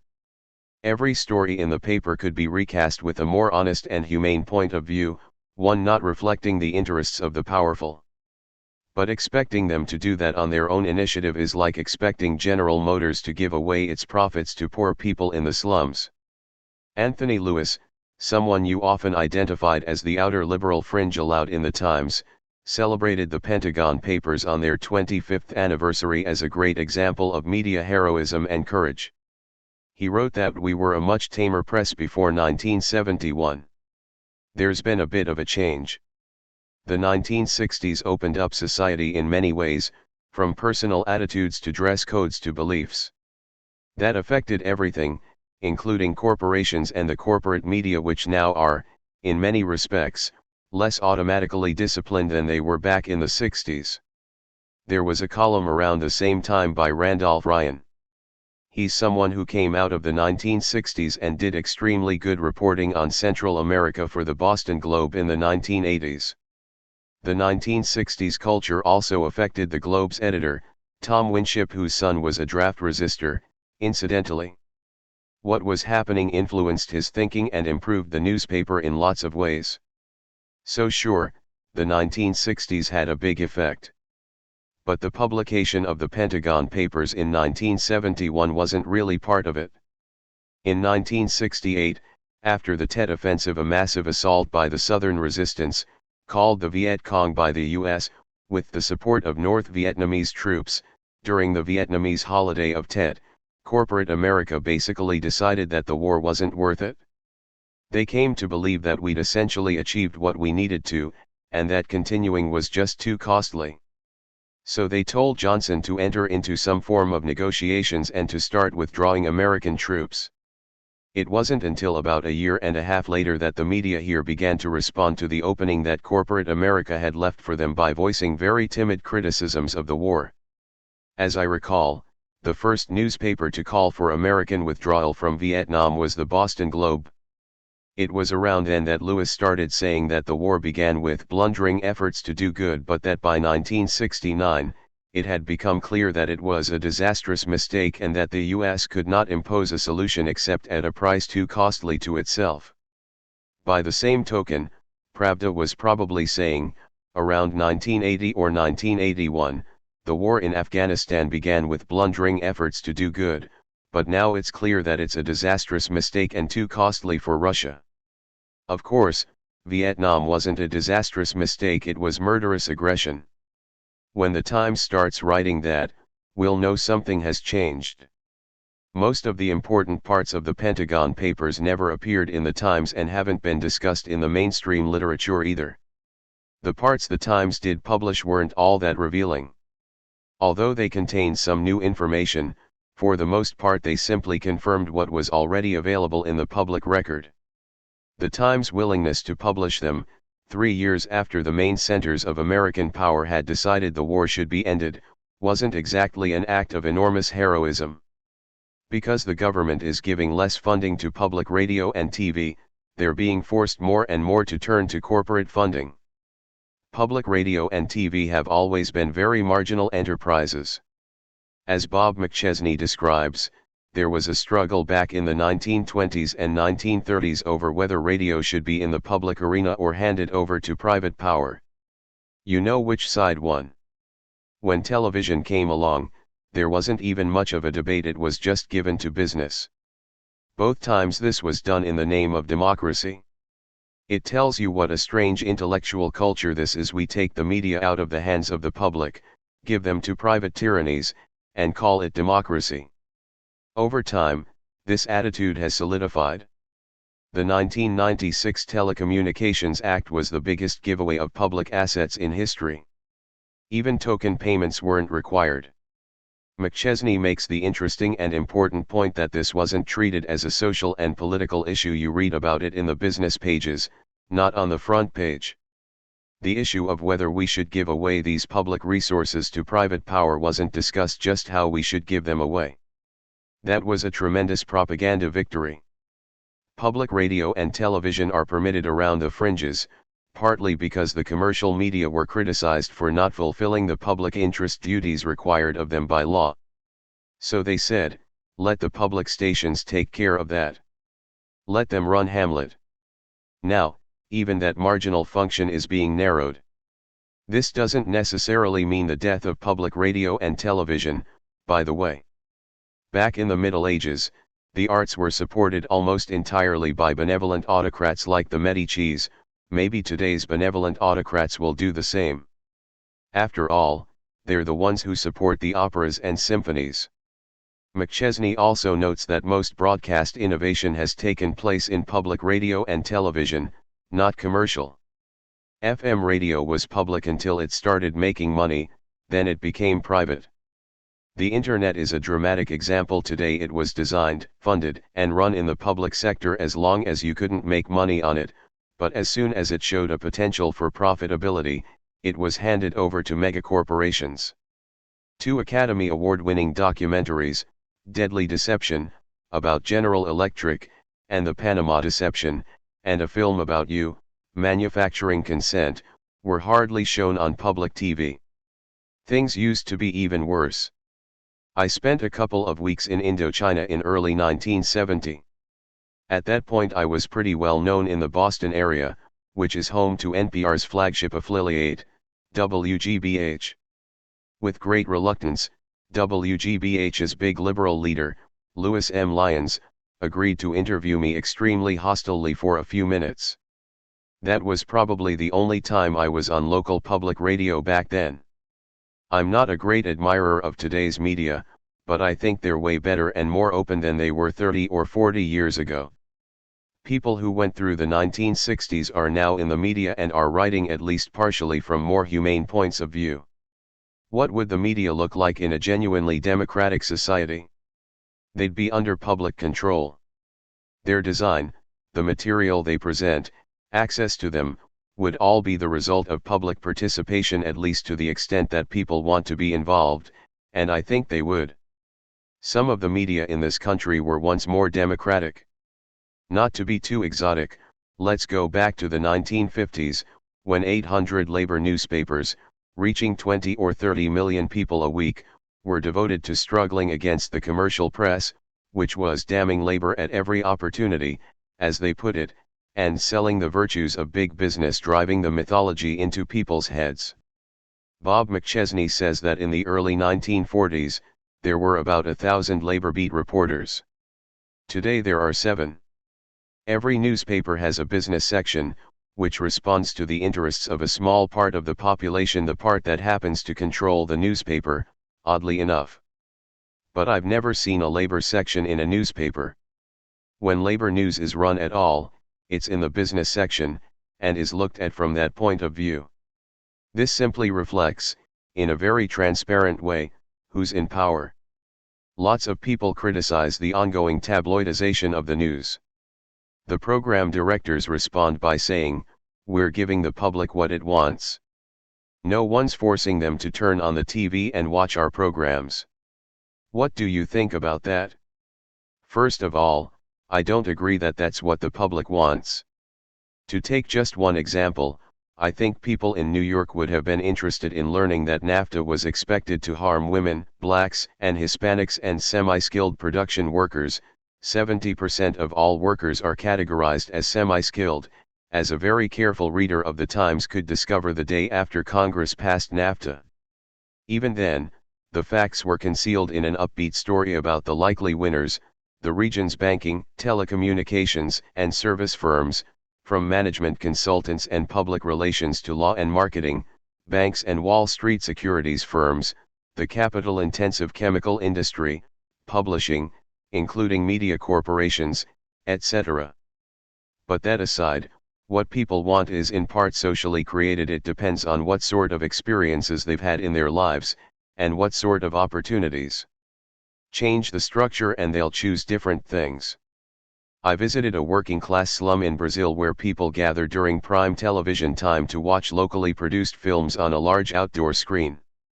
They prefer them to the soap operas and other junk on commercial TV, but they can only have that preference because they were offered the choice. When people in the US are surveyed, it turns out that what they want overwhelmingly is commercial-free television. Do you see commercial-free television? Of course not.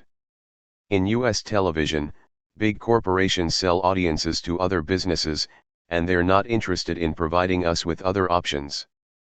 In an article titled "The Strange Disappearance of Civic America," Robert Putnam named TV as the culprit. Putnam is a sociologist at Harvard who's quite mainstream. He found about a 50% decline since the 1960s in any form of interaction: visiting a neighbor, going to PTA meetings, joining a bowling league. One reason children watch so much TV is that parent-child interaction has dropped 40% or so from the 1960s to today, at least in part because both parents have to work 50 hours a week to put food on the table. There's little daycare and few support systems available, so what are you left with? TV babysitting. But it's a little thin to blame TV itself. It isn't a force of nature, it's the core of the marketing culture, and it's designed to have certain effects. It's not trying to empower you. You don't find messages on TV about how to join a union and do something about the conditions of your life. Over and over again, it rams into your head messages designed to destroy your mind and separate you from other people. That eventually has an effect. What's happening with TV is part of something much broader. Elites always regard democracy as a major threat, something to be defended against. It's been well understood for a long time that the best defense against democracy is to distract people. That's why 19th century businessmen sponsored evangelical religion, people talking in tongues, etc. Kids are watching TV 40 hours a week. It's a form of pacification. It is a kind of pacification program. More money, fewer voters. Clinton said the 1996 elections were a vindication of the vital center, which he locates somewhere between overheated liberalism and chilly conservatism. What was your reading of these elections? Was there any choice other than the vital center? Clinton and Dole behaved slightly differently, and had somewhat different constituencies, but both were moderate Republicans, old-time government insiders and more or less interchangeable representatives of the business community. I think the election was a vote against the vital center. Both candidates were unpopular and very few people expected anything from either one of them. Voter turnout was 49%, as low as it's ever been, and I think that reflected the general feeling that the political system isn't functioning. I thought the turnout was the lowest since 1924. 1924 is misleading, because it was the first year women were allowed to vote. A smaller percentage of the electorate voted simply because a lot of women weren't used to voting and didn't do it the first time around. If you take that into account, 1996 may have been the lowest voter turnout ever. The 1996 campaign also cost the most ever, $1.6 billion that we know about. More and more money is being spent, and fewer people are voting. As one of the television commentators pointed out, these weren't conventions, they were coronations. It's just another step towards eliminating whatever functioning elements remain in formal democracy, and is all part of the general business attack on freedom, markets, and democracy. Compare Haiti, the poorest country in the hemisphere. The creation of a vibrant, lively, independent civil society there during the last few years has been remarkable, and was the basis for a remarkable triumph of democracy, which was extinguished very quickly and brutally with US help, and in a way that bars its revival. If there were an independent intelligentsia in the US, they'd be falling off their chairs laughing at the idea that we have something to teach Haiti about democracy. Civil society is collapsing here. We have to go there to learn something about democracy. Another commentator compared elections to auctions, with the prize going to the highest bidder. They've never been much different from that, but yes, they're getting worse. On the other hand, if the public responds, if, for example, union organizing increases and grassroots organizations develop, things will change. The first change will be the political establishment saying, okay, we'll be more benevolent autocrats. If they're pressured beyond that, we can get significant social change. Most people realize that the political parties don't care about them. Public disaffection is enormous, but it's mostly directed against government. That's because business propaganda, which dominates the media, directs it that way. There may also be a lot of disaffection with business, but we don't really know, since that kind of question isn't asked much in the polls. What's your take on campaign finance reform? It's not a bad thing, but it's not going to have much effect. There are too many ways to cheat. It's like pretending to try to stop drug importation. There are so many ways to bring drugs in that there's no stopping them. The real problem isn't campaign financing, it's the overwhelming power corporate tyrannies wield. Campaign finance reform isn't going to change that. Is corporate power invincible? Let me run a couple of quotes by you. The first is from Robert Reich, Clinton's former Secretary of Labor. The jury is still out on whether the traditional union is necessary for the new workplace. The second is from Clinton's former Commerce Secretary, the late Ron Brown. Unions are okay where they are, and where they're not, it's not clear yet what sort of organization should represent workers. I think that's not surprising, coming from what amounted to a moderate Republican administration. Why let working people have ways to defend themselves against private power? Maybe something else is needed in the high-tech workplace: flexibility, which is a fancy way of saying that when you go to sleep at night, you don't know if you'll have a job in the morning, but you do know you won't have benefits. Flexibility is terrific for profits, but it destroys human beings. There was a famous quote, at least it should be famous, by a Brazilian general, around 1970, I think. Speaking of the Brazilian economic miracle, he said, "The economy is doing fine, it's just the people that aren't." That pretty much says it all. Something about this puzzles me. It's in corporations' interest to make sure consumers have enough money to buy their products. This was the logic behind Henry Ford's raising his workers' pay to $5 a day, so that they could afford to buy the cars they were building. It's in your interest to make profit, but there are other ways to do it than by selling a large quantity of goods to a mass market that's partially made up of your own workers. Maybe it's more in your interest to use extremely cheap, oppressed labor to produce fewer goods for relatively wealthy people, while at the same time making money through financial speculation. When the managers of transnational corporations are asked about the very low wages they pay their workers in the third world, they say, "These people didn't have a job before, we're giving them work, they're learning a trade," and so on. How would you respond to that? If they're serious about that, they would use some of their profits to support better working conditions in Indonesia. How often do they do that?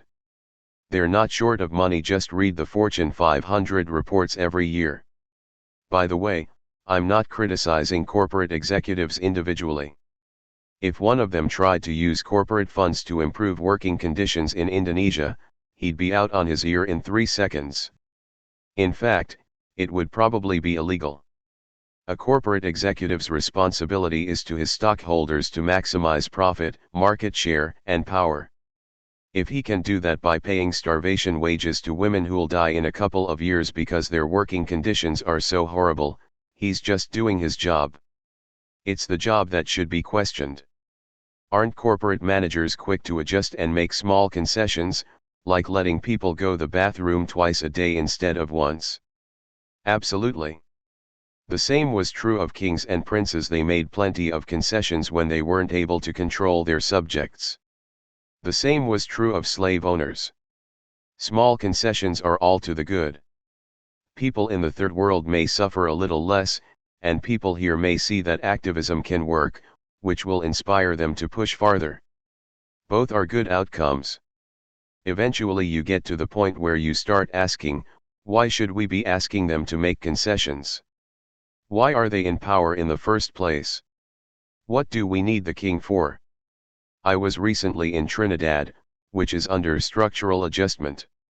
While talking to some laborers, I asked them how they got to their job site. They said they had to take a taxi. I asked, "Isn't there any bus service?" And they told me that the route from the poor part of Port of Spain where they lived had been eliminated, and they now had to pay a substantial part of their earnings on private taxis. It's happening everywhere. Transferring costs from the rich to the poor is the standard device of improving efficiency. I drove to work this morning. The roads are full of potholes, and there were big traffic jams, but it's hard to use public transportation, because it takes too long and is, in fact, more expensive than driving. Depriving people of an alternative to driving forces them to buy more cars and more gas. Potholes increase car repairs and purchases. More driving increases pollution, and dealing with the health effects of that pollution costs even more money. All the discomfort of all these people increases the gross national product, allowing celebration of the great economy, and is highly efficient from the point of view of the corporations who own the place. The costs that are transferred to the public, like the taxi fares those poor workers in Trinidad have to pay, aren't measured. Los Angeles had a very extensive public transportation network that was simply bought up and destroyed. Yes, and the same was true around here. Earlier in the century, you could get all around New England via electric railways. Why do we have a society where everyone has to drive a car, live out in the suburbs, go to big shopping malls? In the 1950s, the government began a huge highway construction program called the National Defense Highway System. They had to put in the word defense to justify the huge sums they were pouring into it, but in effect, it was a way of shifting from public transportation like railroads to a system that would use more automobiles, trucks, gasoline, and tires, or airplanes. It was part of one of the biggest social engineering projects in history, and it was initiated by a true conspiracy. General Motors, Firestone Tire, and Standard Oil of California, Chevron, simply bought up and destroyed the public transportation system in Los Angeles, in order to force people to use their products. The issue went to court, the corporations were fined a few $1,000s, and then the government took over the whole process. The same happened elsewhere. State and local governments also joined in, and a wide range of business power. It's had enormous effects, and it certainly didn't happen by market principles. It's still happening. One new plan in Boston is to dismantle parts of the public transportation system and privatize them to make them more efficient, they claim, by letting private tyrannies run them. It's obvious what they'll do. If you're the head of a corporation that runs the transportation system and your responsibility is to make sure your stockholders make money, what would you do? Cut off unprofitable routes, get rid of unions, etc. There's quite a bit of activism against sweatshops that transnationals like the Gap, Disney, Nike, Reebok, etc. profit from. Do you think these campaigns are getting to systemic issues? I think they're really good campaigns. To ask whether they're getting to systemic issues is, I think, misleading, the kind of question that undermined a lot of traditional Marxist politics. Systemic questions grow out of people learning more and more about how the world works, step by step. If you become aware that people in Haiti are being paid a couple of cents an hour to make money for rich people here, that ultimately, and maybe a lot sooner than ultimately, leads to questions about the structure of power in general. The current economic system appears to be triumphant, but you've said that it's going to self-destruct, that's inherent in its logic. Do you still feel that way? I actually said something different. The current system has elements in it that look like they're going to self-destruct. But it's unclear whether the whole world is going to turn into something like a third world country where wealth is highly concentrated, resources are used to protect the wealthy, and the general public finds itself somewhere between unpleasantness and actual misery. I don't think that kind of world can survive very long, but I can't prove it. It's kind of an experiment. Nobody knows the answer, because nobody understands these things well enough. Opinion polls show how much people dislike this system. When Business Week surveyed public attitudes towards business, they were pretty startled by the results. 95% of the people, that's a number you almost never see in a poll, said corporations have a responsibility to reduce profit for the benefit of their workers and the communities they do business in. 70% thought businesses have too much power, and roughly the same number thought business has gained more by deregulation and similar measures than the general population has. Other studies taken around the same time show that over 80% of the population think that working people don't have enough say in what goes on, that the economic system is inherently unfair, and that the government basically isn't functioning, because it's working for the rich. The poll questions still fall way short of what working people in eastern Massachusetts, and elsewhere, were asking for about 150 years ago. They weren't saying, be a little more benevolent. Give us few scraps. They were saying, you have no right to rule. We should own the factories. The people who work in the mills ought to own them. Many people today just want business to be a bit nicer, for there to be a little less corporate welfare and a little more welfare capitalism. But others would like to see more radical changes. We don't know how many, because the polls don't ask about radical alternatives, and they aren't readily available for people to think about. People are tremendously cynical about institutions. A lot of this cynicism takes very antisocial and irrational forms, and the amount of propaganda and manipulation is so enormous that most people don't see alternatives, but the attitudes that might lead to acceptance, even enthusiastic acceptance of alternatives, are just below the surface. You can see it in their actions, both destructive, like selling drugs in the streets, and constructive, like the strikes in South Korea. What South Korean workers consider totally intolerable is the idea that private power should have the right to replace strikers with permanent replacement workers. And they're right, that's against international labor standards. There is a country that's been censured by the International Labor Organization for carrying out those practices, the US. That tells us something about who's civilized and who isn't. People concerned about corporate power and its excesses are urged to invest in socially responsible businesses. What do you think of that? I have no criticism of that idea, but people shouldn't have any illusions about it. It's like preferring benevolent autocrats to murderous ones. Sometimes you get a benevolent ruler, but he can always stop being benevolent whenever he feels like it.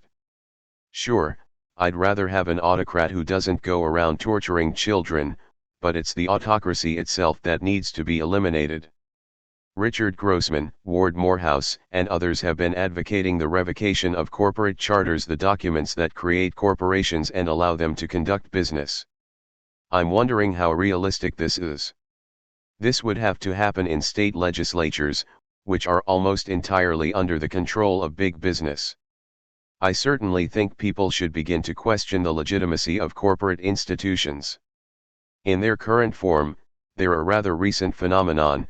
Their rights were created, mostly by the judicial system, in the late 1800s and were dramatically expanded early in this century. In my view, corporations are illegitimate institutions of tyrannical power, with intellectual roots not unlike those of fascism and Bolshevism. There was a time when that kind of analysis wasn't uncommon, for example, in the work of political economist Robert Brady over 50 years ago. It has very deep roots in working class movements, Enlightenment thought and classical liberalism. There are, as you point out, legal mechanisms for dissolving corporations, since they all have to have state charters. But let's not delude ourselves, these are massive changes. Just suggesting charter revocation as a tactic doesn't make any sense. It can only be considered after legislatures reflect the public interest instead of business interests, and that will require very substantial education and organization, and construction of alternative institutions to run the economy more democratically. But we can and should certainly begin pointing out that corporations are fundamentally illegitimate, and that they don't have to exist at all in their modern form. Just as other oppressive institutions, slavery, say, or royalty, have been changed or eliminated, so corporate power can be changed or eliminated. What are the limits? There aren't any. Everything is ultimately under public control. Around the world. Is globalization inevitable? Germany has unemployment levels not seen there since 1933. Companies like Siemens and Bosch are closing down their German factories and moving overseas. You've commented on Daimler-Benz's operations in Alabama and BMW's in South Carolina. German industry has been treating the US as a third world country for several years. Wages are low here, benefits are poor, and the states compete against each other to bribe foreign companies to relocate. German unions have been trying to join with American ones to work on this problem, which hurts them both. I suspect that the collapse of the Soviet Empire has a lot to do with this. As was predictable, its main significance has been to return most of Eastern Europe to what it had been for 500 years before the original Third World. Areas that were part of the West, like the Czech Republic and Western Poland, will end up resembling Western Europe, but most of Eastern Europe was submerged in deep Third World poverty, and they're going back to a kind of service role. A while back, the Financial Times ran an article under the headline "Green Shoots in Communism's Ruins." The green shoots were Western European industrialists' ability to pay Eastern European laborers much less than they pay pampered Western workers with their luxurious lifestyles, as Business Week put it in another article. Now they can get workers who are well educated, because communism did do a good job with that, even white and blue-eyed, though no one says that openly. They're also pretty healthy, maybe not for long, because the healthcare systems are declining, but for a while, at least. And there's reasonable infrastructure. Western companies typically insist on plenty of state protection, so when General Motors or VW invests in an auto plant in Poland or the Czech Republic, they insist on substantial market share, subsidies, protection, etc., just as they do when they move into a third world country or the US. George Soros, the billionaire financier, has written several articles expressing his view that the spread of brutal global capitalism has replaced communism as the main threat to democratic societies. It's not a new point. Working people 150 years ago were struggling against the rise of a system they saw as a great threat to their freedom, their rights, and their culture. They were, of course, correct, and Soros is correct insofar as he reiterates that view. On the other hand, he also makes the common assumption that the market system is spreading, which just isn't true. What's spreading is a kind of corporate mercantilism that's supported by and crucially relies on large-scale state power. Soros made his money by financial speculations that become possible when telecommunications innovations and the government's destruction of the Bretton Woods system, which regulated currencies and capital flow, allowed for very rapid transfers of capital. That isn't global capitalism. As we sit here, the World Economic Forum is being held in Davos, Switzerland. It's a 6-day meeting of political and corporate elites, with people like Bill Gates, John Welch of GE, Benjamin Netanyahu, Newt Gingrich, and so on. The companies represented at this forum do something like $4.5 trillion worth of business a year. Do you think it's a significant event that we should pay attention to? Sure, we should pay attention to it, but I frankly wouldn't expect anything to come out of it that's not pretty obvious. Whether or not there's anything serious being discussed there, what reaches us will be mostly vacuous rhetoric.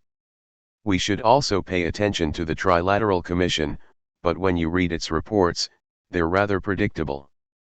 The only really interesting thing I've ever seen from them was their first book, not because they were saying anything new, but because they were saying it so openly. It's unusual to see an almost hysterical fear of democracy and a call for repressive measures to combat it expressed so explicitly. I suspect that's why the book was taken off the market as soon as it got to be noticed. I don't think it was meant to be read beyond select circles. The Trilateral Commission, the Council on Foreign Relations and the like reflect a kind of consensus among business power, government power, and intellectuals who aren't too far out of line. They try to bring in other elements too. For instance, John Sweeney, president of the AFL-CIO, was at the Davos conference. They'd very much like to co-opt labor leadership, as they've done in the past. There's plenty of evidence about what their views and goals are, and why they're their views and goals. So you don't see any dark conspiracies at work in these organizations. Having a forum in Switzerland would certainly be a pretty dumb way to plan a conspiracy. I don't deny that there sometimes are conspiracies, by the way. In 1956, Britain, France and Israel planned an invasion of Egypt in secret. You can call that a conspiracy if you like, but it was really just a strategic alliance among huge power centers. Admiral William Owens, former vice chair of the Joint Chiefs of Staff, and Joseph Nye, former Clinton Defense Department official who's now dean of the Kennedy School at Harvard, predict that the 21st century will be the U.S. century because the U.S. dominates world media, the internet, and telecommunications. They also say that the U.S. has an unrecognized force multiplier in its international diplomacy and actions, which comes from worldwide recognition of American democracy and free markets. They cite telecommunications and information technology, both textbook examples of how the public has been deluded into subsidizing private power. The public assumes the risks and the costs, and is told it's defending itself against foreign enemies. That's supposed to be an illustration of democracy and markets. The delusion is so ingrained that nobody even comments on it. Through Hollywood films and videos, TV, and satellites, American culture is coming to dominate global culture. When India began opening up its economy and American corporations were able to really start moving in, the first domain they took over was advertising. Very quickly, Indian advertising agencies became subsidiaries of big foreign ones, mostly based in the US. The public relations industry has always aimed to regiment the public mind every bit as much as an army regiments the bodies of its soldiers in the case of India, to create a system of expectations and preferences that will lead them to prefer foreign commodities to domestic ones. There's been some resistance to this in India, massive demonstrations around Kentucky Fried Chicken, for example. That's true in many places, even within Europe.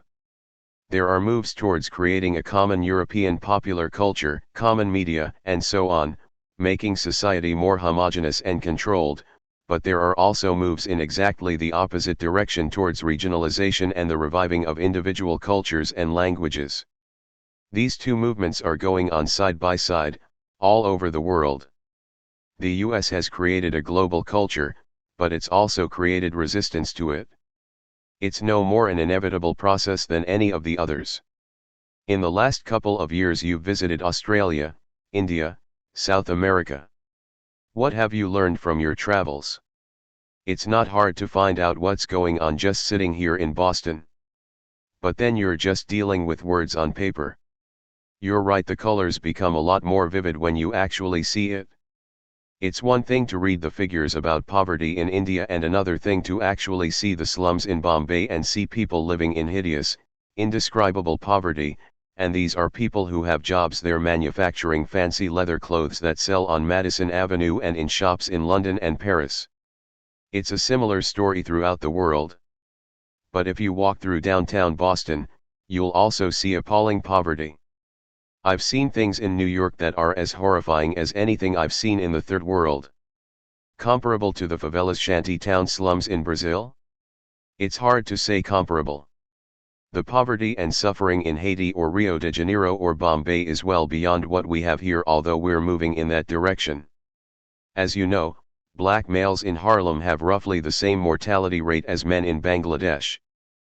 But psychological effects are also crucially significant. How bad conditions seem depends on what else is around.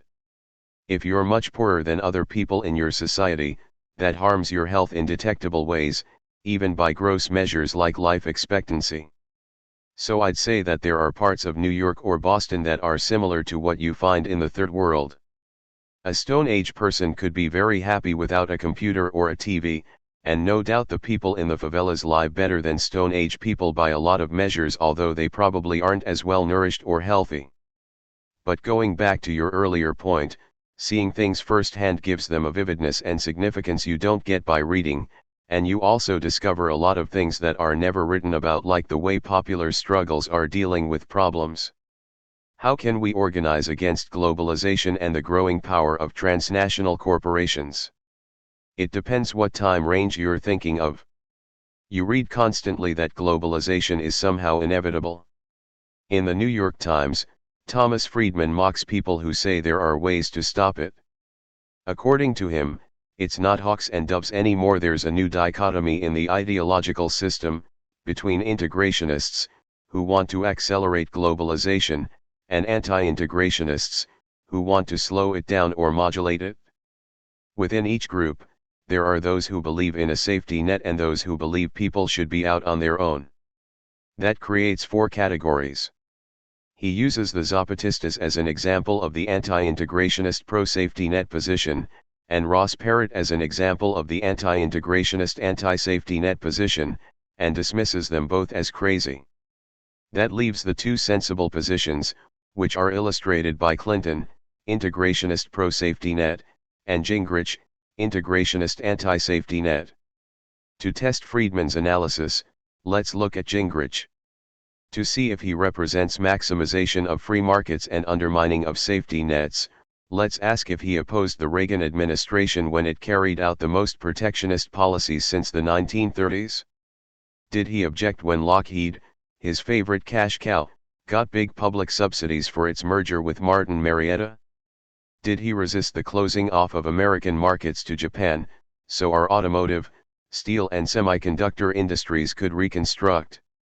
As these questions make clear, Gingrich is not an integrationist. He simply wants globalization when it's good for the people he's paid to represent, and not when it isn't. What about safety nets? If he's opposed to welfare dependency, then he should certainly be opposed to providing federal subsidies to his constituents. But, in fact, he's a champion at bringing them home to his district. So it's easy to see that Friedman's picture is mostly mythology. The fact that he can get away with it is the only interesting part of the story. The same is true of his belief that globalization is like a law of nature. For one thing, in terms of gross measures like trade and investment flow, relative to the economy, globalization is more or less just getting back to where it was early in the century. This is well known and has been pointed out in quite mainstream circles. There are also new factors. Capital flows are extremely fast and huge in scale. That's the result of two things: the telecommunications revolution, which is largely just another gift of publicly developed technology to private businesses, and the decision, during the Nixon administration, to break down the Bretton Woods system. But there's nothing inevitable about either, especially not the particular forms they've taken. Also remember that huge corporations depend very extensively on their own states. Every single one of the companies on the Fortune 100 list of the largest transnational corporations has benefited from interventionist industrial policies on the part of the countries in which they're based, and more than 20 wouldn't have even survived if it weren't for public bailouts. About 2/3 of the international financial transactions take place within and between Europe, the US and Japan. In each of those places, parliamentary institutions are more or less functioning, and in none of them is there any danger of a military coup. That means it's possible to control, modify, and even eliminate the supposedly uncontrollable forces driving us toward a globalized economy, even without substantial institutional change. The myth of third world debt. All over the world, but especially in the US, many workers vote against their own interests, assuming they vote at all. I'm not sure that's true. Neither major party here represents workers' interests, but suppose there were candidates who did, and that US workers trusted them and were confident they'd try to do exactly what the workers wanted. There still might be a good reason not to vote for them. When poor people in Central America vote for their own interests, the result is terror organized and directed by the superpower of the hemisphere, and supervised on the local level by the upper classes of that country. Many countries are so weak that they can't really solve their internal problems in the face of US power. They can't even control their own wealthy. Their rich have virtually no social obligations, they don't pay taxes and don't keep their money in the country. Unless these problems are dealt with, poor people will sometimes choose to vote for oppressors, rather than suffer the violence of the rich, which can take the form of terror and torture, or can simply be a matter of sending the country's capital somewhere else. Is capital flight a serious problem? Not so much in the US, though even here the threat is able to constrain government planning. Clinton in 1993 is a well-known case. But look at virtually any country south of the Rio Grande. Take Brazil. As happened almost everywhere in the Third World, Brazil's generals, their cronies, and the super-rich borrowed huge amounts of money and sent much of it abroad. The need to pay off that debt is a stranglehold that prevents Brazil from doing anything to solve its problems. It's what limits social spending and equitable, sustainable development. But if I borrow money and send it to a Swiss bank, and then can't pay my creditors, is that your problem or mine? The people in the slums didn't borrow the money, nor did the landless workers. In my view, it's no more the debt of 90% of the people of Brazil than it is the man in the moons. Discussions about a debt moratorium are not really the main point. If the wealthy of Brazil hadn't been out of control, Brazil wouldn't have the debt in the first place. Let the people who borrowed the money pay it back. It's nobody else's problem. I discussed these matters all over Brazil with poor people, at the National Bishops' Conference, with elite television reporters and high officials. They didn't consider it very surprising. In educated circles here, you could hardly get the basic issues taken seriously. One of the very striking differences you notice as soon as you get out of the first world is that minds are much less open here. We live in a highly indoctrinated society. Breaking out of doctrinal shackles isn't easy. When you have as much wealth and power as we do, you can be blind and self-righteous, you don't have to think about anything. In the Third World, even wealthy and powerful people tend to have much more open minds. Why hasn't foreign debt held back the developing countries of East Asia? Japan, South Korea, and Taiwan not only controlled labor and the poor, but also capital and the rich. Their debt went for internal investment, not export of capital. Japan didn't allow export of capital until its economy had already reconstructed. South Korea didn't either, until forced to remove capital controls and regulation of private borrowing, largely under US pressure, in very recent years. It's widely recognized that this forced liberalization was a significant factor in South Korea's 1997 liquidity crisis. Latin America has the worst income inequality in the world, and East Asia has perhaps the least. Latin America's typical imports are luxury goods for the wealthy. East Asia's have been mostly related to capital investment and technology transfer. Countries like Brazil and Argentina are potentially rich and powerful, but unless they can somehow gain control over their wealthy, they're always going to be in trouble. Of course, you can't really talk about these countries as a whole.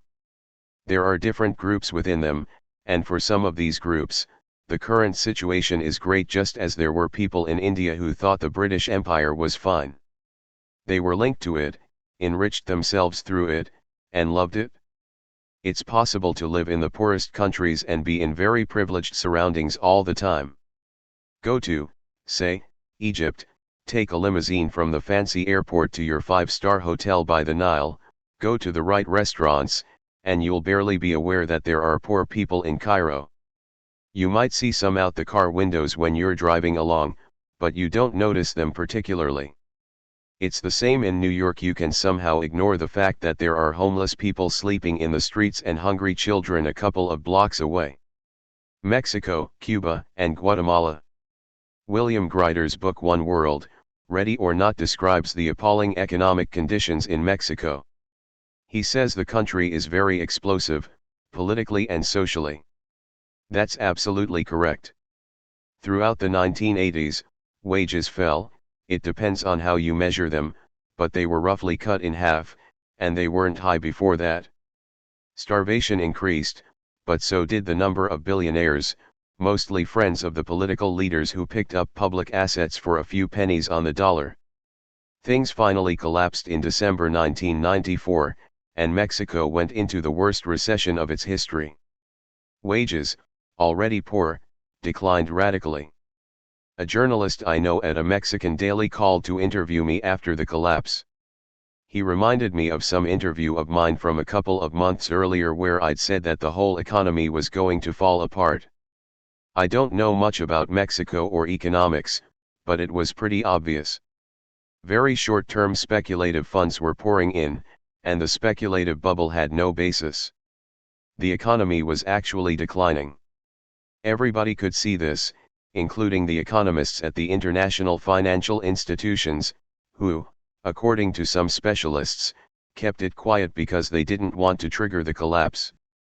Mexico was the star pupil. It did everything right, and religiously followed the World Bank and IMF prescriptions.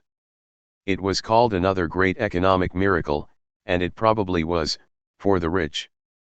But for most of the Mexican people, it's been a complete disaster. What do you hear from the Zapatistas? Negotiations have been stalled for a couple of years, but I think it's clear what the government's strategy is: continue negotiations which won't get anywhere, and ultimately, when the Zapatistas lose their capacity to arouse international interest, when people get tired of signing petitions, then the government will move in with force and wipe the Zapatistas out. That's my suspicion, anyway. I think the only reason they didn't wipe them out right away is because the Zapatistas had so much popular support throughout Mexico and the world, which they managed to garner with a good deal of imagination. The fact that they've been able to remain in opposition for several years is pretty remarkable in itself.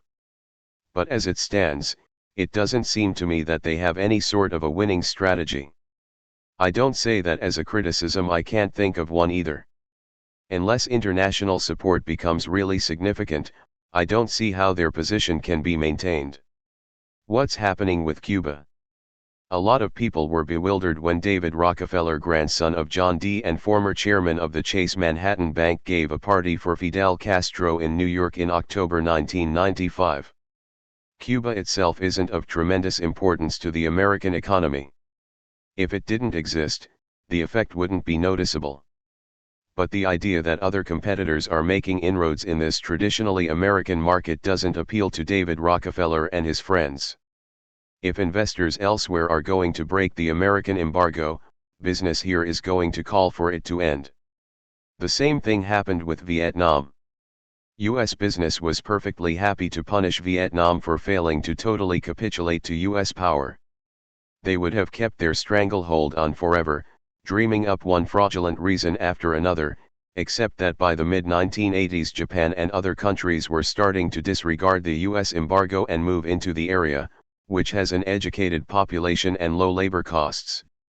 You followed the Jennifer Harberry case in Guatemala. I wrote the introduction to her book, Bridge of Courage. She's a very courageous woman, and is still fighting. Sister Diana Ortiz is another. It takes a lot of guts to do what these women have done. Does the Guatemala Peace Treaty of December 1996 signal the end to this 3-decade-old bloodbath? I'm glad it's being signed, because it's a step forward. But it's also the very ugly outcome of one of the biggest state terror operations of this century, which started in 1954 when the U.S. took part in overthrowing the only democratic government Guatemala ever had. Let's hope the treaties may put an end to the real horrors. State terror has successfully intimidated people, devastated serious opposition, and made a government of right-wing business interests not only seem acceptable to many people, but even desirable. Brazil, Argentina, and Chile.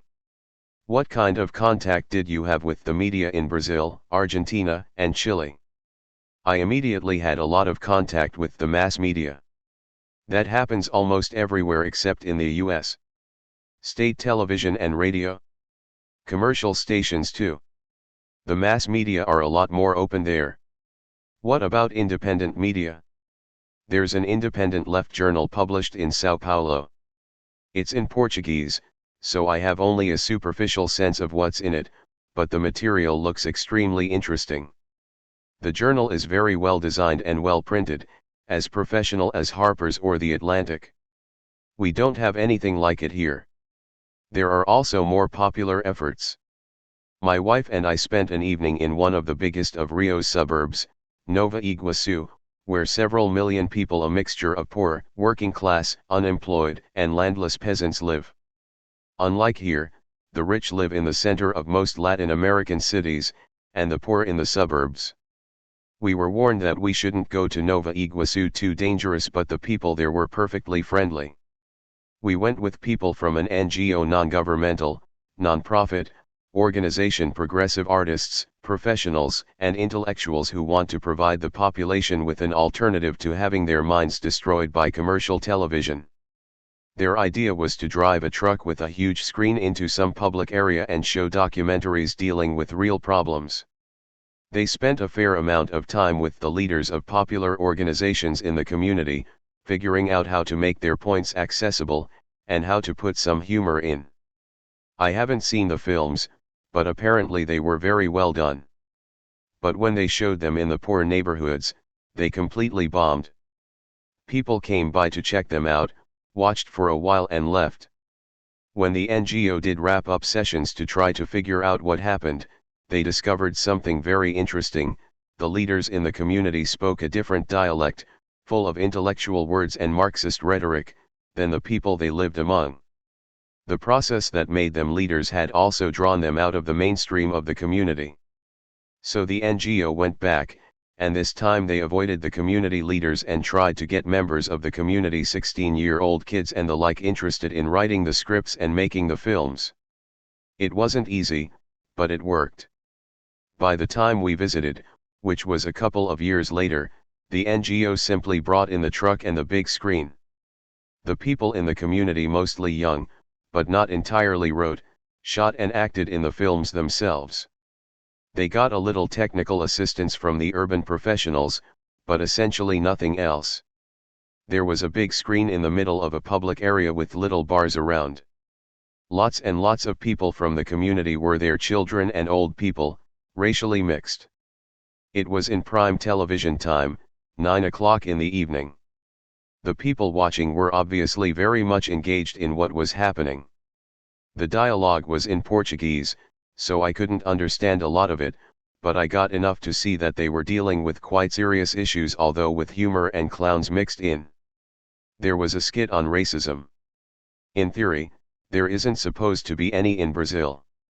A black person would go to an office and ask for a job, then a white person would do the same, and of course they were treated totally differently. Everybody in the audience was laughing and making comments. There was a segment on AIDS, and something about the dead. Right after the films ended, one of the actresses, who was quite good and looked about 17, at most, started walking around the audience with a microphone, interviewing people about what they'd just seen. Their comments and criticisms were filmed live, eliciting more reactions. This is very impressive community-based media of a sort that I've never seen before, accomplished in spite of the initial failure I described. It was in an extremely poor area. It was an experience I'm sure I would never have read about in a book. We saw something similar in Buenos Aires. Some friends from the university took my wife and me to a shanty town where they work as activists. It's a very poor community in a very rich city. Most of its inhabitants are Guarani, indigenous people who migrated there from Paraguay. School facilities there are awful, and any kid who causes even a small problem is just kicked out. An enormous number of the kids never make it through school. So some mothers set up what they call a cultural center, where they try to teach these kids reading and arithmetic, basic skills, and a little artwork, and also try to protect them from drug gangs. It's very typical in such communities for women to do most of the organizing. Somehow they managed to find a small, abandoned concrete building and put a roof on it. It's kind of pathetic about the size of this office. The provisions are so meager that even a pencil is a significant gift. They also put out a journal. Written by the people in the shanty town, including some teenagers. It's full of information relevant to the community, what's going on, what the problems are. Several of the women are becoming educated, a few are close to college degrees in professions like nursing. But they all say they'll never get out of the shanty town, no matter how many degrees they have. They haven't got a chance when they go for a job interview because they don't have the right clothes, the right look. These activists are dedicated and they work hard, trying to save the children. They get some assistance from outside people, like those university friends of ours. The church also helps some. This varies from community to community, depending on who the local priests are. They don't get any help from the government, I assume?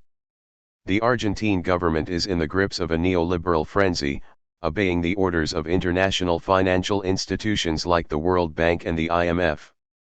Neoliberalism is basically nothing more than the traditional imperial formula: free markets for you, plenty of protection for me. The rich themselves would never accept these policies, but they're happy to impose them on the poor.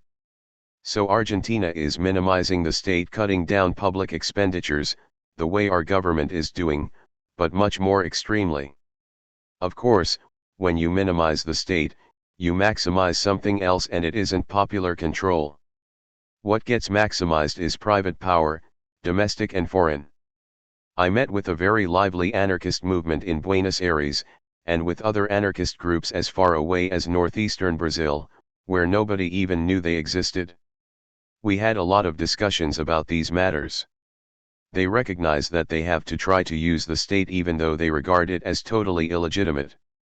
The reason is perfectly obvious: when you eliminate the one institutional structure in which people can participate to some extent, namely the government, you're simply handing over power to unaccountable private tyrannies that are much worse. So you have to make use of the state, all the time recognizing that you ultimately want to eliminate it. Some of the rural workers in Brazil have an interesting slogan. They say their immediate task is expanding the floor of the cage. They understand that they're trapped inside a cage, but realize that protecting it when it's under attack from even worse predators on the outside, and extending the limits of what the cage will allow, are both essential preliminaries to dismantling it. If they attack the cage directly when they're so vulnerable, they'll get murdered. That's something anyone ought to be able to understand who can keep two ideas in their head at once, but some people here in the US tend to be so rigid and doctrinaire that they don't understand the point. But unless the left here is willing to tolerate that level of complexity, we're not going to be of any use to people who are suffering and need our help, or, for that matter, to ourselves. In Brazil and Argentina, you can discuss these issues even with people in the highest political echelons, and with elite journalists and intellectuals. They may not agree with you, but at least they understand what you're talking about. There are now organizations of landless peasants in Brazil. Brazil has an enormous agrarian problem. Land ownership is highly concentrated, incredibly unequal, and an enormous amount of land is unused, typically because it's being held as a hedge against inflation or for investment purposes. A very big and important organization, the Landless Workers Movement, has taken over a lot of land. It has close links to the people in the favelas, who were mostly driven off their land too. Brazil's army is very brutal, even more so since the coup of 1964. There's lots of killing and violence, one striking example being the murder of a couple of dozen peasants who took over some land in one of the northern regions. When I was in Brazil, informal judicial proceedings were being held about these murders, because the formal judicial system hadn't done anything about them. You met with people in the Workers' Party. It was very interesting. Brazil's Workers' Party is the largest labor-based party in the world. It has its problems, but it's an impressive organization with a radical democratic and socialist thrust, a lot of popular support and lots of potential. It's doing many important and exciting things. Lula Luiz Inácio Lula da Silva, 1944, founder and leader of the Workers' Party and President of Brazil, 2003 to 2010, is extremely impressive. If Brazil's presidential elections were even remotely fair, he would have won them. It's not so much that votes were stolen, but that the media resources were so overwhelmingly on the other side that there wasn't a serious election. Many workers have also become organized into rural unions, which are very rarely discussed. There's some degree of cooperation between the landless workers and groups in the favelas. Both are linked in some fashion to the Workers' Party, but the people I asked couldn't say exactly how. Everyone agrees that most of the landless workers support the Workers' Party, and vote for it, but organizationally they're separate. What were your impressions of Chile? I wasn't there long enough to get much of an impression, but it's very clearly a country under military rule. We call it a democracy, but the military sets very narrow bounds on what can happen. You can see it in people's attitudes. They know there are limits they can't go beyond, and in private they tell you that, with many personal examples. The Mideast. About 1980, Iqbal Ahmed, Pakistani scholar and activist, and professor at Hampshire College, and Edward Said, noted author, Palestinian activist, and professor at Columbia, had a meeting with some top PLO officials. You've said you found this meeting rather revealing. Revealing, but not surprising. It confirmed some very critical comments I'd made about the PLO in left journals a few years earlier, and which there was a big dispute over. The meeting was an attempt to make the PLO leadership, which happened to be visiting New York, aware of the views of a number of people who were very sympathetic to the Palestinians but quite critical of the PLO. The PLO leadership wasn't interested. It's the only third world movement I've ever had anything to do with that made no effort to build any kind of solidarity movement here, or to gain sympathy in the US for its goals. It was extremely hard to get anything critical of Israel published, let alone distributed. The PLO could easily have helped, simply by buying books and sending them to libraries, but they were completely unwilling to do anything. They had huge amounts of money. They were brokering big deals between Kuwait and Hungary and who knows who else, but it was a very corrupt organization. They insisted on portraying themselves as flaming revolutionaries, waving guns, which of course is going to alienate everyone. If they'd portrayed themselves as what they actually were, conservative nationalists who wanted to make money and maybe elect their own mayors, it would have increased the support in the United States for a Palestinian state from about 2-1 to about 20-1. I think they believed that politics isn't about what the general population thinks or does, but about deals you make in back rooms with powerful people. Incidentally, I heard much harsher criticisms of the PLO from activists and leaders in the occupied territories when I was there a few years later. If, as you've said, Israel is the local cop on the beat in the Mideast, why did the US go to such lengths to keep it out of the Gulf War? Because if Israel had become directly involved, it would have been impossible for the US to keep the passive support of the major oil-producing countries in the region, and that's all Washington was really concerned with. Certainly they didn't need Israel's support to fight a war against a virtually defenseless third world country. After the war, the US re-established its domination of the region very strongly and told everybody, "What we say, goes," as George H.W. Bush put it. Iqbal Ahmed is rather pessimistic about Israel's long-term future. He says that sooner or later the relative weakness of Arab states will change. I don't think it makes a lot of sense to try to make predictions about the long-term future. You can imagine a future in which the US is an embattled island, barely able to hold its own against the emerging powers of Asia that surround it. But as far as I can see, the US has about as much control and domination of the Middle East as any outside force could hope to maintain. Our outpost there, Israel, is by far the main military, technological, industrial and even financial center. The huge oil resources of the region, which are still going to be needed for another couple of generations, are mostly in the hands of family dictatorships, brutal tyrannies that are highly dependent on the US and subordinated to its interests. It's quite possible that the system will break down in the long term, but if you're talking about, say, 2 centuries from now, the US isn't even going to care about Mideast oil by then. For the kind of time frame within which policy planning makes any sense, which isn't long, things are working out as well as US planners could possibly have imagined. If it turns out, at some far distant time, that Israel is no longer necessary for US purposes, our support for Israel will end. You've held that view for a very long time. You don't see any reason to change it? None at all. In fact, I think we've had more and more evidence of it.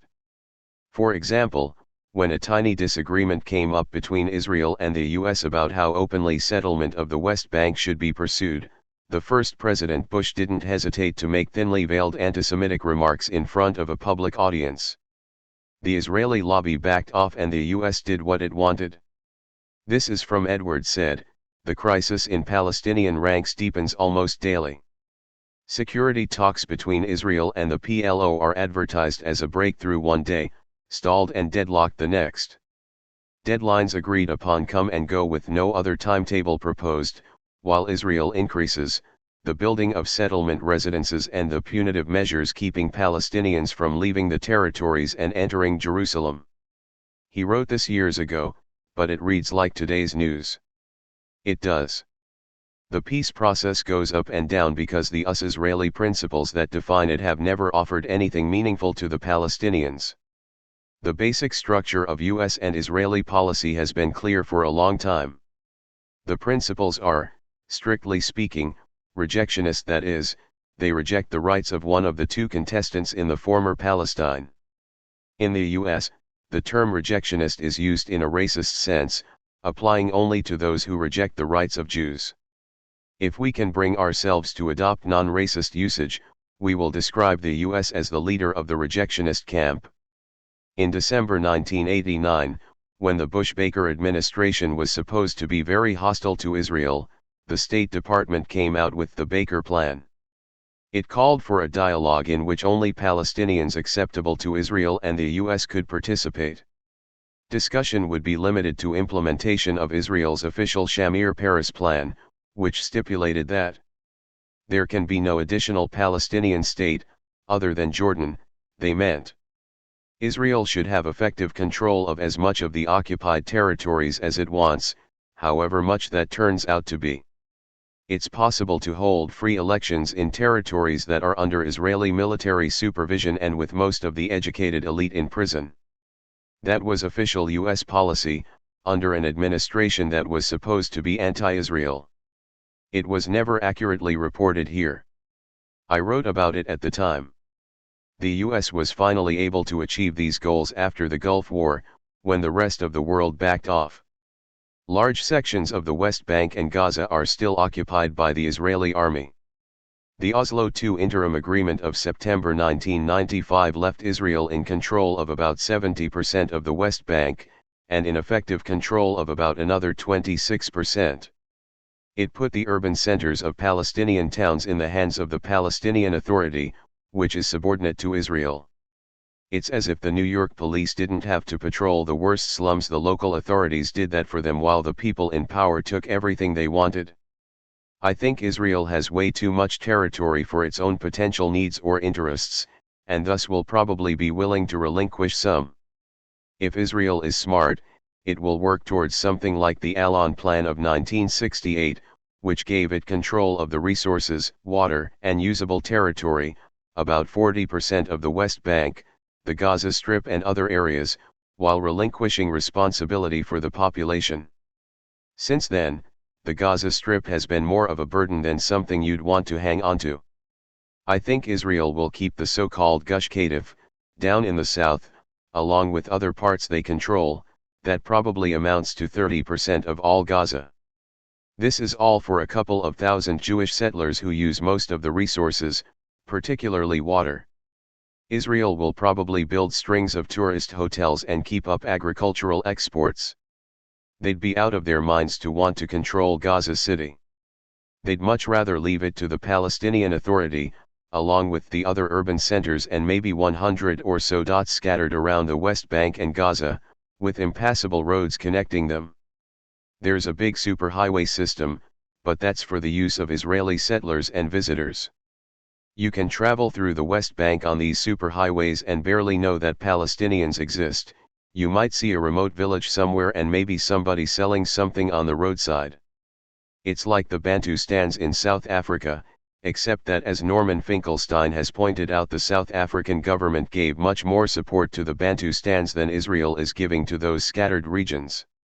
In the epilogue to the latest edition of your book World Orders, Old and New, you say that Israel will eventually give some kind of state status to the Palestinians. Israel and the US would be really stupid if they don't call whatever they decide to leave to Palestinian jurisdiction a state, just as South Africa insisted on calling the Bantustan states, even though virtually no other country would do so. This new Palestinian state will get international recognition, however, because the US makes the rules. What about the issue of Hebron and the agreement of January 1997? It left the settlers in place, which is exactly what everyone should have expected them to do. There's no way for Israel to maintain control of the overwhelmingly Arab areas. They'd much rather have Palestinian police and joint Israeli-Palestinian patrols do that. In the Israeli press, Clinton has been called the last Zionist. That was several years ago, in response to positions he took that were more extreme than almost anyone in mainstream Israeli politics. Netanyahu got a 5-minute ovation when he told the U.S. Congress that Jerusalem will be the eternal, united capital of Israel, prompting him to remark, "If only I could get the Knesset, Israel's parliament, to vote like this." Since 1967, U.S. opinion, including liberal opinion, has pretty much been aligned with the more extremist elements in Israel. For example, the takeover of Arab East Jerusalem has been really ugly. I give a lot of details in World Orders and elsewhere. What's now called Jerusalem is an area much bigger than anything that has ever been called Jerusalem in the past. In fact, it's a substantial part of the whole West Bank. World opinion has repeatedly condemned this annexation as illegal. The U.S. publicly agreed with this position, but meanwhile gave Israel authorization to do what it liked. Much of the land annexation and Israeli settlements in Arab East Jerusalem is funded by money from the U.S. Some of it's from American citizens, who probably are doing it tax-free, at least in part, which means that the rest of us are paying for it. Part of it comes from the U.S. government, which again means that U.S. taxpayers are financing it. Theoretically, the U.S. reduces its loan guarantees so as to exclude any funds spent for settling the West Bank, but the amount that's restricted is way below what's actually spent. Israelis know this is a joke. It's all over the Israeli press. Furthermore, funds from the Jewish National Fund and several other so-called charitable organizations in the U.S. also support settlements in various ways, in part indirectly, by funding development programs in Israel for Jewish citizens only, so that government funds can be transferred to subsidize settlers and infrastructure. That's again at taxpayer expense, since contributions to these charities are tax-deductible. Altogether, it amounts to quite a lot of money. Many of the most militant settlers in the West Bank and Gaza are from the U.S. Does the American Jewish community foster this kind of militancy? The American Jewish community is split, but a large number of the right-wing Jewish terrorists and extremists in Israel come from America. The Israelis don't like it. They don't want terrorists in their own society. It's gotten to the point where there were even proposals, not entirely in jest, to control immigration from the U.S. Even very mainstream Israelis were saying, "Look, they're just sending us the crazies they don't know how to take care of. We don't want them." But I don't think this is unique to the American Jewish community. For whatever reason, diaspora communities tend to be, by and large, more extremist, chauvinistic and fanatic than people in the home country. That's true of just about every U.S. immigrant society I can think of. Support for the Israeli-US position in the Middle East has been largely uniform among American intellectuals, except for yourself, Edward said, and a handful of others. What do you attribute that to? Things shifted very dramatically in 1967. The love affair between American intellectuals and Israel grew out of Israel's smashing military victory over all the Arab world. That was at a time when the US wasn't succeeding in its effort to demolish and control Indochina. There were all sorts of jokes about how we should send Moshe Dayan over there to show us how to do it. There was also a lot of internal turmoil here, which worried elite opinion, including liberal opinion, a lot. Israel showed how to deal with the lower orders, really kicked them in the face, and that won them a lot of points among American intellectuals. There was an op-ed in the New York Times by an Israeli journalist, Ari Shavit, who also happens to be a veteran of Israel's 1978 invasion of Lebanon. In criticizing Israel's April 1996 attack on Lebanon, he wrote, "We killed several hundred Lebanese, believing with absolute certitude that now, with the White House, the Senate, and much of the American media in our hands, the lives of others do not count as much as our own." You had access to the Hebrew original of this. Did the Times make any changes? There were a number of interesting changes. For example, Shavit didn't say the American media, he specified the New York Times. And he mentioned, as other institutions giving them confidence, AIPAC, the Anti-Defamation League, the Holocaust Museum in Washington, D.C. and Yad Vashem, the Holocaust Memorial in Jerusalem. This vulgar exploitation of the Holocaust is used to justify oppressive control over others. That's what Shavit was talking about, Israelis who think they can kill anybody, because they think that they have the New York Times, Yad Vashem, and the Holocaust Museum behind them. East Timor. José Ramos Horta and Bishop Carlos Bailo of East Timor, who both have labored against enormous odds, were honored with the 1996 Nobel Peace Prize. Any observations on that? That was great, a wonderful thing. José Ramos Horta has been a personal friend for 20 years. I haven't seen his official speech yet, but I ran into him in Sao Paulo and he was saying publicly that the prize should have been given to Zanana Gusmao, the leader of the resistance against Indonesian aggression, who's been in an Indonesian jail since 1992 and later became president and prime minister of an independent East Timor. The recognition of the struggle is very important, or it will be, if we can turn it into something. The mainstream media will suppress it as quickly as possible, they'll give it some polite applause and then try to forget about it. If that happens, it will be our fault, nobody else's. Right now, Clinton is planning to send arms to Indonesia. He'll get away with that unless there's a real public outcry. The Nobel Peace Prize offers a golden opportunity for people who care about the fate of a few 100,000 people. But it's not going to happen by itself. Some of the major issues have never even made it into the American press. For instance, Timor's rich oil resources were part of the reason the US and Australia supported the Indonesian invasion in 1975. These resources are now being plundered under a disgraceful Australian-Indonesian treaty, with US oil companies involved. This issue has yet to be discussed, except really out at the fringes. We can do something about that. Didn't you once go to the New York Times editorial offices with someone from East Timor? At that time, they'd been refusing to interview Timorese refugees in Lisbon and Australia, claiming like the rest of the mainstream media that they had no access to them. I was asked to pay for plane tickets for some Timorese refugees in Lisbon to fly to New York. But the Times still wouldn't talk to them. On another occasion, I managed to get the Times to interview a Portuguese priest, Father Leonito do Rego, who had been living in the mountains with the Timorese resistance and had been driven out during the nearly genocidal campaign of 1978. That's when Carter increased the flow of weapons to Indonesia. The only reason they didn't murder Father Leonito was because he was Portuguese. He was a very interesting man and a very credible witness, a classmate of the Cardinal of Boston, pretty hard to disregard, but nobody would talk to him. Finally I got the Times to interview him.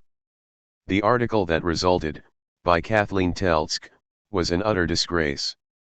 It said almost nothing about what was happening. There was one line that said something like, "Things aren't nice in Timor." I suspect the badness of that article must have been what induced the Times editors to run their first serious editorial on the issue. Meanwhile, I was trying to get the Boston Globe to cover the story. They were just publishing State Department handouts and apologetics from Indonesian generals. They offered to let me write an op-ed, but I said, no, I don't want to write an op-ed. I want one of your reporters to look into it. I finally got them to agree to look at the facts, but they didn't take them too seriously. Instead of putting an international reporter on the story, they gave it to a local reporter, Robert Levy. Fortunately, he was extremely good. We helped him with some leads, and he picked up the ball and ran with it. Somebody in the State Department leaked him a transcript of the actual New York Times interview with Father Leonito, which was very powerful and said extremely important things. His article was the best story on East Timor that had appeared in the American press. All of this was in 1979 and early 1980. Before that, suppression of the East Timor issue had been total in the US press, and I mean total. When the atrocities peaked in 1978, there were literally no stories. It's not that nobody knew about East Timor. It was covered extensively back in 1974 to 75, when the Portuguese Empire was collapsing, although the articles then were mostly apologetics and propaganda. The first article after the invasion that the Reader's Guide to Periodical Literature lists as specifically dealing with East Timor is one of my own.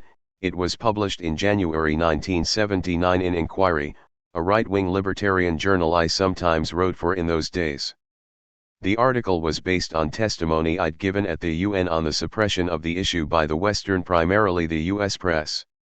Arnold Cohen had discussed Timor in an earlier article about Indonesia he'd written in The Nation, and that was it for the journals. Incidentally, here's a case where a very small number of people, the most important by far being Arnold Cohen, managed to save tens of thousands of lives, as a result of getting an issue into the public arena. The Red Cross was allowed in, and although the terror continued, it lessened. It's also a case where the internet made a difference.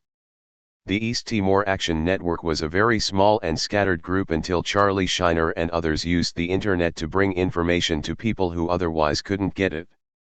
Friends in Australia had been sending me articles from the Australian press, but how many people have that luxury? Now everybody could get information very fast. The movement grew and became significant enough to have an impact. India. Didn't Adam Smith criticize the British Crown for giving the East India Company, chartered in 1600 by Queen Elizabeth I, a monopoly in India? Yes, he did. He was very critical of what the British were doing there. He said the savage injustice of the Europeans was destroying Bengal in the northeast part of the country. One example was the activities of the British East India Company. It forced farmers to destroy food crops and plant opium instead, which the company then sold in China. India had substantial industry in the 1700s, before the British crushed it. As late as the 1820s, the British were going to India to learn how to make steel. Bombay made locomotives that competed with those made in England.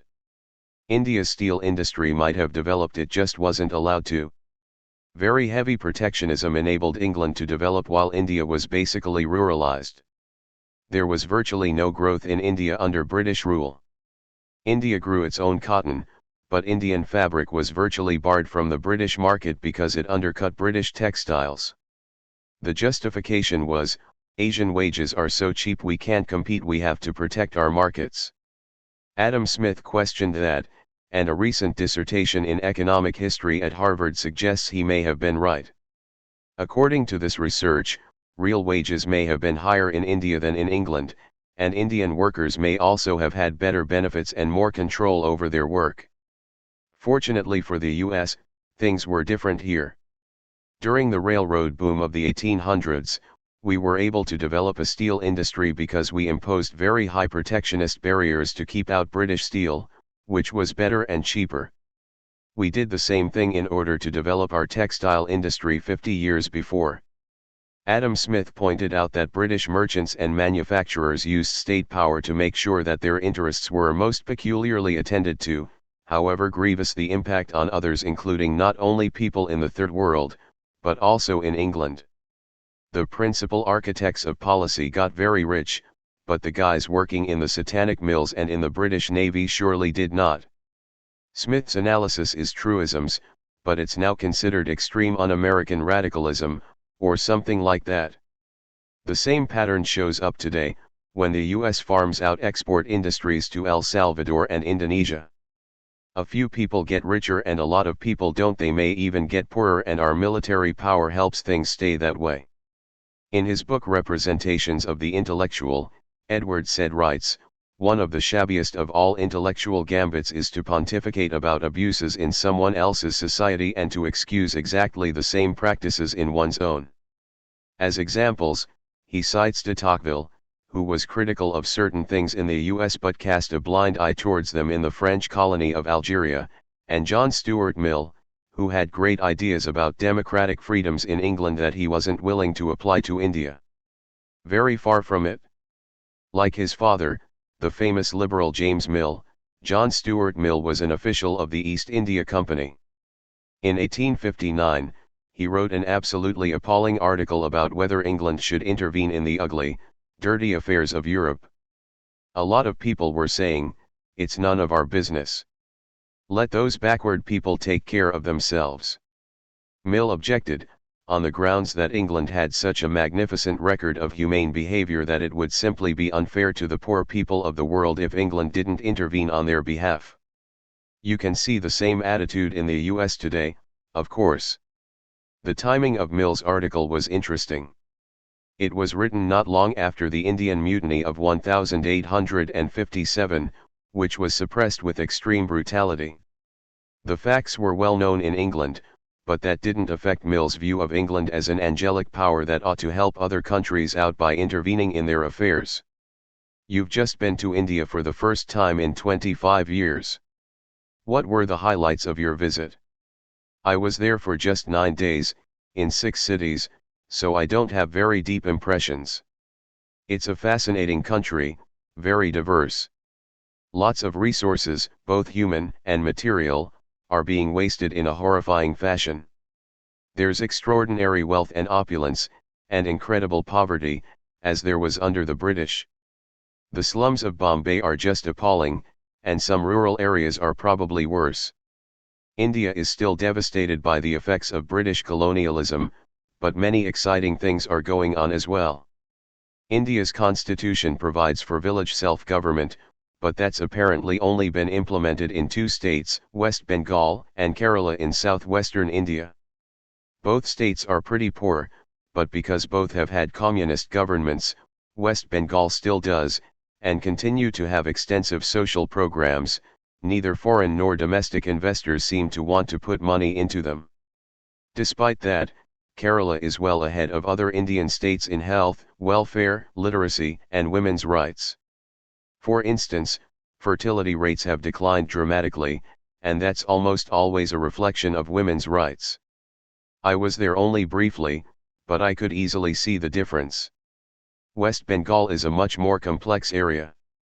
Calcutta is a wreck, although not more so than other Indian cities, as far as I could see.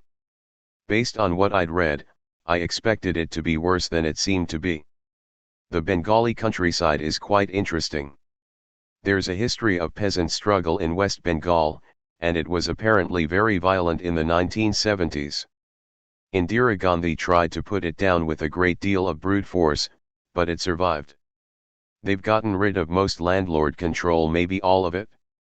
I went to a part of West Bengal 50 miles or so from Calcutta. I was a guest of the government, accompanied by an Indian friend, an economist who works on rural development, and a government minister, who happened to have a PhD in economics from MIT.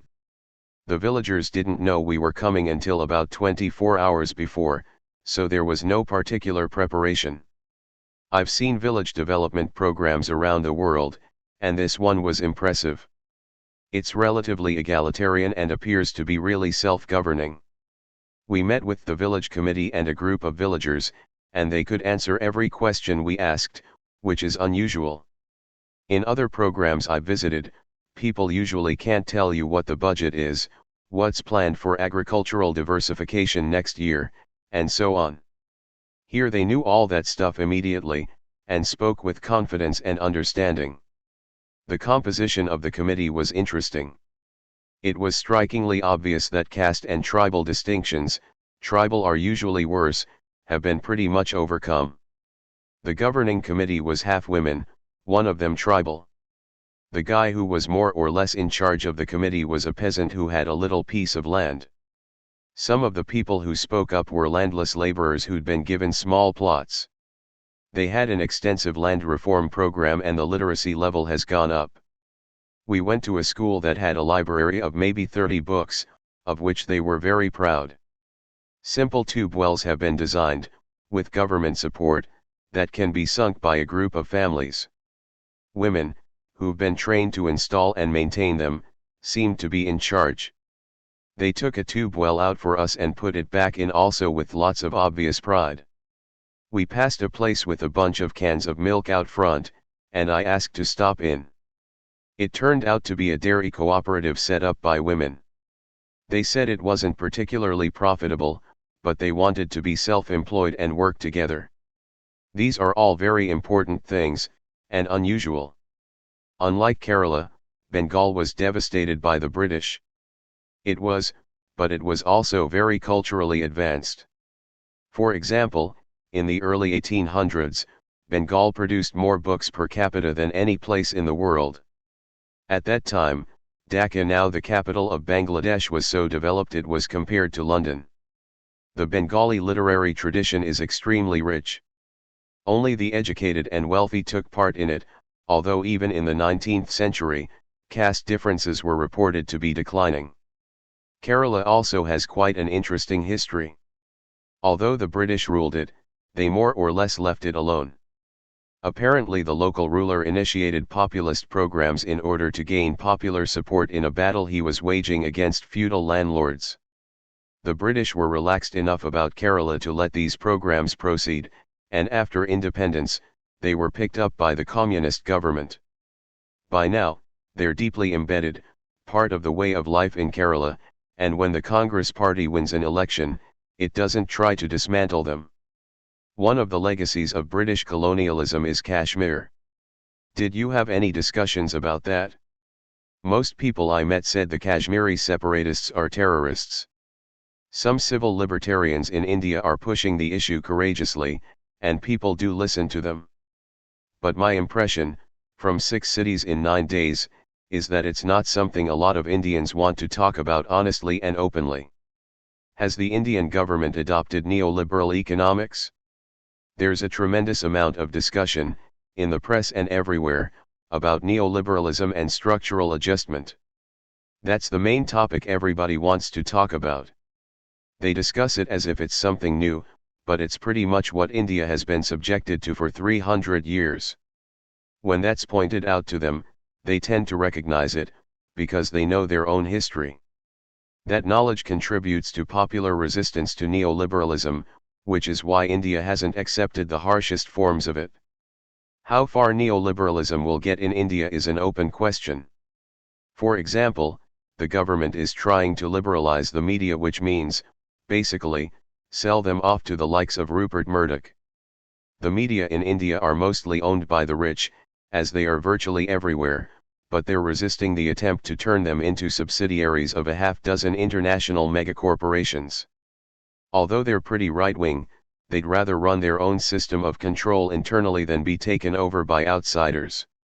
They've managed to maintain some sort of cultural autonomy, at least so far.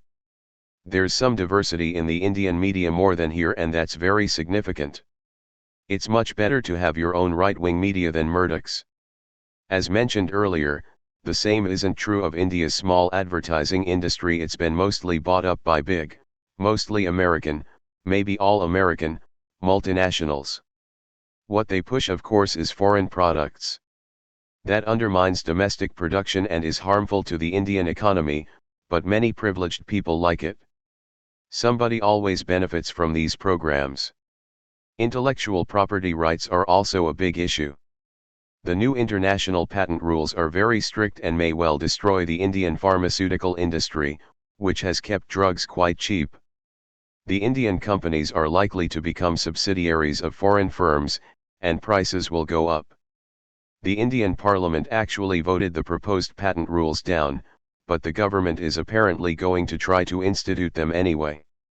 There used to be only process patents, which permit people to figure out smarter ways to make products. The World Trade Organization has introduced product patents.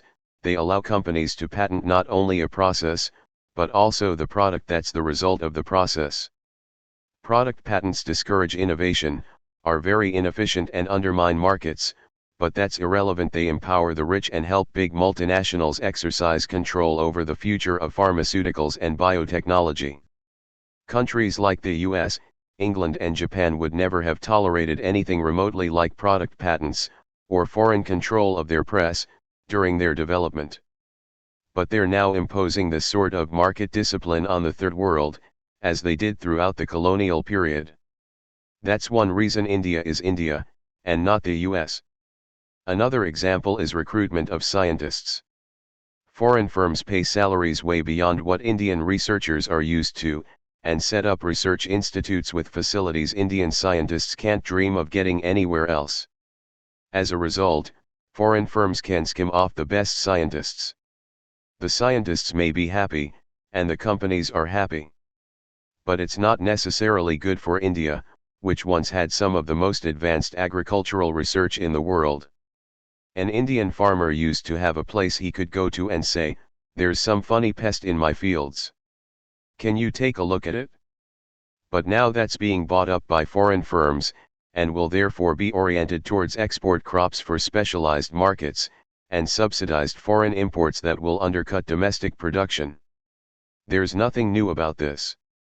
It's part of a long history of experiments carried out by the powerful of the world. The first major one in India was what the British called the Permanent Settlement of 1793, which rearranged all the land holdings in Bengal. When the British Parliament looked into this 30 or 40 years later, they conceded that it was a disaster for the Bengalis. But they also pointed out that it enriched the British, and created a landlord class in Bengal, subordinated to British interests, that could control the population. We've already discussed a recent example of such experiments, in Mexico. Such experiments regularly seem to fail for the experimental animals, but succeed for the designers of the experiment. It's an oddly consistent pattern. If you can find an exception to that pattern over the last couple of 100 years, I'd be interested in hearing about it.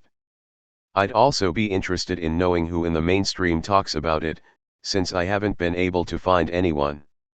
Getting free from the colonial powers generated a tremendous burst of energy in India, as did presenting a neutralist challenge to US domination.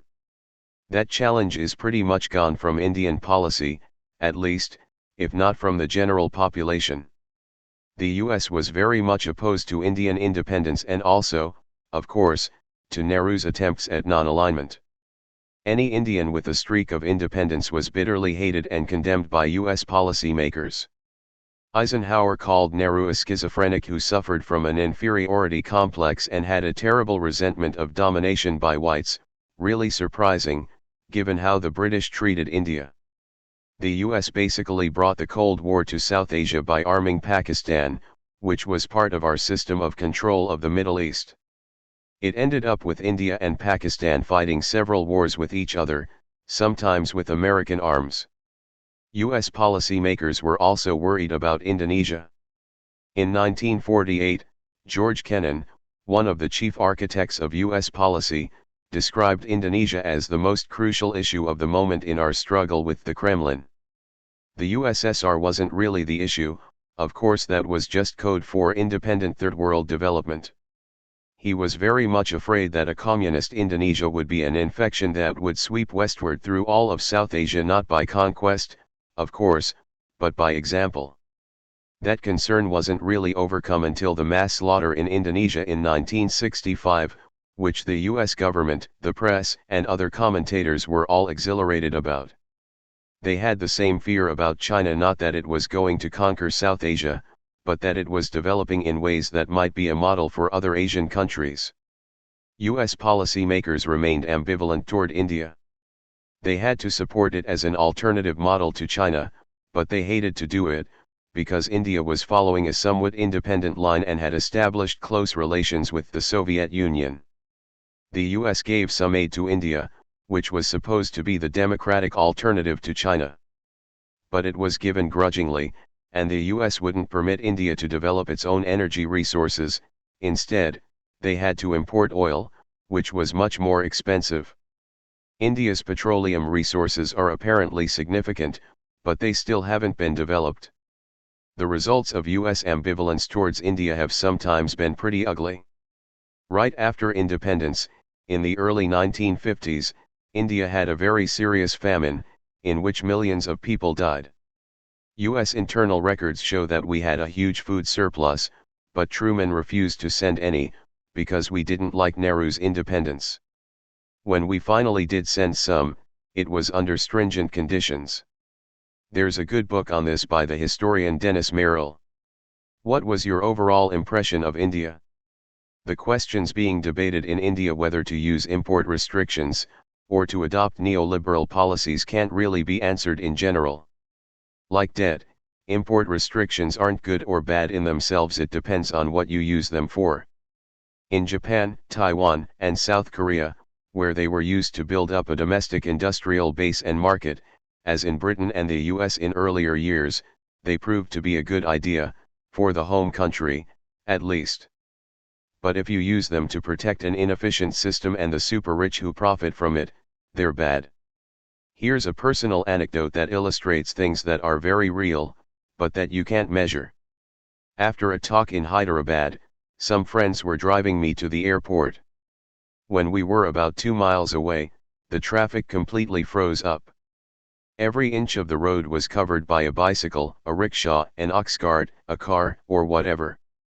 The people were sort of quiet, nobody was making a fuss. After about 20 minutes, we realized that the only way to get to the airport on time was to walk. So my friends and I started threading our way through this immense traffic jam. Finally we got to a big highway that was blocked off. There are lots of cops and security forces everywhere in India, but here there were tons. My friends talked them into letting us cross the road, which we weren't supposed to do, and we finally made it to the airport, which was semi-functional because it was cut off from the city. Why was the highway closed down? There were signs next to it saying VVIP, which I was told means very very important person. Because some VVIP, we later found out it was the Prime Minister was expected at some indefinite time in the future, the city was closed down. That's bad enough, what's worse is the fact that people tolerated it. Just imagine the same thing happening here in Boston, say. Feudalistic attitudes run very deep in India, and they're going to be hard to uproot. That's what was so striking about the village in West Bengal. Poor, landless workers, including lots of women, were active and engaged. You can't put numbers on that kind of change, but it makes a huge difference. That's real popular resistance and activism, like the democratic institutions that developed in Haiti before Aristide's election, and that still exist there, and what happened in Central America in the 1970s and 1980s. In Haiti, democracy elicited instant US hostility and a murderous military coup, tacitly supported by the US. In Central America, a US-run terrorist war. In both places, the US permitted democratic forms after establishing conditions that prevented them from functioning amidst much self-congratulation about the nobility of our leaders. What has to be overcome in India is enormous. The inefficiency is unbelievable. While I was there, the Bank of India came out with an estimate that about a third of the economy is black, mainly rich people who don't pay their taxes. Economists there told me 1/3 is an underestimate. A country can't function that way. As elsewhere, the real question for India is, can they control their own wealthy? If they can figure out a way to do that, there are lots of policies that might work. International organizations. In world orders, old and new, you say that the UN has become virtually an agency for US power. The UN mostly does what the US, meaning US business, wants done. A lot of its peacekeeping operations are aimed at maintaining the level of stability corporations need in order to do business. It's dirty work and they're happy to have the UN do it. If that's so, how do you explain the hostility toward former UN Secretary General Boutros Boutros-Ghali? In the first place, there was an element of racism there, even though the next choice, Kofi Annan, was also from Africa. When George H.W. Bush talked about Boo Ghali, nobody batted an eyelash, although I doubt very much that a presidential candidate in the US would survive very long if he referred to the former Prime Minister of Israel as, say, Itzi Schmitzi Rabin. There's a lot of opposition to the UN on the extreme right. Some of it's tied in with fantasies about black helicopters and loss of sovereignty to world government. But some of it's simply a case of avoiding blame.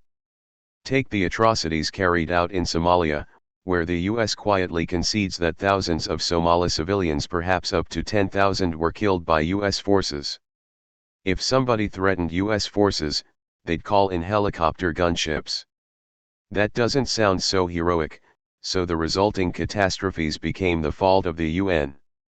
Similarly, the US evaded the burdens and difficulties of the conflict in the former Yugoslavia until things were more or less settled, then moved in and took over, effectively imposing a kind of partition between Greater Croatia and Greater Serbia. That way, the US could blame everything that went wrong on the UN. Very convenient. It's easy to focus anti-UN hostility on the Secretary General. Let's kick him in the pants, and kick the rest of the world in the pants too. Why should we bother with what other countries think about us anyway? Do you think the very critical UN report on the Israeli attack on the UN compound in Qana, Lebanon may have been a factor in undermining support for Boutros Ghali? It might have been a small factor, but who paid any attention to it? It was so marginalized that I frankly doubt it had much effect. Amnesty International came out with a study that strongly corroborated the UN report. That also disappeared very quickly. I'm not even sure it was reported on at all. These sorts of things can be brushed off very quickly when they're inconvenient for power and career interests.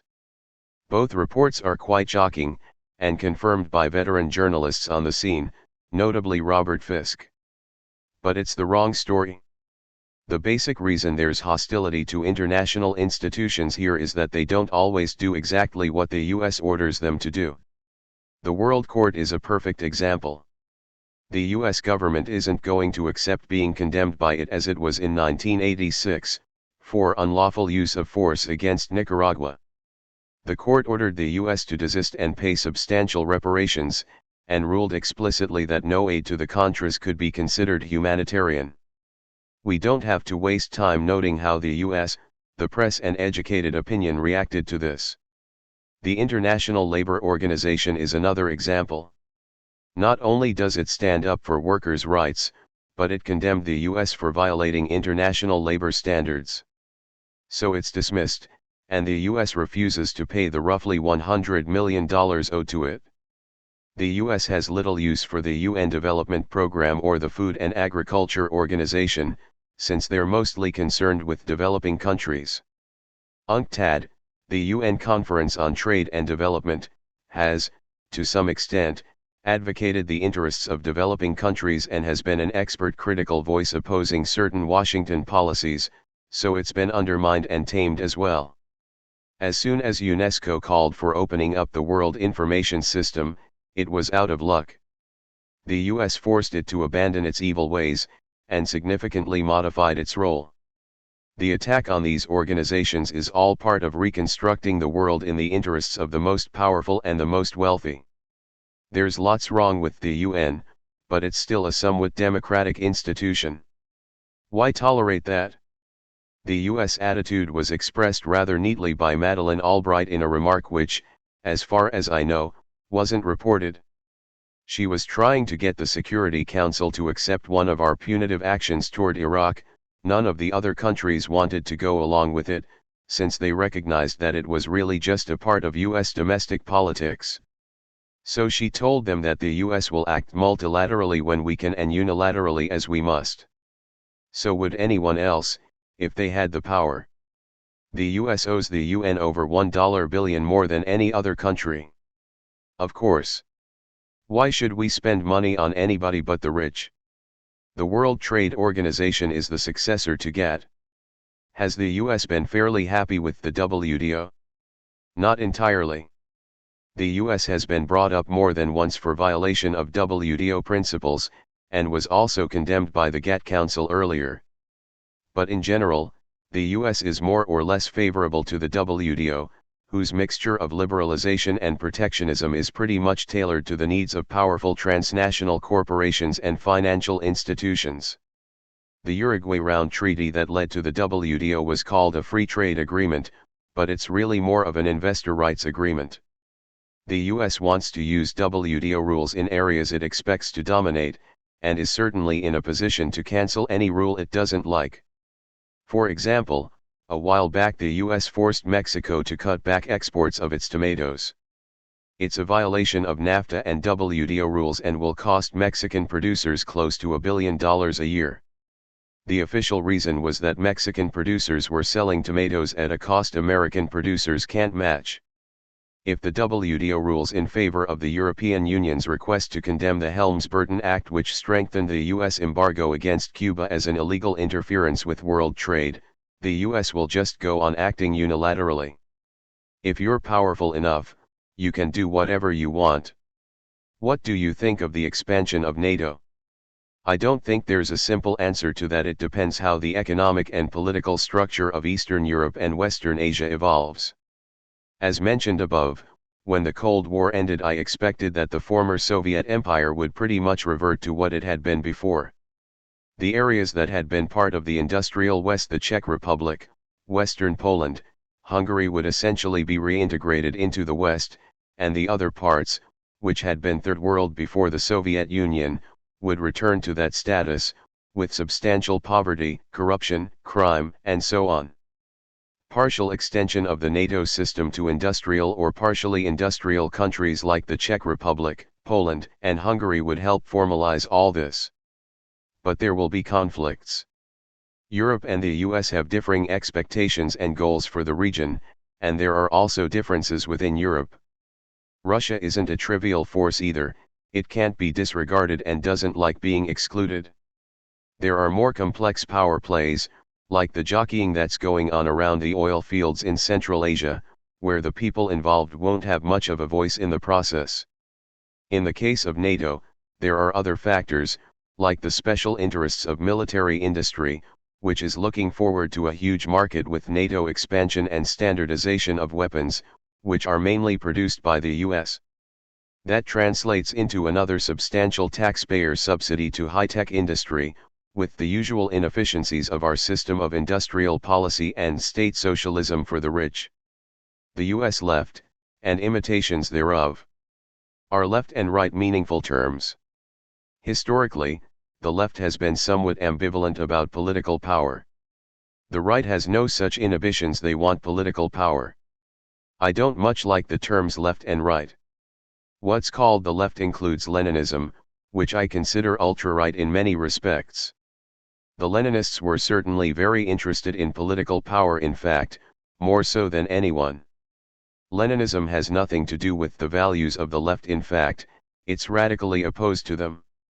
That was recognized at the time by mainstream left Marxists like Anton Pannekoek, Paul Matic, and Karl Korsch. Even Trotsky had predicted that the Leninists would turn to dictatorial rule, before he decided to join them. Rosa Luxemburg warned of the same things, in a more or less friendly way, because she didn't want to harm the movement. So did Bertrand Russell. And, of course, most of the anarchists did. Conventional terms of political discourse like left and right have been almost evacuated of meaning. They're so distorted and irrelevant it's almost better to throw them out. Take Witness for Peace, which has been a very important organization since the 1980s. People from an imperial country actually went down and lived in third world villages, in the hope that a white face might protect the inhabitants from state terrorists organized by their own country. That's never happened before. Was that left or right?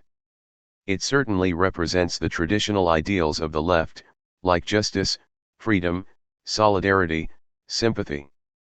On the other hand, a lot of it came out of the conservative Christian community.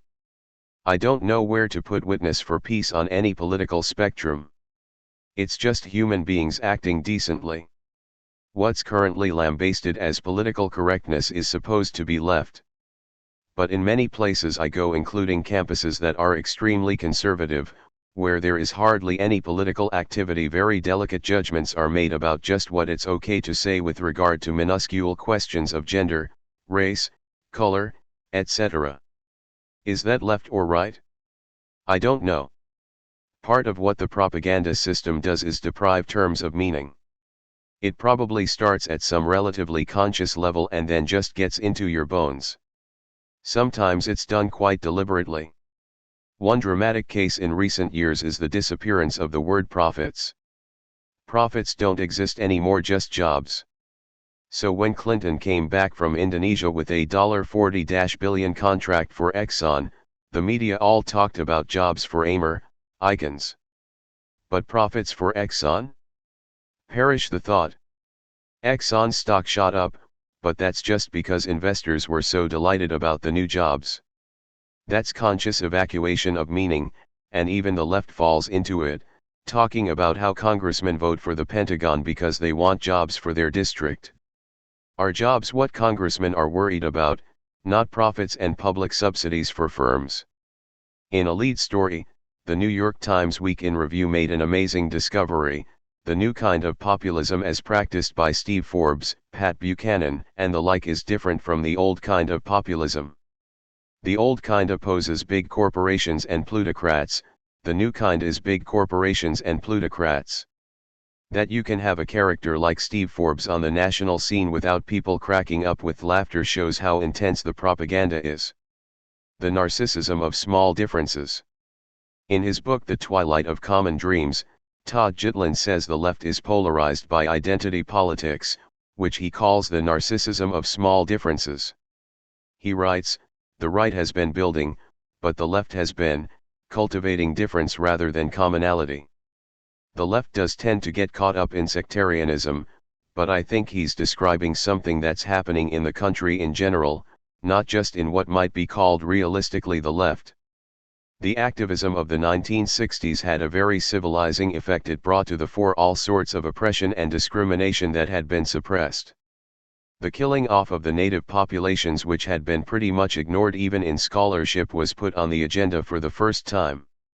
Environmental issues, which basically have to do with the rights of future generations, respect for other cultures, the feminist movement, these had all existed in some form earlier, but they really took off in the 1970s and spread throughout the whole country. The Central America Solidarity movement wouldn't have existed in the form it did if not for what happened in the 1960s.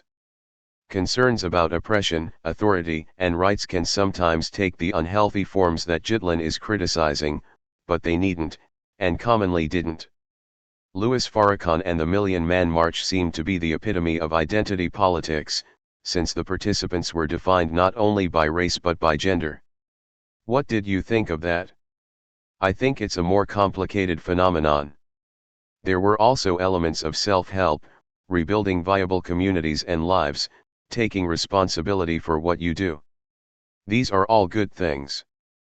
But Farrakhan's economic program is small-scale capitalism. I didn't see anything much in the way of an economic program, but when you're crushed, even small-scale capitalism can be a step forward. It shouldn't be the end of the road, obviously, but it can be a step. I think this movement is much more nuanced than some of the commentary has assumed. It has opportunities to go a lot of different ways, and how it comes out depends on what people do with it. There's a reason why its men. Look at what's happened to black men in the last 20 years. There's been a virtual war against minorities and the poor. It included plenty of scapegoating, like Reagan's anecdotes about black welfare mothers with Cadillacs, and the Willie Horton concoctions. The fraudulent war on drugs, which has little to do with drugs or crime, is another part of it. Michael Tonry points out that those who crafted the programs had to know they were going right after young blacks. Every indicator pointed in that direction. Tonry further points out that, in the law, conscious foreknowledge is evidence of intent of criminal action. I think he's right about that.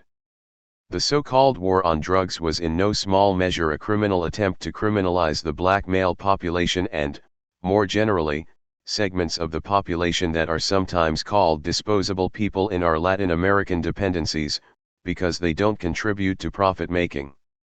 You're aware of Farrakhan's comments on. I don't have anything to say about Farrakhan, I'm talking about the phenomenon. Probably he's just an opportunist trying to get power, that's what leaders usually are. But I don't know what's in his mind, and I don't presume to judge what he's up to. I'm too far out of it. Christopher Hitchens, who writes for The Nation and Vanity Fair, recalls that the first time he heard the slogan "the personal is political," he felt a deep sense of impending doom. To him, the slogan sounds escapist and narcissistic, implying that nothing will be required of you except being able to talk about yourself and your own oppression. He was talking about the growth of identity movements.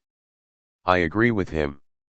It certainly opened itself up to that, and it's been exploited that way, sometimes in ugly and often in comical ways. But it doesn't only have that aspect. It can also mean that people have the right to adopt their individual ways of living if they want, without oppression or discrimination. Postmodernism. A respected NYU physics professor, Alan Sokal, got an article published in Social Text, which has been described as the leading cultural studies journal in the country. To point out the decline in intellectual rigor in certain parts of American academia, he intentionally filled the article with errors. What do you make of that? His article was cleverly done.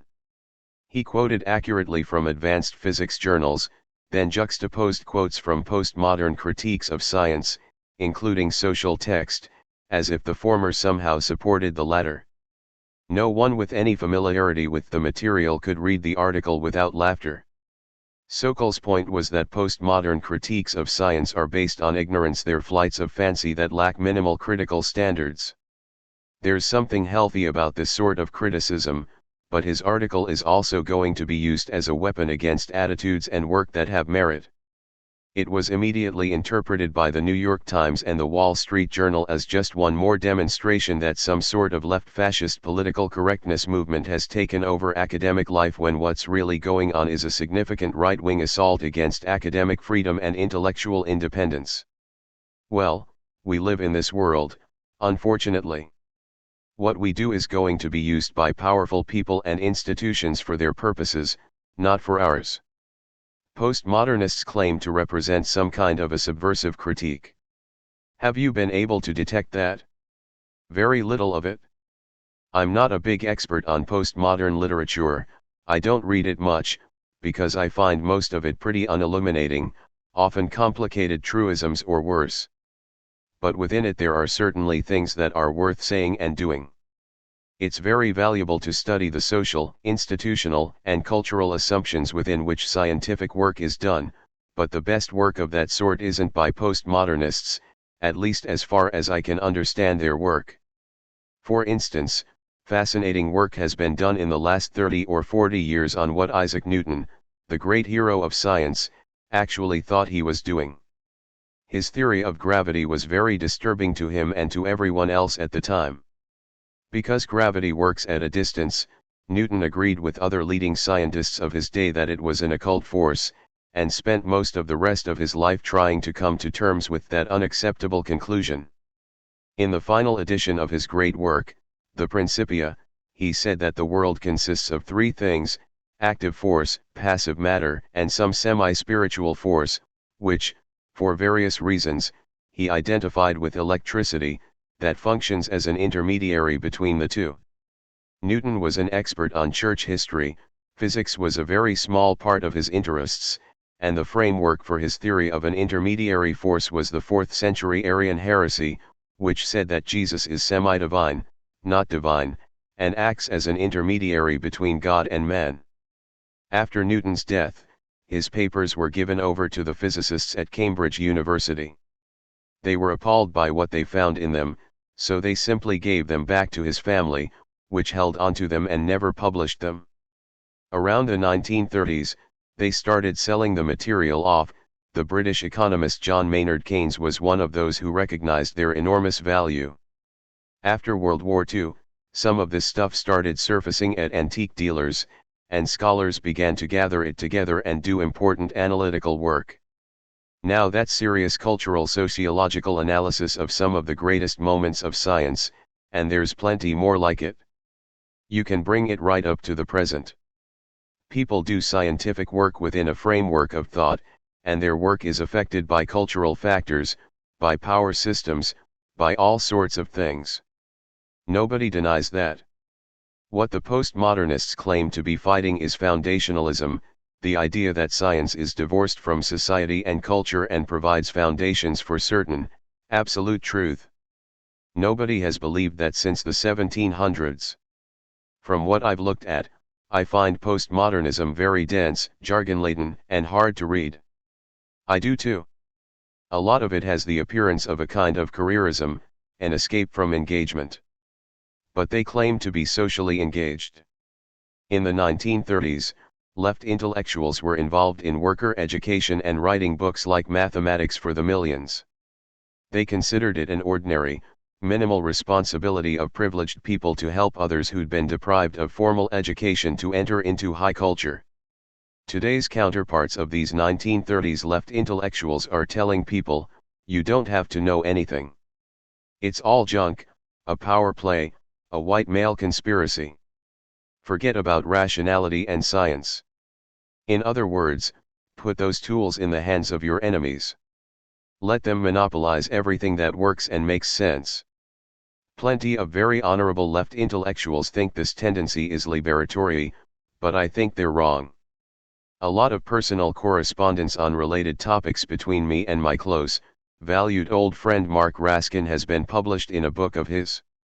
There were similar interchanges in Z papers in 1992 to 93, both with Mark and a lot of other people with whom I basically feel in sympathy, but with whom I differ very sharply on this issue. Excommunicated by the Illuminati. You've long been excommunicated, if I can use that word, not only from the mass media but also from the Illuminati circles of the Upper West Side of Manhattan and their publications, like the New York Review of Books, often referred to simply as the New York Review. It has nothing to do with me. What happened? The New York Review started in 1964. From about 1967 to about 1971, as political engagement grew among young intellectuals, it was open to dissident analysis and commentary from people like Peter Dale Scott, Franz Sherman, Paul Lauter, Florence Howe, and myself. Then, within a few years, we all disappeared from its pages. I think what happened is that the editors wanted to keep ahead of the game. They knew their audience and couldn't fail to see that the young intellectuals who constituted a large part of it were changing. It ended for me personally in late January 1973. Nixon and Kissinger's peace treaty with Hanoi had just been announced. The New York Times published a big supplement that included the text of the treaty and a long interview with Kissinger in which he went through the treaty paragraph by paragraph. The war is over, he said, everything is just fantastic. I was suspicious. Something similar had happened about 3 months earlier, in October 1972, when Radio Hanoi had announced a peace agreement the U.S. had been keeping secret. It was the last week of Nixon's re-election campaign. Kissinger went on television and said, "Peace is at hand." Then he went through the peace agreement, rejected every single thing in it, and made it very clear that the U.S. was going to continue bombing. The press only picked up Kissinger's first line, "Peace is at hand." Wonderful. It's all over. Vote for Nixon. What he was actually saying was, we're not going to pay any attention to this, because we don't want this agreement, and we're going to keep bombing until we get something better. Then came the Christmas bombings, which didn't work. The US lost a lot of B-52s and faced big protests all around the world.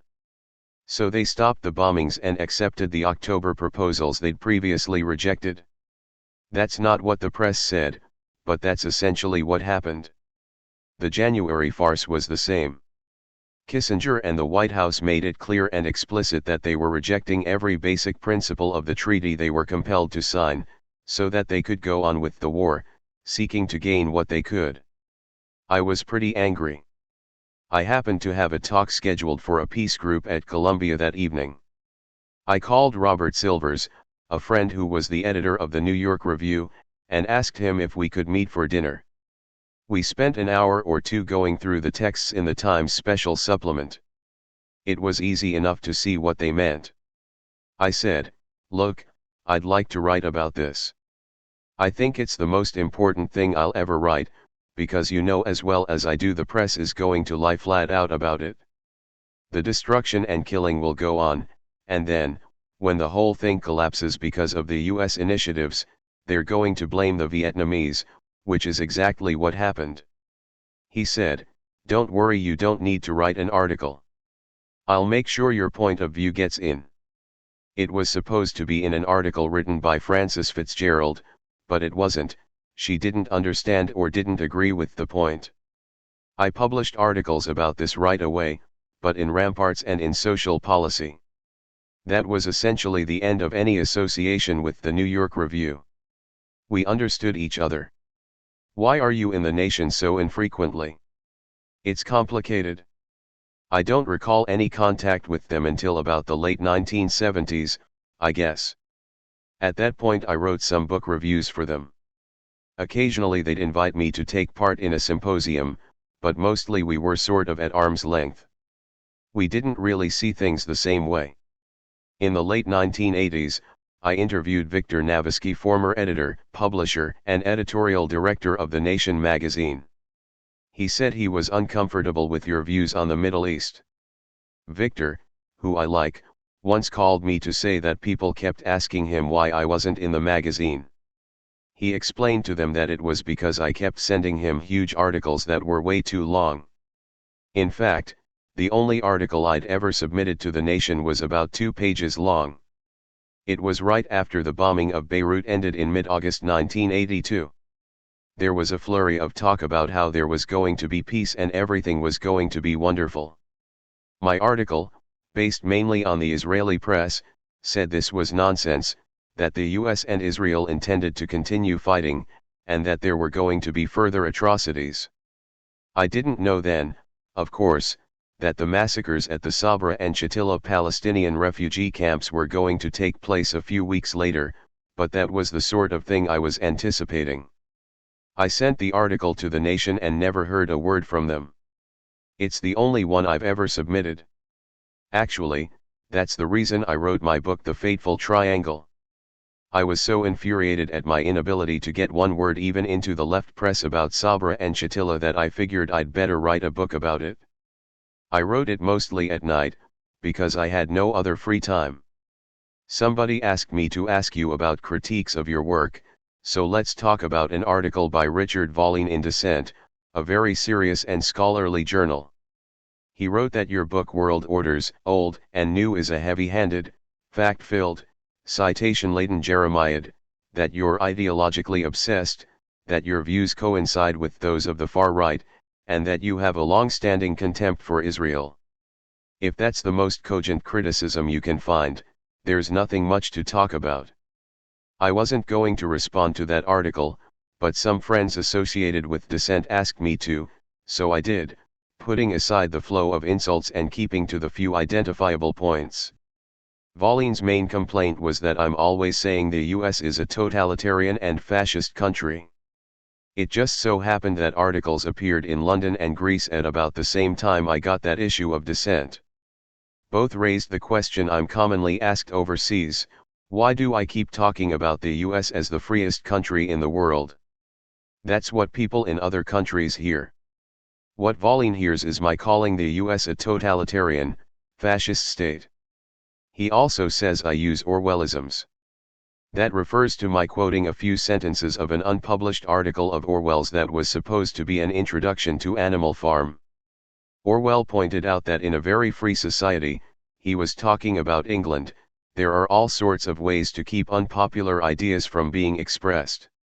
One factor is that the press is owned by wealthy men who have every reason not to have certain ideas expressed. He identified education as another factor. When you go through Oxford or Cambridge, you learn that there are certain things it wouldn't do to say.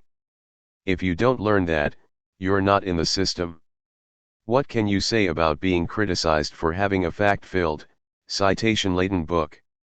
They've got you coming and going. If you don't cite facts, it's not just me, any critic on the left is going to have to face that. If you don't footnote every word, you're not giving sources, you're lying. If you do footnote every word, you're a ridiculous pedant. There are lots of devices in relatively free societies to achieve the goals that Orwell described.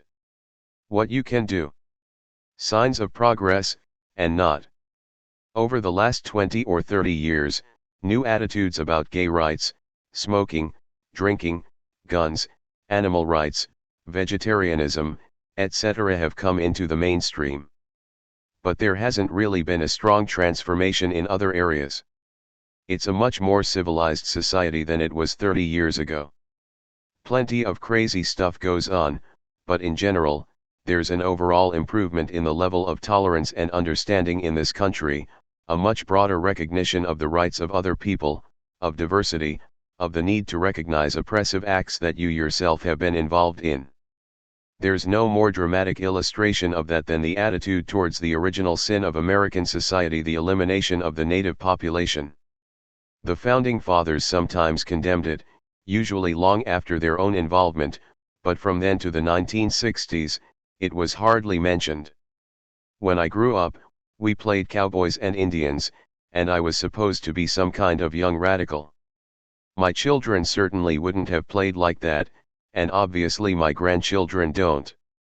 Looking at the timing, I suspect that a lot of the hysteria about political correctness was whipped up out of frustration over the fact that it wasn't going to be possible, in 1992, to have the kind of 500th anniversary celebration of Columbus landing in the New World you could have had 30 years earlier. There's much more understanding today of what actually took place. I'm not saying things are great now, but they are much better, in virtually every area. In the 1700s, the way people treated each other was an unbelievable horror. A century ago, workers' rights in the US were violently repressed. Even 50 years ago, things were pretty bad. Repression of blacks in the South was obscene. Options for women were highly restricted. There was plenty of upper-class anti-Semitism too. Harvard had almost no Jewish faculty when I got there about 1950. When my wife and I were looking for a house in the suburbs, we were told by realtors that we wouldn't be happy in certain areas we liked. Blacks were of course treated far worse. The 1890s, the gay 90s weren't so gay for the workers in western Pennsylvania. They lived under a brutal tyranny instituted by the great pacifist Andrew Carnegie and the troops he called out in Homestead, and elsewhere. It wasn't until the 1930s, 40 years later, that people were even willing to talk about what happened. People who grew up around there tell me that their parents, or grandparents, were afraid to talk about it to the end of their lives. In 1919 or so, almost 30 years after Homestead, there was a steel strike in western Pennsylvania. The Union activist Mother Jones, 1830 to 1930, who was then about 90, came to give a talk. Before she could speak, the police dragged her off and threw her into jail. That's pretty rough. In the 1920s, the Roaring Twenties, business control seemed total, and the means used to achieve it could hardly proceed in anything remotely resembling a democracy, as political scientist Thomas Ferguson pointed out. He was referring to state repression, violence, destruction of unions and harsh management controls. Yale labor historian David Montgomery, extensively reviewing the same period, wrote that modern America was created over its workers' protests with fierce struggle in a most undemocratic America. The 1920s aren't very long ago. In the early 1960s, the South was a terror state.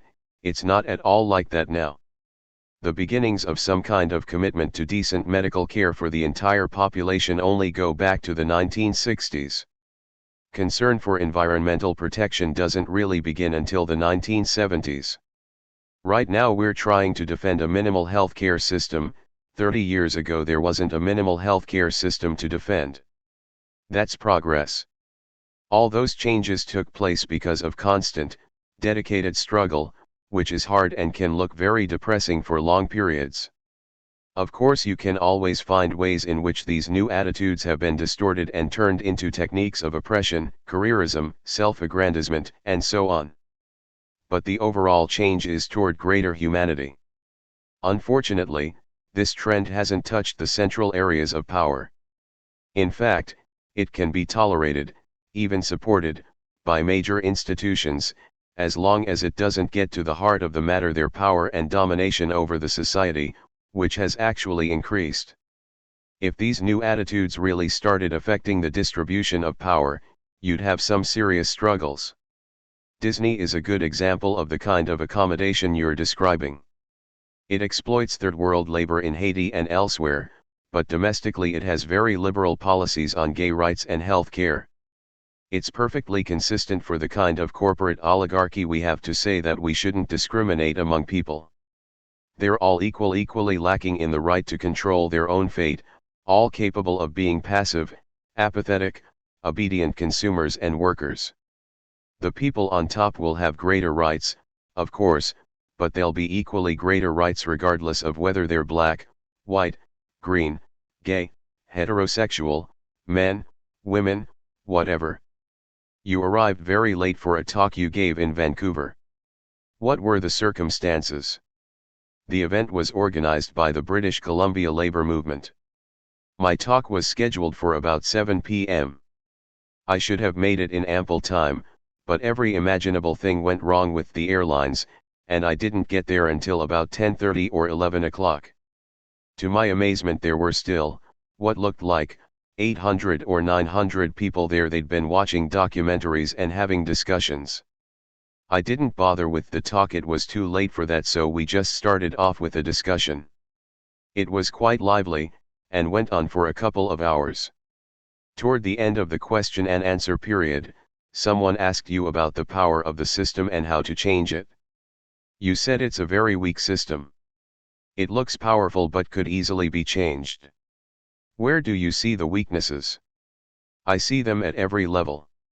We've discussed them earlier, but here's a summary. People don't like the system. As mentioned earlier, 95% of Americans think corporations should lower their profits to benefit their workers and the communities they do business in. 70% think businesses have too much power, and more than 80% think that working people don't have enough say in what goes on, that the economic system is inherently unfair, and that the government basically isn't functioning, because it's working for the rich. Corporations, the major power system in the West, are chartered by states, and legal mechanisms exist to take away their charters and place them under worker or community control.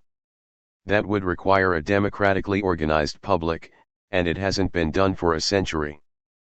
But the rights of corporations were mostly given to them by courts and lawyers, not by legislation, and that power system could erode very quickly. Of course, the system, once in place, cannot simply be dismantled by legal tinkering. Alternatives have to be constructed within the existing economy, and within the minds of working people and communities. The questions that arise go to the core of socio-economic organization, the nature of decision-making and control, and the fundamentals of human rights. They are far from trivial. Since government is to some extent under public control, at least potentially, it can also be modified. About 2/3 of all financial transactions in the globalized economy take place in areas dominated by the US, Japan and Germany. These are all areas where, in principle, at least mechanisms already exist that allow the public to control what happens. People need organizations and movements to gravitate to. If people become aware of constructive alternatives, along with even the beginnings of mechanisms to realize those alternatives, positive change could have a lot of support. The current tendencies, many of which are pretty harmful, don't seem to be all that substantial, and there's nothing inevitable about them. That doesn't mean constructive change will happen, but the opportunity for it is definitely there. Resistance. Who knows where the next Rosa Parks, the African-American woman whose refusal to sit in the back of the bus ignited the Montgomery bus boycott in 1955, will sit down and spark a movement. Rosa Parks is a very courageous and honorable person, but she didn't come out of nowhere. There had been an extensive background of education, organizing and struggle, and she was more or less chosen to do what she did. It's that kind of background that we should be seeking to develop. Union membership in the US is very low, but it's even lower in France. Yet the support for French general strikes, which shut down cities and, at one point, the whole country, was extraordinarily high. What accounts for that difference? One factor is the power of business propaganda in the US, which has succeeded, to an unusual extent, in breaking down the relations among people and their sense of support for one another. This is the country where the public relations industry was developed, and where it's still the most sophisticated. It's also the home of the international entertainment industry, whose products are mainly a form of propaganda. Although there's no such thing as a purely capitalist society, nor could there be, The US is toward the capitalist end. It tends to be more business-run, and spends a huge amount on marketing, which is basically an organized form of deceit. A large part of that is advertising, which is tax-deductible, so we all pay for the privilege of being manipulated and controlled. And of course that's only one aspect of the campaign to regiment the public mind. Legal barriers against class-based solidarity actions by working people are another device to fragment the general population that are not found in other industrial democracies. In 1996, Ralph Nader ran for president on the Green Party ticket, and both the Labour Party and the Alliance held founding conventions. The new party has been running candidates and winning elections. What do you think of all this? Allowing new options to enter the political system is in general a good idea. I think the right way to do it might be the new party's strategy of targeting winnable local elections, backing fusion candidates and crucially relating such electoral efforts to ongoing organizing and activism. A Labour-based party is a very good idea too. Since they have basically the same interests, such parties ought to get together. It isn't a good idea to scatter energies and resources that are very slight. A possible step might be to create something like the NDP New Democratic Party in Canada or the Workers' Party in Brazil, big organizations that foster and support grassroots activities, bring people together, provide an umbrella under which activities can be carried out and among other things take part in the political system, if that turns out to be useful. That can progress towards something else, but it's not going to overcome the fact that one big business party, with two factions, runs things. We won't break out of that until we democratize the basic structure of our institutions. As John Dewey put it about 70 years ago, politics is the shadow cast on society by big business. As long as you have highly concentrated, unaccountable private power, politics is just going to be a shadow. But you might as well make use of the shadow as much as possible, and use it to try to undermine what's casting the shadow. Didn't Dewey warn against mere attenuation of the shadow? He said that mere attenuation of the shadow will not change the substance, which is correct, but it can create the basis for undermining the substance. It goes back to the Brazilian rural workers image I mentioned earlier, expanding the floor of the cage. Eventually you want to dismantle the cage, but expanding the floor of the cage is a step towards that. It creates different attitudes, different understandings, different forms of participation, different ways for life to be lived, and also yields insight into the limits of existing institutions. That's typically learned by struggle. All these things are to the good. They only attenuate, that's true, and by themselves they won't overcome, but they're the basis for overcoming. If you can rebuild, reconstitute and strengthen a culture in which social bonds are considered significant, you've made a step towards undermining the control that private and state power exercise over society. In a cover story in The Nation, Daniel Singer described the unmistakable attempt by the international financial establishment and European governments to adopt Reaganomics and the striking signs of resistance in Europe against this. There have been mass demonstrations in France, Germany, and Italy, and 250,000 Canadians turned out in Toronto to protest what was going on. That's 1% of the total population of Canada, an astonishing figure. There's been a lot of response all over the place. Traditionally, campuses have been a major source of resistance. Yet a new study from UCLA says that student activism is at an all-time low, and that interest in government and politics has plummeted. It also states that students' academic involvement has gone down as well, they're watching more TV. Does that track with your own perceptions? To say that this is a low point is short-sighted. Is it lower than the 1950s? Is it lower than 1961, when John F. Kennedy sent the Air Force to bomb South Vietnam and you couldn't get a single person to think about it? When I gave talks on the war in the mid-1960s, we couldn't get anybody to attend. Students weren't interested except sometimes in attacking the traitors who were condemning government policy. Most of the real and important student activism took place in the late 1960s, and it was by no means traditional. What about the anti-apartheid movement in the late 1980s? That was real and important, but it's not all that was happening in the 1980s. The Central America Solidarity movement was far more deeply rooted in the mainstream of society. Students were involved, but they weren't by any means at the core of it.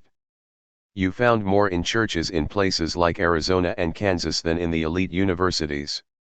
As for the decline in student activism, and reading, and academic work, that's not students, that's the society. The Robert Putnam study we discussed earlier found about a 50% decline since the 1960s in any form of interaction: visiting your neighbor, going to PTA meetings, joining a bowling league. There's debate about his conclusions, but something of the sort seems to be correct. What about the non-aligned movement? In the 1950s, several Third World leaders tried to establish a form of non-alignment, which decolonization and the conflict between the US and the USSR made possible. By now, that movement has pretty much disappeared, both because of enormous changes in the global economy and because the end of the Cold War eliminated the superpower competition and the deterrent effect of Soviet power, which allowed for a degree of independence. The West doesn't have to pretend anymore that it's interested in helping anybody. The decline of the non-aligned movement and of Western social democracy are two parts of the same picture. Both reflect the radicalization of the modern socio-economic system, where more and more power is put into the hands of unaccountable institutions that are basically totalitarian, though they happen to be private, and crucially reliant on powerful states. Is the non-aligned movement completely gone? As recently as the early 1990s, the South Commission, which represented the governments of non-aligned countries, came out with a very important critique of the anti-democratic, neoliberal model that's being forced on the Third World. The commission included pretty conservative people, like Indonesia's development minister. They published a book that called for a new world order. They introduced the term before George H.W. Bush did, based on democracy, justice, development, and so on. The book wasn't obscure, it was published by Oxford University Press. I wrote about it, but I couldn't find much else. They subsequently published another book of essays commenting on the first one, and I've never seen a reference to that either. The South Commission happened to represent most of the world's population, but the story they were telling just isn't one the Western media wanted to hear. So the New World Order we learned about was Bush's, not the one advocated by the South Commission, which reflects the interests of most of the people of the world. Back in the 1950s, there were Nehru, Nasser, Tito, Nkrumah, Sukarno, and others. All of whom were despised by the US government. But there was also a period of intellectual ferment in the newly independent countries. I'm thinking of people like Amilcar Cabral (1924–73), leader of the independence struggle in the former Portuguese colony of Guinea in West Africa, and Frantz Fanon (1925–61), the French author of The Wretched of the Earth, who fought for Algerian independence. I don't see much of that right now. There's still plenty of intellectual ferment, but it doesn't have the enthusiasm and the optimism of those days, although you can hardly call Fanon very optimistic. It had more of a revolutionary edge back then. Yes, it did, but remember that since then there's been a period of extreme terror throughout much of the Third World in which we've played a prominent part, and that's traumatized a lot of people. The Jesuits of Central America are very courageous people. Since they're true dissidents within our domains, you hear very little about them here, unless they're murdered. Even their writings are unknown. In January 1994, right before the Salvadoran election, they held a conference on the culture of terror. They said terror has a deeper effect than simply killing a lot of people and frightening a lot of others. They called this deeper effect the domestication of aspirations, which basically means that people lose hope. They know that if they try to change things, they're going to get slaughtered, so they just don't try. The Vatican has had a very harmful impact on all this. It's tried to undermine the progressive thrust of the Latin American Church, its preferential option for the poor, and its attempt to serve as a voice for the voiceless by installing very right-wing bishops. The New York Times had an article on this the other day, but there was a slight omission in it. The role of the US, which is crucial, of course wasn't mentioned. In El Salvador in 1995, the Pope installed as Archbishop a Spaniard from the right-wing Opus Dei, who essentially told the poor, "Don't worry about social conditions. If you keep away from sin, everything will be fine in the next life." This was after the assassination of Archbishop Romero, along with dozens of priests, bishops, nuns, and tens of thousands of others, in the brutal war the U.S. ran in the 1980s, a major aim of which was to destroy the Salvadoran Church's concern for the poor. The new archbishop accepted the rank of brigadier general from the military, which he explained did not commit errors as an institution and was now purified. Similar things have happened elsewhere. In Indonesia, the Communist Party, PKI, had millions of followers. Even conservative experts on Indonesia recognize that the PKI's strength was based on the fact that it really did represent the interests of poor people. In 1965, General Suharto and his followers in the army presided over the slaughter of hundreds of thousands of landless peasants, and others, and wiped out the PKI. They went on to compile a world-class record of terror, torture, aggression, massacre and corruption. The Clinton administration has described Suharto as our kind of guy. Amazingly, quite an impressive popular struggle is still going on in Indonesia, but of course we don't hear much about it. You once wrote to a mutual friend that when educated classes line up for a parade, people of conscience have three options: they can march in the parade, join the cheering throngs on the sidelines, or speak out against the parade, and, of course, expect to pay the price for doing that. That's about right. That's been the story for a couple of thousand years or so. Go back to the oldest recorded texts and see what happens to people who didn't march in the parade, like Socrates. Or take the intellectuals described in the Bible, where they're called prophets. There were two types of prophets. One type, who flattered the kings and either led the parade or cheered it from the sidelines, were honored and respected. Much later, they were called false prophets, but not at the time. Then there were people like Amos, who incidentally insisted that he was not a prophet or the son of one, just a poor shepherd. True prophets like Amos, dissident intellectuals, in modern terminology, offered both elevated moral lessons, which the people in power weren't fond of, and geopolitical analyses that usually turned out to be pretty accurate, which the people in power were even less fond of. Naturally, the true prophets were despised, imprisoned, driven into the desert. The public also hated the true prophets. They didn't want to hear the truth either. Not because they were bad people, but for all the usual reasons: short-term interest, manipulation, dependence on power. The magic answer. I often hear the internet proposed as the one great solution to society's problems. The internet should be taken seriously. Like other technologies, it has lots of opportunities and lots of dangers. You can't ask, is a hammer good or bad? In the hands of somebody who's building a house, it's good; in the hands of a torturer, it's bad. The internet is the same. But even used for good, it's obviously not the solution to everything. When we do something, do we have to have a clear idea about the long-term goal in order to devise a strategy? We learn by trying. We can't start now, with current understanding, and say, okay, let's design a libertarian society.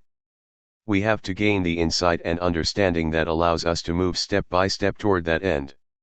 Just as in any other aspect of life, as you do more, you learn more. You associate with other people and create organizations, and out of them come new problems, new methods, new strategies. If somebody can come up with a general, all-purpose strategy, everyone will be delighted, but it hasn't happened in the last couple of thousand years. If Marx had been asked, what's the strategy for overthrowing capitalism, he would have laughed. Even somebody who was overwhelmingly a tactician, like Lenin, didn't have any such strategy, other than follow me. Lenin and Trotsky just adapted strategies to particular circumstances, looking for a way to take state power, which I don't think should be our goal, by the way. How could there be a general strategy for overcoming authoritarian institutions? I think questions like that are mostly asked by people who don't want to become engaged. When you become engaged, plenty of problems arise that you can work on. But it's not going to happen by pushing a button. It's going to happen by dedicated, concentrated work that slowly builds up people's understanding and relationships, including one's own, along with support systems and alternative institutions. Then something can happen. Urvashi Vaid, author of Virtual Equality, castigates what she calls the purist left for waiting for the perfect vision, the one and only answer, as well as a charismatic leader. I agree. Not waiting for a charismatic leader, or the perfect and complete answer, is good advice. In fact, if it comes, it will be a disaster, as it always has been. If something grows out of popular action and participation, it can be healthy. Maybe it won't, but at least it can be. There's no other way. You've always seen top-down strategies and movements as inherently doomed. They can succeed very well at exactly what they're designed to do: maintain top-down leadership, control, and authority. It shouldn't have come as a tremendous surprise to anyone that a vanguard party would end up running a totalitarian state. Howard Zinn suggests that we need to recognize that real social change takes time. We need to be long-distance runners, not sprinters. What do you think of that? He's right. It was very striking in parts of the student movement in the 1960s. There wasn't an organized, well-established, popular base left for the students to join, so their leaders were sometimes very young people. They were often very good and decent people, but the perception of many, not all of them, was quite short-range. The idea was, we'll strike Columbia, close down the buildings for a couple of weeks, and after that we'll have a revolution. That's not the way things work.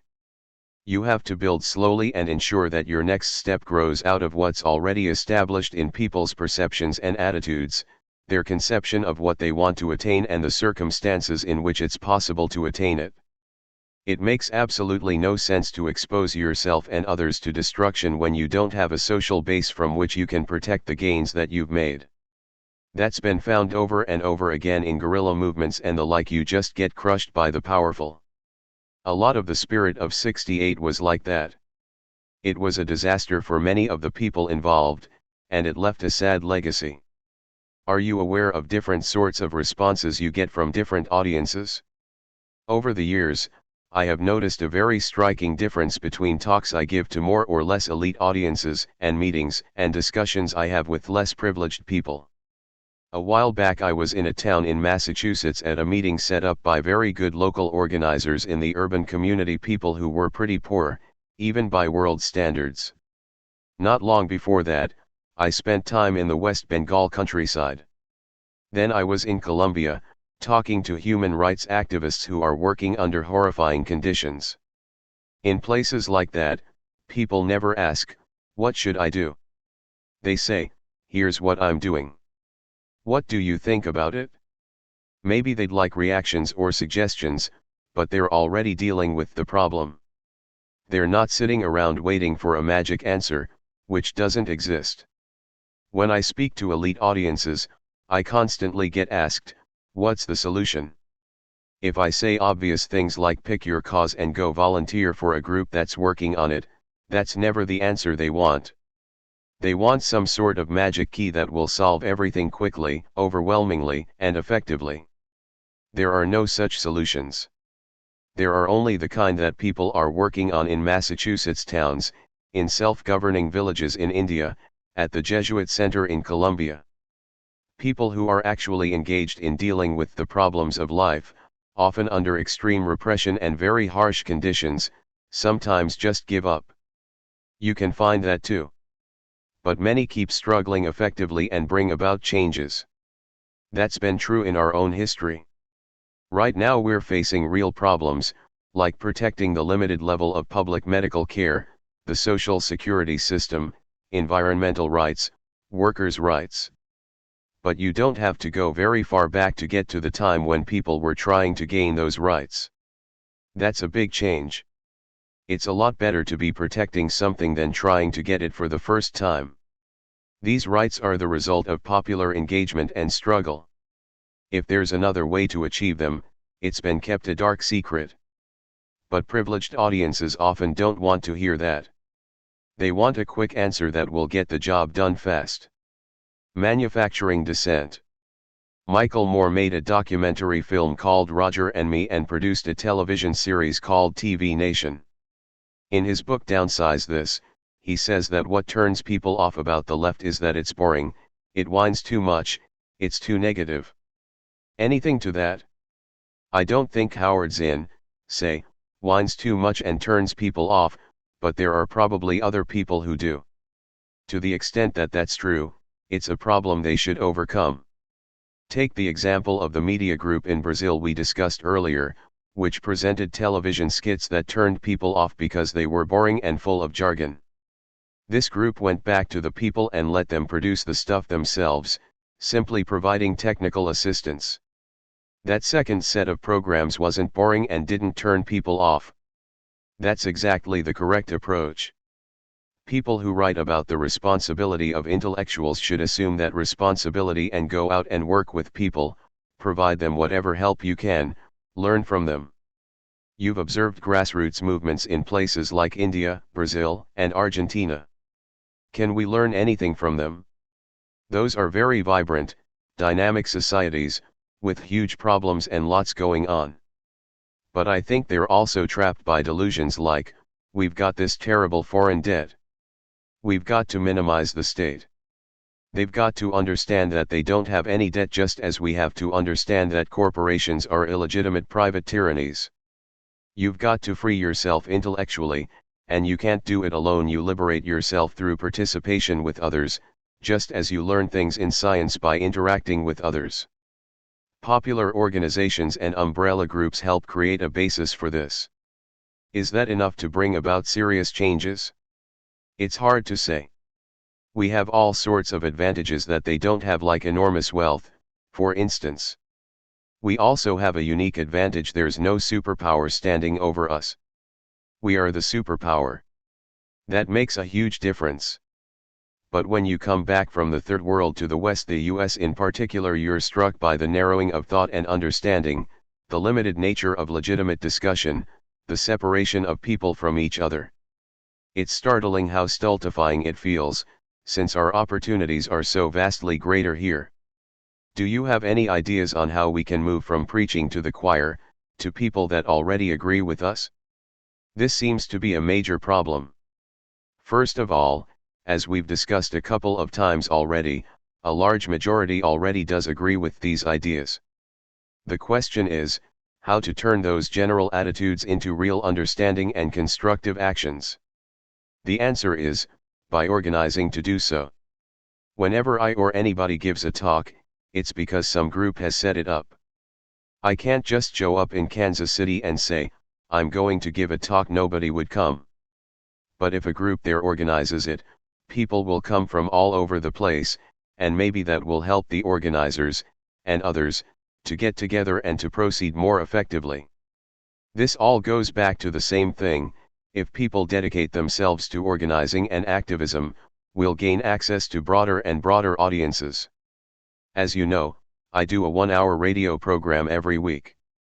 It's pretty effectively locked out of the Boston to Miami corridor, but in the West, in Montana, Colorado, New Mexico, and places like that, it's much easier to get it on the air. It doesn't matter much to the power centers what people are talking about in Laramie, Wyoming. The East Coast is where most of the decisions get made, so that's what has to be kept under tight doctrinal control. But we can't just blame the people in power. We aren't making use of the possibilities we have. Take Cambridge, where we're sitting now. Like other towns, it has a community cable television station. The Communications Act requires that cable companies provide them. I've been there. I'm not much of a techie, but even I could see that it has pretty good equipment. It's available to the public, but is it used by anyone? The one time I was on that station, the program was so crazy I almost walked off. What would happen if you had lively, quality local cable TV? The commercial channels would have to respond to that. They might try to stop it or undercut it or co-opt it, but they'd have to do something if there got to be enough of it. So would NPR. They can't completely disregard what's happening in their communities. So that's one resource that isn't being used the way it could be. In the slums of Rio, they'd be delighted if they had cable television stations that the people could use. We have them and we're not using them effectively. Cassette tapes are one mechanism to disseminate this information. They're easy to duplicate and pass around. The Iranian Revolution was called the first cassette revolution. There are lots of opportunities. Compared with people in other countries, our resources and options are so enormous that we can only blame ourselves for not doing more. In Elaine Breer's documentary film on East Timor, Bitter Paradise, you say, the press isn't in the business of letting people know how power works. It would be crazy to expect that. They're part of the power system, why should they expose it? Given that, is there any point in sending op-ed pieces to newspapers, writing letters to the editor, making phone calls? They're all very good things to do. Our system is much more flexible and fluid than a real tyranny, and even a real tyranny isn't immune to public pressures. Every one of these openings should be exploited, in all sorts of ways. When you get away from the really top, agenda-setting media, there are plenty of opportunities. It isn't just a matter of writing op-eds and making telephone calls, but insisting, by all kinds of public pressures, that there be openings to your point of view. There are understandable institutional reasons why the media are so deeply indoctrinated and hard to penetrate, but it's not graven in stone. In fact, the same factors that make it so rigid also make it rich in ways to overcome that rigidity. But you have to do something, you can't just sit around waiting for a savior. Another approach is creating alternative media, which may well have the effect of opening up the major media. That's often been done. But you don't see getting the occasional op-ed piece published as a substitute for a truly independent, democratic media. It's not a substitute, it's a step towards it. These things interact. You're often introduced as someone who speaks truth to power, but I believe you take issue with that Quaker slogan. The Quakers you're referring to are very honest and decent, and some of the most courageous people I've ever known. We've been through a lot together, gone to jail together, and we're friends. But as I've told them plenty of times, I don't like that slogan. Speaking truth to power makes no sense. There's no point in speaking the truth to Henry Kissinger, he knows it already. Instead, speak truth to the powerless, or, better, with the powerless. Then they'll act to dismantle illegitimate power. A Canadian journal called Outlook ran an article on the talk you gave in Vancouver. It concluded with quotes from people leaving the hall. Well, he certainly left me depressed. And, I'm more upset than I was before I came. And on and on. Is there any way to change that? I've heard that a lot, and I understand why. I feel that it's none of my business to tell people what they ought to do, that's for them to figure out. I don't even know what I ought to do. So I just try to describe as best I can what I think is happening. When you look at that, it's not very pretty, and if you extrapolate it into the future, it's very ugly. But the point is, and it's my fault if I don't make this clear, it's not inevitable. The future can be changed. But we can't change things unless we at least begin to understand them. We've had plenty of successes, they're cumulative, and they lead us to new peaks to climb. We've also had plenty of failures. Nobody ever said it was going to be easy.